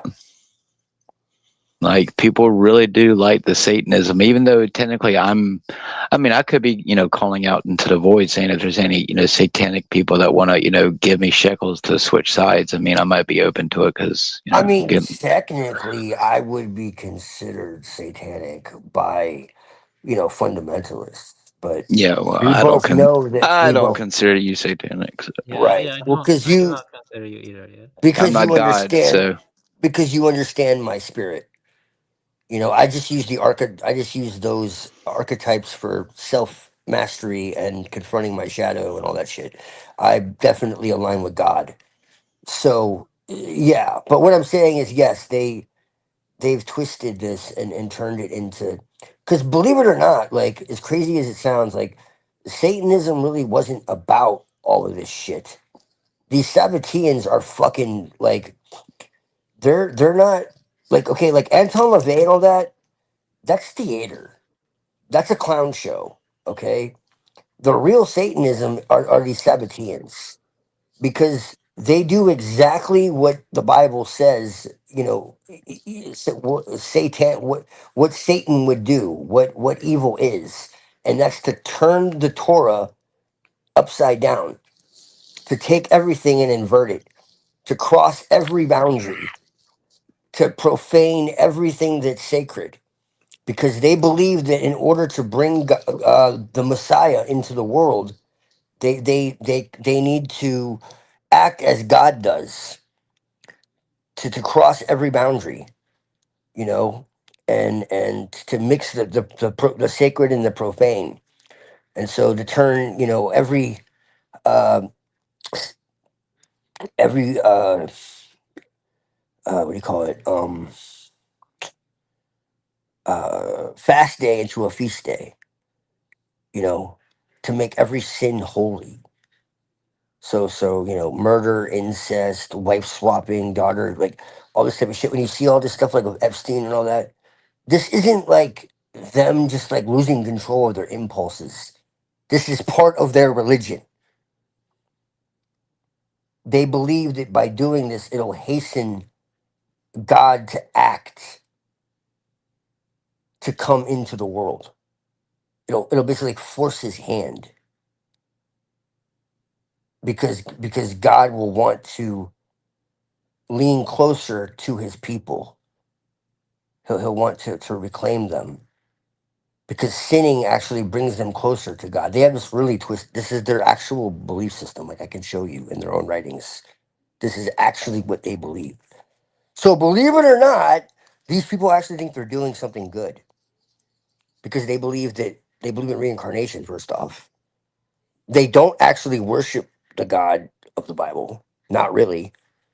Um, they worship themselves. That's another reason why they're Satanists. They only appease the God of the Bible so that they're not cursed, because they know what they're doing is wrong, but they believe there's a God above the God of the Bible.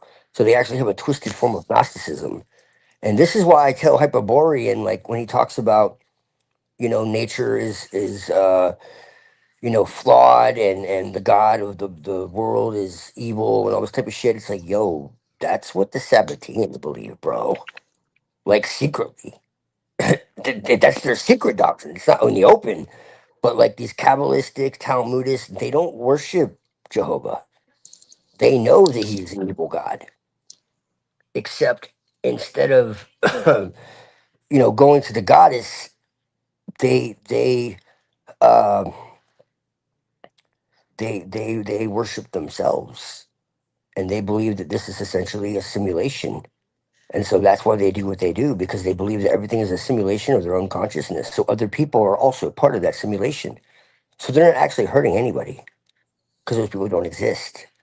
They have like solipsism. They're psychotic. They're literally insane, and they've been abused so much that they can't see reality for what it is. Like this is the truth. So they believe that this world is flawed, and so they need to recreate it, and they can do so. They can recreate Genesis. Oh, No, I'm dead. This is really what they believe, man. I know it's been done once before with great success. This is where this is the true Satanism. This is actually what they believe. And through these rituals and all this stuff, they believe that they're doing a tikkun. They're correcting the world. And even like all this abuse of children and all of that, ultimately they're saving them from a much harsher fate if they were to die and go to Gehenna. So actually they have like a Christian Kabbalistic view. It's not really completely Jewish, because they believe in like a torment of afterlife, but they also believe in reincarnation. So it's strange. So they believe that like there's a hellish realm, but it's not forever. But they also believe in reincarnation.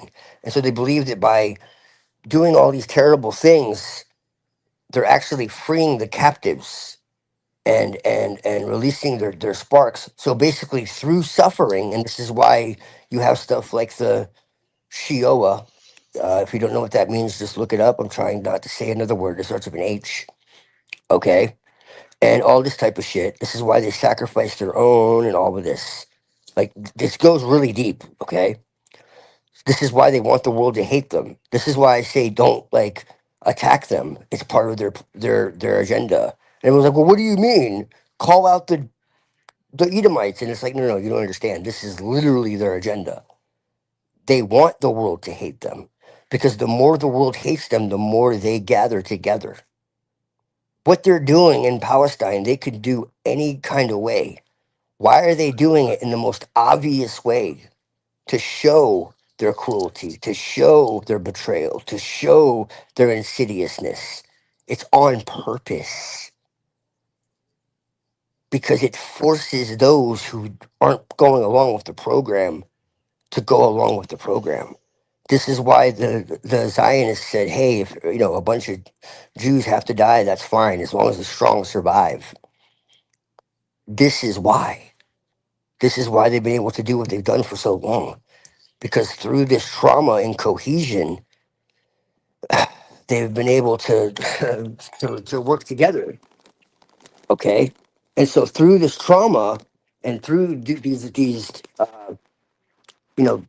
this is what secret societies are about, man. The whole thing about the real truth of it is to do really transgressive things together. It's like if you get into a group like a gang, and then you have to go through an initiation, like, I don't know, murder somebody to be in the gang. Now you've committed a heinous offense, and only you and those other people know about it. Now you would think that if you did that, oh no, everyone's going to tattle on each other. No, it's the opposite. You become closer. That's And right. Now you're everyone in a has- club, buddy. That's exactly it. That's why they do it. And so it's kind of like going through war and shit.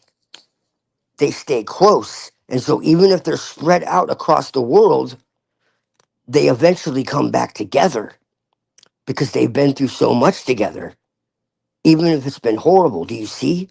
This is really how it works. It's even less about like who's a Freemason and all that, and about what I'm telling you right now. This is bloodline. This is about ritual trauma. It's about them having these secrets and having these transgressions. And the more twisted and insidious the transgression, like children, okay, the more tight knit the do you get what I'm saying? Yeah, This is Twilight. really how it works. That's why they were able to go and put in the new Superman movie that a bunch of Gaussian children were about to be slaughtered by an invading force while we watch it happen live on television and people There you go about go. their lives. That's right. That's right. And you know what's funny? It's funny. And they hate Christ. They hate Christ. I actually have the picture somewhere where a major news outlet shared a little Gaussian boy wearing what? Superman slippers covered in mud. Oh, how convenient. But anyway. Yeah, everything's a LARP, everything's a psyop, and it's constructed to keep you in it while you LARP about it, yeah. Yep. And you know who created Superman? No. The Edomites. Super Jew. Yeah, man. I'm starting to feel more and more like Lex Luthor and less like Superman. That's right. Oh, wait, that's the whole entire point. Joker was right. 1A, 1A, 1A. Joker was right. Yeah, man. You just need to put a smile on your face.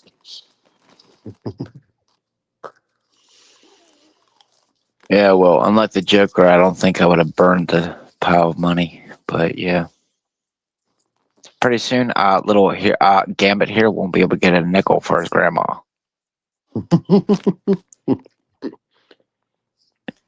Hey, look, brother, man. We just remember, when we go one, we go all. Well, you see, I would have loved to went to Hollywood, but I wouldn't want to end up like Me too.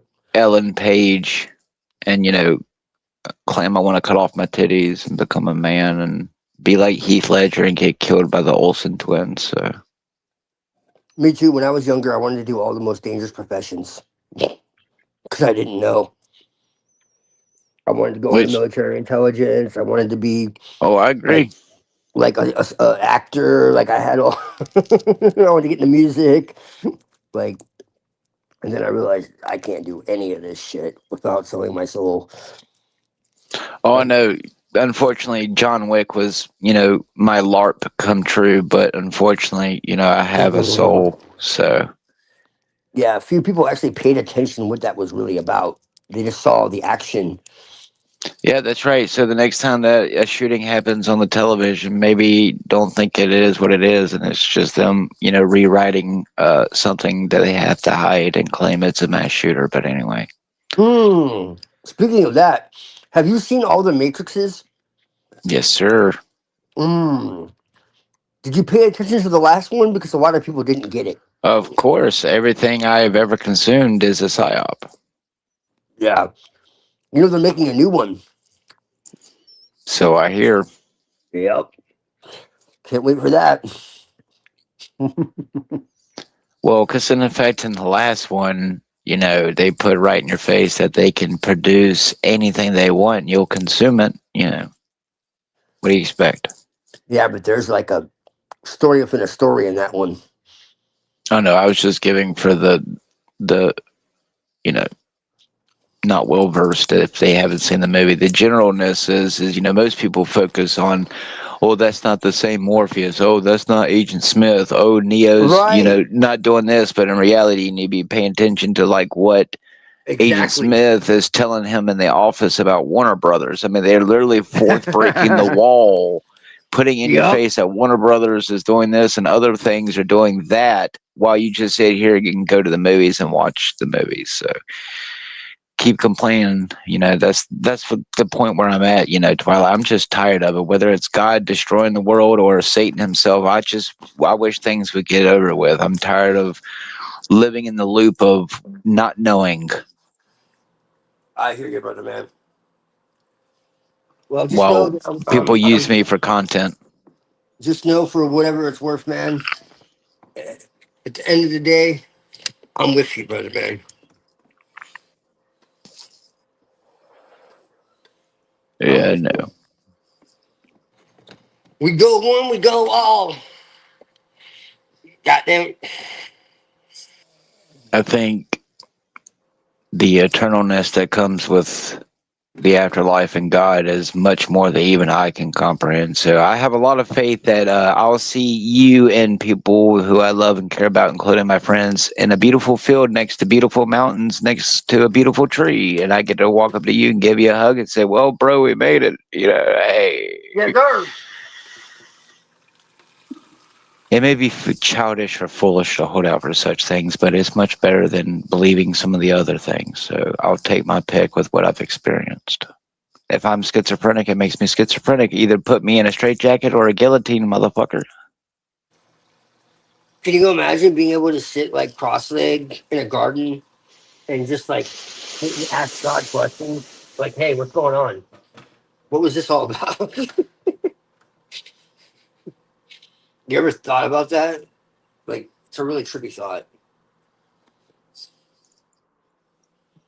I'll put it this way, whether or not it's my brain making those type of scenes, I have had not like real out of body experiences, but I'll put it this way, like there's been a few moments where like my brain has created some, they're only for a split second, but like I'll see my wife and my son, like if we're at the park and they're walking ahead of me, it's like the real world falls away for a split second and it's like heaven takes over and it's like I can see them and it's like I'm there already experiencing it. Then it's like I'm back in my body. But I think in reality, that's just like me reaching out to God with that type of hope. Because in reality, I've only had 4 God-related experiences, like with that bug from Resident Evil 4, that when I went into the dream, I was in the darkness, and it was one of the bugs from Resident Evil 4 that, you know, the Novastavadors or whatever, and it turned its head at me, and it looked at me, and it said, Jesus Christ isn't his name, and I woke myself up out of my dream. So other than the Bible part, and then other than one time that I know for a fact in one of my sleep paralysis attacks, I called on Jesus, even though it didn't save me like it did the first time, you know, I've only had 4 technical God or Jesus related experiences. So I know that there is something there. Whether or not it's Jesus Christ himself, I don't know. I can't tell you how many times I have begged and cried out to Christ in the most vulnerable moments a man can have. And I have never had an answer. Like the last time that I really broke down to Jesus, I started going blind to my right eye. I thought maybe it's because I cried too hard and maybe I busted a blood vessel. No, apparently it's because my diabetes is so bad that I'm going blind. But like, okay, so out of all the times it could have happened, it couldn't have happened when I was playing with my son or when I'm staring at a screen for 5 hours playing DMZ. No, it's when I'm on my knees crying to Jesus Christ or crying to God. And then when I stand up, next thing you know, I'm starting to develop a black line in my eye that, is coming back every once in a while. Basically, according to them, I'm going blind. So, at this point, it's sell your soul, work for, someone, and, just, I'm just tired of living. As much as I love life, like I would much rather go ahead and I want to separate the people who I love and care about. But in all honesty, Yeah. I don't give a fuck about living. I love my son. I love y'all. I love, people. I love my family. I love my friends. But in Yeah. reality, sex is great. Look, I can sit here and have sex with my wife all night long. But the point is that even feel you that there. shit is mundane to me. When I sit here and tell you that when I LARP about shekels, it's not because I want to go out there and buy a PS5 or a large screen TV or a Hey, the Mercedes PS6 is Benz. coming, man. The PS6 is Exactly. coming. Yeah, you know You it's gonna just be like got it. $800. It's gonna be $800, bro. They're smoking crack. Yeah, well, the point is you'll keep buying and won't own anything like the video games. But still, That's the point right. is I'm beyond that mundaneness. There Me really is too. no pleasures in life that you could give me that would make me happy. Sure, I would love to have all the money to go out there and play arcade games and go out and take my son out every single. But look at the world today. Do I really want to travel to another part of the United States? Look what's happening. Well, you can't live life that way. The fuck you can't. Like if I had the money right now, trust me, you people would never hear from me again. I would go so far out into the woods that you wouldn't even be able to get an internet connection within fucking 10 miles of my house. So that's the point. But the point is I know that God's not going to magically give me this stuff. And according to people, according to God, I'm supposed to rely on him and not rely on the demonic humans. But I find myself in a world where I'm forced to rely on demonic humans while I talk to an imaginary God. So, I mean, at this point, it's either sell out or LARP. I mean, so, Well, that's the problem. You're talking to an imaginary God. Maybe that was a sign when that happened, that you're talking to a version of God that doesn't exist. It doesn't mean God doesn't exist. It means the version of God that you've been sold isn't real.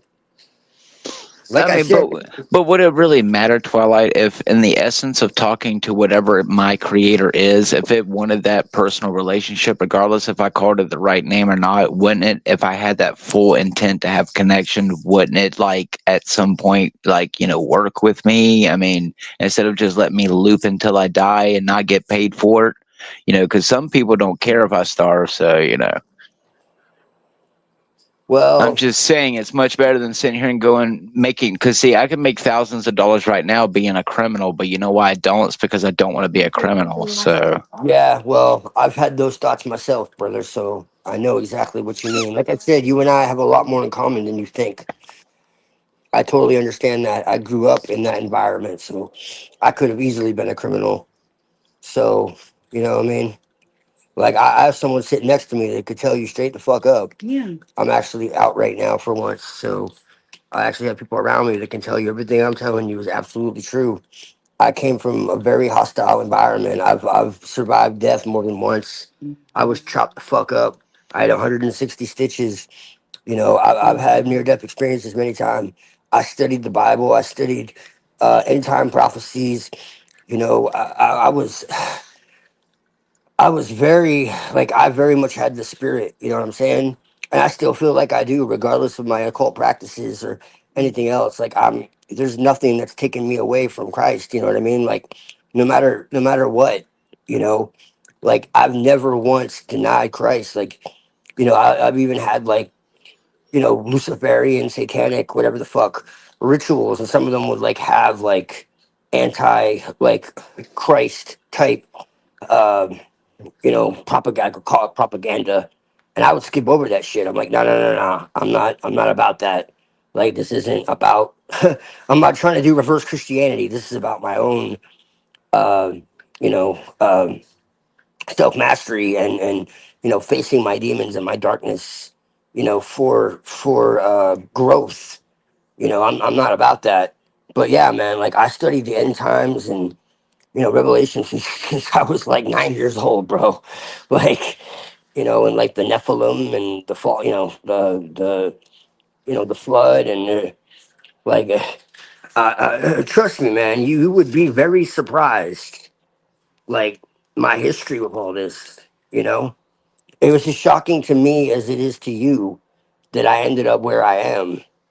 It's just I came to a realization that, you know, this fear and guilt and shame and everything is the devil, is fucking mind control. And what Jesus really was trying to get through to people is that we're all divine. You know, it doesn't mean that we're automatically divine. It just means that, you know, we have that inherent within us, but we can also choose to go the other way. You know, and so the temptation uh, of the tree of knowledge is an everyday experience. You know. That's what K Reno told me. Oh, really? Oh yeah, believe it or not, me and him That have does plenty not of sur- me and him that does have not plenty of surprise me. conversations without having conversations. That don't surprise me. He's very, very I guess you could say enlightened. Most definitely. You ever heard his song Valley of I've Decision? I've heard all of his music. What do you think my AI music idea? He's literally come to my channel and watched my shit. I'm pretty sure so. Valley of Decision, man. He nails it. He nails it with that. Valley of Decision. Yeah, yeah. But like I mean, I'm telling you, That's why I wasn't joking, my Twilight, when I friend, said that I'm trying to join. my friend's sitting right next to me, and she's known me like since I was a kid, and she'll tell you like I used to be, I used to read the Bible like crazy. I mean, it's been like 15 years, but like I studied the hell out of everything, man. I was looking in the Hebrew and the Greek and like everything. Like so I know about it all, man. I looked at the early history of Christianity and how it became Christianity, and I started to realize, like, hey, we've been fooled, you know? Like, Well, I'll just put it this way. I know that I can't stand before Jesus, if he does exist, or God, and say that I could not go without telling anyone that Jesus does exist, just because of the fact that I know for a fact that I've met him at least 3 times. So, well, because Jesus does exist. It's just that the version that the character that they've created is 100% basically false. I agree. basically a mockery. I can tell you that the Jesus I People are met worshiping, wasn't pretty much put it this white. way, people are worshiping a dead man instead of a living spirit. That's Oh, the most concise way I could put it. that's right. Allegedly, he is risen, but he's still dead. Yes. No. Most pastors don't believe. Like when I get to the bottom of it, they don't actually believe he is risen. That's insane. That's propaganda. That's totally insane. The Bible makes it very clear. Yeah, That's ridiculous. That they're Well, literally getting paid by the Edomites and the Jesuits and whatever else, because that is completely unbiblical. you can thank people like Joel Osteen and Kenneth Copeland But like they're all that. Masons. They're all Masons.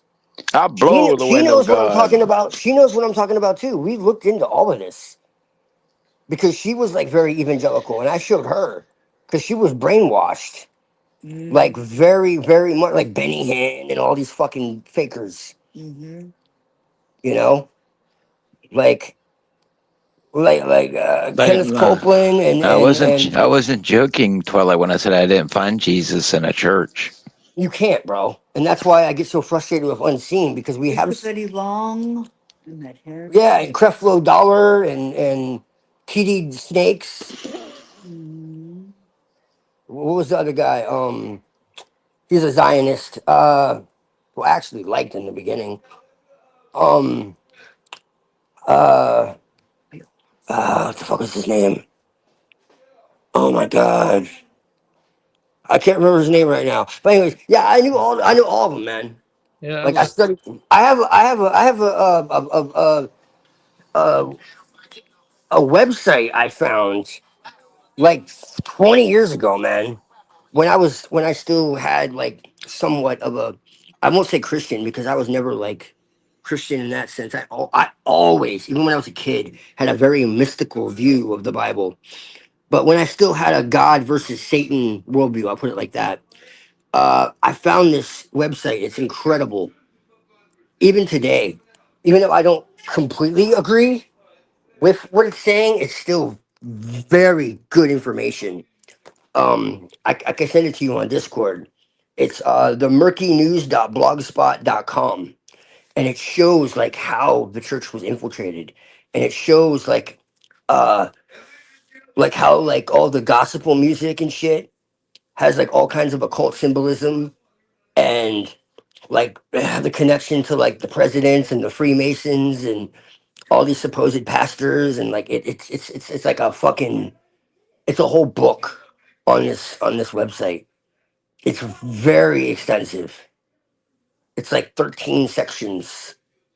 But yeah, it's wild. It gets into like the fallen angels and like basically like the final conclusion basically is that the people running the world are not fully human.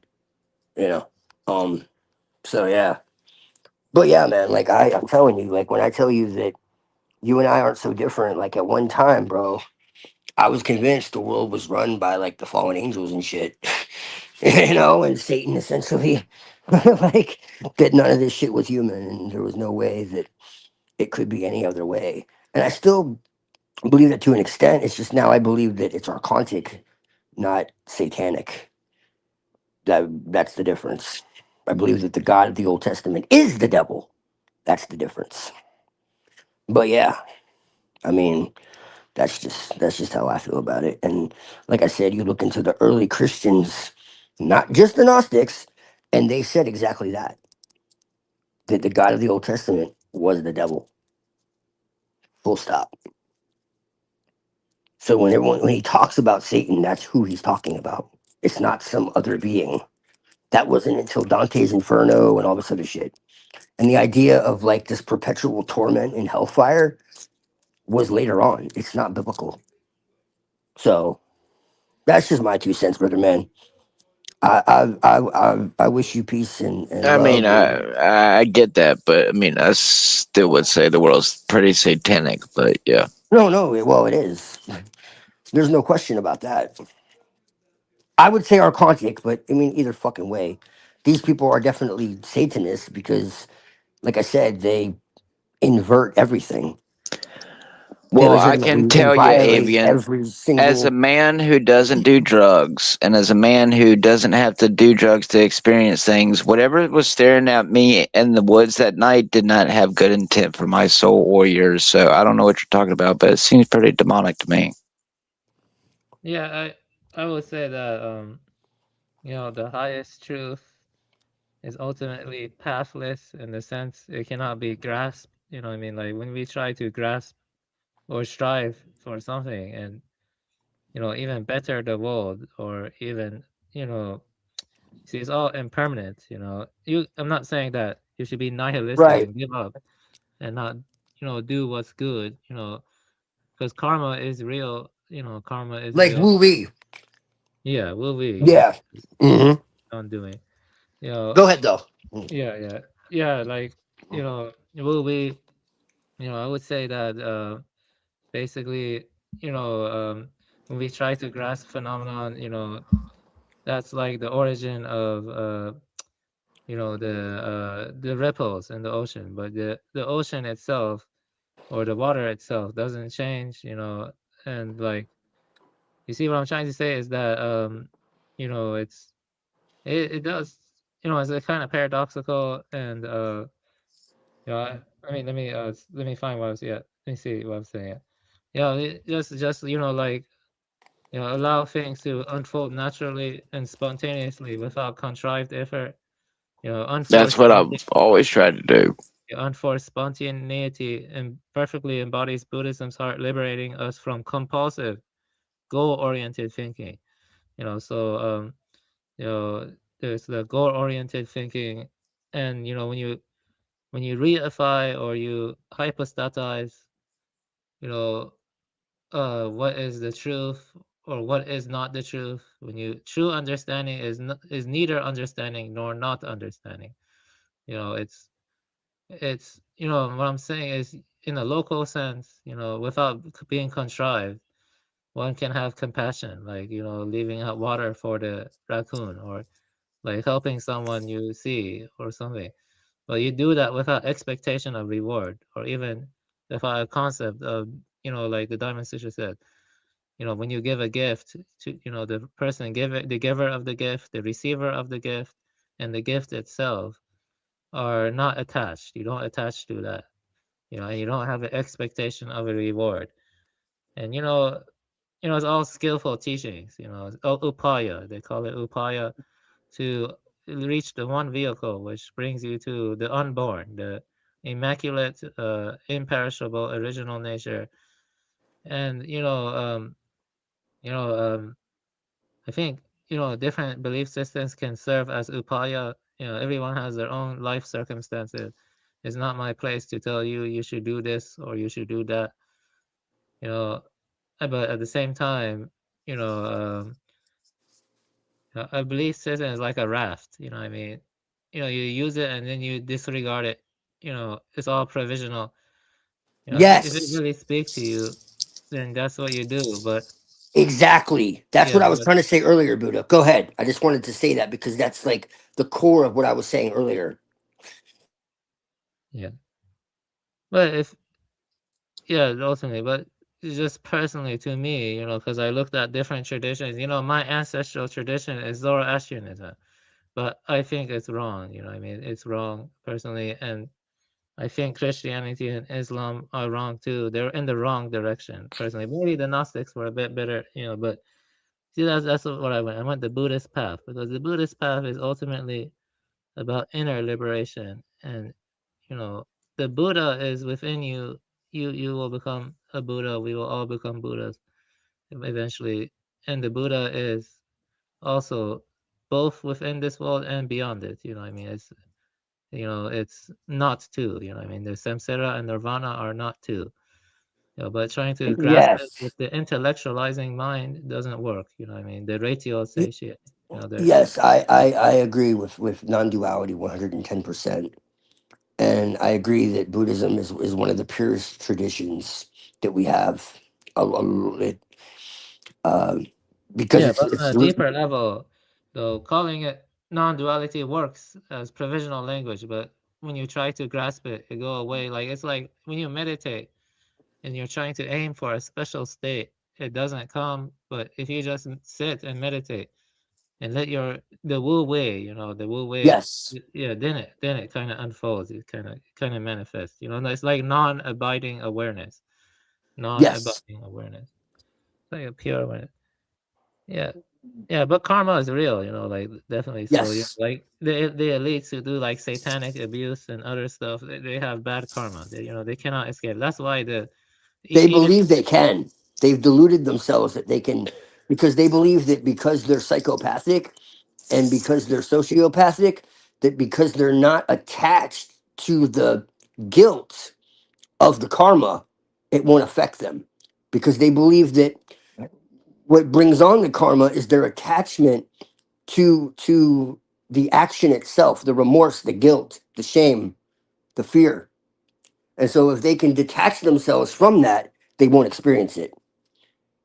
yeah, I don't think that's true. The Buddha actually I don't criticized either. that. Yeah, he criticized that in the Pali Canon and stuff, and also the sutras are clear about the precepts. Like it's different to go to war to protect your village versus like abducting children and doing macabre stuff on them. That takes a lot of intentions and volitions. Like they think they can go beyond that, but they can't. You can't really like abduct a child and be like, oh, I'm beyond all attachment, and then like fucking torture them. That gets negative karma. No, there are no two ways around that. You know what I mean? It's just the way it is. Like they're gonna have negative rebirth, probably Avicinis or something like that in the lower realms and stuff. That's not hungry ghosts, but probably in the demon realm, the hell realm. Yes. Hungry Naraka, growth. yeah, Yes. Naraka. I know what you're That's talking about. yeah, yeah. Well, they're definitely gonna go to hell. Like yeah, but I don't know how we can beat them though. Like they What I have like about Buddhism too, I don't know if you follow this, but I work with the Dakinis. Yeah, different practices. Yeah, they're probably like visualization practices and other stuff. Yeah, Well, because probably. they're like goddesses, they're sky dancers. Yeah, they are. And so, like the Dakinis and the Mahavidyas, and this is why I work with different traditions, because I see them as embodiments of nature, as natural spirits, as because I see most things as part of the earth. So it's imminent and also transcendent. I don't really see a contradiction there. The separation is illusory, kind of Yeah. like the separation between mind and body. It isn't really there. Well, this is It's the only way I within. see it. I see it So like this. are you Yeah. saying I could become a Force ghost like Qui-Gon? This is the way I see it. I see it like this. I'm telling you to use the force. Yeah, this is the way I see it. So you know, uh, you know, rebirth is real. And rebirth is real, but you can choose to end rebirth if you want to. But I mean, it's Right. cherry Nirvana. What You is it don't like have a to. what is it like a slot machine? If I get 666 in a row, I get to respawn. No, it's like you sit in zazen or something. You go into the Oh. unconditioned, unborn state before you die, and it's like you don't die. You don't get reborn. Then see what I'm Well, saying? I'm perfectly fine going into a void, but yeah, sure. There is no void. I don't think there's a nothingness. There's no such thing as a nothingness. Nothingness don't exist. Yeah. Yeah, it doesn't exist. Yeah, it doesn't exist. Nothingness is all things without differentiation. Yeah, So that's basically, it's like all possibility before it's manifested into So where do you anything in go? concrete. So where do you go when you go to sleep? Your spirit just linger? Because I can tell you, I don't astro project, and I never have, unless you want to claim me floating I above have. the bed. I have. Well, you've also done drugs, which forever alters your chemical makeup. But yeah. No, I've done it way before drugs. Oh, that was your innocent. Was that your innocent young soul? Bro, I could show you how to astral project, and you would know for yourself without any. I've tried it, never have. Oh well, I can show you, and I guarantee you, shekels that you will. I put shekels on the line. That's how sure I am. Yeah, most real traditions. If you take it seriously, you will. I mean, I the take just about everything seriously. So, I mean, But it takes practice. It takes discipline. It's not something you can just be like, "Oh, I'm gonna do it," and then be like, "Oh, it didn't work." Like you have to actually. It's a discipline. You have to actually try it for a while. But if you have to work up your energy field. You have to work up your your preconceptions. yeah. Well, why would I want to do that? It would be like The Conjuring, you can do it. and I It's won't be able real. to come back. You're not actually going anywhere outside. It's No you're- gas money. Well, no, you're. I mean, you're going somewhere, but you're going into a mental landscape of the collective unconscious. Yes, I it can't exists. imagine. I can't imagine the terrifying evil souls that would want to try to inhabit my body. Yes, sir. Well, that's why you have to be prepared, and you have to know how to protect yourself and all that. What But if, you can't ever what if I told you I'm can't one of not them? come back. Hey, because hey! What if I told you I'm one of the people that assume that even right now in this dark ass room at 4:00 in the morning, that I assume that there's evil spirits right here that could look God knows what like, and I assume they're right here just breathing in my ear. So I'm sure what they're if already there. But what if there's good spirits too? I've only met one good spirit, and it was allegedly Jesus. So I don't know what to tell you. So But what if Jesus sent angels? I've never met an angel. I've only met Jesus. But here's the thing. Maybe you should change your perspective, because that's 90% of your reality, your manifestation. You can't see things that you don't expect to see. That's like rule number one. I mean, I don't really care to see. I mean, take for instance what I saw that night in the woods. I mean, it wasn't long after my son was born and something bad happened to our families that I saw them ice. So, I mean, Was that eyes staring at me, telling me, "Hey, I'm watching you, and I can't wait to collect your soul when you die," or was it just an omen? Because I can tell you, whatever it was in the woods that night wasn't an animal. So, I mean, I'm just gonna say some things. What I want to what say I'm this saying too. is, if you pray to God, okay, and then you think to yourself, okay, God's not going to answer me. God hates me. Fuck God. Whatever the fuck. Then that's what you're going to receive. If you pray to God and you say, I know you're going to give me abundance. I know that you're there for me. I know you died for me. I know that, you shed your blood for me. I know that you're a God of abundance. I know you're a God of truth. I know you're a God of stability. I know you're a God of worship. I know you're a God of worthiness. I know and you have that spirit, then good things are going to happen, bro. It's how Yeah, you approach. I also believed like stuff like that, including good things come to those who wait. Where's my house in the woods? Yeah, also I want to say this. I don't agree with Hyperborean because I think the Dharma Dhatu and the Dharmakaya, all sentient beings have Buddha nature. That's a Yes. foundational belief. Yeah, and the problem with Hyperborean worldview, I mean, I do respect his perspective, but is Sure. that he denies that the Buddha nature and sentient beings. Like you see, like Yes. yeah, that's the problem. Yeah. Well, he denies the divinity of pretty much everything. Yeah, That's my issue. yes, yeah. I agree. He Yeah, has a lot of good points, yeah, he but does. Yeah, when he gets into the denial of like the fact that the world is essentially created by a demonic god yeah. and that nature is evil and matter is evil, and it's just like no. That sounds like Talmudic shit. Like Yeah, it is. Yeah, I don't agree with that. It's also adharmic. See, the Buddhists promote compassion towards all sentient beings. That's foundational. You see, Mhm. yeah. But the goal though is to end rebirth. Though, but you know, that is for the Buddhists. But that doesn't mean you have to destroy the fucking material universe. You know what I mean? Like, Right. yeah, like he wants to destroy the entire cosmos. Like I don't know what the hell is up with that. Well, they That want to end rebirth too. Yeah, but that's not the way you end it, It's that's not that actually gets more negative karma. I mean, that's your desire to destroy the universe accrues negative karma. You know what I mean? That's the way to. Yes. Yeah, yeah. First off, I don't think it's going to happen. Number one, I don't think it's actually possible. To what? Kill the universe? I mean, Yeah. that's what Hyperborean argues. Yeah, I don't think so. I think that's a I little. mean, I would agree. I don't think God would allow the universe to melt away unless He said turn up the heat Himself. So, Right.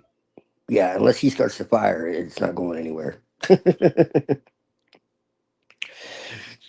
I but don't it think so. doesn't mean He won't let man burn himself a little bit. That's true. He let him singe a little bit. Well, let's learn about.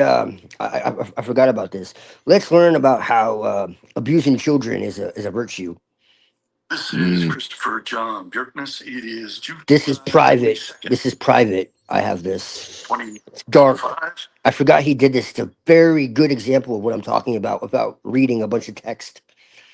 I'm going to be doing a master class today explaining the Kabbalah of ritual sexual abuse and orgies, the ritual sexual. This is why I love Björkness, even though I have some issues with him. Like, the dude is fucking not afraid to say what it is. So it's call shit as it is. Children, I've been putting this off because I really don't like doing it. It damages my soul to think about Who can blame you? these horrific things, but here we go. So the purpose of ritual sexual abuse in Judaism is to obtain redemption for both the abusers and the abused, as well as for the Jewish people as a whole. And there are three Note that. What I tell you, this is Satanism. Listen close. ways that this redemption is obtained in this horrific process of sexually abusing children and others. One is the suffering of the child, of the victim. Suffering causes redemption. That's why they forced themselves to have the Holocaust, so that they could obtain redemption for their sins through the suffering of the Holocaust.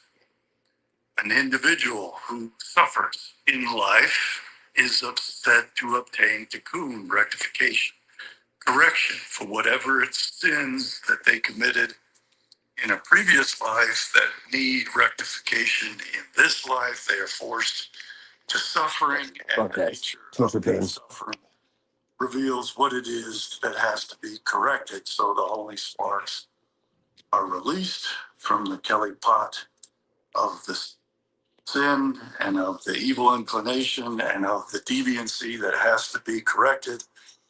And they see this suffering as a blessing because it frees them from receiving the infinitely worse suffering that they would otherwise get by being cast into the Jewish hell of Gehenna, the lake of fire, where they would suffer infinitely worse.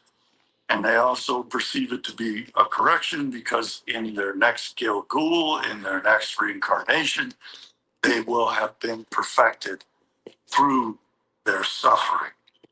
So they perceive that suffering as a form of redemption and as a form of return to God, to Teshuva, redemption and return. The Messiah himself is obliged to suffer. That is spelled out in Isaiah 53. And the Shabbatayans and the Frankists perceive that as suffering not only of Messiah, son of Joseph, but also of Messiah, son of David. So Messiah, son of David, There's actually 4 messiahs, but that's another Let thing. me give a comment. During my trip, I actually do think stuff like rakshas could exist, and the Yeah. Sabbatian and Frankists, they could just be rakshas disguised as humans, the Edomites. You know, it's funny because there's actually a theory about that they actually worship Kali, not the goddess, but the demon. No, I I'm saying saw a like Hindu documentary about that, so it's it interesting could you say that. literally be those malevolent entities disguising themselves as humans, like literally. Like some of them don't. Yes. Yeah. Yes. Yeah. Well, this is actually what David Icke talks about. Yeah, I sympathize with Ike now. Yeah, I think he could be onto something. Yeah, definitely. Yeah, It's something that I put way on the back burner, but I can't deny that when I was younger, I honestly fucking questioned it. Like, are these people fully human? I don't know. In some of their texts, they actually say they're from another universe, another dimension. So, I Yeah. mean, I don't know, man. Yeah. I mean, they're kind of evil is kind of like over the top, like doesn't feel human. Like either they made Right? with a demon or they're demons themselves disguising as human. Because if you pay attention, Yes. Indian mythology, a lot of them could shapeshift into looking like humans. Yes. Yes. Well, this is what David Icke talks about. And that's very fringe and kind of woo woo, but I mean, I don't count it out. This is what I mean when I say I don't accept or necessarily deny anything. I keep all possibilities out there and just kind of I don't really think so, but I don't rule it out completely. I see it as possible, especially when you really look at how anti-human all of this really is. Yeah. Like the fact that they destroy everything, destroy nature completely. Now, I would also say that this is archontic, infection from their bloodline, and that's like a whole another 2-hour conversation. I could do a video on that. I'm gonna start doing videos again eventually. Not yet, but eventually. And get into that. How, when they do all this ritual abuse, there's also that factor is they program them with archontic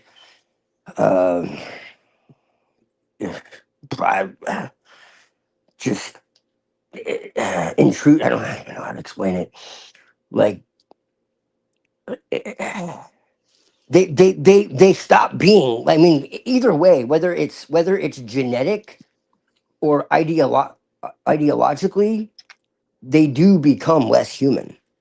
You know, when you've been traumatized that much and injected with this type of programming, you know, and you're forced to like kill other humans or be killed yourself. Like, I don't know if you know how far this shit goes, but like, I mean, it's like some of these horror movies where you see people like, you know, like Saw or something, or like Hostel.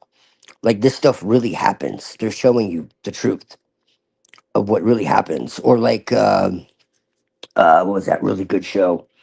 I fucking hate gore, but I really love that show. As I have to admit, like I hadn't watched gore in a really long time, but my eyes were like glued to Squid Game. Like, they really do that stuff to these people. So, you know, when you do that to somebody over generations, you know, they stop being fully human because they've lost all empathy and compassion for themselves and others. They basically become like Oni. Oni. Right. Well, I mean, if you're like a child and you're told to kill another child or an animal or whatever the fuck, and you have a gun to your head, or you're being put into like, you know, violent pornography with like What are you talking animals, about? When they go and put children. that, when they go and put that in the Marvel series, Tell you something. you know, it's okay. So don't worry about it because you'll go watch your Yeah, yeah. Marvel I didn't Disney tell you guys slop. this, but I'm Yeah, gonna tell remember you. Winter Soldier? Oh, Yeah, Yeah, during my sir. trip, though, I noticed something that in the beginning there was like a kind of war between humans and Oni or Rakshas.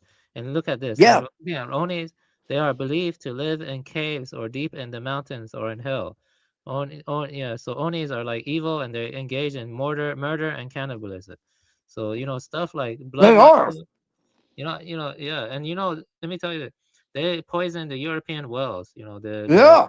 the Edomites, they were poisoning the European wells. They did blood Mhm. libel, and even Japan has mythology similar like that, like Oni and stuff. And now we're Yeah. finding tons of cave systems all over the world and Yep. tunnels. And I think the Oni and the Edomites use those tunnels to cannibalize random people.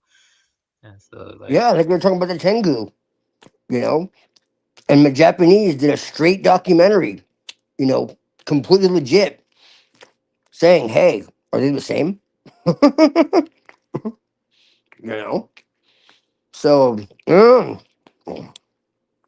it's questionable, man. I mean, if history was hidden, that could be true. Gianlu, Yeah. Sorry. No, it's okay. Uso, Jacob Frank all had to suffer by entering into the prison of the material Gentile world, the Citra. See, and this is even more. They consider our world a different world entirely. So this is another thing that's very bizarre. Is they literally see us as a different species themselves. Asra, the evil other side of the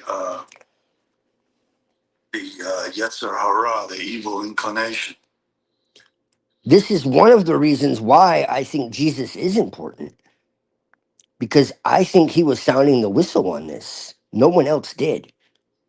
I don't care about the fucking state sanctioned Roman religion that came afterwards. But I think there's something much deeper. And especially when it comes to Gnosticism, calling out the demiurge and all that, like, I think there's something much deeper and darker that they covered up. That's one of the biggest reasons why I can't completely let go of Jesus, even though a part of me like really despises it with every fiber of my being. At the same time, I feel like I'm throwing the baby out with the bathwater because what did Jesus really do wrong? I mean, besides what they uh, put in his mouth and the stories they created about him. It's just very interesting, especially when you take into account what we're talking about right now. And this suffering enables them to penetrate into the Gentile world and destroy it from within. just as Jesus Christ had done by entering into the Gentile world and destroying it from within. So this is a The religious version, yes. redemptive process of suffering. Jesus had to suffer by entering into the prison of the Gentiles. Shabbatai Zevi suffered by converting to Islam and entering into the world of the Muslims to subvert them from within as a Trojan horse, as a crypto Jew, the way that Esther subverted the Persians to kill the Amalekites by marrying King Ahasuerus and hanging Haman and his 10 sons on the gallows that they had constructed to hang the Jews, and then slaying, I think, 74,000 Amalekites in this way. So, though they had to suffer by entering the prison of the Gentiles, Sitra, it obtains redemption and salvation and atonement for the Jews. And even their messiahs have to undergo this process. Jacob Frank entered the Catholic Church in order to subvert and destroy it. A second aspect of how they obtain redemption is redemption through sin, the holiness of sin. They believe that they are obliged to destroy the Torah, the Holy of Holies of the world of creation, of Bria,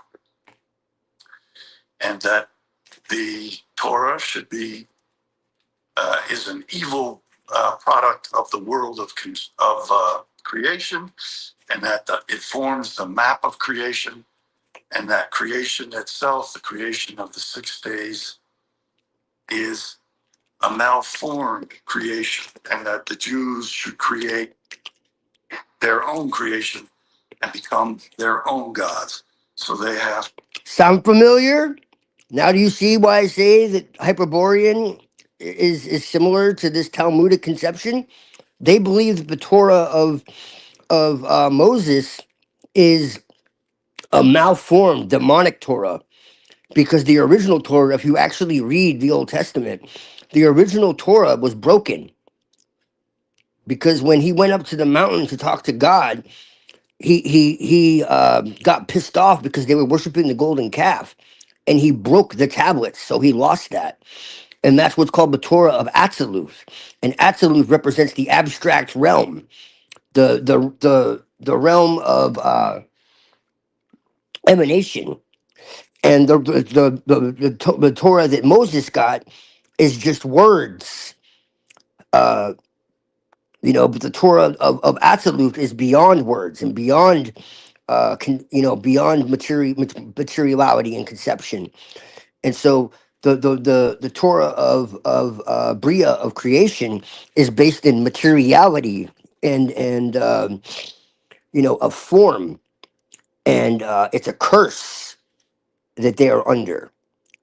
But they had to go through it in order to learn how it is that they could overcome it. And it's really involved. But when you start to really understand all this, you'll start to see why I say that I feel like Hyperborean has a lot of good information, but ultimately it's a psyop.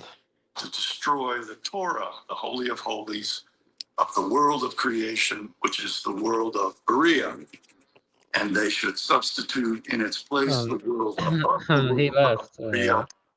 Yeah, I really listened to a lot of him. Yeah, what's his name? Dark Priest left. Yeah, and Neurojack isn't here, so he can't come back. But I've listened to a lot of what's his name? Christopher John Bjorknes. Yeah. He knows his shit, man. He sources it. Even if you disagree with him, he uses their sources. He uses Yeah, it no, from their mouth. Yeah. I like his argumentation. I agree with him on a lot. And yeah. Yeah. Yeah, I do. Yeah. I mean, I have some disagreements with him, but Yeah. it's like, this is the thing. I listen to anybody, okay, that has good information, because what matters to me is the raw data. If they have sources, if they've done the homework, I could disagree with every single conclusion that they have. If they have raw data, I want it. You see what I'm saying? Yeah, If they're no, not just like making I'm not shit up and disagreeing with pulling it you. from the air, you know what I'm saying? But I mostly agree with him, like for the most part. Yeah, But yeah. like he No, you always don't have backs to. up what the fuck he's saying, You don't have to agree and with writer 100% to see value in what they have to say. Yeah, I know. yeah. But I would say I strongly agree with him most of the time. And Yeah. he shows from their own words. So it's like, whoa. Because some of the stuff sounds really like far out. Like, what the fuck are you talking about? But then you actually see it. It's like, whoa, dude, what? Because I mean, I studied all this shit pretty deep. And I came across him and I was like, damn, I thought I knew. So Yeah, his book Beware the World to Come. I read like a third of it. I didn't finish it, but I need to finish it. But yeah, I listened to a lot of his stuff. He's pretty smart. Yeah, he sources himself well and stuff. Yeah, he knows a lot about it, and so he gets good citations, sources, stuff. But yeah, a lot yeah, of the stuff he was talking about like 20 years ago is happening now, man. So, I mean, yeah. and they suppressed him and a lot of people stole shit from him. And at first, like, when he would always bitch about everyone steals from me and blah, blah, blah, blah, I'm like, dude, shut the fuck up. But then I realized, like, he's telling the truth. And then I looked, like, if you look at like his old interviews, he was very different. His vibe was way different. And now I get it. It's like he had a very different vibe. And he was so like excited to get the information out. And You think like he Adam was Green constantly plagiarized hitting him? walls. He was constantly hitting walls and constantly getting fucked over. And it's like, well, if I was trying to explain something for 30 fucking years to somebody and constantly being betrayed and constantly being stolen from and constantly hitting walls, I think I'd be fucking bitter too. You think Adam Green plagiarized him? Yeah. Yeah, Yeah, for sure. Adam Green is a Jew, bro. yeah. He went to Israel. He went to Israel, man. He was like at the Wailing Wall. Oh yeah, I remember that. Yeah. I mean, Bjerknes is a Jew too, actually. Yeah. But he's Very like small. real. Yeah, He's real, bro. He's like a very small amount. You know, it's not like he's not like really Jewish. He's Yeah. like, yeah. Yeah, he has ancestry to like a lot of like Norse he's like and like physicists and shit. Like a guy who like basically Einstein like plagiarized and shit. Like that's why he hates Einstein. Because Einstein literally like plagiarized his ancestor. If you look at it, I can't remember his name, but Yeah, Bjerknes was a physicist. Yeah, you know, Bob Dylan was a plagiarist too. Like, you know, people would Yeah. steal from his agent and then they would pass it on to Bob Dylan and he would like make it seem like it was his own. But yeah, Bob Dylan was a plagiarist. Bob Dylan was an Edomite too. Yeah, he was. Yeah, I know. So Yeah, I don't like saying Jew because I've Yeah, actually had quite a few friends that are Jewish that are honorable people. Yeah. That have nothing to do with any of this shit. It's just the ones in power are fucking yeah. They're something else. But I mean, like I've had a few good friends that are nothing like this, you know. So you can't like just say whole Yeah, I mean, fucking Frank race. Bonde is a Jew and he's Yeah. perfectly fine. Yeah. Yeah, he's a cool dude. We get Yeah. along very well. Yeah, we get along really well. We have a lot of common denominators. Him and I have a very similar view on magic But and all that. you know the brain is plastic and the beliefs can like alter your brain and other stuff. So it really comes down to cultural conditioning. Mhm. Yeah, cultural. Absolutely. Yeah, no, I agree with that for sure. Because I mean, it's not like it's only fucking Edomite Jews that I've ever had a problem with. It's not like if all the Edomite Jews in the world were gone, that like all murder and rape and terrorism and would just like vanish from the world. People have this idea and it's just like completely delusional. Well, at the end of the day, it's the greed, hatred, and delusion that are the main problems. Yeah, like Yeah. will always exist, but the point is the culture should promote generosity, compassion, and wisdom. It shouldn't support greed, hatred, and delusion, which is what happens when these people got power and now they're like Yeah. trying to flip things. Now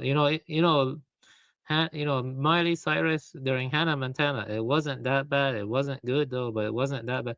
But then she started twerking in front of kids. You know what I mean? And it's like they She was subvert. mind controlled though. She was wholesome in the beginning. They do this to Yeah. people. Like you Yeah, get they like to do. the Mickey Mouse Club and all this, and they're all like super innocent, and then Yeah. they like rape them and oh shit, Yeah, grape exactly. them, and you know what I mean, essay them, and they fucked them up, dude. Yeah. Like Britney Spears, dude. You see all the shit she's going through. She like Yeah. shaved her head and like called herself the Antichrist, and that's like mind control programming breaking down. She's trying to like get free. She's not crazy. She's trying to break free. Like Yeah, no, it's definitely. horrific, man. Some They of these have a people. the Francis Batians, they have a kind of Yeah. love of subverting innocence. They want to subvert They the innocence. Yeah. that's what makes them different. That's the one thing I have to say is they're a little different than most cultures. Most cultures Yeah. aren't parasitic in that way. Yeah, most So people want to protect innocence. They don't want to corrupt yeah, it. You know, they're like yeah, normal people. yeah, Like, yeah, yeah, yeah. And so this is why I think that maybe Mustache Man may have been on the right track. But yeah, we'll save that for another day. yeah, but yeah, though you have to say Christopher John Bjorknes is wrong about him because he's definitely against Mustache Man. Yeah. I understand why though. Yeah. But yeah, no, I agree that he is wrong about him. There's possibility that he was switched with a body double, though. You know what I mean? Like midway through it, there is. There's a lot of possibilities with that. Yeah. Because I mean, some say he killed himself, some say he survived. It's really confusing. Yeah, it's There's a lot of mythology. And because of that, I don't make any declarative statements. What I do know is what he said, what the actual documents that we have say, you know, what the speeches were of his, you know, core circle, you know, and you look into the claims of what they supposedly did, you know, without getting into too much detail, and you realize there's not a shred of evidence for any of it. Master race didn't happen. You know, genociding Edomites didn't They happen. were the lesser evil compared to the Anglos and the Russians and the Edomites. They were the lesser evil. I Yes. agree with that. I agree with that. Yeah, definitely. I agree with that. Yeah. The British actually caused like freaking Yes. famine in India and even Iran. You know, they were like killing Yes. a lot of people. Like the British.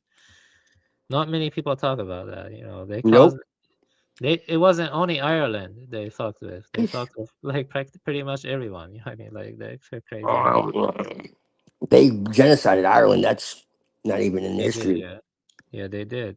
You know, but they did People, a genocide, and you know what they would do is they would cause engineer famine and then blockade yes. food imports. You know, and they did that to Iran too in the early 20th century. They did it to Yep. India also.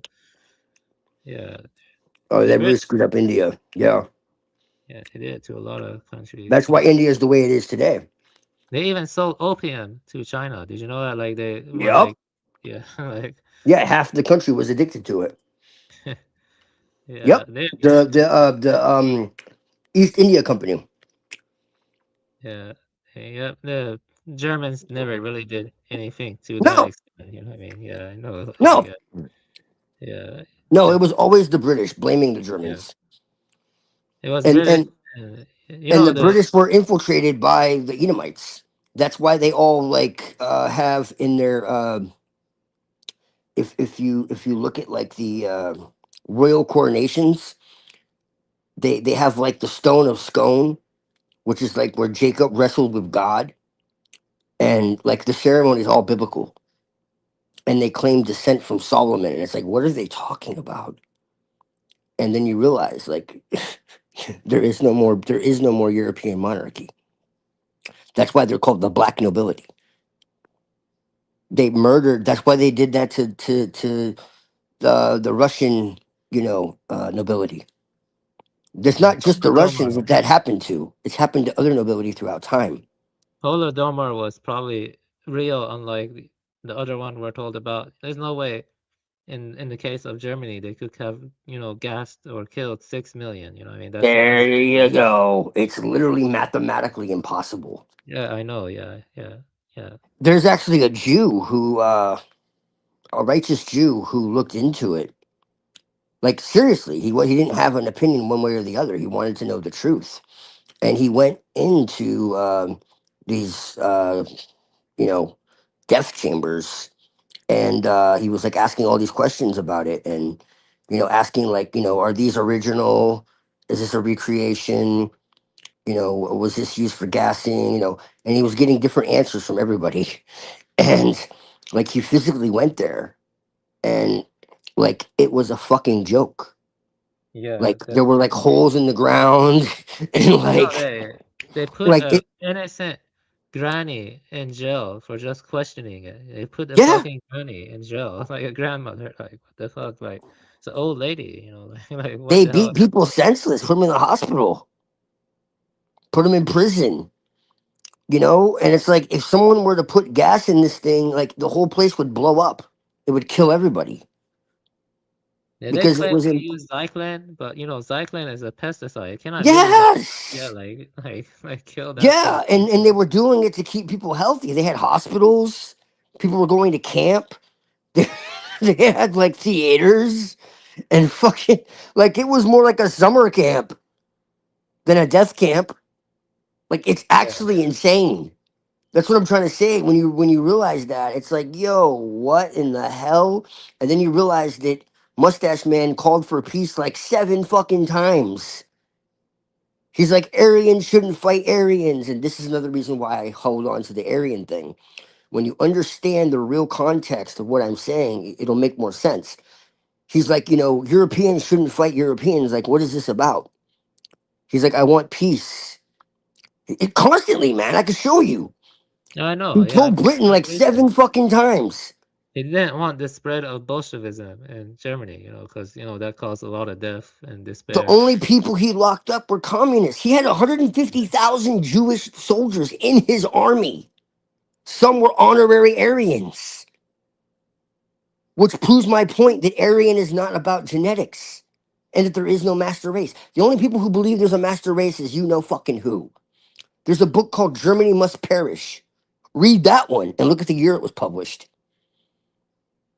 Talk about Yeah, extermination and final solutions. yeah, I know. Like Morris Samuel's book. Have you heard of that one? You Yeah. Gentile. Yeah, that one. Yeah. But this is what I'm trying to say. When people are afraid to look into this because of what they'll be called or whatever, but you really look into it, you start to realize, whoa, this is a sham. This guy not only did he not want to exterminate anybody, he was doing everything he could to keep people alive. And then the fucking allies come and they start bombing all the food supply. I will say that though Bill Wrangler was very crazy. But they didn't really like him. Die Wrangler. He was probably one of the worst. But he wasn't really like, he wasn't really like representative of the entire, They Germans. they were Die Wrangler though. You know who I'm talking yeah, about? yeah. They That guy was. it, was it, fucked up. uh Mustache Man and Goebbels were having Germans executed for killing uh uh Edomites. That's how strict it was. They were like, basically unworthy of that. Well, anyway, he turned out That's to be. how like people don't understand. Like if somebody like went too far, they were punished or sometimes executed. Germany was being Yeah. starved to death. The economy was completely under the control of the Edomites. They did the same thing there that they're doing. It is a mirror of what's happening in the United States. And Yeah. now it's starting to go Post global. 9/11, definitely. Yeah. They had control of the media. They had to sell German women and children into slavery, sex slavery. They had bestiality, incest, Yeah. Weimar pedophilia. Republic. Yeah. Weimar Republic was All pretty of messed it. up. Yeah. Yeah. And they said, oh, they're burning books. Yeah. Yeah, Pornography.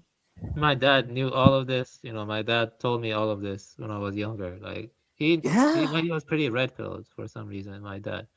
He told me about Weimar Republic, how the Edomites were bankrupting Europe, Yeah. how Hitler wasn't, I mean, Mustache Man wasn't as bad as we were told and stuff like that. You know, I know all of this. You know, for some reason, third world people, if you want to call them that, or people from like Middle East or whatever, they tend to be aware of this stuff for some reason. Like, Because they weren't brainwashed. yeah, That's probably why. Because they weren't told that the British and Russia and the US came to save the day. yeah, they You know, actually caused way more damage. You know, the British and the Russians. You know, they the caused, Russians were fucking horrific. A yeah. lot of the death that was I would say blamed on even the Nazis was actually the Bolsheviks. yeah, but even before the Bolsheviks, the Russians have always been kind of crazy, to be honest with you. You know, the Yeah. Russians caused the genocide of Circassians. You know what I mean? Like Yeah. why? Like, Yeah, the Russians have always been kind of crazy. yeah, they have. The Slavs have historically been kind of crazy. And ironically, the most anti-Semitic. Like Yeah, truly anti-Semitic, not like Edomitic. Like, so that's very interesting. yes. Like the Germans were actually one of the most pro-Semitic. So how's that for a flip? Russia was always the most anti-Semitic. Germany was one of the most pro-Semitic. That's why there were so many Jews in Germany. Yeah. So this is very interesting point that a lot of people don't know about. Well, You know? it's basically anyway. The Edomites are like destabilizing the whole world right now. Yeah. You know, so I don't know how things will unfold in the future. I'm gonna write a Substack article about this actually. Yeah, but my question is to you is, what is the future going to be like? What can we do? I Oh don't know. man. We need to come together, man, and say enough is enough. Resist the shit. Yeah, Put our but foot then, down. let me tell you this though. Like, I've already had an FBI visit, you know, and Me too. and you know, they have stuff like Palantir. You know about Palantir? I'm Oh sure. yeah. Yeah, and you know, most of this, you know, like, what does our tax dollars go into? Spying on people, making psychological profiles of people, and where does that go to? Israel. You know, Yep. they will fucking assassinate us and make it look like an accident. You know, they have stuff like lethal autonomous weapons now, and they can like kill you with directed energy weapon and make it look like an accident. Yeah. Yeah, I don't know. It's out of hand. You know what I mean? You know, at least during Mustache Man's time, there was a chance to, you know. Well, Yeah, but if people would have only listened. yeah, yeah. I mean, Fuck, man. he would have You been know, better. Germany like still pays reparations to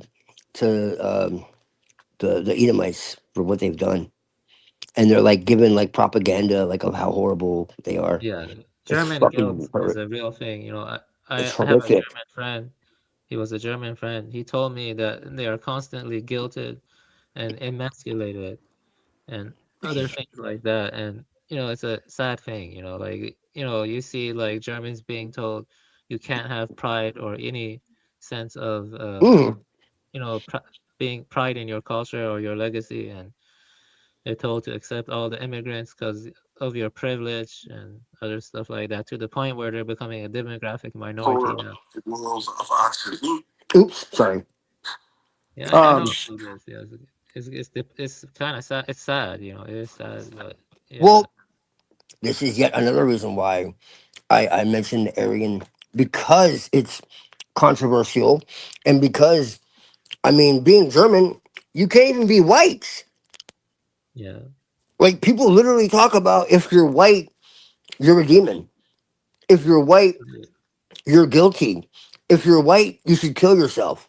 Like there's literally people saying shit like this. Yeah, And so I'm like, fuck that. like white fragility kind of stuff. You know what I mean? That Mm, fragility. Yeah.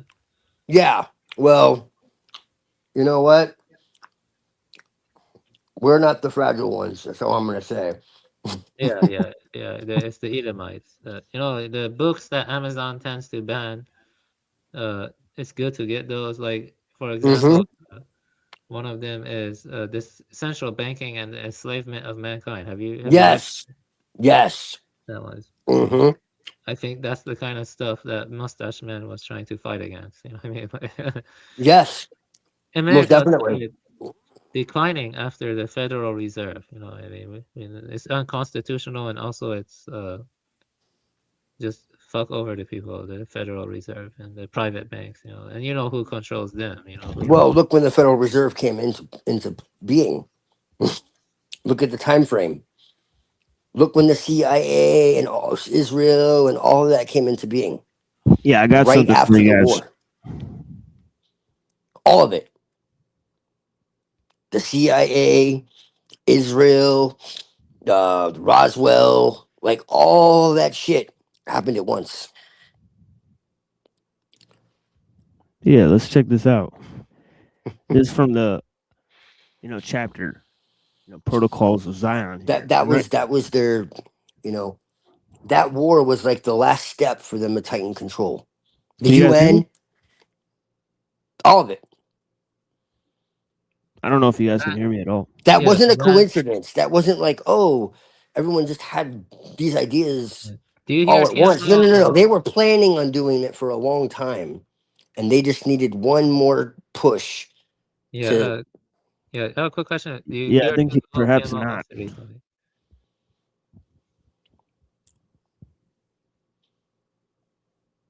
Yeah, this shit's been happening all night. Yeah, I should probably go to bed. You know, I haven't talked to Twilight in a long time. It was interesting to catch up with him. And Yeah, that's why I'm here, man. I fell asleep really early, and that's why I'm here. Otherwise, I would be sleeping too. But I fell asleep really early, and I woke up and I saw him live, and I was like, "Damn, I guess it's been a minute." it was nice talking It's to you. it's like 5 degrees outside, so I'm not really doing too much today. I've been really busy, but it's like 5 degrees outside, and I'm just kind of chilling.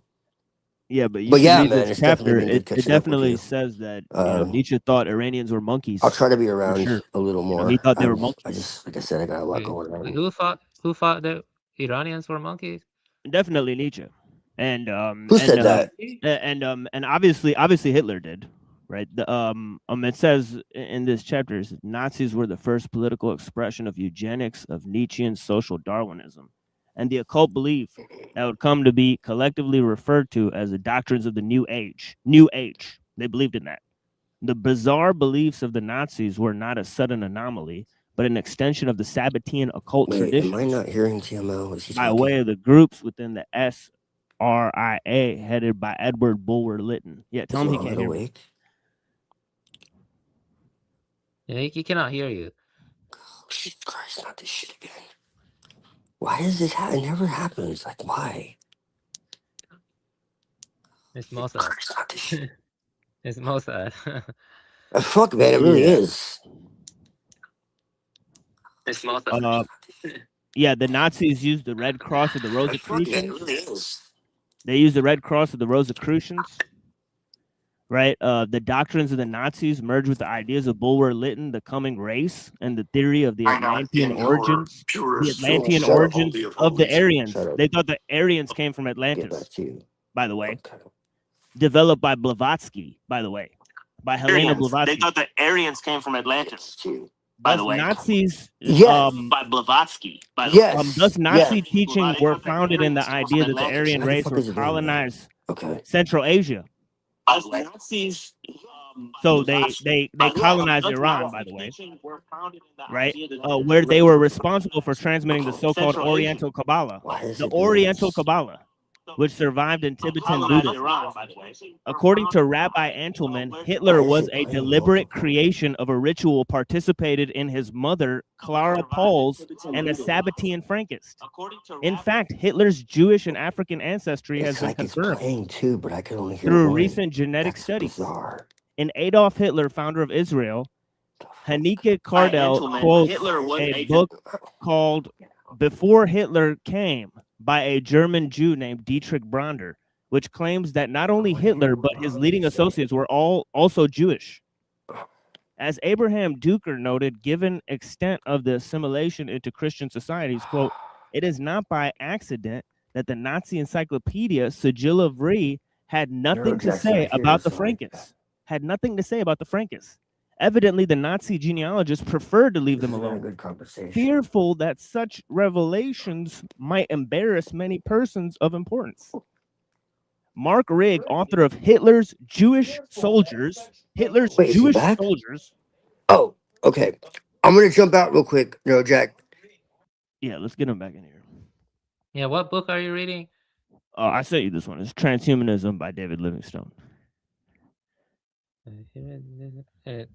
It's talking about the How Nazi. Hitler was Jewish and he used New Age ideologies like Rosicrucianism and eugenics.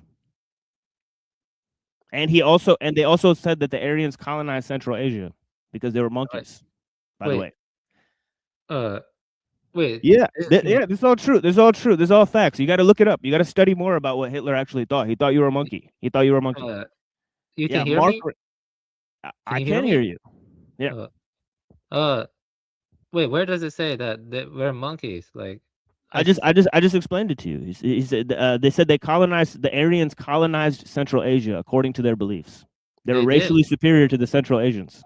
well, the thing is though. Okay. I'm back. I'm back.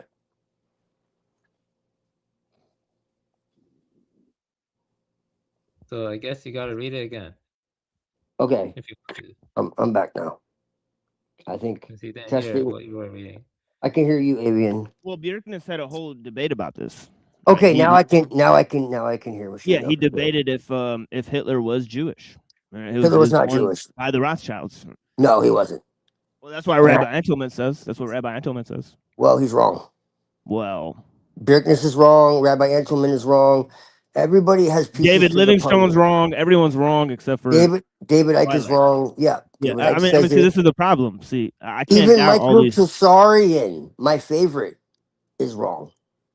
Yeah, I mean, he's A lot of people don't. He's wrong tons of times. A That lot guy's of wrong people tons of don't times. want to go into that That topic. guy hates Islam. I He can just thinks show he you thinks the he thinks evidence Jews are the that it's not saviors and true. Muslims are the problem. A lot of it is Michael people Tsarian. taking other. Michael Tsarian loves the Basically, Jews. they're man. taking secondhand information. He's a fucking Jew-loving and Nazi. they're not really going to the source. What the fuck? So it's like somebody told somebody, and they're taking it as the truth because it sounds authoritative. But when you actually trace the source, it doesn't exist. That's what happens. Can you read that quote again? Trust me, That passage? I've dug deep. Because he hasn't. I have like an 11-hour documentary, and that's just I one think he can't hear me again. that can show you all the stuff that actually happened from Can you hear sources Tim? straight from I don't think Germany, he can hear some me. 'Cause there's like translated a from whole. German. There's a few more like paragraphs of this. It didn't happen. Hitler was never racist. That's for damn sure. He Yeah, didn't maybe I'll want share war. this with you when we have a That's private for sure. conversation. There was no Obviously. master race ideology.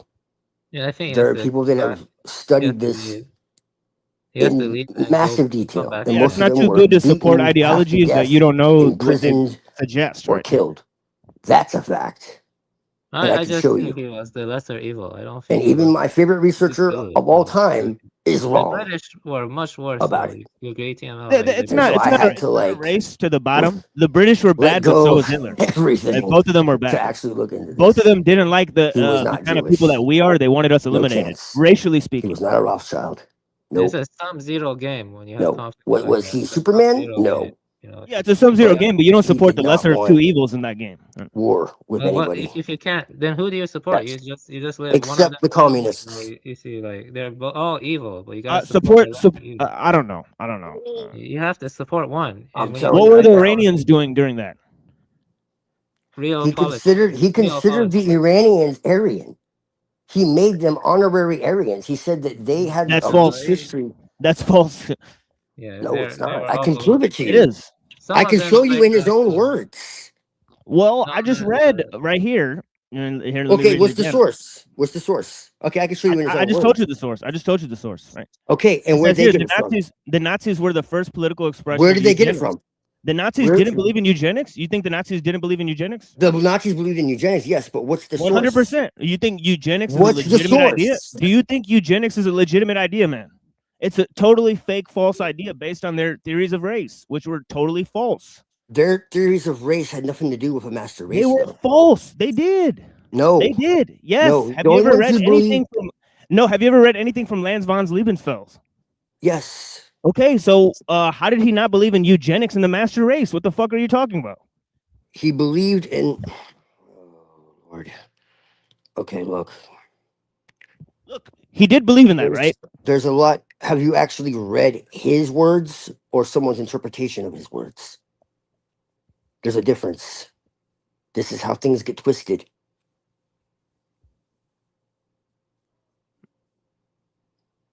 I mean, what is the Theozoologica about, man? What's the topic? Is it how human beings evolved? And he believed in Darwin and eugenics, man. You know, this is the fact. He believed in those Darwin, are yes. false theories. Those are false theories that they Well, believe. you had what was called scientific. Okay, it wasn't about an inferior. Absolutely, it was. Race. There They was a thought the mystic. Atlanteans. They thought Yes, the Aryans yes, came from Atlantis and they yes, colonized yes, Central that's Asia true. because they were Yes. monkeys. Yes.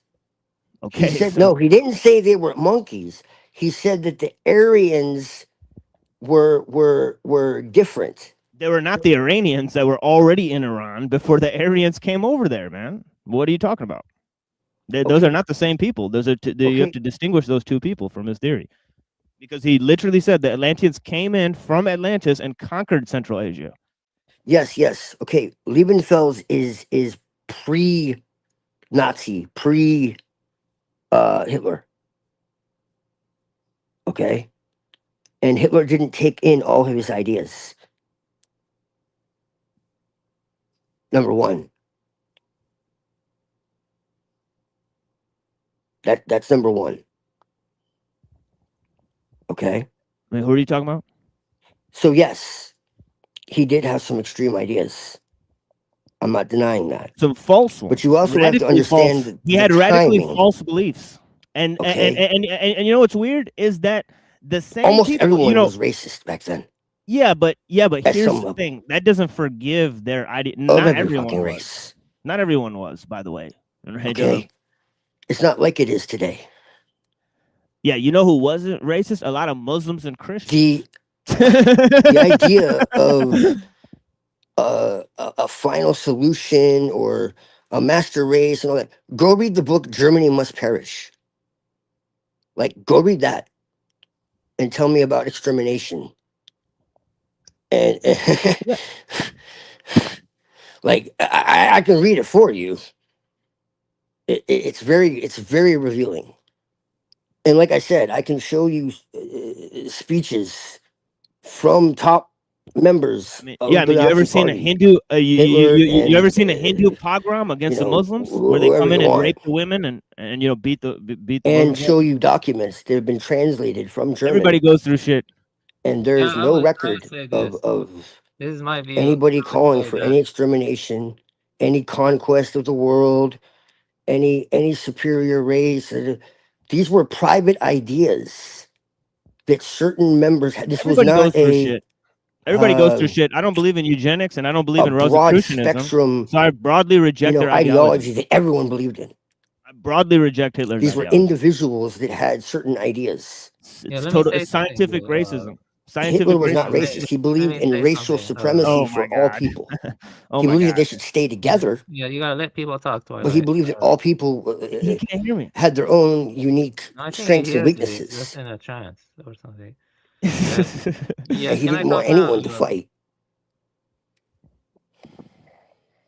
Yeah, let me say Hold something. So on. basically, I would say that I get it. Russia and It's Britain like and what? Germany were all That's not evil, possible, but I would but say it that really Germany is. was the lesser evil, but that doesn't mean they're good. I mean, they're just the lesser evil. And It when you really deal with is. politics, you gotta be like Machiavelli. I mean, you gotta be Yeah, I real. mean the Jew. I mean, most Jews say that But he Israel is a wasn't gift Jewish, of the that's for damn Holocaust. sure. Is a They gift of do, the yes, they Holocaust. do. They do say that all the time. Yeah, They- they You know, do. the That is Holocaust, true, yes. it caused the Israel to exist. I mean, No, it's actually, though, Britain this is was the doing truth. it too. Yeah. But Tiamat, I'm telling you to think about it like this. Let's say, the British engineered The Jews famine. voted in Hitler. You do know that, right? They're the ones who voted him in. Yeah, let me They say something controlled the now. party before that. Yeah, let me So say this though. The British engineered famines in India and Iran and Ireland. I mean, like, and the Russians were genocidal maniacs even before the freaking USSR. Russians have always been a Can I have crazy your bunch. son I don't again? trust Russians. Are you I don't like serious? Russians. yeah, I mean, I You could know deal about with the each. Yes, I sarcastic I could did. deal with genocide? each group What the hell individually, is though. I don't going have to on? compare Germany to all the When other you deal groups with and then come up with politics, you some have to false decide. What the ideology. fuck, dude? It's real politics. You have to decide when you deal with politics. You have to make the choice. No, you don't. No, you don't. You don't take sides with history. It's history, man. You don't have to decide anymore. It's not happening right now. So you don't have Well, to decide. that's That's true. actually Yeah. false. Yeah, It's I actually mean false. That's a that's a false valid point. dichotomy. You've offered a false dichotomy. Well, that's why I'm not a good historian. That's actually a good point. Yeah, I see your point now. Okay. Yeah, like look at the final results. The Jews voted him in. A, B, he could be Jewish according to many sources. C, his ideology literally calls the rise of Israel. This is practically speaking, this is the final results of what happened, and he got himself killed. So all of those things happened. So I think it was broadly speaking, it was a huge failure. Yeah, but the British, man, they just keep. Churchill was a really sick guy. I mean, like, like he's like really bad. Like he hated all of us. Like, Yeah, I honestly think that Twilight's having trouble with his audio because he's on his phone, so he can't always hear us. And then also on top of that, there's the audio issues that are present in the stream itself. So I wouldn't chalk it up to him. no, sometimes he goes in trances. Like Yeah, he does do that. But again, I think it's because when he's on his phone and he's talking, he can't hear the other person talking unless he would put it up to his ear like it was a phone. You know what I'm saying? Right? So that's the thing. Yeah. So maybe so that's yes, yeah. yeah. So I think Yeah, that but might be the case. why do you think that that Moontan, Hyperborea, and Twilight are so adamant about promoting Hitler? I mean, Mustache Man. I don't know. I actually don't know. I got to figure it out. I got to like ask them deeper questions about it. But every time the discussion comes up, it gets interrupted like this. So that's very strange, right? So, but I think Unseen brought some good points there. And I'm not saying that everything he said is 100%, but I think it lets you think like, all right, well, ultimately, like they were in a war, but there's obvious points where Bolshevism and Hitlerism seem to coincide, right? And that's not clearly explained by history, right? And you can see that a lot of these political expressions like fascism and Bolshevism and all this stuff, they're part of a modern political ideology that's taking place in Europe, right? So But and Christopher John Bjorknes will agree with you more, though. He oh actually, yeah. That's the thing is that he actually says all this stuff. He says that Hitler was a Rothschild agent. Yeah, I know. Yeah, he does. Yeah. That. So Yeah, there's definitely. another possibility that most people don't explore, and it's possible Hitler was. I mean, Mustache Man was changed with a body double. And that's possible too. There's Celine actually argued that, and I've read theories that Hitler could have been. I mean, Mustache Man could have been swapped with a body double, and that's why they went to like a crazy war with Russia and Eastern Europe later on or something. Let me actually go back because there's a bunch of stuff in the lead up to this that he says, which is really interesting. Is he coming back or no? Because I don't know if I'm about to. I don't know if his audio is missed. Yeah, he might be in the back, but just Neuro's No, here he's not now. in the back. He's not okay, in the back. I think he got kind of pissed and he left. I don't think so. I think you guys have been talking for a long time, right? But it says here, Well, I and I think I think like Twilight has a lot of thick skin, and I'm literally just reading a book that we both read. So that's why he got up and said like, well, Rabbi Antelman and all these people are wrong because they're all conspiracy writers. So I'm saying like, see, like all these conspiracy writers, right? One of the main points they start out with is saying that Hitler was a controlled op, right? So we have to throw out a lot of conspiracy researchers. I mean, right? Like people that we stand on all the time to say like, oh, they say this about this guy, they say that about this guy. And it's all real, right? Except for this one major point where they totally made it up. You know what I'm saying? And it's a central point. So it's like, wait, Yeah. what are we actually saying? I'm gonna be honest with you. I actually do not like Nimrod. When I read him, I don't like his political beliefs. Like it's some really weird stuff. Like I don't know what they're planning. I think they want Westerners to mix with the East, and then they just conquer and carve up the Middle East more. You know what I mean, or something like that. That's funny. Yeah, but that's the kind of stuff he was arguing in his book. That's the way I interpret it. That kind of sounds like Eurasian futurism. Yeah, he does support some kind of Eurasian futurism. That's funny. He's That's not funny. an anti-techno. He's not anti-technology. Hyperborean and Nimrod are not. If you read Nimrod deeply, he actually does support the modern industrial world in a more controlled sense. You see what I mean? He's not anti-industrialist. That's that. Yeah, I don't care for it. I'd like to stick to tradition, after my experience and meditating more. I don't really like this occult bullshit personally. I just want to stick to one tradition.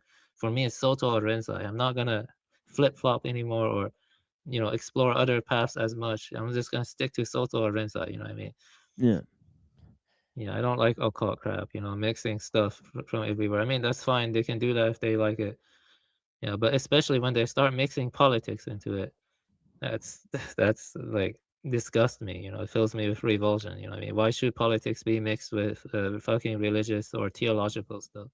I mean, that doesn't make sense to me. Like, it's disingenuous, you know what I mean? I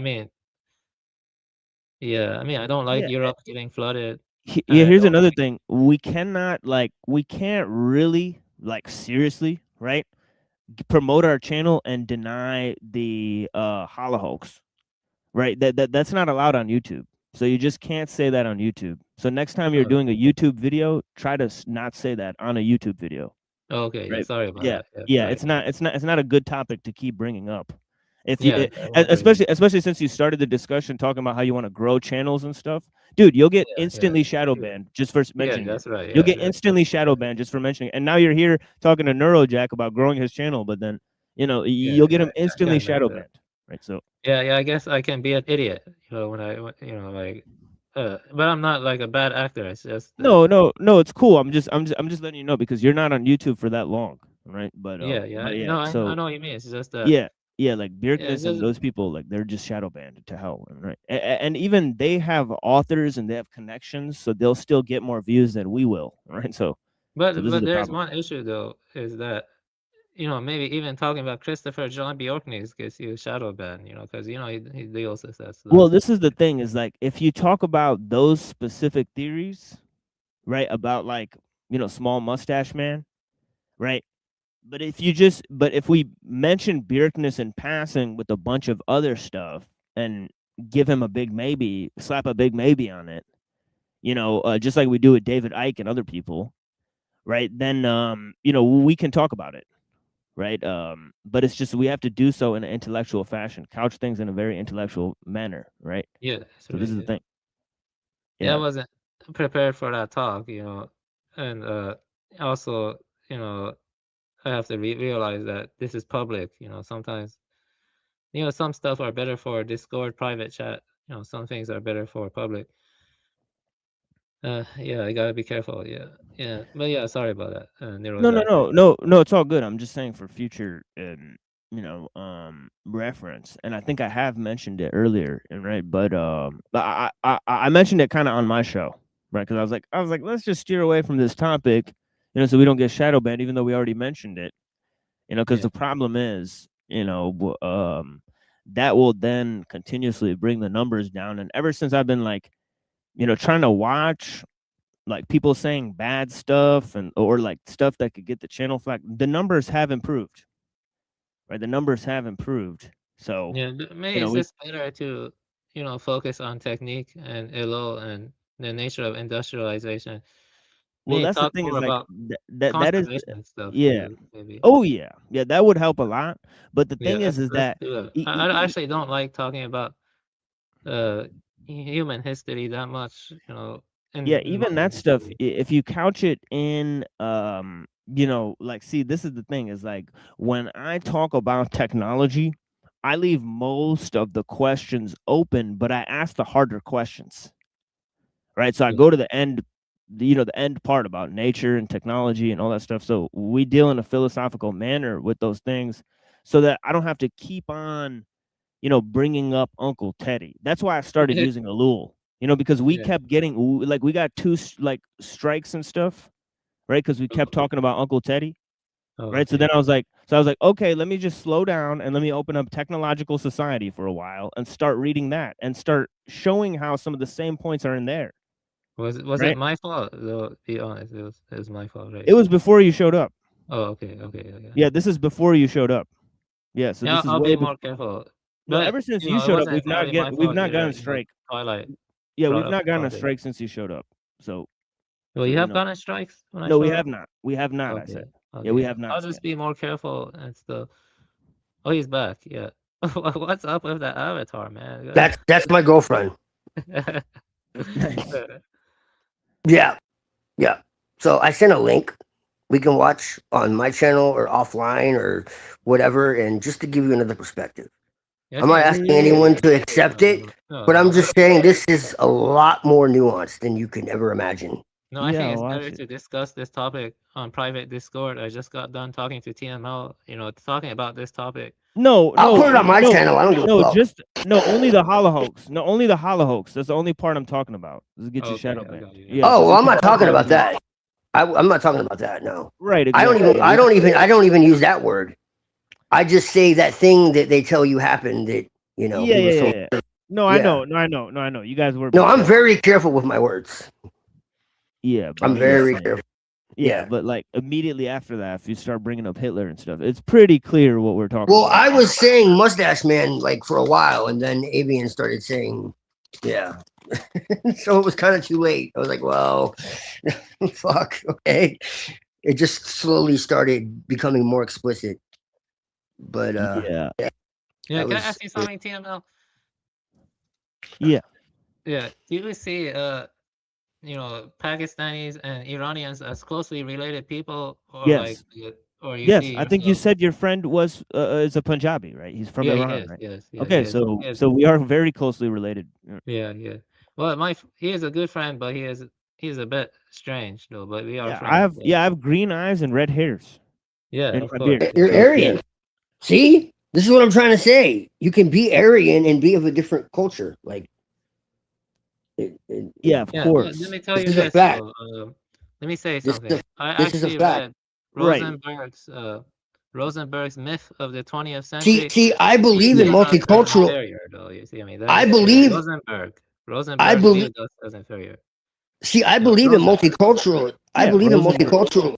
Yeah, the I believe Jews, in. I mean, yeah, they say goyim. They call people goyim. So it is what it is, all right? Yeah. So See, they do.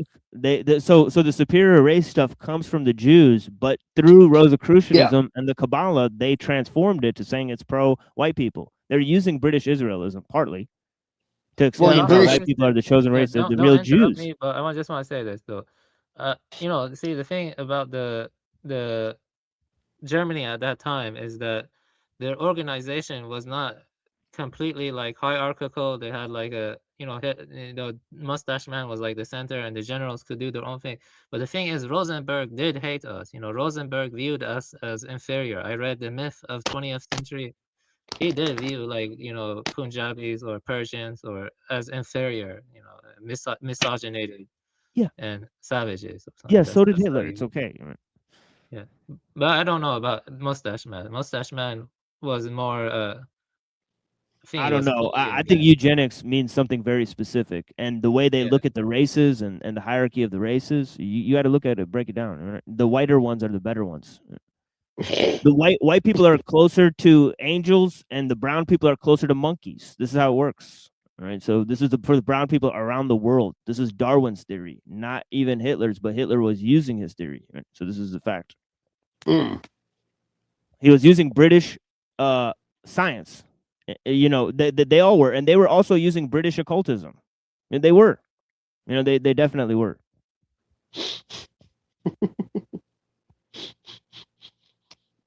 That was a It's chaotic time, I mean, the British were like causing famines and other stuff, Reza Shah was No, neutral. no. That's disinformation. Those same people who are telling you that he's Jewish are the same people that are telling you that that's disinformation and a lie. And that there is no blood libel and there is no. Mm-mm.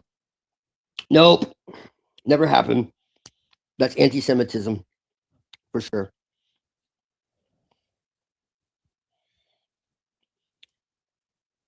Well, You- he You did know. get loans from Bank of England.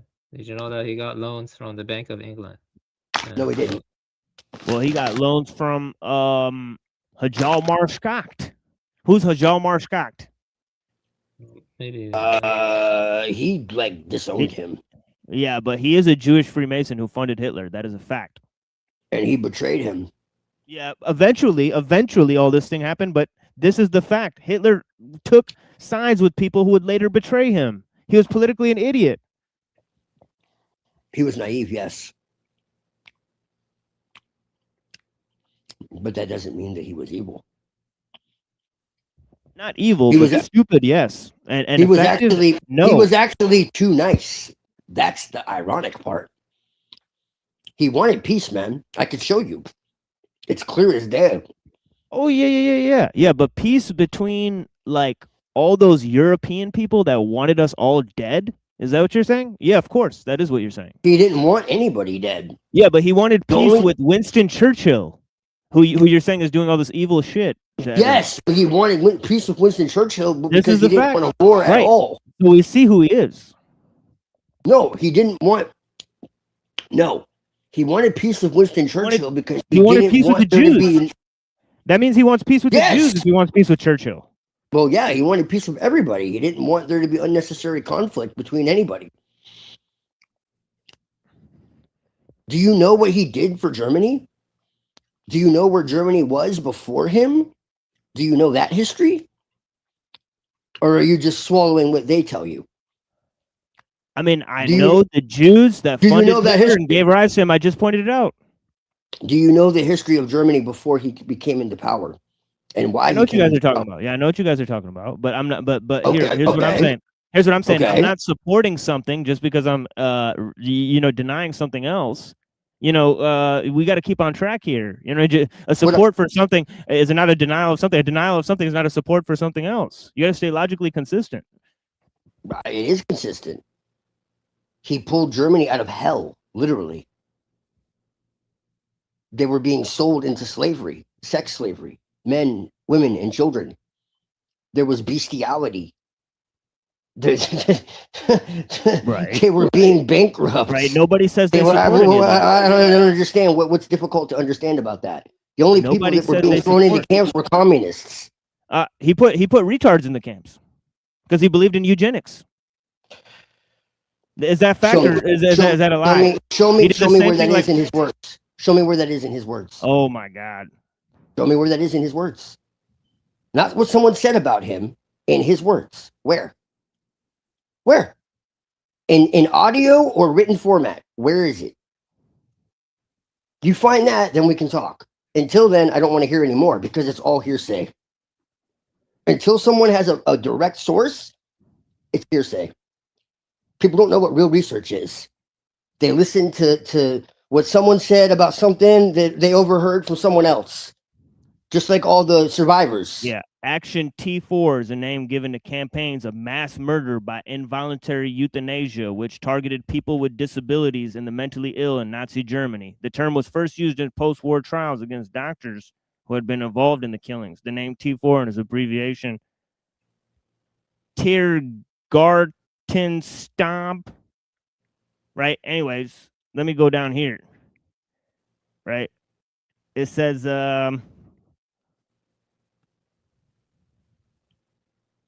Was this written before or after the war?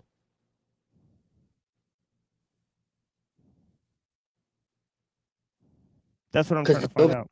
Because the Soviets, created all Well, kinds of. well, how about this? How about Just this? like In they murdered. 1924, how about this? They In murdered millions of 1924 people. They murdered millions of people and then blamed it on the Germans. And In then it came out 1924, later. It came Hitler out wrote later. that It one came day out Rachel later that it was Hygiene the will Soviets. appear as a deed greater here- than most victorious wars. Hear him out. Relax. Relax. You see how? Yeah, I'm but calm? I just read you the source. I just read you the source. Too bad. Yeah. It's from Hitler's own words. I deny the source. That's from Mein Kampf. Deny it. Hitler wrote one day that racial hygiene will appear as a deed greater than most victorious wars of our present bourgeois era. And he also used the term bourgeois, signifying his intrigue with socialism.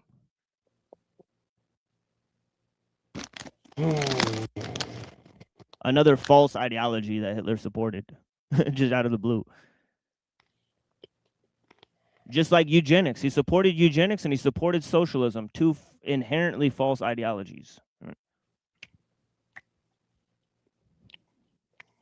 Yeah, I would just say that 20th century was shit. Like it was probably one of the worst centuries of human history. 20th century, like just a bunch of shit in every direction. Like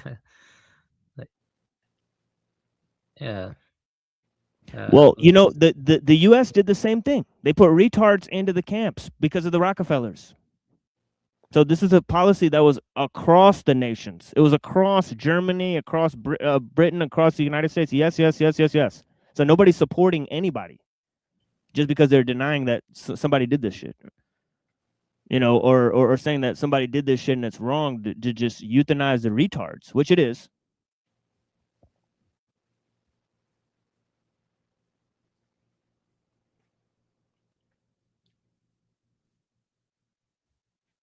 Do you think like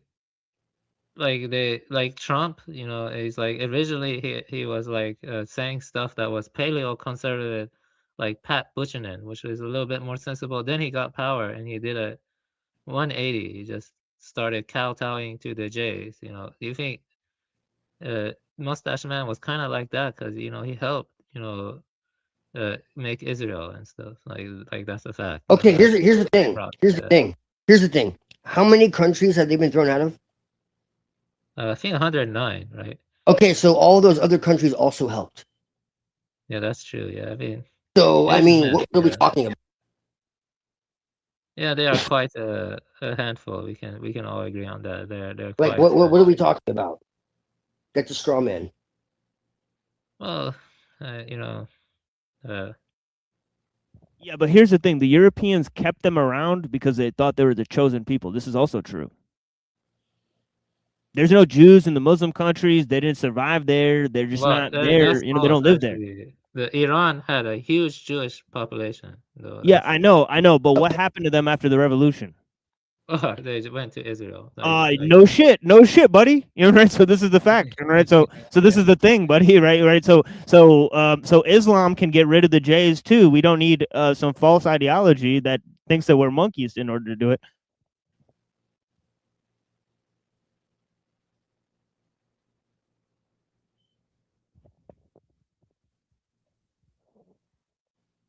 No, but I'm saying they kept them around in Europe, and they even developed the Zionism. This Europeans who developed Zionism. Zionism is a European invention. Prove that wrong. It was Yeah, a British. Nimrod also says that. Nimrod in his book, like literally says that. Yeah, I can give the passage. Yeah, Like, Muslims. It was yeah, British. Muslims didn't invent Zionism. No, you know, come on. Yeah, but there was French people, there was people in Amsterdam, there's people all over fucking Europe that believed in this shit. There's people dancing in the streets of Amsterdam in support of Shabbatai Zevi. There's no Muslim countries where that's happening. See, this is the problem. There's an inherently false ideology that took root that supports Judaism because it believes that they're God's chosen people, and that's because of the false interpretation of Christianity. That's very clear. Yeah, millennialism, right? Millennialism or something. Is that how you pronounce it? Millennialism. Can't pronounce Which it. Hitler believed in. Yeah. He believed in millennialism because he believed in the New Age. Yeah. And Nimrod argues the same stuff, oddly enough. I can tell you, Hitler definitely didn't believe the fucking Jews were the chosen people. That's for damn sure.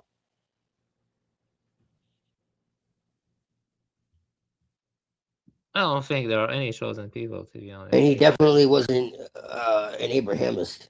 That's for damn sure too. No, he didn't say that, but Abrahamists opposed Jays, and this is the thing, is like sometimes they do it more successfully than he does. So this is the problem. Like in Iran. Well, I was gonna say something, but it's done and over with, and Well, I have counter information, but I guess everyone's too afraid to play it. Oh, you got this, Twilight. No, I'm not afraid. You got this, Twilight, man. Go off, man. Well, I can't play it. I sent it. Yeah, let me see. You can send it to me also. I'm interested, I know, but I can't play it. I don't have the ability to. Yeah, I'll put it Yeah. backstage, whenever Neuro shows up. Yeah, or give it on the Discord and stuff. Yeah, I'll look into it and stuff. Yeah, I'll toss it. No skin in the game. Technically, let's be honest here. There's no more skin in the game. He's dead. That's It's right. not anything to do with him. It's the fact that it's a mirror image of what we're going through today. No, I would say it's pretty different today. There are some No, significant differences. It's legitimately the same thing. It's exactly the same thing. Well, break it down, Twilight. How's it the same thing? Look what was happening in Germany. And look what's happening here today. Oh, yeah. In that sense, yeah. That America is a modern Weimar Republic, is what you're saying. Yeah, it does seem similar situation. It's the same. It's legitimately exactly the same.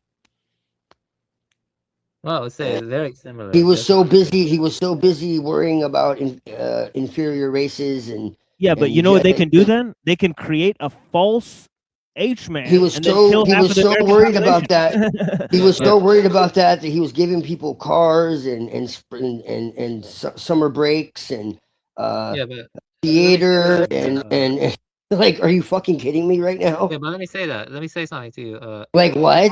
I think what TML is arguing is actually closer to Christopher John Bjorknes. He's claiming that Daddy Mustache Man was always controlled opposition, and that Yeah. And so does David Icke, and so do a lot of researchers that I respect. You But remember guess what? you remember Bjorknes in the Dennis Miller debate where he goes, "Can I finish, sir?" Yeah. Yo, I Yeah. started laughing my Yeah. balls off, bro. That was No, so I love Bjorkness, but I just think he's wrong in that. Even Michael Tessarian says it. Although his older work, he was more like, I'm not. what I think. Could it be possible, like there are like traitorous elements of Europeans or Westerners who are like aiding the Edomites, and they're using them as like a kind of Yes! counterpoint to Oh, get no. I'm not saying it was all good. That's a very nuanced part of it. I'm saying that most definitely he was betrayed. And there were people within the regime who were taken over. No. This is beyond a shadow of a doubt true. There were Knights of Malta and Freemasons who infiltrated things. But he literally had Freemasons shut down. And we're like, oh, well, he kept his own orders up. No, we didn't. And like I said, I sent links to Neurojack and to Muhammad. Just as another perspective, not to accept his truth, but just to take in the information and say, hey, like this is another way of looking at things. And this is just a short little clip. I have like hours and hours and hours of information to show. Yeah, but you do know that certain Freemasons aligned with the Nazis. It's a lie. It is a fact that some of the Thule Society members were into Freemasonry. Thule Society is not Freemasonry. No, they try to say it's Freemasonry when it's not. That's the there, problem. It's delineated from Freemasonry, man. No, It is. no, no. It's Yes, not. it is. No. But okay. Let me ask you this: is Blavatsky, delineated from Freemasonry? Yes or no? Not really. What's not really mean, bro? Yes or no is the question, bro. She became a Freemason, yes, but she wasn't. Yes. Okay, so were the Nazis, were they not influenced by her racial ideology of the Aryan race? Dude, yes, they were, bro. Be truthful, man. Be truthful. Yes, So yes, they were influenced by Freemasonry. Yes, and yes. Influenced, but they weren't Freemasons. There's a difference. That's what I claimed 100%. I said they were influenced, and some of them were Freemasons. But that's man. not the same thing, though. Yeah, but some of them were Freemasons, man. They studied it. I'm influenced by Crowley. That doesn't mean I'm a Thalemite. And you have Freemasons in your organization, and you're not. Come on, bro. Come on, dude. How many Freemasons do they need in the Thule Society before it's considered Freemasonry? When the whole ideology came from Freemasonry, bro. Like what? No, it's older than Freemasonry. It was a recovery. You have to understand that Freemasonry originally was pagan, Muhammad. Well, I don't know what you're talking about. Became, if you're saying the Thule Society is older than Freemasonry, I have no idea what you're talking about. That's a highly nuanced view and opinion that I have no explanation for. What do you mean the Thule Society was an offshoot of Freemasonry? So what are you talking about? No, you got that backwards. Okay. How? Where's the Thule Society before Freemasonry? Where were they before Freemasonry? Just like Theosophy is older. Because where is Theosophy before Freemasonry? Where are they? Where are they before Freemasonry? It wasn't called that. Because you have to understand. Because it's a recovery. It's a recovery of something. What was it called? It comes from the mystery traditions. That's what I'm trying to tell you. I know, but what mystery tradition? The bunch. What do you think Theosophy is? Mainly? Come on, man. I'm saying it's not one tradition. That's what Theosophy was. It was a conglomeration. I know, but it was heavily influenced by Freemasonry. But it wasn't. Yes, it was. Yes, it was. Became no. Look, this is what I'm trying to tell you. Freemasonry originally was not Kabbalistic. To make it very simple, okay? Well, then what was it? It didn't become Kabbalistic until later on. It was originally a reservoir of the pagan mysteries. Right. And I can show you that. Freemasons? Who are the first Freemasons? Well, the first Freemasons weren't called Freemasons. That's the problem. I'm talking about when they started calling themselves Freemasons, and then when they started calling themselves Theosophical, and then when they started calling themselves a Thule Society. All these things are linked, man. Yeah. Yes. But the tradition goes back further, is what I'm saying. Sure thing. So what I'm saying is there's a what I'm saying is there's a pre-Judaic Freemasonry that really isn't. It's called Freemasonry, but it's really not, because what we have today in Freemasonry is corrupted. Okay, what is pre-Judaic Freemasonry called? What is it called? It was the reservoir of the mysteries, and I can show you from old Masonic authors that'll tell you exactly that. Right, the Masons are the ones that are telling you this. Oh my gosh. You just said it. Yes, but they're also pagans that were not anything to do with Kabbalah or So let me get this straight. The Freemasons are actually pagans, so they're the good guys. Originally, it was pagan. I'm not saying they're all good guys. No. Let me get this straight. I'm saying that Freemasonry was infiltrated by Judaism and Kabbalah. Originally, it was pagan. That's what I'm saying. Right. And that's what Bjerknes says too. Bjerknes says that too. He says it's Canaanite religion. There you go. Basically, Kabbalah is a Canaanite religion. There you go. That's absolutely 1000% true. I agree. Yes. I agree. I know that, and I agree with that. But that's also why I agree with him when he says that, you know, all these things with Freemasonry and Small Mustache Man, right? There's a direct link and all that. Well, what I'm saying, Muhammad, is most of the Nazis were fucking scumbags. I'm not debating that, okay? But what they did and what he intended was something very different. He had harsh rules against people that even harmed a Jew. He had people Right. executed. No, So I this is what agree. I'm I trying agree to with all say. that. Yeah, I agree with all that, for sure. He's not So as if he bad was as so people hateful and make him eugenic, out to and seem. yes, there were people within his Well, party they're that all had the same eugenic. views, They're all eugenic. but he didn't act upon those views. He was not that into all that stuff. He browsed it, but he was not really like that. If you actually look at his actions and you look at what his beliefs were and the way he spoke and the way, look, It's the what way he he was applied exposed. Nietzsche and Darwin. That's the problem. He applied Nietzsche Yes, and he did Darwin in a apply. false way.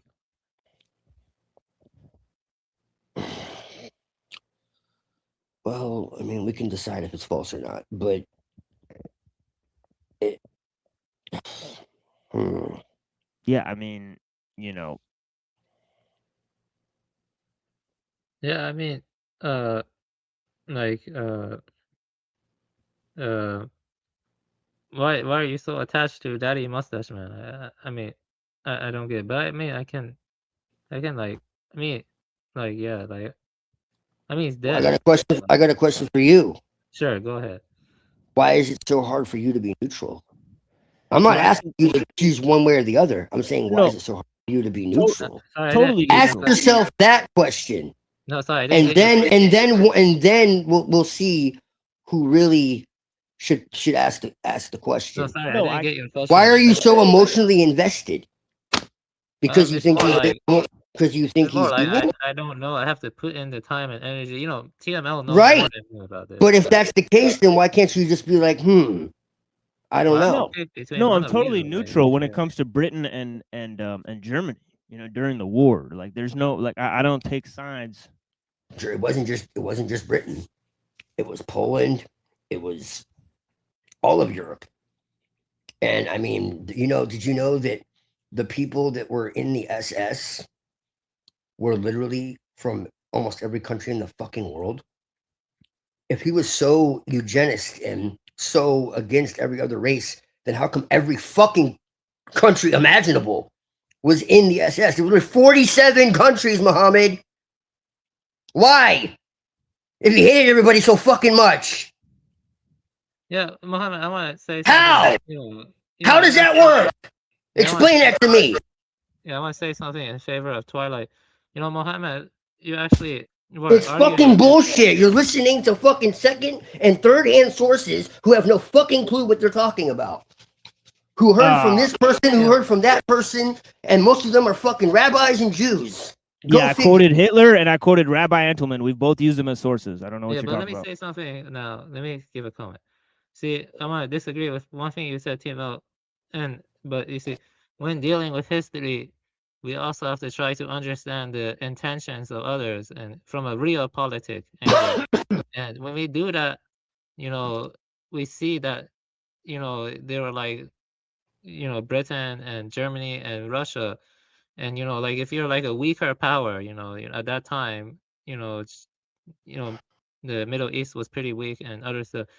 You have to like, you know, like play the game. If you don't play the game, then you're gonna get cucked. Yeah. Let me tell you something. Realpolitik. This is what it means, right?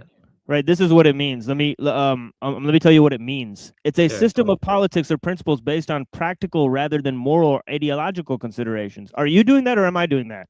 Come on, man. I mean, No, I'm saying you have to do that or you're gonna get cucked. yeah. So, what present circumstances outline why you should support Small Mustache Man? Don't take sides with history. This is not the present circumstances you're referring to. None of this has to do with realpolitik, my friend. Well, you have to, and you have to place yourself in that situation in that time period vicariously. Sure, but that doesn't mean it's realpolitik. That's historical, you know. I'm saying, Bullpucky. yeah, well, you know, like that's the past. That's true, but you know, if you had to pick between Yeah, one the of present them, circumstances. you know, That's the fact of realpolitik, right? well, And in the present circumstances, you know, Israel is a gift of the Holocaust. This is the fact.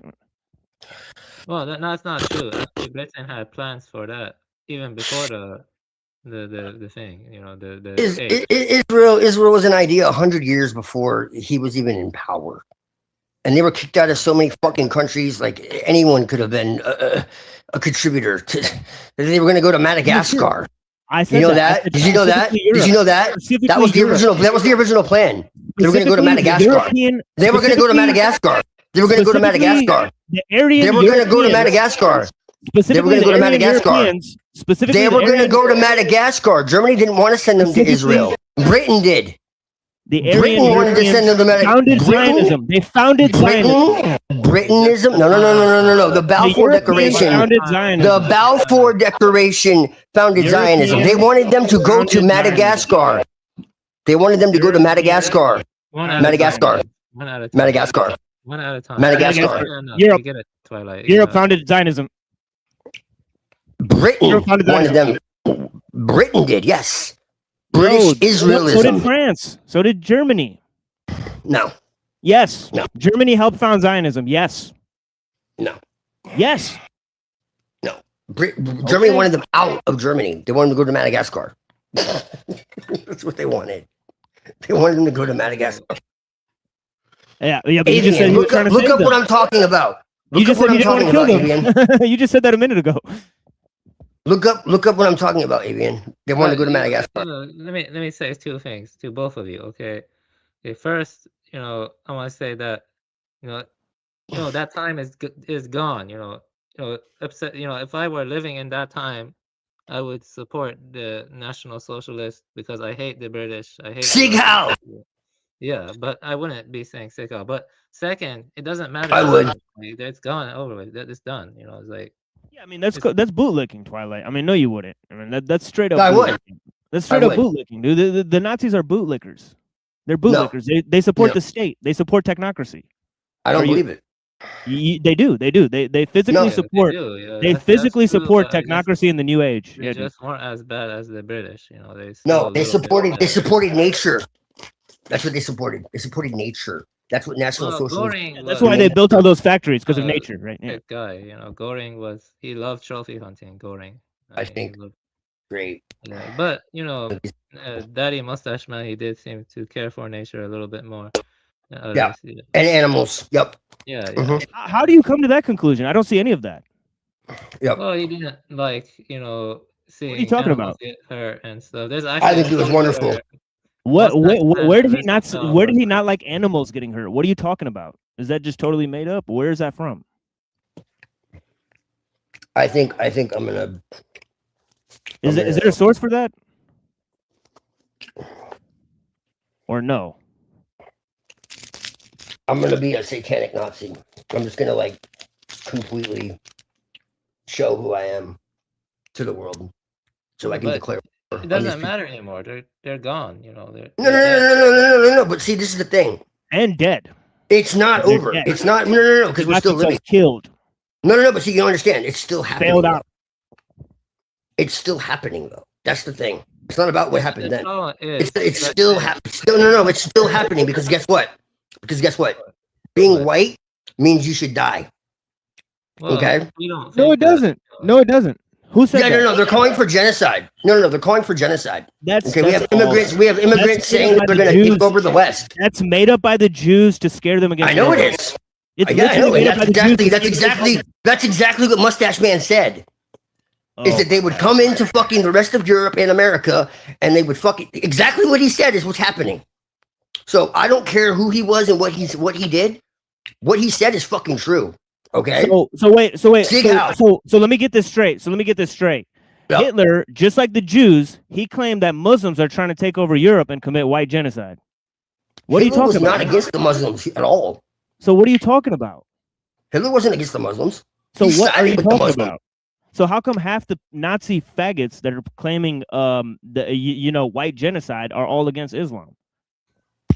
What are you talking about? Yeah, Hitler look, was friends with some Bro, what the Muslims. fuck are you talking about, bro? What the fuck are you talking about? What, bro? You know the Nazis hate Islam? What the fuck are you No. talking about? No, they didn't. well, Today, man. Today, they love Jews and they hate Islam. Today. the Dude, Nazis. today's Nazis are not Nazis. They at all. are Those are- Nazis, though. No.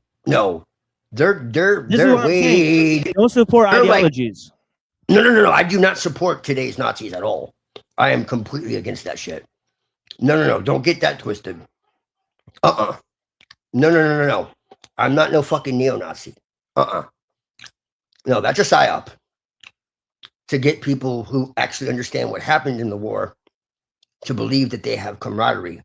No. Bro, I talked to you enough. I know you're not like that, but I'm just saying, like, in terms of No. No. Yeah, I don't believe in any Yeah, I feel you. martyrs. No, I'm not saying about you, but I'm saying about the Nazis in general, dude. Anybody who wears that ideology, sometimes they don't support the correct shit, for sure. Oh yeah, no doubt. Yeah, no, there are people that are very destructive and Yeah, hateful. well, I'll say this. I don't. The whole No, world is I'm still the same civilized. person. I support nature. I support, compassion for animals. I support, I'm the same person, man. I just Yeah, but really I wanna say don't something, believe. I just really it's don't not- believe it. The fact that I'm just we've saying, been you lied said, to about that event that didn't happen, man. It just makes me believe that everything's a fucking lie. I just don't buy it anymore. Maybe I'm wrong, but from what I've seen, I see a lot more evidence that we've been lied to about what happened than that we're being told the truth. Just plain and simple. The fact that there's got to be movies every fucking year about how fucking terrible. Okay, so that's what I'm saying. So I think he was a great man, and I think I disagree with that part. I disagree with that part. Well, so would it be, man. Well, he was better than Just like I think Lucifer was Lucifer was great. I Yeah, think you know who Lucifer I was think are great. great men? You know who I think are great men? Lao Tzu, Machiavelli, Nietzsche. You know what I mean? I think these guys are great men. I think the Prophet Muhammad, Jesus. I think they were great men. Right. I I like them too, but I like to have some adversarial. I like the dark with the light, though. Yeah, I like the dark with the light, though, man. Yeah, Jesus and the Prophet Muhammad, they successfully opposed Jews way more than Hitler did. It's a fact. I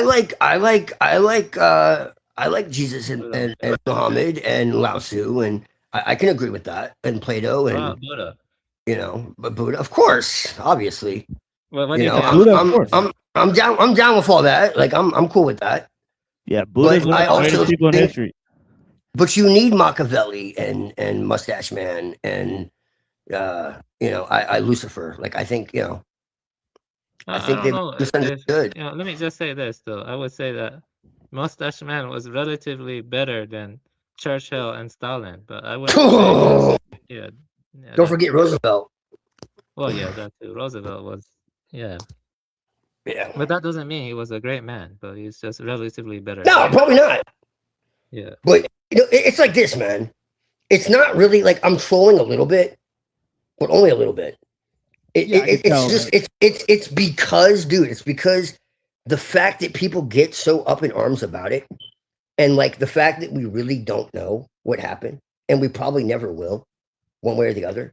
Like if I'm to stop joking around, okay? If I'm really to be 100% serious, like we'll probably really never know. Because we don't know what was destroyed. We don't know what was fabricated. We don't really know much of anything. Okay? And so it's just the fact that it's such a fucking contentious topic. Just like the imaginary easy bake, That shit's fake as hell, bro. I It just 100% right. follow you there. Right. So it just makes me laugh, and it as an adversarial figure, as an animist Luciferian who's against the demiurge, and it's psyops. Like I think it's cosmically fucking funny, because Well, yeah. Regardless, why yeah. not? I just think it's probably more likely that we've been lied to. Like I really, Yeah, I agree with you. Though if also I were to bet that we're being told the truth or we're being lied to, I would bet that we're being told the truth. It's the ideology, dude. It's too similar to Freemasonry and to what the British believe, right? It's just too fucking similar. I mean, there probably were, but anyway, I would say that, like I said that, I would agree he was relatively better than the leaders at that time, but it's unfortunately done and over with. We Like I can't don't really think. know. That's the real truth. We can't really know. That really is the truth. Yeah. Yeah, I'll give you but- that one, but that's but true, yeah, there's a lot of facts on both sides that suggest that you can't make a quick decision about the final. Do you know why it's easy for me too? Because I'm not anti-Semitic. Not only am I not anti-Semitic, I have quite a few close friends that are Jewish. Yeah, same here, man. I don't believe in hatred of any kind, of any Dude, kind of my race. wife's from Poland, basically. She's like basically right. Ashkenazi. It is what it is. Right, and mine too, bro. My girlfriend, soon to be fiance, if things work out, Yeah. is Polish too. Yeah, we'll smuggle our kids into Israel. It is what it is. Yeah, man, we can go to the Holy Land if we want to.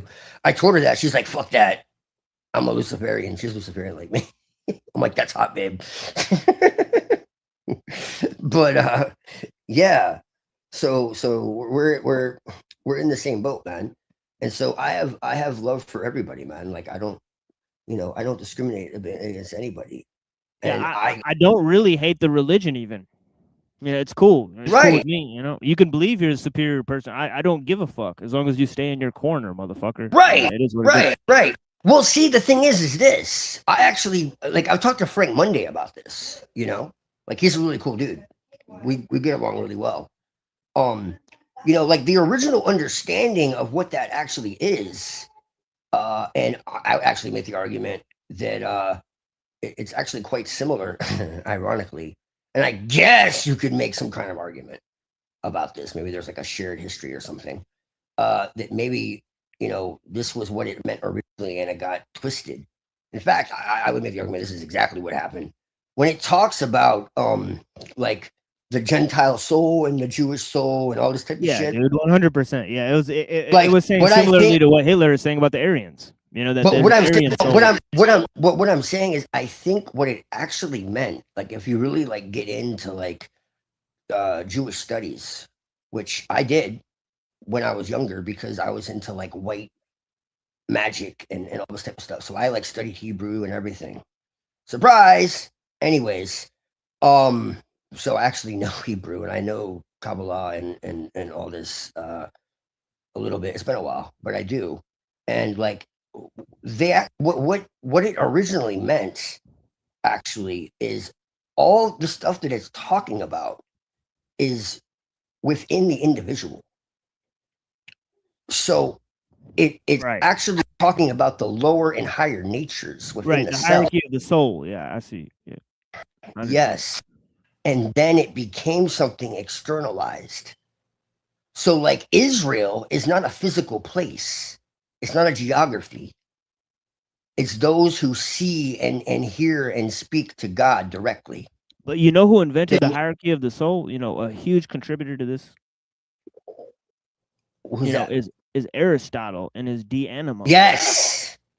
He was a fiendish motherfucker. I don't like him. I don't like him. Yeah, I don't like the concept. He was like a major contributor to materialism. A lot of people don't realize that. 100%. 100%. I say this all the Yeah. time. He was one of the ones who separated the soul and God and nature and like we talk about, like Absolutely. he was like a precursor to Descartes and all that. And but yeah, so like the Neshamiah, they call it, is like the like the animal soul, Yeah, well, basically, and it's like the I'm gonna animal. look at that, right. It's nice And talking so- to all of you. I hope all of you have a good night. You too, Twilight and Tim. I hope you have a good night. Yeah, peace. Oh yeah, take care, brother. Good talking to you. So like that's really what it meant. It wasn't racist at all.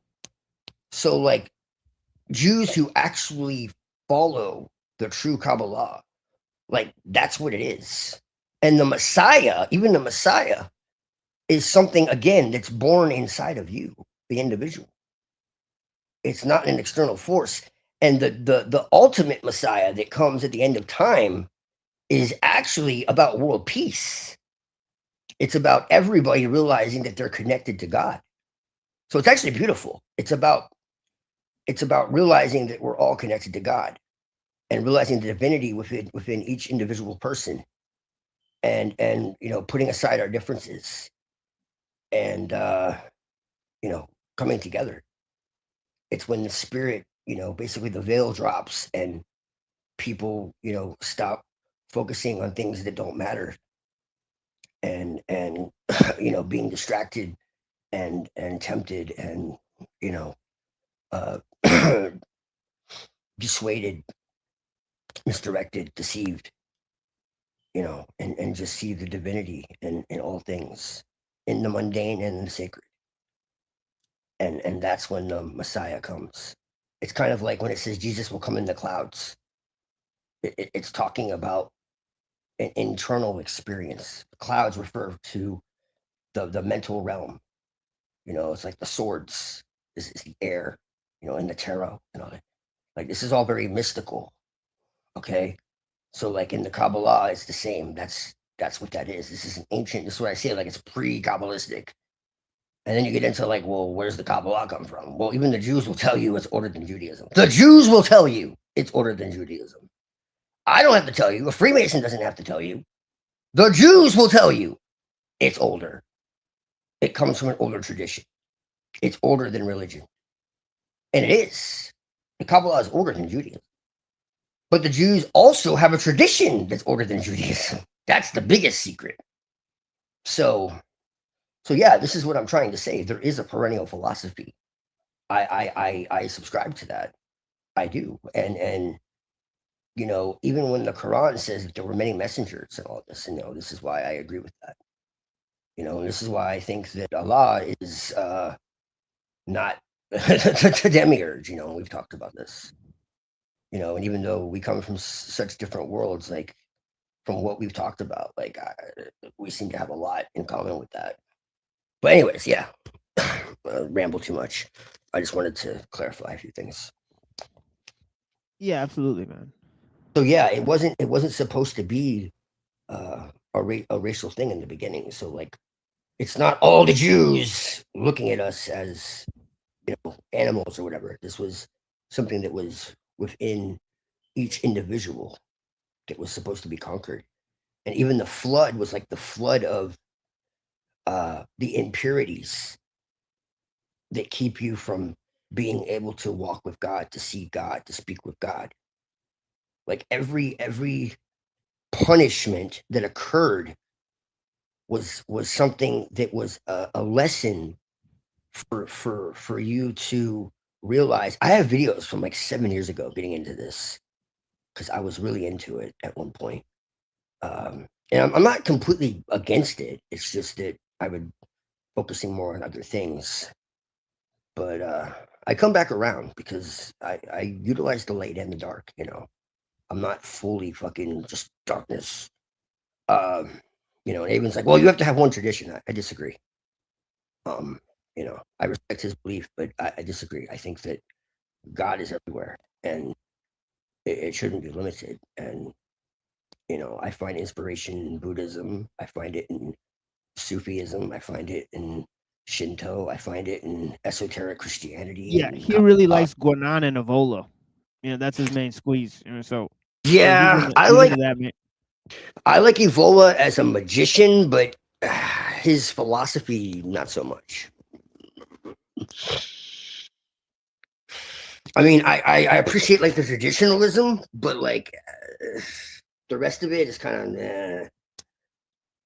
He was also kind of fascist, although he kind of like let go of that afterwards. And it really kind of wasn't his fault. It was more like the times, but it's just more like my own personal beliefs. Like I just, because he was like, I thought you liked Evola, and he talks about this and he talks about that, and like he was like against nature and shit. And I'm just like, yeah, no, I don't like. He's like, I thought you really liked Evola. I said, yeah, he was a very accomplished magician. And he's like, but he was really against nature, and that was a big part of his work. And I'm like, so? Like he couldn't like grasp the fact that like I appreciated him as a magician, but like totally disagreed with that aspect. You know.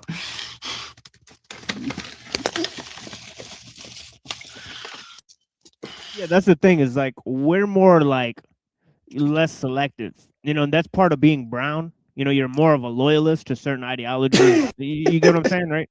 So it's like you gotta follow it all the way through. You know what I'm saying, right? Are you? So it is. Are you saying I'm brown? No, because you said you're a perennial. You know, but I'm saying like, yeah, you know, like brown people would, you know, more than likely, you know, there'd be less brown perennialists, more white perennialists. You know, obviously, white people founded perennialism. You know, it is what it is.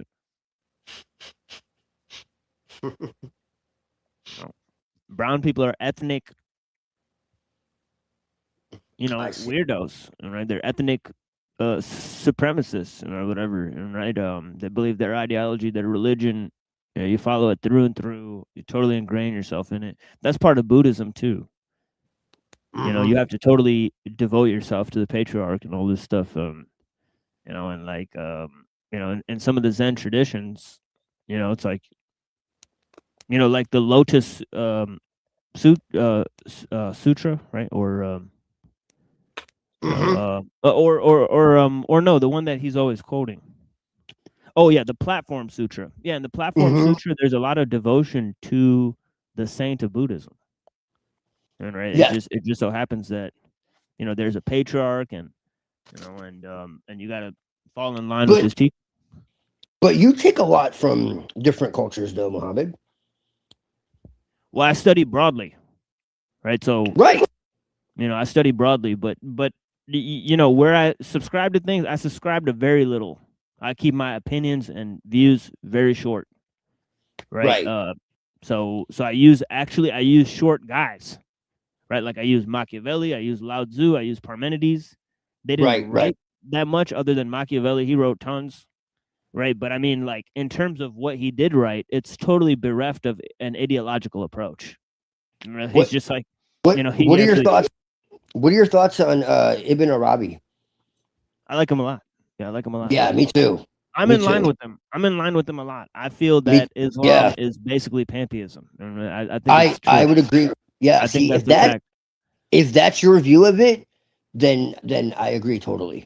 Oh yeah, dude. I vibe with that. Yeah, like all is full of gods. Like there's God everywhere. Like everything is a god. Like there's no such thing other than God. Yeah. Right. Like it's legitimately like a pagan monotheism. Like it's like a monotheistic pantheism. Well, I don't know if you've seen, like, Islam has you know, in North Africa, right, and in Indonesia, there's lots of animistic Islamic offshoots. Right. And I didn't know this. And they're perfectly in line with Sunni Islam. Like they just follow Sunni Islam and then they do their cultural rituals, which is fine. All right. There's nothing wrong with that, in my opinion. Yeah, see, I didn't know this before. And I started looking into it, and I was just like, whoa, this is kind of far out. Yeah, like Islam is way general. Like Islam, like what Islam demands is very simple. It's not complex. It's not like a whole, like, so it's not like the Talmud and shit. Like, there's all this complicated, like, you know, there's all these like loopholes and shit, dude. No, right? It's like, it's literally like, right, like the shit is in the Quran. The Quran's not that long. If the Sunnah disagrees with the Quran, you don't follow it. That's just it. It's very simple, and it's very fucking simple. Simple, clear, and practical. Yep. You know, you don't have to do a lot. Like there's 5 pillars. Like, you know, you just don't have to do that much. And one of them's ruled by Saudi Arabia, so I think it's totally illegitimate. You give money to, you know, Saudi Arabia to perform your, you know, religious rites. That's false. You know what I mean? Well, I mean, like, we know who runs Saudi Arabia. Yeah, man. So this is the thing. Is like, so, you know, I take a very, you know, different approach, I think, than most Muslims, and that's because you definitely do. You definitely do. Yeah. And it's a blessing to meet someone like you, because you would really open my eyes to that, because I think it's really beautiful. Oh yeah, 90% of Muslims are more in line with me, you know, than the leadership. And I mean, you know, so this is the thing. Is like you talk to 90% of Muslims, they understand what I'm saying way more clearly than any of those, you know, Saudi Arabian cats, or, you know, or even the Iranian cats. I think they're all pretty much misled in terms of religion. And the media never represents that at all. Well, That's what's crazy. well, this is the Which, thing is I like mean, obviously, right? yeah, well, it's just Islam crazy. is the new H-man. Right. I mean, this is the fact. You know, who like the Jays say somebody wants to eliminate them today, and they don't claim it's Europeans; they claim it's Muslims. All right, so this is the fact. Mm-hmm. Like just how the dude Netanyahu got up on the speech and he said, "Look, there's only one religion in the world that's a global menace, and that's Islam." Straight up. Mm-hmm.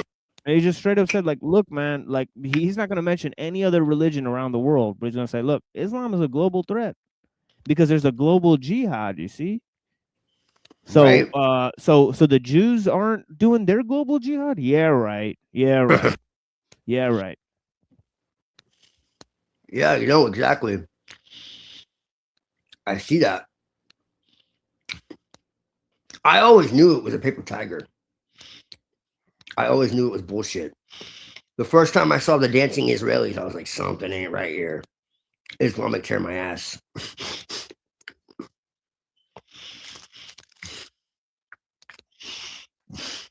Yeah, Menachem Begin. He said, you know, we're the founders of terrorism. Straight up. Yep. I said, we're the founders of the ideology. Straight up. Even though he's not, it was Robespierre, but he still took credit for it because he's a scumbag. Oh, yeah. Robespierre was part of the French Revolution and all that. Oh, yeah. Justification of the use of terror in the French Revolution. They used it as a political device. Yep.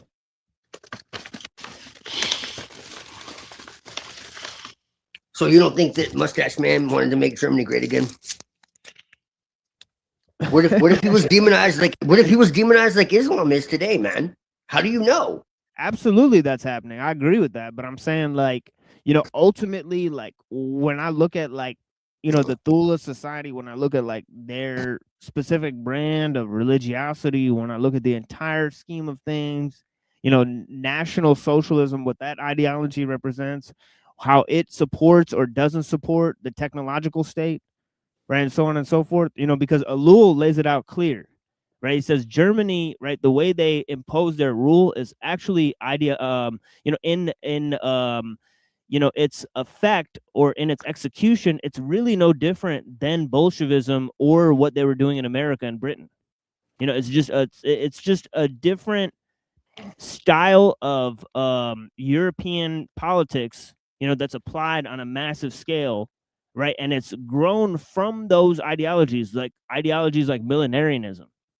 Right, and all that type of stuff, right? Where we're going to have this new technological age, this technological utopia that's going to be ushered in by a strong, powerful government, right? So they wanted to align technology and the state.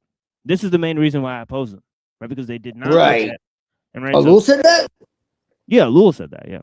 Oh, that's interesting. Well, Alul, I don't know if you know this, but when the you know, the Nazis invaded in France, he like sheltered Jews. Right. By the way. So this is Alul.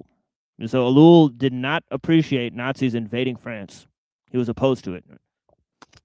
Right. Okay.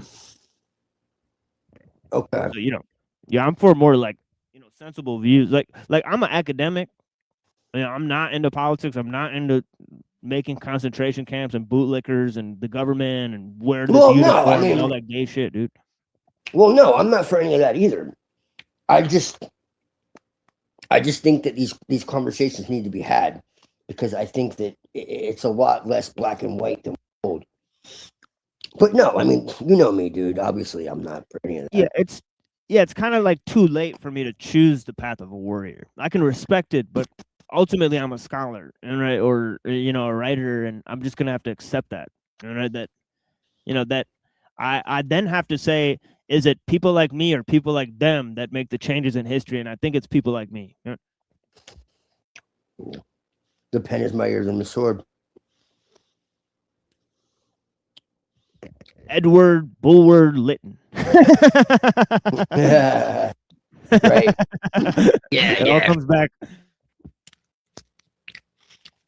I mean, I also just kind of wanted people to hear the discussion, you know. And I wanted to share that video because I do think it has some good points, at the very least. Like I said, at the end of the day, I don't think we could really know. But more than anything, I just think it's good to look back at history and be like, damn, this is a mirror image, because it really is. And when you see like what was actually going on with these camps, you know, and realize that people literally had like vacation time and fucking like theaters and bowling and, you know, like it's crazy, man. It's like a fucking resort, you know, and everyone's being exterminated, but yet like there's hospitals, you know, and it's like, well, you know, for wanting to kill everybody, everybody sure is being taken care of well. And it's fucking weird. But yeah, I mean, it's less about who's right or wrong and more about like this whole thing is a sham. You know.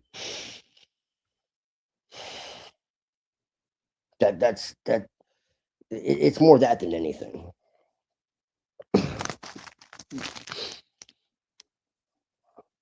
It's just when everybody gets up in arms, that's when I'm just like, yeah, well, Sig Hal.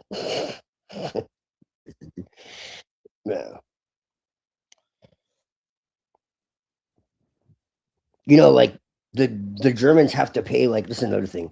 The Germans have to pay like reparations, like still. And they're like guilted for existing. Like to this day, they have to pay like millions of dollars for what happened. Yeah, I mean, we give billions of dollars to Israel and nobody made us do it. It's crazy. Right. Man. Yeah. Well, again, this is what he was talking about. This is what I'm saying. Whether he was a villain or not, like, you know, sometimes the villains can tell the truth. You know, like Joker is right often. Yeah, but if they tell the truth about like only one thing and then 90% of it's just like, all right, you know, it's like, what do we do with this? Or like Darwin? Like, what do we do with Darwin, dude? The guy's a crackhead. We flush him down the toilet. We Yeah. flush it down the toilet, dude. That's exactly right. It's total Yeah. trash. And so Lance von Lebensfels is like part of his Yeah, shit he- is based on trash, bro. Yeah, he was a POS for sure. Yeah, he definitely was. Because it's like monkeys. See, this is the thing. Is like, you know, and I appreciate Avian, you know, the scientific approach and all that stuff. But the thing is like, you know, ultimately, you know, when I look at the world, I gotta go Team Human. Yeah. You know, like Yeah, I animals are know, cool. I know. He talks about like the end of humanity and shit. He goes off and fucking crazy shit, man. You should hear some of the conversations we've had. Oh yeah. He's like, Yeah, I well, think that humanity should No, he should thinks be they're toast. annihilated. Yeah, he and thinks we're animals toast. can take over and fucking Oh yeah. He thinks it's eventual that animals take over this planet. But yeah. yeah. Yeah. And he wants to like reincarnate as an animal. Fucking- Oh yeah. Yeah, I mean it's not so bad if you believe in reincarnation. That's actually pretty dope. You know? No, I do. I'm not making fun of him because of that. It's Right. just like he's like so like I'm laughing because he's like so straight faced about it. He's so determined and so like serious. He's just like, yeah, like fuck humanity. They don't deserve to exist. It's kind of like when Bjerknes is like, we have to get weapons and we have to get stronger weapons and we have to destroy them. And we Yeah. have Could you imagine like could you imagine if we all like went to heaven or whatever and then they were like a group of people that were like, nah, let's just go back to Earth. You know, and then they like went back to Earth and they created the Earth as we see it today and they forgot they came from heaven. It'd be funny as hell. Right? Well, I mean, according to the Cathars, we're all fallen angels. And this is like our imprisonment.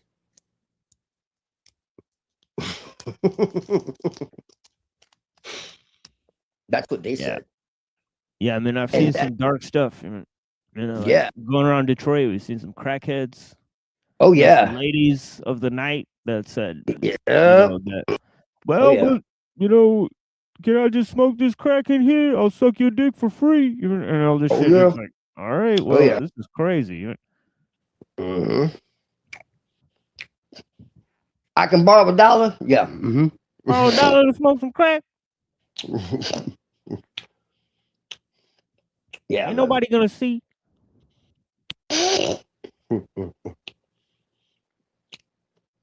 No, but they said that we were fallen angels who forgot who we were. So we were the ones who rebelled. It was us. And we were cast down to earth, which is like a purgatory of sorts. And that Satan literally is the God of the earth. And Jesus came down to remind us of that, but that we had a divine spark in us, but that this world was like part divine, but part demonic. And we had to return to the source. This is like an extreme Christian Gnosticism.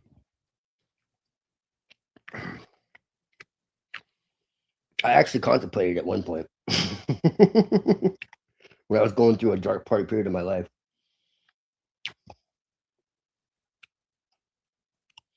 It's kind of trippy to think about, especially when you look at all the crazy shit that happens in the world. And then Yeah, you I'm have about this to get idea. some of this okra. Give me 1 minute. I'll be right back because it appears I'll have to hit the restream here. All right, because Neural is not coming back. So so yeah, give me like 1 minute. I'll be right back. Okay.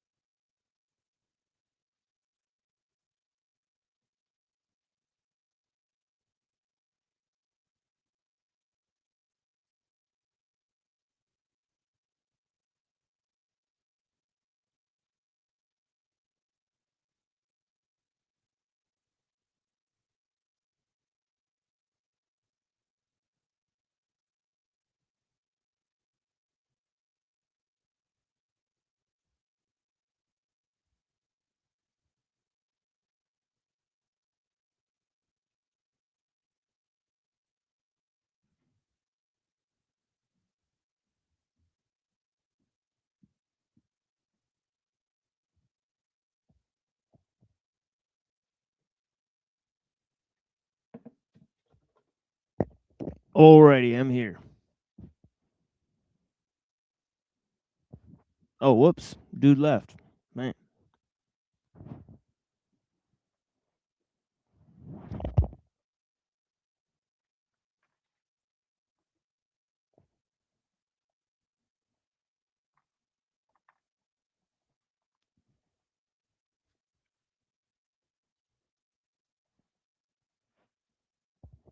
Or maybe he fell out. We don't know. Well, it was a great conversation. Shit, man.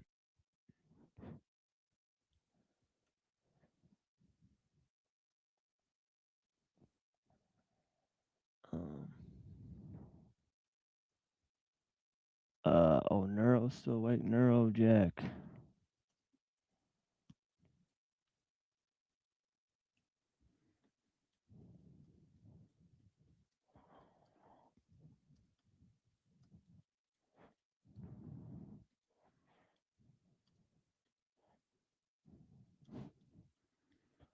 Yeah, let me know backstage. Let me know if you're there backstage, bro. If you're there backstage, let me know.